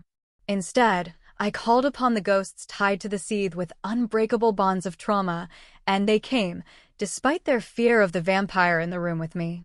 And when the walking stick fed it to me, I took power from the dance of blade and staff that the harvester and I engaged in. When I could hold no more magic, I dropped the walking stick, slipped my head under Wolf's arm, shoved my neck into his armpit, and reached up with my hand so I could touch his face, the only place his skin was exposed. His flesh was chill under my Battleland magic-heated fingers as I whispered, with all the coyote-born magic within me, "Be at peace." He stiffened, smooth movements suddenly clumsy. But he didn't stop. Wolf twisted and got a hold on my shoulder. He was a lot taller than me, stronger, and I was pouring everything I had into the magic. I had no defense. He threw me across the room.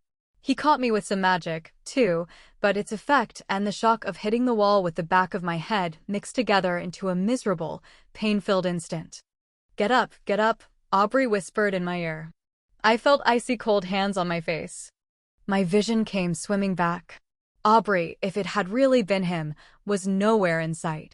But the harvester was. He walked toward me, casually swinging the sickle like a tennis player warming up. There was no need for hurry on his part. I was still stunned by the impact, either of the wall or his magic. My eyes worked, so I could stare into the crusted wounds where Wolf's blue eyes should have been. He stood in front of me for a second. I managed to move my shoulder. If I'd had a couple of minutes, I thought I could shake it off. The sickle came at me, cutting the air so fast that it made a noise. The blade missed, sweeping by me and up in a strike I would never have been able to get much force behind. But Wolf was a lot stronger than me. The pitted old blade dug into Wolf's own belly, spilling entrails and splashing me with blood. It was so unreal that it felt almost like I was watching a scene in a Quentin Tarantino martial arts movie. The Soul Taker's enraged howl rang in my aching head without making an audible sound as Wolf laughed. My magic, it seemed, had worked after all. Though I hadn't dreamed that this was what Wolf would do at the moment of freedom. Vampires were not built for self-sacrifice or suicide. They were vampires, in fact, because they refused to die. Blood pooling at his feet, Wolf tried to open his hand, fingers relaxing. But before the sickle fell to the ground, his hand moved like a striking hawk, closing around the leather-wrapped handle. He stood still, armed with the sickle, as blood continued to drip. I tried to gather myself and managed a sort of full-body twitch. The harvester staggered away from me, toward Warren, his footfalls heavy. Warren, who was unconscious. I was helpless to do anything to interfere as the vampire dropped to the ground and bent over the werewolf. From where I was, I couldn't see exactly what he did, but I could hear it when he started to feed. Feeding was how vampires were able to heal their wounds because although I now knew, somewhat to my surprise, that vampires had souls, they were not truly alive. They did not reproduce sexually, and they could not heal using their own biological abilities. They needed to borrow healing from the living blood they fed upon. The Soul Taker had decided to fix Wolf's body before sacrificing me. I looked at the blood on the floor in front of me. There was a lot of it. I wondered why it chose to feed on Warren instead of me. That one is dangerous, said Coyote conversationally. If I could have turned my head, I imagined I would have seen him squatting on his heels beside me. Which? I whispered. Wolf took no notice of my words, which meant that Coyote was keeping our conversation private. Both, Coyote said. All. But you need to destroy that weapon, daughter. The opening it is building does not call a well-meaning god into this realm. He considered his words. It could be summoning a world eater. My brain was still not quite tracking. I could tell because I was having a conversation with Coyote while the Soul Taker used Wolf's body to feed upon my friend. And because the next thing I said was sort of stupid. We killed the river devil, I said. I sounded offended, which I was. We'd killed that being, the world eater, at great cost. I was pretty sure that it should stay dead. The river devil was a conduit for great destruction, Coyote said. That body was a means by which our world could be devoured. A metaphor. Pretty concrete for a metaphor, I said. It laid me up for months and put me in a wheelchair that I couldn't move because my hands were hurt too. There is nothing in the world that says a metaphor cannot be concrete, Coyote chided. But if that thing... The Soul Taker, I said, and then my heart froze in my chest because Wolf's body stiffened and he quit drinking. After a moment, he began feeding again. Don't name it, said Coyote kindly. Not unless you want its attention. It wants you, I told him. Through me. Coyote nodded. I couldn't see him do it, but I knew he was nodding. Dangerous. He paused. It is more likely that it is summoning something that has long since dissipated or reintegrated with the Great Spirit. Still, a summoning of that size is likely to end in disaster. You are my hands and heart in this world, Mercedes Athena Thompson. Hauptmann, I said. He agreed. That is a very important part of your name. Don't forget it. Warm fingers pressed against my head in farewell or blessing. Or possibly, goodbye. You are going to die today. With Coyote, it could be difficult to tell. A few seconds that felt like hours later, my head cleared and I could work my arms and legs again. I didn't think this was anything Coyote had helped me with, but I was too frantic to worry about it one way or the other. Vampires were not supposed to kill their meals. In return, no one would tell the mortals that vampires were real. It was a pact that had stood for a very long time. It was better for all of us. The vampires followed the agreement, more or less, and were careful to hide the bodies when they forgot, which was often enough to leave vampires' homes haunted by their victims. I couldn't trust Wolf in his altered state or the Soul Taker to leave Warren alive. I reached out and grabbed the walking stick without looking for the best way I'd found to make sure it showed up. As soon as my fingers closed on the carved surface, I surged to my feet. The door exploded. Well, not really exploded, but it burst open with a noise that indicated bending metal and splintering wood. It felt even louder than it actually was because as soon as the door opened, the bond one shared with Adam lit up with information. And if I had ever, once, doubted that I was loved, if I had ever doubted that my husband was a scary monster who would kill anything that threatened me, that moment disabused me of it.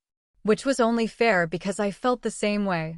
Adam went for the vampire feeding on Warren. But without even looking up, the harvester vanished. I hadn't known Wolf could teleport Hoff, Marsilia, and Stefan could, which implied an inherited gift. No reason that it could not have come from Wolf. Deprived of his target, Adam hit the bed rather than tripping over Warren. The 2x8 of mahogany that served as the long side of the bed frame cracked and broke, and the legs dug deep gouges into the hardwood floor. It hit the wall with the speed of a locomotive, and other parts of the bed and the drywall and the wainscoting took an impressive amount of damage.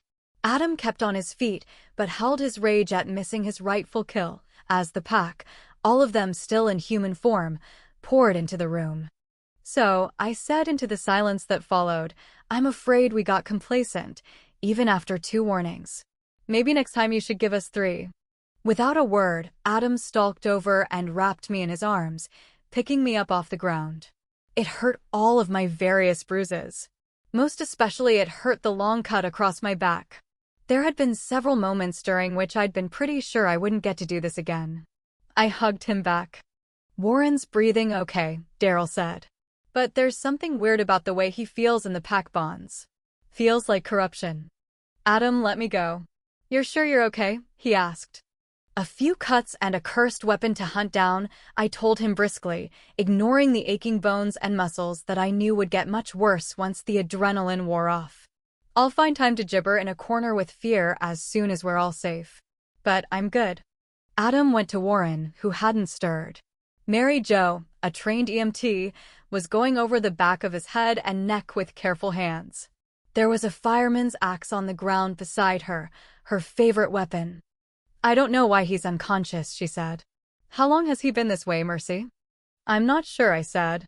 As much as I wanted to check on Warren with my own eyes, I stayed back. Mary Jo and Adam were better with first aid. I was busy, and that makes time feel odd. And I got hit with a magical whammy that laid me out. The harvester took Warren by surprise. Maybe he hit Warren with a magical whammy. Yes, said Aubrey from right beside me. I can see it. But it's fading. I didn't respond. The vampire's trying to bind him, said Daryl flatly. I can feel it. His eyes were gold, the pupils small. I wondered how long he'd been dealing with his wolf trying to get out. From Oriel's surreptitious glances, I figured it might have been a bit too long for comfort. Adam nodded. I can feel it too. We can keep him in the cage until we can get Marsilia to free him, Daryl said. Assuming she can, said George. She freed me, Daryl growled. Those bastards who got you weren't Wolf, Oriel said, sounding worried. Adam moved Mary Jo aside and sat on the floor beside Warren. I learned a little trick while we were in Italy, he said. Let me see what I can do. He pulled Warren around, then leaned forward and kissed him on the forehead. Lips still touching skin, Adam said, wake up.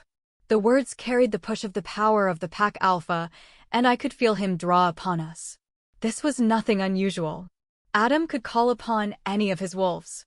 Warren's eyes opened and Adam caught his gaze. The gateway to the soul, I thought. Adam forced power down the pack bonds and thrust it into Warren. The magic rose in every werewolf in the room until they all wore their wolf's eyes. I heard a few growls. Warren's body jerked in reaction, but he didn't fight to break eye contact. Change, Adam told him. Outwardly, that wasn't anything special either. Forcing a wolf's change could help them heal. I'd also seen it used as a disciplinary move a time or two, in order to reinforce the knowledge that the alpha was the wolf in charge without resorting to outright violence. But what Adam did with his power as Warren began to change was different. It felt like he was burning through Warren with what I could only describe as spiritual fire as Warren's body altered. Warren was dominant and old. His change didn't take as long as some of the others. But it wasn't my instantaneous change either. It took maybe 10 minutes for him to complete it, but the vampire taint was gone after the first few moments of his shift. Adam stayed where he was and held Warren's eyes until a wolf stood where the man had been. Mary Jo cleaned my various cuts. There were a number that I didn't even remember. Fights were like that. The worst of them was the long cut across my back. Honey produced a safety pin and rerouted my bra strap, so it still worked without pressing across the cut. I gave them an abbreviated version of what had happened. This was the last room we were checking, I said. I took the bathroom. Warren got the office. The harvester knocked out Warren and cut the lights. The harvester interrupted Oriole. Isn't that Wolf? Yes, I said. Sorry that I'm being confusing. We fought. And you're still alive? Her surprise was not flattering, but I shared it, so I didn't take offense. The Soul Taker wanted to kill me, I told her, but Wolf didn't. I decided I was too tired to run through the whole fight, and I'd only get lost babbling about the woo-woo part of it. So I said only Wolf managed to break free of the Soul Taker's hold for a moment and stabbed himself instead of me. I waved at the blood on the floor. Which is where you all came in. Thank you. How did your search go? Marsilia is going to have to replace a lot of doors, Oriole said with an admiring look at Daryl. He snorted. We didn't find a thing. Not so much as a body. Empty room after empty room. He looked at me. But we did not get complacent. We should get Warren home, Adam said, rising to his feet. We're done here. 14. Deciding we needed to get Warren home quickly, Adam loaded Warren, Zach, and me in his SUV, and sent the rest of the wolves to ride with Honey back to the garage. Daryl took Warren's key fob, rescued from the shreds of Warren's jeans, and promised to deliver the Subaru. Zach hopped back out of the SUV and went over to have a word with Daryl. I turned to Adam. Not now, he suggested. Warren, curled up on the flattened half of the back passenger seat, looked as though he were asleep. But I took Adam's point. There were a lot of things we needed to talk about, but adding Warren and Zach into the mix just now was probably not useful. Zach slid into the side of the back seat that hadn't been turned into cargo space and belted himself in. Oriole will drive the Subaru to our house, he said, possibly to Warren. Daryl will pick her up there. No one talked much on the way to the house Warren and Kyle shared with Zach. Zach must have texted because Kyle came out as soon as we drove up. He accepted Warren's shredded clothing with a muttered, maybe he wasn't wrong about expensive clothing and werewolves. But his eyes were on Warren, who'd hopped out of the SUV, stretched, and then trotted up to Kyle, tail waving gently. Kyle gave Adam an anxious look. I couldn't tell what happened from Zach's text.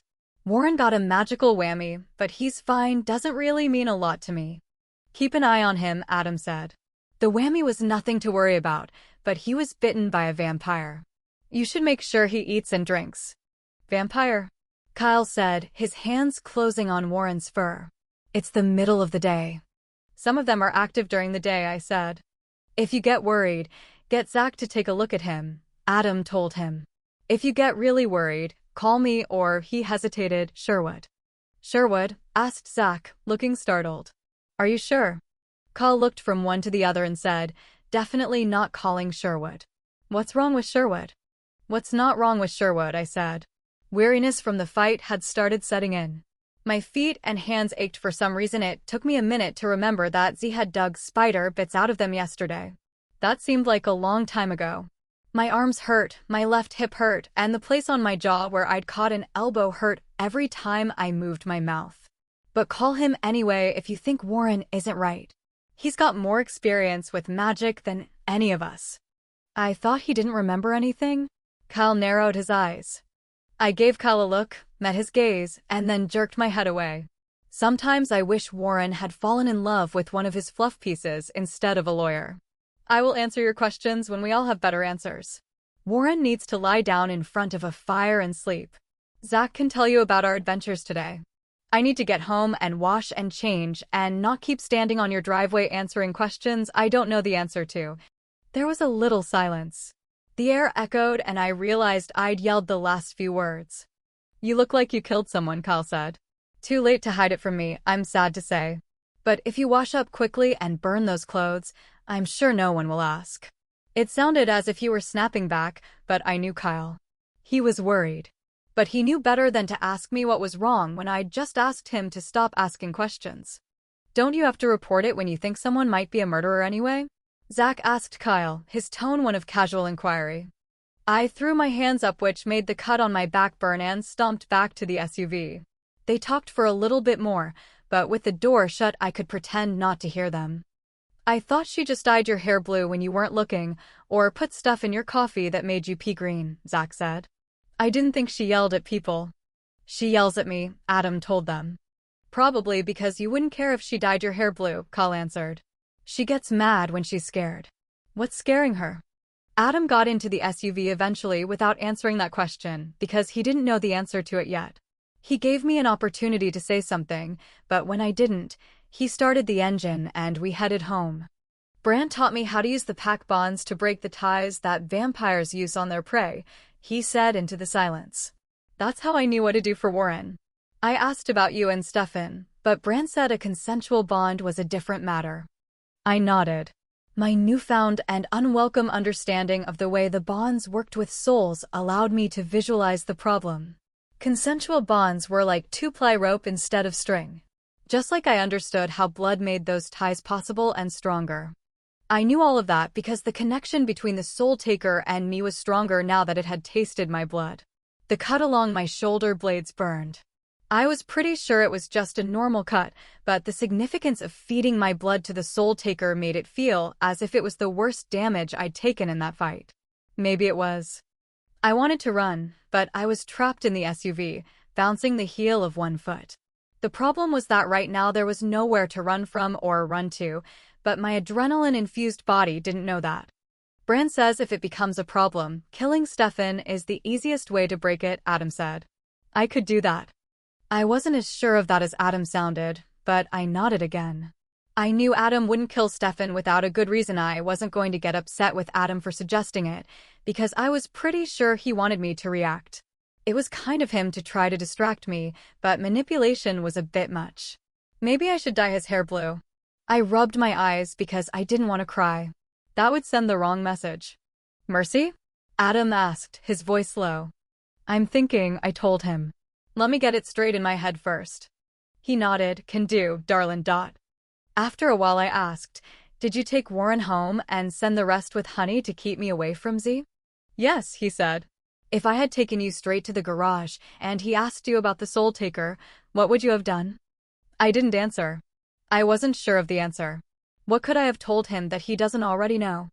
That you'd call him in when you found out where it is, Adam said. I thought you should have some time before you deliver a powerful, ancient, and cursed artifact into a powerful, ancient, iron-kissed Fae's hands. I'm not saying we shouldn't do just that, but we should only do it after due consideration. I didn't say anything to that, either. He wasn't wrong. Did you blow up at Kyle because you were scared of the soul taker? Adam asked. Yes, I said. And Wolf. Adam didn't respond because he knew I wasn't telling him all of it. I'm scared of what will happen if Z has the soul taker, I said, though I wasn't sure I'd been all that worried until Adam had made sure I didn't see him until I had time to think it over. I'd known Z for 10 years. I loved him as if he were my family. He'd saved my life more than once. But I agreed with Tad when he worried about Z's interactions with Izzy. Adam was not wrong that we should be wary of Z's interest in the soul taker. I thought about that bead of sweat on my old friend's face as he spoke of the artifact. I couldn't think of anything I lusted after enough to make me sweat except for Adam. I understood the way the Soul Taker worked on the people around it, not just its wielder. Z and the Soul Taker sounded, now that I really thought about it, like a very bad idea. I just wasn't sure we were going to have a choice in the matter. And? Adam asked. You're scared of something else, because none of that is anything that would make you yell at Kyle. Me? I thought. I'm scared of me. Vampires have souls, I said abruptly. It was not the change of subject that Adam probably thought it was. I could feel him looking at me, but I kept my face turned away. Old souls are not bigger, exactly, than newer, younger souls. They just have more twists and turns. Did you have a philosophical discussion with the Soul Taker while you were fighting? Adam asked dryly. Wolf was always screwed up, I said, picking at the fabric of my jeans. Some sort of experiment, maybe. I had a fleeting impression of vague faces that told me not much. Had they been his parents? They didn't feel parental. He was a pet, maybe, I heard myself say. This wasn't the important part. I sorted through what was important and got back on track. Witch and wizard and mage and vampire and something fey that's mostly gone now. It had been a wisp I could sense, but not put my finger on. Writing all of those magics was a balancing act, but he managed mostly. He'd killed his progenitors and wandered the world haphazardly for longer than I'd realized. He might be as old as or older than Bran. He found Marsilia first, then Stefan, and finally Bonarata. They took care of him. He knew so much, understood so much, and was so lost. Bonarata persuaded Wolf to turn him. Wolf was old even then, but Bonarata was the first vampire he made. Who have you been talking to? Adam asked. I shook my head. Bonarata didn't understand what Wolf was. Didn't understand what Maker meant that Bonarata would have to obey Wolf. He dealt with it until one day Wolf scared him. Bonarata doesn't deal well with fear, so he set out to destroy Wolf. I paused. And I think he was jealous, took Marsilia's feelings for Wolf. That's why Wolf let Bonarata be the one to turn Marsilia. But Wolf doesn't understand jealousy very well. Mercy? Asked Adam, sounding wary. Do I need to take you to Sherwood? Or Bran? I reached out and he caught my hand. His was very warm or mine was very cold. I think we just need to get rid of that damned artifact, I said in a normal voice that made me realize how sing-songy and dreamy I'd been. I cleared my throat. Coyote is affiliated with the soul and with death, and I think that is playing with the effect the Soul Taker is having on me. Okay, Adam said, his hand still holding mine. Let me tell you about Wolf, because it's important and I don't know if I'll remember the important bits later. Or I might be dead and you need to know about Wolf. If you, my love, are the one left to face him and that artifact. Okay, he said. And I don't know things until I say them out loud, I said. So some of the out loud parts aren't going to be important. I had looked into Wolf's eyes for a very short period of time, and that had been in a dream. And I had seen everything. My head ached worse than the cut along my shoulder blade where it pressed against the SUV seat. Okay. Adam's voice was very soft. Bonarata set out to break him, but he didn't really understand what he was dealing with because Wolf never told him. Bonarata knew Wolf could wield magic and that he was a little wrong, but he didn't connect the two. I don't know why Bonarata doesn't kill Wolf. Or rather, Wolf doesn't know why. I think it's because Bonarata is scared of Wolf, and killing him would be an admission of that. Adam nodded. That's how Marsilia reads it too, he said. She thinks that if Wolf dies before Bonarata conquers that fear, then Bonarata will be afraid of Wolf forever. I don't know why Wolf hasn't killed Bonarata, I said. There was some reason, but I could not find it in my mental image of what I'd seen when I looked at Wolf. I just knew there was a reason, something Wolf had kept hidden from me as soon as he knew that I was seeing into him. Is it important? Adam asked. I don't know, I told him. But other things are.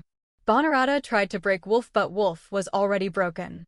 Wolf isn't stubborn, he is like a kite in the wind, and Bonarata was the wind. But what I said was like the lizard with the two dark spots on its rump that look like eyes, to fool predators. Wherever your enemy thinks you are, be somewhere else. That was all I could tell him. There were other things he should know, but I couldn't put them into words. You think that the Soul Taker doesn't have as strong a hold on Wolf as it assumes, Adam said, because he was good at reading between the lines. That was it. I nodded, then shook my head. None of them do. Not the Soul Taker, not Bonarata, and not Marsilia. The SUV was very quiet. I realized we'd stopped at a red light. We were near the turn that led to my garage. Now, why don't you tell me why you aren't looking at me? Adam asked. I thought maybe you had a headache, but you're deliberately not looking at me. Remember how I told you that I was tied to the Soul Taker somehow? My voice was tight. Yes, he said. Today, while we fought, it cut me. Tasted my blood. And now when I look into someone's eyes, I see them. I saw Mary Jo when she was cleaning me up at Marsilia's. I saw Kyle. You saw them, Adam said cautiously, turning onto Chemical Drive. You don't mean with your eyes? Yes, with my eyes, I snapped at him. Sorry. It's with my eyes the same way I smell magic. Only I can smell magic without my nose. With this I have to meet their eyes. That wasn't quite true. I'd seen Wolf and he didn't have physical eyes to look into. He'd had to use a dream for that. Mercy? Wait, I'm having a revelation. Had Wolf meant me to see him? Was that why he'd bitten my blood magic and pulled me into a dreamscape? Even after looking into him, I wasn't sure. I pulled my mind back to the explanation I owed Adam.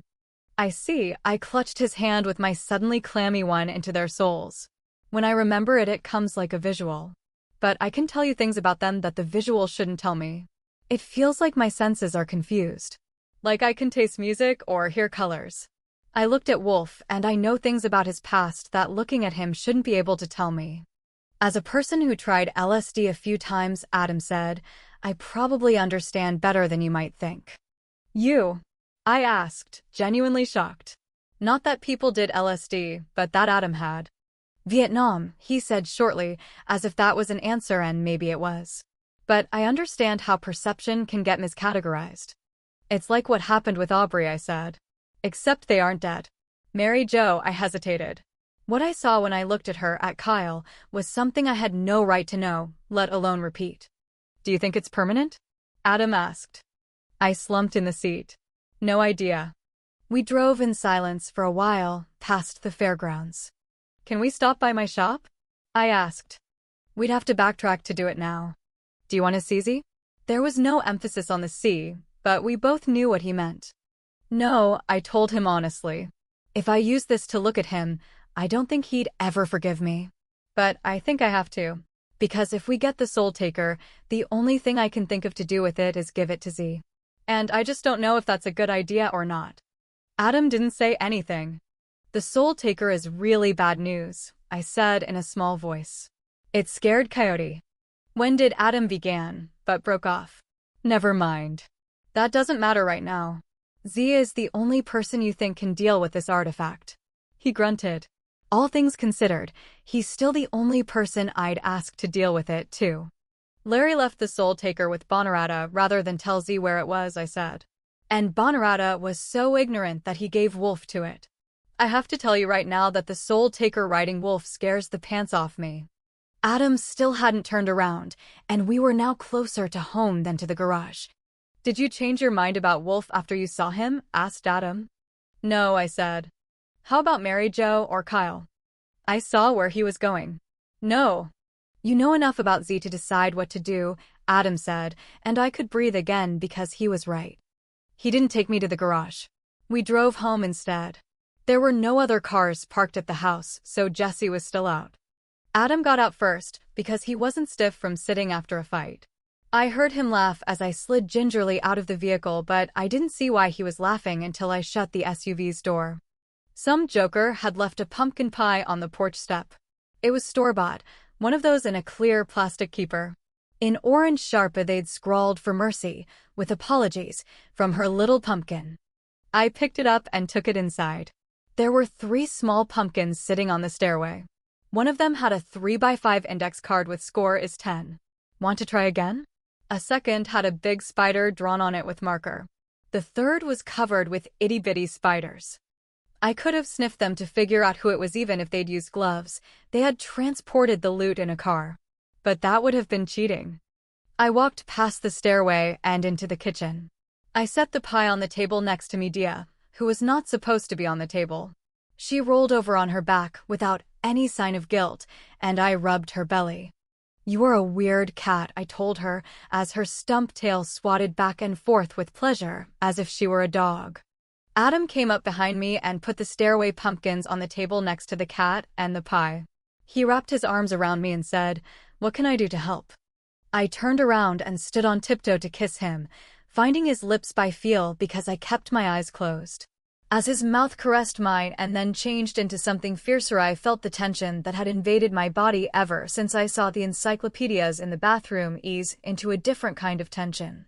Passion didn't make my stomach hurt, didn't make me want to curl up under the blankets like a child afraid of the dark. Passion with Adam made me feel brave. "That," I said. "Yes, that's good. Nudge." Upstairs. His voice was gravelly and sent a zing up my spine because my body knew what happened to it when Adam sounded like that. I nodded, and he picked me up. I wasn't so far gone that I didn't wince at the feel of his arm across the cut on my back and the flexing of stiff muscles. I was pretty sure that I'd pulled something in my lower back because it spasmed when I twisted. Adam was observant by nature and training, so it didn't surprise me when he took me to our bathroom instead of our bed. He undressed me carefully. When my shirt tried to stick to the cut, he held a wet washcloth over it until it pulled free. "Mary Jo looked at it," I told him. "She said it was my choice for stitches, but her opinion was the stitches would bother me more than the wound." "She's a werewolf," Adam said, looking closely at my back. "Stitches are always unnecessary for her, and she'd already be healed from something like this." "She cleaned it." "Yes," I said. "Did she bring her little first aid kit just for me?" I don't know why that hadn't occurred to me. But anything the werewolves couldn't heal from in minutes would be too much for that little kit. "Yes," Adam said, and I snorted at his of course tone. He stripped me down to my skin. He paused here and there to check other cuts and bruises. But I knew there wasn't much. His fingertips touched the muscle in my side that had given me fits when he picked me up in the kitchen. "Bruised," he said. "The wall. The impact had been on my back." "Good. Bruises healed faster than pulled muscles are, at least they quit bothering me sooner." He wet another clean washcloth and delicately cleaned my face, my hands and arms, making me remember that I was splattered with blood. "Most of the blood is Wolf's," I said, and told him about how I'd tried to free Wolf from the hold of the Soul Taker and how he had used that freedom in more detail than I'd given the pack. "He cut himself open to save me," I said. Possibly that wasn't the only reason, but I didn't want Adam to know quite how much the Soul Taker wanted me or what it thought that would mean. Not because I wanted to keep anything from Adam, but because I needed to make love with him. And if I got started on the whole woo-woo mess of my visit to the Seethe, I wasn't going to want to make love for a while. He could have killed me any time he chose, I told Adam's shoulder because he was holding me again by that time, and because if my face was buried in his shoulder, there was no possibility of my catching his eyes. "There are people I would less like to make an unwilling slave of than Wolf," Adam commented. "But they are fewer in number than the fingers of my right hand." "How come you have all your clothes on and I'm naked?" I complained, because I was done talking about Wolf and the Soul Taker right now. He laughed, a small private sound. "Because you plastered yourself against me before I could get them off." I backed up and sat on the cold marble of the vanity countertop because my feet hurt and because it put some distance between us. I could watch him strip without being tempted to touch, which might slow us up. Watching Adam undress was one of my favorite things. "What?" he asked, stepping out of his jeans. I remembered to shut my eyes before I accidentally looked into his. "What do you mean, what?" I asked. "You were grinning." I felt it happen again. "I am just surprised that some enterprising women haven't put a hit out on me in sheer envy," I told him. "And they don't even know that the outside package isn't a tithe on the man underneath." There was a pause, and I felt my smile soften, but it wouldn't go away. I hurt all over. I was an exhausted mess. As soon as I let myself think again, I was going to be a scared, exhausted mess. And it didn't matter. Adam made me happy. "You can look at me, you know," he said, nearer than I'd expected. "You don't need the Soul Taker to show you my soul. You've already been there, done that." My mate had a generous and open heart. Beside him I was a hopeless coward. It would not matter to me if he'd seen my soul bared once. I still would not want him to do it again. I would be too afraid of what he'd see. I swallowed. "I have my heart set on jumping your bones," I told him. "That other is distracting." He gave an Adam grunt, and I heard the soft footfalls that told me he had gone into the bedroom. I opened my eyes and gingerly got off the vanity. My skin wanted to stick, so I had to peel myself off. Standing on my feet had been getting more uncomfortable, but sitting on the vanity had been the wrong choice. Hopping down wasn't pleasant. Adam missed all of these as I intended him to. When he came into the bathroom, I was standing on the tile, and he was holding one of his silk ties deep blue with chocolate highlights that were the same color as his eyes. "Not that one," I said. "It's my favorite." He lifted it and wrapped it around my eyes anyway. "Mine too," he said. Then he put his lips against my ear and whispered, "I like it when you wear my clothes." I didn't object again. There were always dry cleaners. He picked me up again, this time avoiding both the cut on my back and the sore muscle. He took his time getting from the bathroom to the bed.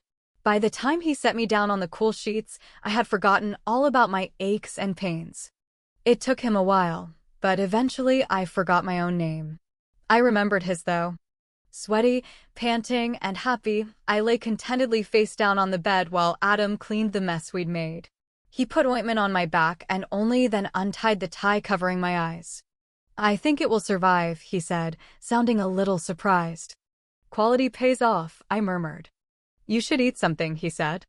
If I moved, it was going to hurt. Right now, nothing hurt at all. "Go away or come to bed," I told him.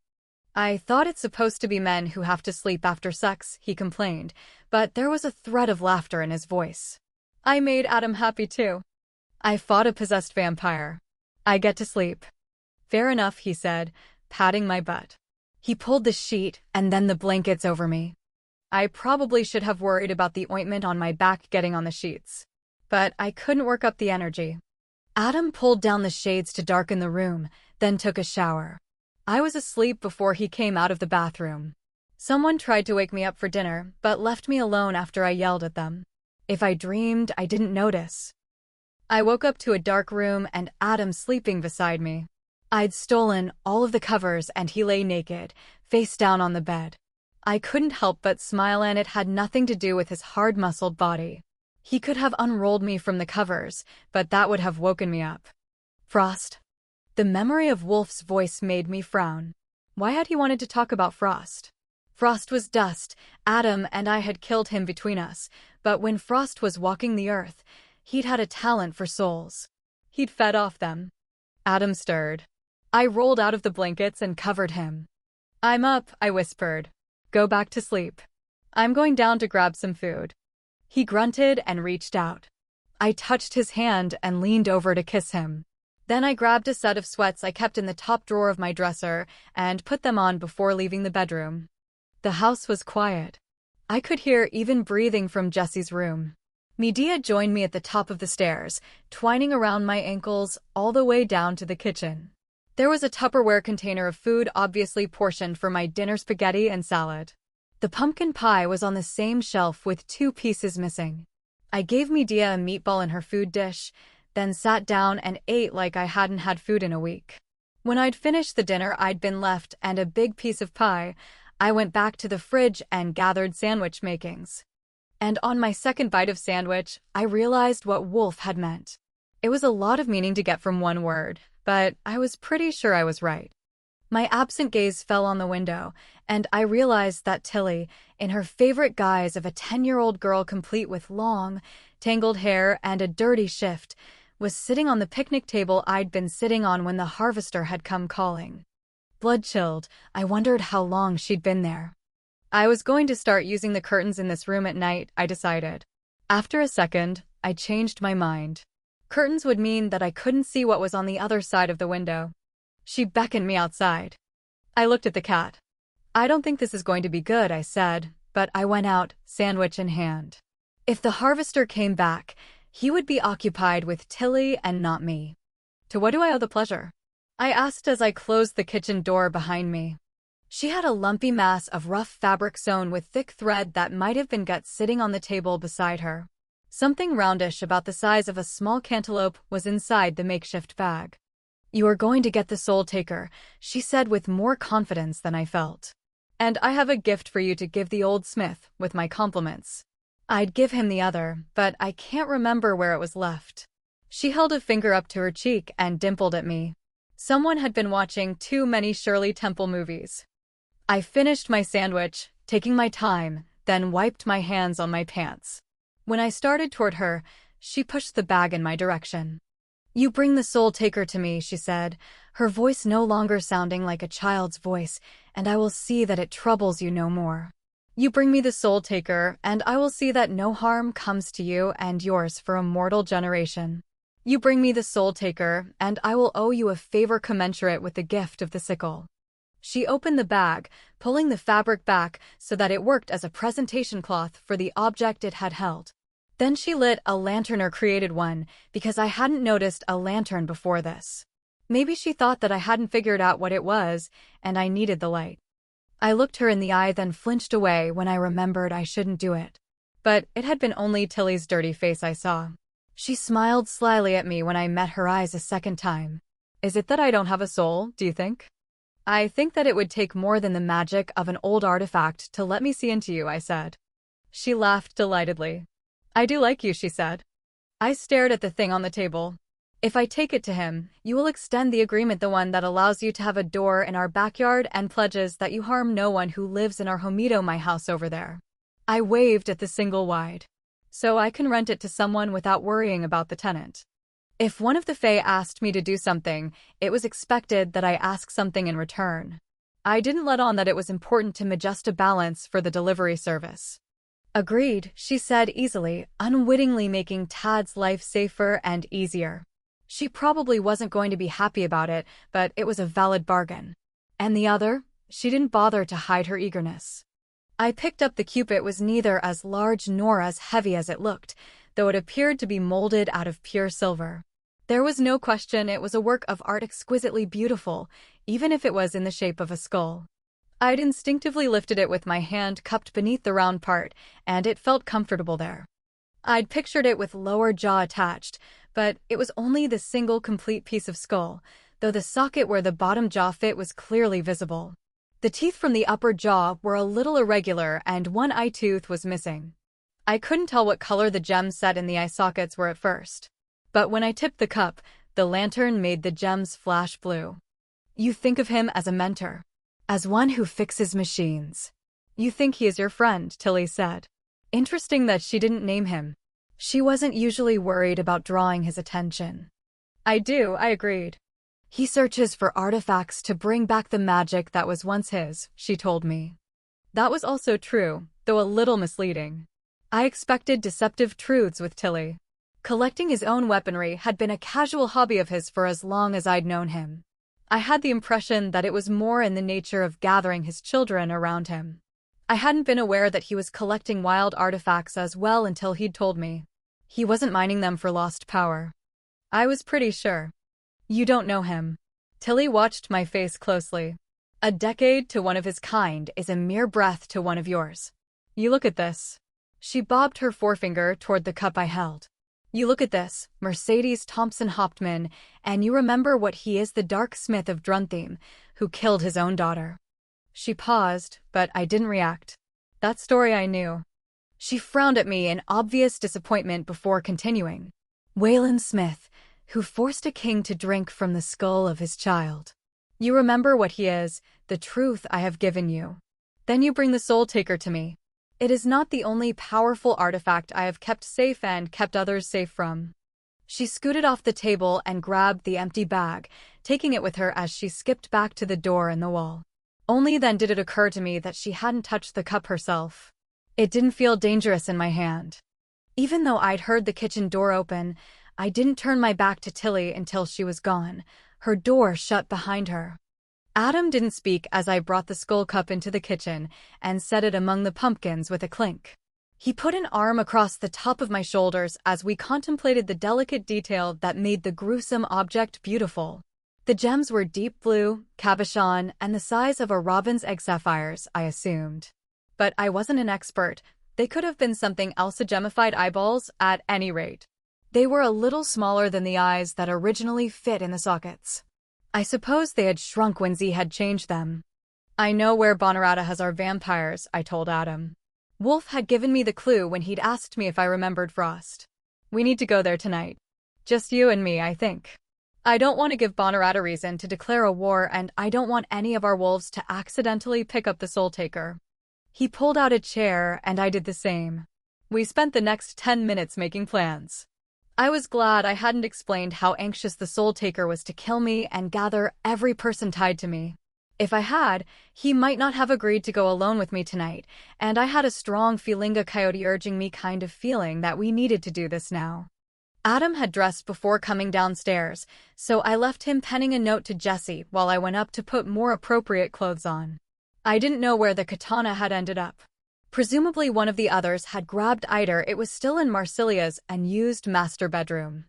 I called Tad while I opened the safe. On my way, Tad said. Adam texted that you needed me. He yawned. I talked to him while I took down my chosen weapon. I considered bringing other weapons too. In the end, I only added my usual concealed carry gun. If I needed more firepower, the walking stick would serve me as well as anything. I see, Tad said. I'll be there in 10. Adam had come up while I'd been on the phone. He reached over my shoulder and took a rokushakubo from the safe. There are many varieties of bois, and Adam had 2 or 3 favorites, all of which he kept in the safe. This one was a little longer than he was tall, as the name suggested, and made of unvarnished hickory. About a foot from each end were 3 one-inch bands of steel. He glanced at my weapon. It's not polite to return a gift, he said. I looked down at the silk belt I held in my hands. I don't think it was a gift, I told him. I think he brought it here for safekeeping. Bonarat took it from him once, and he didn't want to give him the opportunity to take it again. Any museum curator would have cringed at the way I wrapped it around my waist and tied it. But I didn't think Wolf would mind. It was a belt, after all. Are you going to tell me where we're going? He asked. Benton City, I said. The vineyard where we killed Frost. 15. Benton City was a small town 10 miles on the other side of the Tri-Cities from where we lived. Most of the people who lived there worked in the Tri-Cities or out in the nuclear cleanup complex of the Hanford site. The rest of them grew fruit or made wine. It was about 3 in the morning when Adam drove to the abandoned vineyard in the maze of hilly agricultural land surrounding the little town. The property was still covered with gray skeletons of grapevines that had been left to die. It was unusual that good grape-growing land had been left to lie fallow like this for so long. But on the site of the burned-out winery, someone had recently built a very large house. The land around the house was ripped up and scored obviously where someone was still working on proper landscaping, but the house itself looked finished. Anyone could have been building a house, of course. But Adam had checked the county records and found that the land was owned by an Italian company. If I had any doubts that our vampires were there, the big black helicopter sitting on a pad beside the house eliminated them. The helicopter also meant Bonarat was there, but we'd known that was probable. Adam drove on about a quarter of a mile and pulled into the property via a side road demarcating the line between the dead vines and live ones. The road was graveled and wide enough for a car and a half to drive on it, but there was cleared ground on either side of it. The ground sloped Osgood Vineyards down. We drove over a hump of land before we stopped. Adam parked out of sight of the house, next to one of the rows of dead grapevines, and we got out. I heard a nighthawk cry and the distant sound of the interstate traffic. Coyotes exchanged a few barking yips, and when I replied, they showed up to check us out. An adult and 3 half-grown pups. One of the latter looked as though it wanted to investigate further, but the adult headed out for better hunting grounds, and the pups followed her. You're still sure that the Soul Taker will come out and find us? Adam asked. I nodded and thumped my temple, not the side the pumpkin had hit, and said, It knows we are here. It wants me. It will come. The only question was if the harvested Soul Taker and Wolf would come alone. We had been there for about 20 minutes when the helicopter engines roared to life. I looked at Adam, who shrugged. He didn't know what the helicopter meant, either, except that the game was probably ready to begin. I love you, I told him. He smiled and set his steel-shod bois against his shoulder to get it out of the way so he could kiss me. Very touching, said Bonarat, his accent both faintly British and Italian. We'd hoped for Wolf and the Soul Taker alone, but Adam had thought it unlikely. Neither Adam nor I reacted to Bonarat's presence, letting the kiss come to a natural conclusion a few seconds after Bonarat spoke. Then I stepped back and let Adam do the talking. "You are trespassing on our territory without permission," Adam said. It wasn't that Bonorata didn't look dangerous. He just didn't look like a monster. He was maybe 4 inches taller than Adam and had a boxer's square build, a big man who looked like a brawler. His nose had been broken and badly set probably when he'd still been human. The skin around his left eye had been split and scarred. Even in the hand-tailored suit that he wore, he looked like hired muscle. He smiled at Adam, and the smile changed his face, giving it the kind of dangerous charm that had sent women after bad men for as long as there had been women and bad men. Please forgive me. I was visiting my people. I had forgotten that I should have let you know that I was here." He knew that Adam could hear the lies he spoke. He didn't care. "Oh, you let us know," I said. But I said it quietly enough that he could ignore me if he wanted to, and he didn't pull his attention off Adam, who was smiling with white teeth. "I wasn't speaking of your visit," Adam said gently. "Though I accept your apologies as meant, Marsilia can have whatever visitors she chooses. She is my ally, and I accept her judgment." I was speaking of this. Adam swept out a hand to indicate the vineyard and the house we couldn't see but all knew was there. His other hand held the bois. "You should have put the property in someone else's name if you didn't want us to find it." "This?" Bonorata said, brows raising in mock surprise. "This is a gift for Marsilia. She complained to me that so many houses have been built around her seat that they pose a risk to her people. When it is finished, I shall present her with the deed." That, oddly enough, was truth. "A surprise gift," Adam said. "She didn't know about it." Bonorata's smile widened. "That is true. But how else should you present such a gift to the woman you love?" I snorted and drew an unfriendly look. He wouldn't think it odd that I avoided his eyes. Smart people didn't look vampires in the eyes. He returned his attention to Adam. "Next time I come, I will be sure to give you warning," he said. "When I next buy property, I shall speak to you as well. As you can hear, I am getting ready to leave." His smile widened again, giving us a glimpse of Fong. "My work here is done." I tapped my hand twice on my thigh, giving Adam warning. When the harvester appeared at Bonorata's side, teleporting in, Adam had already let the bois slide into both of his hands, ready for action. Wolf had fed again since Warren, I thought. The iris of his left eye was white, still in the process of regeneration, but his right eye was clear. He could see. That would change things a little, hopefully in our favor. I wondered that Bonorata had allowed it, then realized it was the Soul Taker that understood Wolf's ability to see made him more difficult to keep in thrall. "This one," Bonorata said, indicating the harvester, "belongs to Marsilia." His words rang with a power that seemed to take him by surprise. I had done that a few times. Said things in the heat of the moment, and it was like the universe listened. That was how our pack ended up in charge of a supernatural neutral zone. I could see from Bonorata's face that he hadn't meant his statement to be real. But there had been truth in his voice, and something fate or the universe or magic itself had decided to take the man at his word. A binding between Bonorata and Wolf broke. I saw the harvester's robe sway. Wolf had always been a spy in Marsilia's camp, Bonorata's unwilling servant. If Wolf and Adam and I survived this night, I'd be pretty interested to see what this changed. Adam stepped forward, disrupting the moment. "This is my territory," he said, and there was a bit of unintentional magic in his voice, too. Maybe he should have waited another minute, because our territory had just expanded again. There was something in the air tonight, I thought. Then my eyes found the battered sickle in Wolf's hand. I knew how dense the collection of souls the Soul Taker had amassed was. Something like that could leave a magical charge just by being in the vicinity. I put my hand on the girdle knot on purpose, just reflex, to make sure it was still there, and it was warm, a few degrees warmer than my body. It took me by surprise. I had not thought the belt to be anything but an antique. Not only was it warm, but I could feel a few bits of sparking magic caressing my skin. The harvester Wolf turned his face toward me, and I saw the exact moment he noticed what I was wearing. The girdle's magic had distracted me. Adam and Bonorata had exchanged a few words, but Adam's growl brought my attention back to them. "The harvester may not hunt in my territory," Adam said. Bonorata stepped back and waved a gracious hand. "By all means, Alpha. I have told you he is not mine." His voice had a snap to it I didn't think he intended because the last two words were nearly a purr. Stop him. Adam didn't run precisely, though he moved with speed. Wolf looked at the girdle I wore for half a breath longer before turning to engage with Adam. I moved to the side so I could watch the fight and keep an eye on Bonarata at the same time.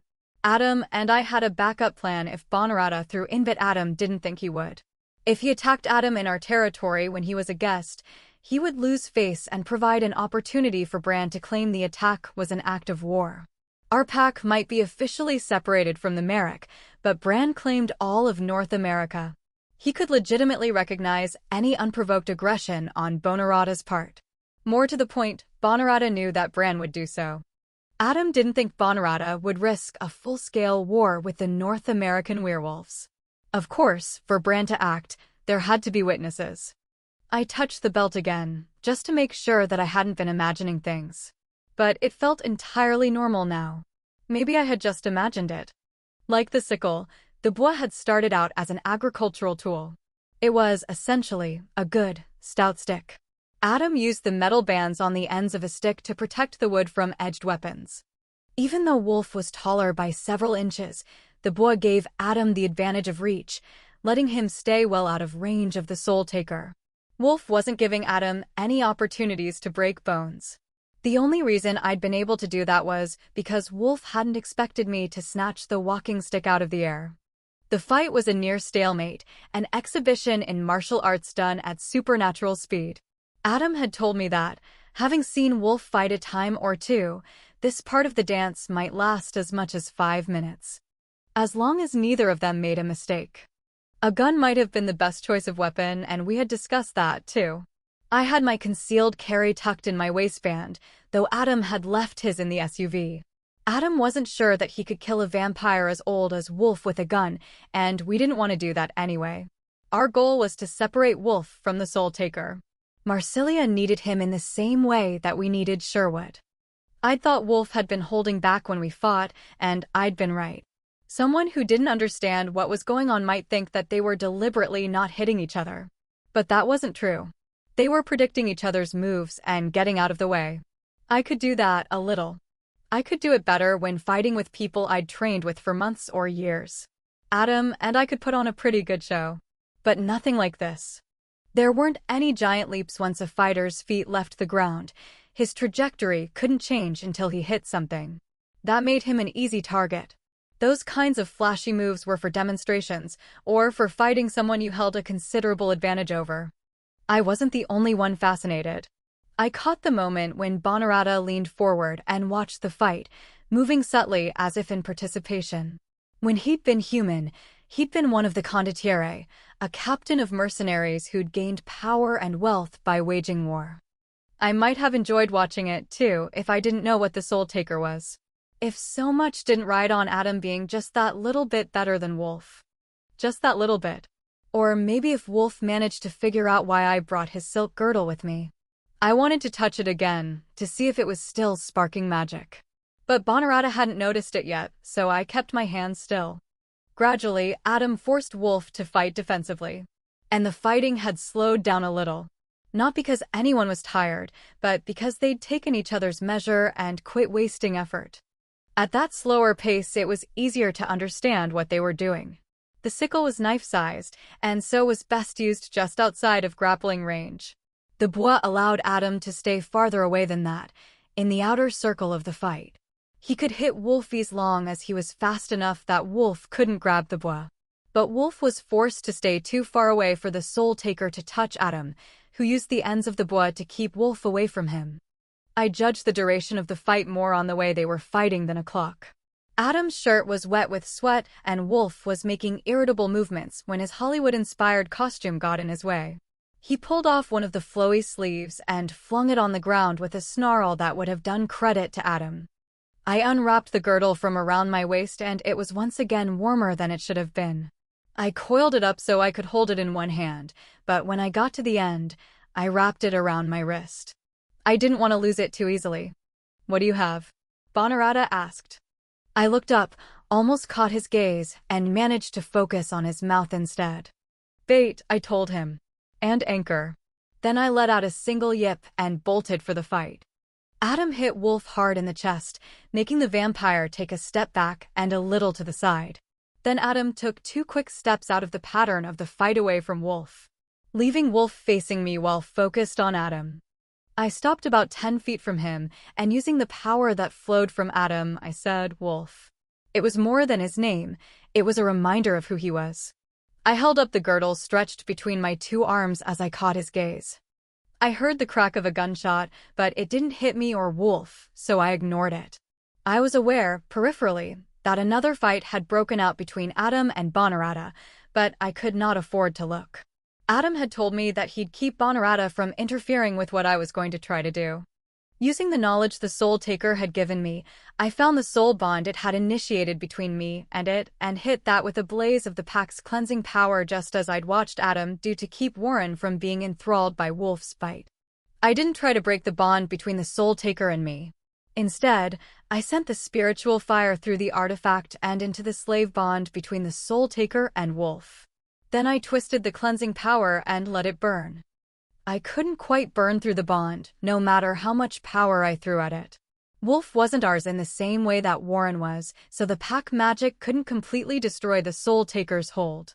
Wolf's eyes, one clear and one cloudy, met mine as he walked up to me and held out his hand. Despite the war I knew was raging inside him, there was no tension on his face. I gave him the girdle and he closed his fingers upon it.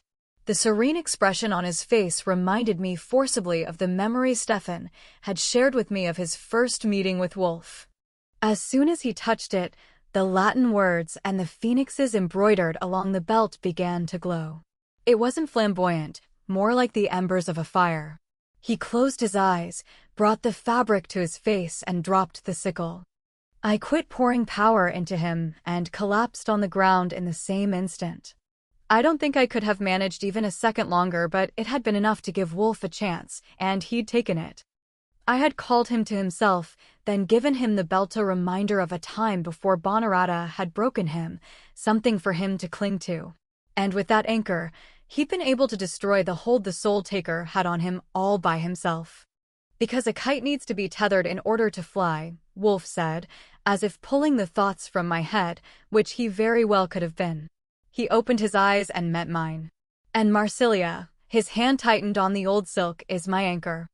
They had been lovers once. More than that. Marsilia, Stefan, Andre, and Bonarata had been his family. The reason for his existence. But when Bonarata had broken him, Marsilia had given him a touchstone of safety.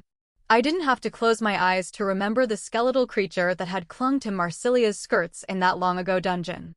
I could see that Wolf was thinking the same thing. And I knew why he'd never killed Bonarata. The simplest reason of all. Wolf loved him. Wolf looked away, breaking that intense communication, and I realized for the first time that the reason I hadn't looked away first was because I couldn't have. He leaned down and kissed the top of my head, and then vanished. A wailing roar reminded me that there was still a fight going on, and I knew that sound. I knew what I was going to face before I turned to look. Adam. The beast that fought Bonarata wasn't anything like a werewolf.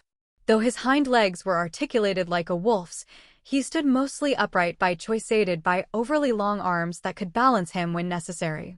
Adam's face was a monstrous distortion of a wolf's head, with an undershot jaw and teeth that would have done credit to a predator twice his size, and he was huge. Bonarata must have gotten closer to me than we'd planned for Adam to have given himself up to the cursed monster. Then I noticed there were pieces of a gun scattered about. Somehow, though we went armed with guns ourselves, neither of us had considered what might happen if Bonarata had a gun. I thought of the shot I'd heard. Unlike his change to the wolf, Adam's change to this beast could be instantaneous, quick enough for him to stop Bonarata from shooting me. To save me, Adam had given himself over to the beast. Adam's monster was built for fighting. It was faster than his wolf form and armed with outsized claws and fangs. Even though Adam wasn't in charge of this form, his instincts were still honed by half a century of fighting and training. Bonarata looked fragile next to Adam. He'd armed himself with Adam's bois, but he still should have been outmatched. I had never seen anything like the beauty of that fight. I'd known Bonarata had been a fighter. But I just watched Wolf fight no holds barred, and if he had not lost to Adam, he had not won either. Maybe if Adam had been fully in control of that beast, he might have stood a chance, but it was obvious to me after watching for a few seconds that Bonarata was going to kill Adam. I drew my own gun, but the speed at which they were moving meant that I'd have a better chance of hitting Adam than Bonarata, because Adam was bigger. My hand was shaking so badly from the after effects of the magic I'd poured into Wolf that I didn't dare try.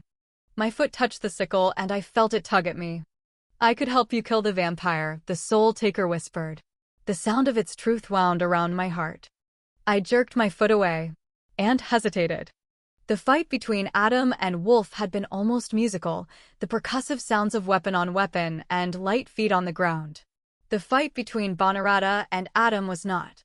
I had the feeling that if I understood Italian, Bonarata's vocabulary would have rivaled Ben at his best as he screamed insults in a stream of rage.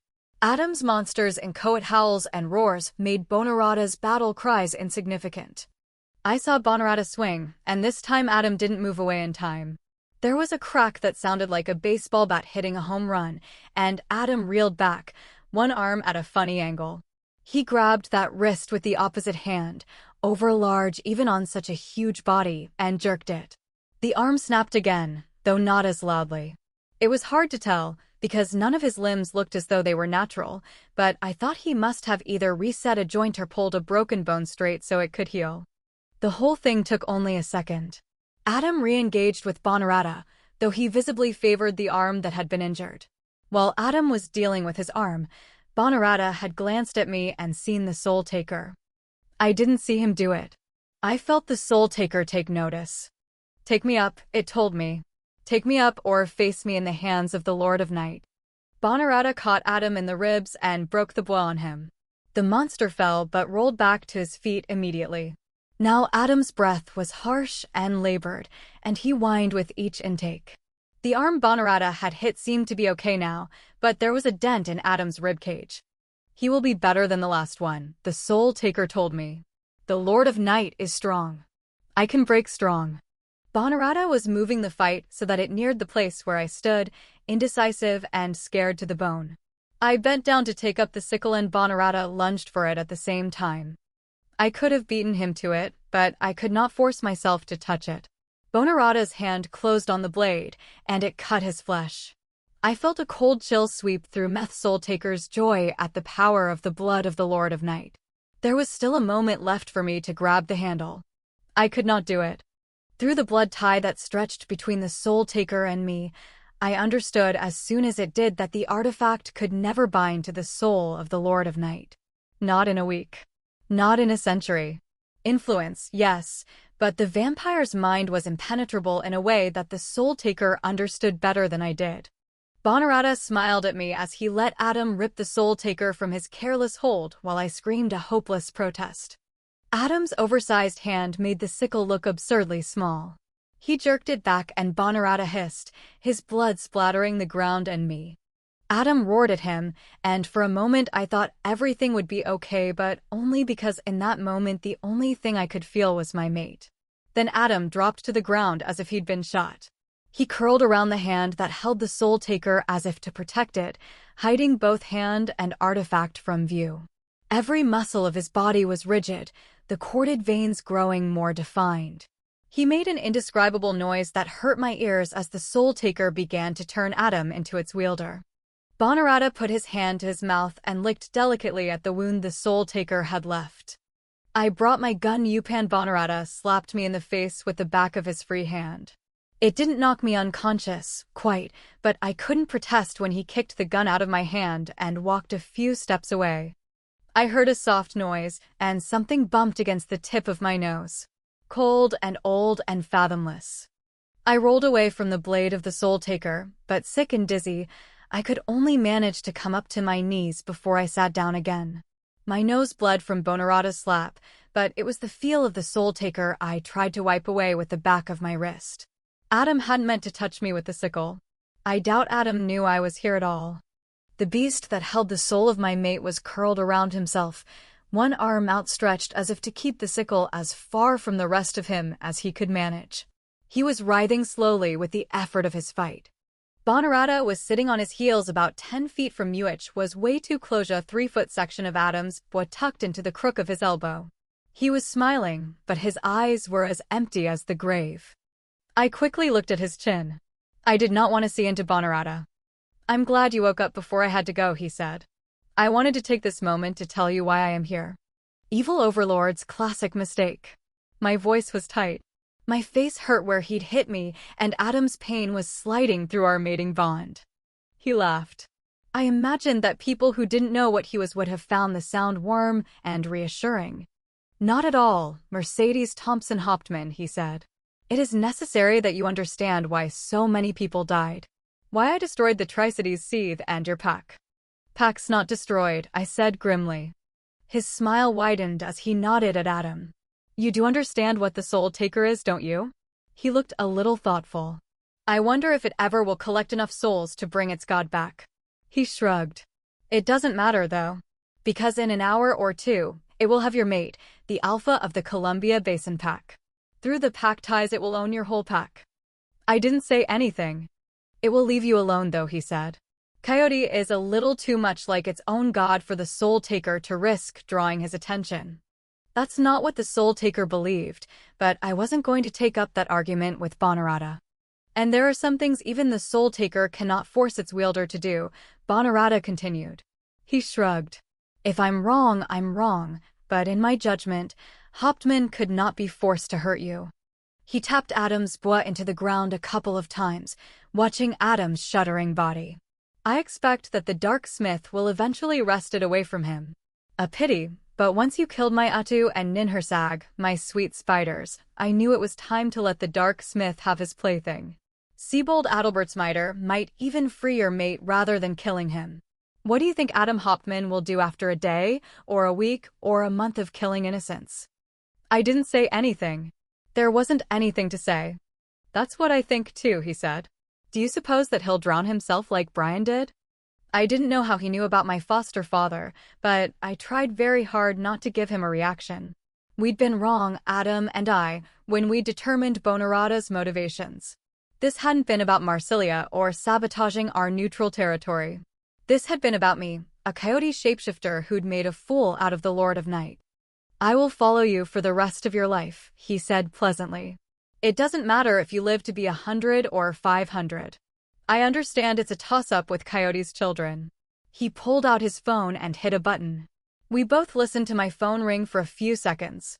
I thought about the crank calls I'd been getting, the ones Adam's people couldn't trace. The calls that had happened during the day. "After a few months," he said, brushing a thumb over the screen of his phone to cut the call, "I suspect that you'll think of me every time you hear a phone ring. Whenever the whim strikes me, I will kill everyone you care about and anyone who cares about you." His voice was conversational. I don't know what he was reading in my face. "They will die, and you'll know it is your fault." He stood up and dropped the broken section of bois on the ground. "I will not have it said that the Lord of Night was bested by you," he told me. I hear the whispers. But no more. For centuries they will talk about what happens to people who dare to thwart my will. Your fate will be a lesson for them all." He walked away. After a couple of minutes, I heard the helicopter lift off. Mercy. I think I was still half-dazed by the blow Bonarata had dealt me, because I'd been staring after Bonarata instead of trying to help Adam. I was sitting on the ground, and I didn't try to get up for fear I'd just fall back down again. I crawled to Adam. His mouth wasn't made for speech, and the words came out garbled, if urgent. I understood them anyway. "Get Sherwood. Bran. Run." And then my name, over and over again. I don't think he even realized he was doing it. His eyes were closed. I put both hands on his face. The reddened hide felt strange, almost rubbery under my hands. At my touch, he opened his eyes. In this form, his eyes were always human. I saw him. I was too tired, too hurt to try to free Adam the way I'd helped Wolf break free. In any case, the power that I'd used for that had been Adam's and the Pack's. He was already using it to fight the Soul Taker. The Pack was feeding power to Adam as fast as he could take it. I could see that as I looked into him. I could feel the Pack bonds the way he did, as connections to each of us. Through those bonds, I felt their frantic effort to help Adam, and I felt when Sherwood stepped in, his power sweeping through every wolf. I only barely managed to shield myself from being pulled in.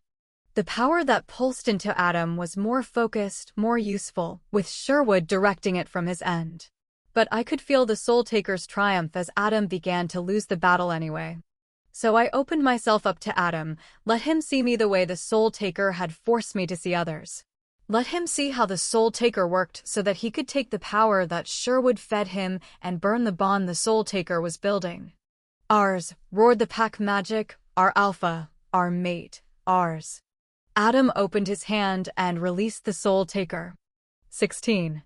Adam put his hands over mine, where they still rested on either side of his face. He closed his eyes, breaking the searing, jumbled knowing that flowed between us. It was through the pack bonds that I felt him gently stem the flow of power, feeling his gratitude and reassurance slide back down those channels. And I knew, because the pack knew, that everyone would be heading toward us as soon as they could. My phone rang and I flinched. Adam's rang, too, as his body spasmed with his change. Normally, I would have let him go. Changing was painful, and his change from the beast to human was much worse than the change from wolf to man. But I needed to touch him, and he made no effort to back away. Maybe he needed me to touch him, too. In due course, the sounds of his bones reshaping themselves died away. The flesh between my hands smoothed and softened until it was Adam's human face I held. I bowed my head until my forehead rested against his collarbone. After a moment, I felt the first sobs rise up. Eventually, I ran out of steam and just lay there. At some point, he'd sat up and pulled me into his lap. Stupid, I said into his shoulder. I pulled back so that I could swipe at my snot and tear-wet face with the corner of my t-shirt. I got half of it done, but the other half of my face was too sore to touch. "What's stupid?" he asked, his voice a little hoarse. "I should have known that you were too pig-headed for a mere ancient artifact to swallow down." He put his head on the top of mine and said, "Swear to God, Mercy. Best 2 out of 3. Best 2 out of 3. After a while, we helped each other to our feet and staggered back to the SUV. His clothes were trashed, but that was a common hazard of being a werewolf, so we always kept spares in his SUV. While he dressed, I called Z. "Hello, Mercy," he said. "Hey." My throat closed. I looked over at the Soul Taker and thought about how much power it represented. Liebchen? I thought of the night that Z had come out to fight zombies with me. I thought of the collection of blades and other weapons he had once made that now resided in a secret room inside his home, where they would do no more killing. If Z wanted to go out and slaughter people, he didn't need the Soul Taker to do it. "I have a bargain for you," I said. Mary Jo brought her first aid kit and supplied me with painkillers and an ice pack. She didn't comment about tear tracks or snot while she gently cleaned the sore side of my face. When I insisted on sitting on the ground next to the Soul Taker to make sure that no one touched it, she and Honey stayed to guard me. Adam had taken a lot more damage than I had, but he was already mostly healed by the time the first of the wolves had found us. Once assured that I wasn't going to die anytime soon, he took the rest of the wolves to see what Bonarata had done to our vampires. Z came about 15 minutes later, walking through the pack vehicles to get to us. I expected him to go straight to the Soul Taker, but he stopped and squatted across from me first. He scowled at me. "I have decided," he said, "that the bargain you offered me still left me in your debt." I might have said something smart-mouthed, but it hurt to talk. I only managed an "oh." He nodded almost angrily. "To regain the balance between us, I give you this." He touched his index finger to my forehead and coolness washed over me, taking with it the pain of the last week. I shivered with sudden exhaustion and only just remembered not to look him in the eye. I opened my mouth and he put his finger on my lips. "Do not," he said sourly, "even think about thanking me." I nodded. Then he stood up, dusted off his hands, and grabbed the Soul Taker. As soon as he touched it, I felt the blood bond one shared with it become muted. He walked off without another word. As soon as she judged him to be out of earshot, Mary Jo said, "I didn't know he could heal people." "Me neither," I said. I went to work the next day because I was a small business owner and Friday was a business day. I took my Van Agen, begrudging every mile I put on her. Part of me knew that was stupid cars needed to be driven. But I wanted to choose when I drove her. It had taken me a long time to find the Jetta I'd totaled in August. Old VWs were scarce. I'd have to get serious about running down a replacement. Maybe I'd see if Adam wanted to take a weekend and head to Seattle. About 9 in the morning, I was underneath the greasiest engine compartment I'd seen for a couple of weeks, trying to find an electrical wire hidden in a half-inch of mud grease. I knew from my own investigations on the upper part of the engine compartment that terrible mechanics, or ham-handed amateurs, had worked on the wiring in this lovely cabriolet a number of times in its 4 decades of life. That meant the wire I was looking for could be anywhere. Aubrey crawled under the car and scared the bejeebers out of me, and I shoved most of my face into the greasy mass above me before I realized what had happened. He laughed, then apologized for it because he'd been a sweet young man. "Hey, Mercy," he said. "I just wanted to tell you thank you and tell you goodbye." "Goodbye?" I asked. He smiled again, and it looked like the one Wolf had given me yesterday, sweet with a hint of wickedness. "I get to go," he said, sounding excited. "Yeah?" I asked, smiling back at him. He nodded. When he hit his head on the car, there was no noise and the grease fairy didn't cover his face. "But they said I could tell you thank you." "Time to go, boy," said a familiar voice, sounding kinder than he usually did when talking to me. "That's Father's for you." I skittered out from under the car, but quick as I was, Aubrey and his guide to wherever dead souls go were gone. About a half hour later, I'd managed to get the grease off my face and most of my hair and also found the wire about 2 inches from where it should have been. I was trying to decide how to bill a job that cost $4 in parts and took me 15 minutes to fix after I'd spent 2.5 hours looking for a short. 2.5 hours was pretty good for chasing down an electrical fault, actually. Once, Z and I together had spent 3 days on a Van Agen, trying to find an intermittent short. We'd come out disagreeing on which wire was the problem, replaced them both, and had it come back in the next day. Tad, who was manning the shop while I went for lunch, had fixed it in 10 minutes. I just worked out the taxes on the invoice when I felt an odd tug inside my head. I grabbed the top of the counter because I was sitting on a very tall stool and held on while someone pulled a spiritual octopus out of me, complete with a million arms loaded with suction cups. When it was finished, I was sitting on the floor, curled up in a ball with a bloody nose. My phone rang. I read the caller ID and answered it only because it was Z. "The soul taker is no more," he said, sounding satisfied. "Bargains," I thought, "are how you deal with the Fae." If I gave Z the soul taker, he agreed to destroy it. And heal me too. It had been a good bargain. "Got that," I told him. "It had a few more holds on me than I thought it did." "Ja, it happens like that sometimes." "Good that you did not pick it up. Eat something, you'll feel better." He paused. "I am hungry too. I'll bring lunch." "Paper or plastic cups if you bring drinks," I told him. "No skull cups." "Underhill wanted the soul takers," he said. "Tad told me what she said when she gave you the cup for me. She would have kept her bargain to keep your family safe. And a favor from Underhill is no small thing." "Yeah, well," I said. "You had first dibs." He laughed and hung up. When he came in 20 minutes later, he brought street tacos from our favorite food truck. He handed me a soda in a can with a little emphasis. But what we talked about was fixing cars. When lunch was over, he stayed to help, and we were both working on a 20-year-old Mercedes convertible when the phone rang and the bell jingled at the front desk. "Desk or phone?" I asked. "Pest oder Choleras ist ein und Dasselby," he grumbled. "If I go to Germany and everyone thinks I'm a grump, it will be your fault," I said. "And since when do we compare our customers to diseases?" "Since I sold you the garage and they became your customers," he said. "I will get the phone." I was still smiling when I walked into the Officito C. Warren. "Hey," I said. "How are you feeling?" "Like I have a deadline," he said. And it occurred to me that I have a friend I can ask for help. Adam had given him 2 days to deal with whatever was making him so crabby. "Always happy to poke my nose into your business," I said. Loud and muffled German leaked through the closed door to the base. "Hey, maybe if I can fix what's making you grumpy, we can try it out on Z." Warren gave me the faint smile that deserved. "I doubt it. Leopard, don't change its spots." Come take a drive with me. He turned and walked out the door, tension obvious in the set of his shoulders and the snap in his voice.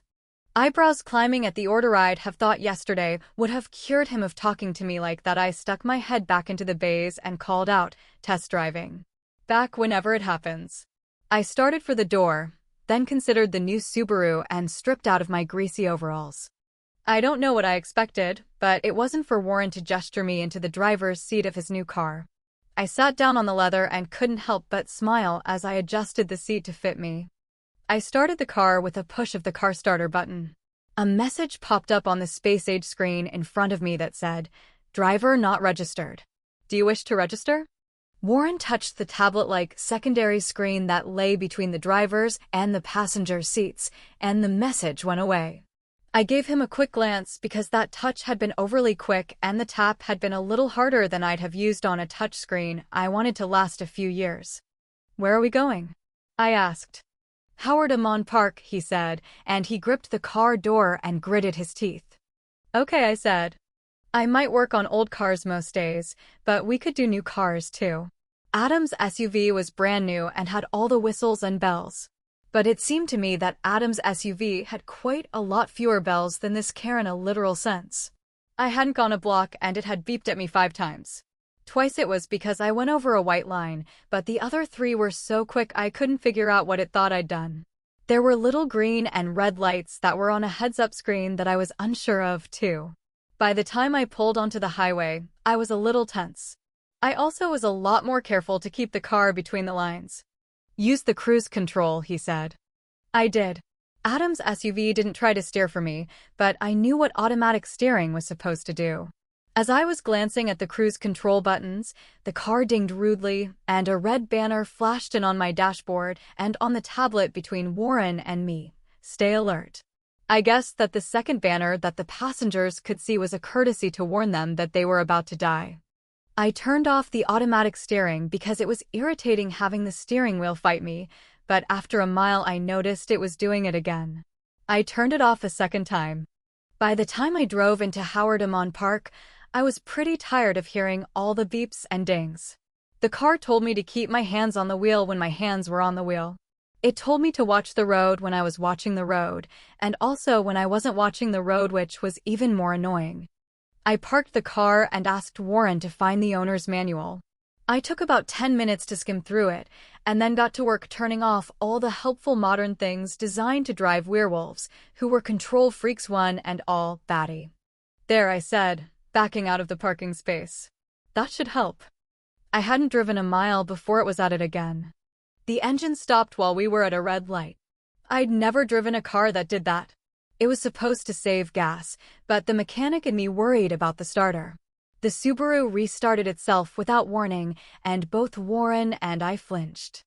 "I'm pretty sure that was one of the things I turned off," I said as the car informed me I'd crossed the lane marker and my hands weren't on the steering wheel.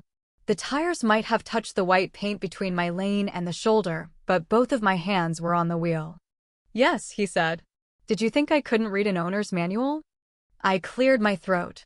It has not been my experience that owners of new cars read their manuals unless their names are Kyle. Kyle had highlighted his favorite part, mostly having to do with safety. A warning light flashed on. "You are low on washer fluid," I told him. A message came on the car's tablet-sized screen that said we were low on washer fluid. A moment later, a red alert light came on the dash, and when I toggled it, it told me we were low on washer fluid. Warren's phone chimed, and he didn't even look at it. "It goes through a lot of washer fluid," he said. "Gets the windshield real clean." I bit my lip and tried not to laugh.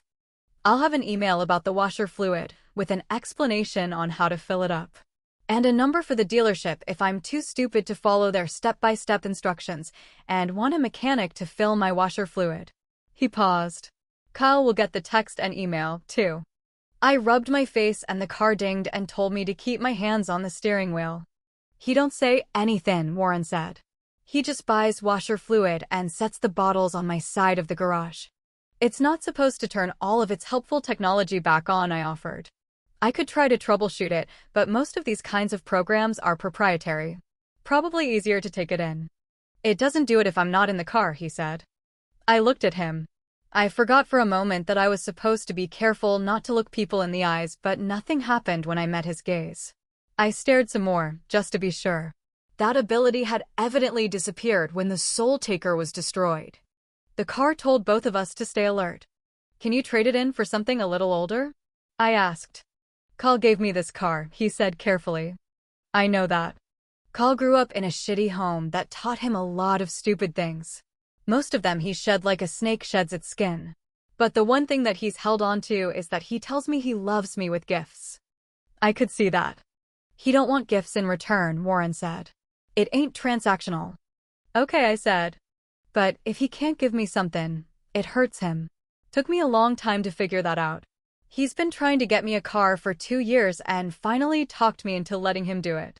I told him to pick out anything, but it had to be something that wouldn't stand out, because that was the pretext he was using to buy me a car. And you think he won't understand about the dinging, I said. It don't do it if he's in the car. What? I said. It don't do it if he's in the car. I heard you the first time, I told him. He grunted. I won't hurt that man, he said in a soft voice. He only just survived his family. He don't let no one in as far as I am in. I won't hurt him by trading this car in. I see, I said. The only sounds in the car the rest of the way back to the garage were the sounds the car made at me. Z came out and scowled at me as we got out of the car. It wasn't his I'm angry scowl, just his usual you made me deal with customers scowl. I tapped the hood of the car a couple of times and said, Z, this car has a problem. I explained what was going on in detail. Z pursed his lips, opened the car door, and looked inside. Then he held out his hand. Keys, he said. I saw a flash when Warren almost reacted to the sharp note in Z's voice. Then he controlled it and tossed Z the key fob. Z was gone about 10 minutes, and when he got out of the car, there was something softer than usual in his face. Kyle bought you that car, he said. Warren nodded. He picked it out and drove it home. You didn't go with him. It was a gift from Kyle, Warren said. I wanted it to be the gift he wanted to give me. Z smiled, a real smile, one of the ones he only shared with people he likes. He wanted you to be safe, Z said. So he bought you a car that would keep you safe. And he thought about it all the way to your house like a wish. And sometimes, if you happen to be around a lot of magic, like maybe your mate is a werewolf, a little magic happens. I thought about the girdle that hadn't felt especially magic to me until Wolf had been nearby. He gave Warren back the key fob. It should behave itself now. If it starts up again, bring it to me. He paused. I think you got a keeper, he said, and went back into the office. I was pretty sure he wasn't talking about the car. Adam and I went to the special showing of The Harvester at the Pumpkin Patch on Saturday night. I had tried to stay home. I liked horror films, especially bad horror films, but I had no desire to revisit The Soul Taker. However, Adam had a plan, and it was a good plan. I dressed up a little more than I usually would for a movie showing held in a barn. Waiting for the show to start, Adam put his lips against my ear to murmur, Marsilia called with thanks. She also told me that Zia's been spreading the story about how we took down Bonarata and gave the Soul Taker to him instead of Underhill because he would destroy it and free the people, our people, that it had killed. She said that our credit with the supernatural residents of the Tri-Cities is getting a pretty good boost from that. Zia's spreading that? I asked. Z didn't gossip. Uncle Mike, Adam said. But he wouldn't be doing it if Z hadn't asked him to. Damage control, I said. And we're in better with the vampires than we have ever been. Wolf, Marsilia, and Stefan had taken most of the torture Bonarata had meted out on his visit. But it had been a lot of damage. The rest of their people were mostly newly made or weak, and Bonarata had scared them badly. They'd been in pretty bad shape by the time the pack found them. Our pack had gotten them fed and transported back to the Seethe before daylight. Physically, Marsilia had assured Adam they'd be okay in a few weeks. Marsilia intends to move the Seethe, Adam murmured. I blinked. To the house in Benton City? No, Adam said. She's going to build a new house. She asked me for the name of our contractor. He paused. I don't know what to think about it, but she's bought Elisavetta's property in Finley. I didn't know what to think about that either. I wouldn't live there. She says it has power. Yikes, I said. His shoulders shook with silent laughter. We were in a movie theater barn.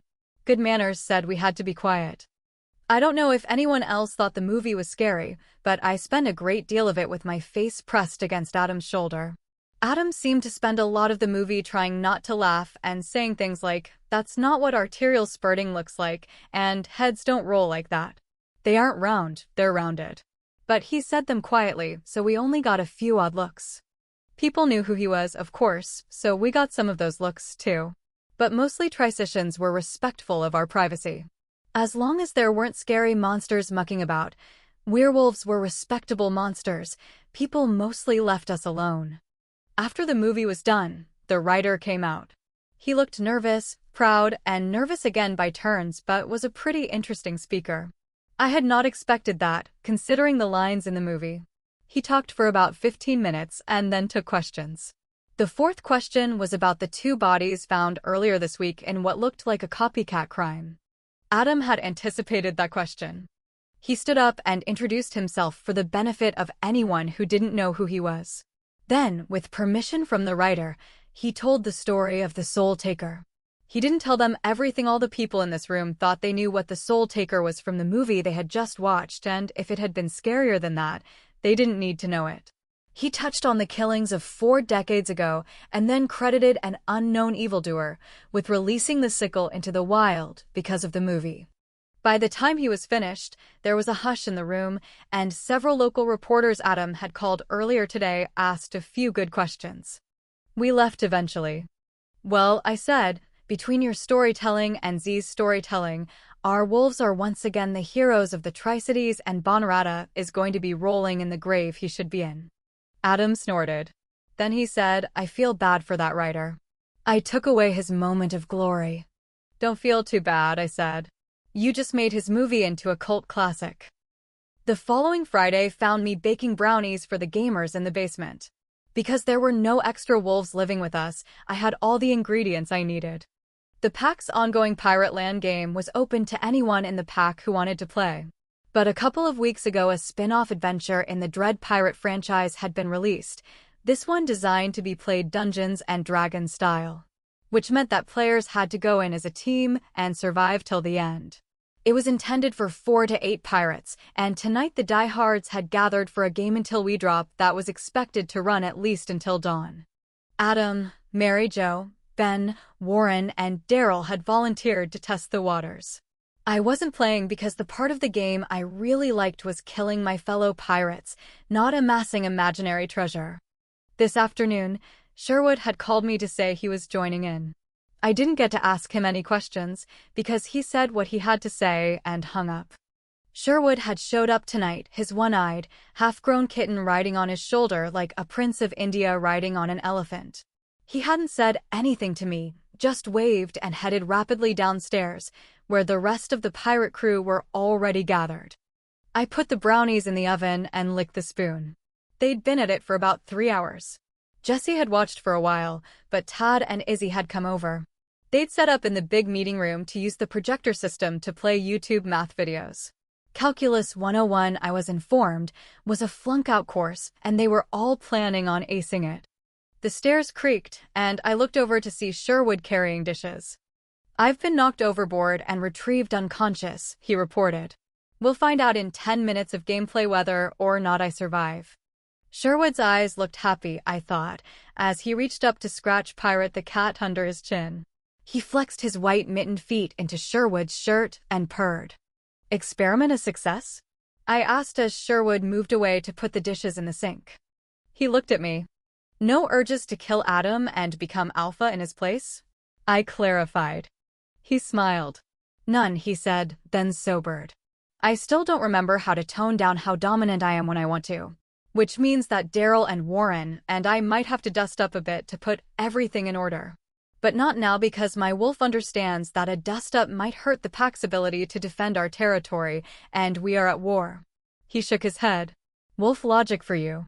But yes, Adam and I are all right.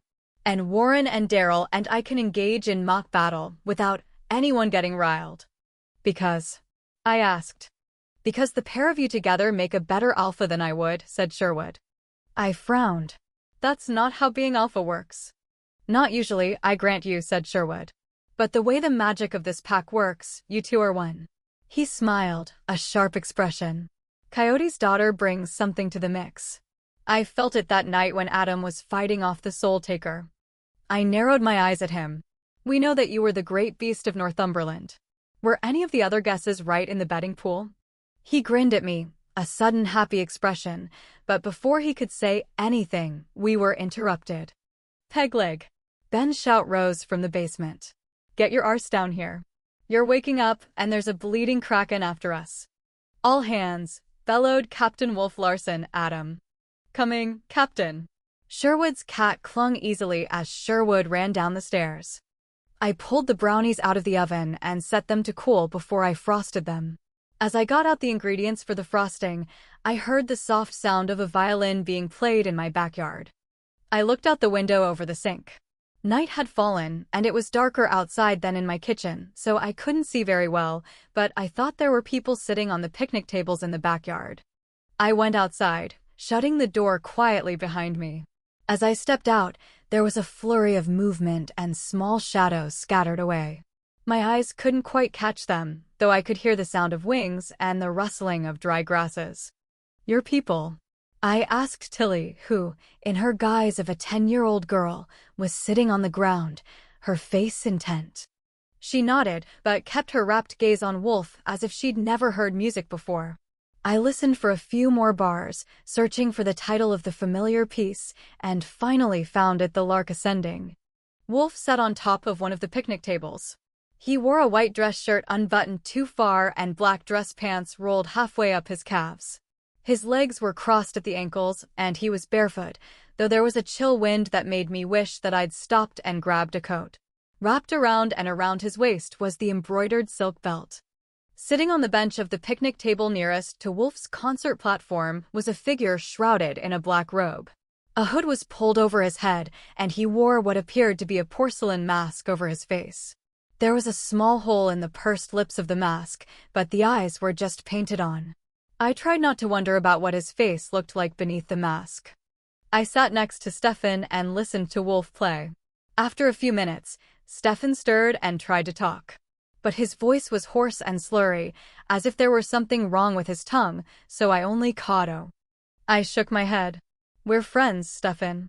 There's no account keeping between friends.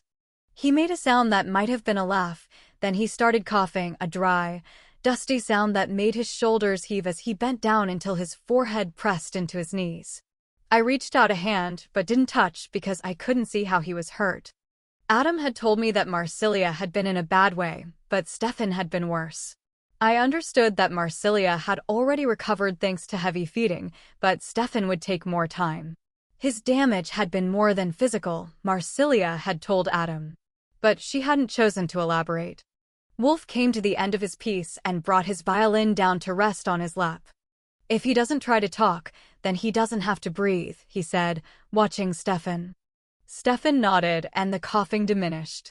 He sat up with an effort as Wolf slid off the table and put his violin in its case. You're done? Asked Tilly, clearly disappointed. Yes, lady, he said gravely. She pouted at him, and he raised an eyebrow. I come and go, he told her. You'll hear me again. She watched him a moment, her mouth twisted unhappily, but finally nodded. Then she was up on her feet and running into the darkness without another word. I heard her door squeak open. It didn't usually squeak in the sounds of small creatures scurrying before the door clicked shut. She hadn't once looked at me. Thank you for the concert, I said. And for bringing Stefan here. Wolf smiled at me, and it was a real smile. He walked to me and dropped to one knee. Then he took my hand and kissed it. Bravissima, he said. Excellently well done. Mercedes Athena Thompson Hauptmann. Well done. I frowned at him. Does this mean you'll quit stalking me? He laughed, but did not answer, just went back to get his violin. Stefan leaned down until his mouth was next to my ear. Be afraid, he whispered clearly and almost soundlessly. I stared into his porcelain mask and knew that he wasn't talking about Bonarata. Violin in one hand, Wolf came back and picked Stefan up with careless ease. He should still be resting, he told me, but he wanted to come with me tonight. I'm glad he did, I said sincerely. The kitchen door opened. I didn't have to look to know that Adam was watching. Wolf gave me an angelic smile, then vanished.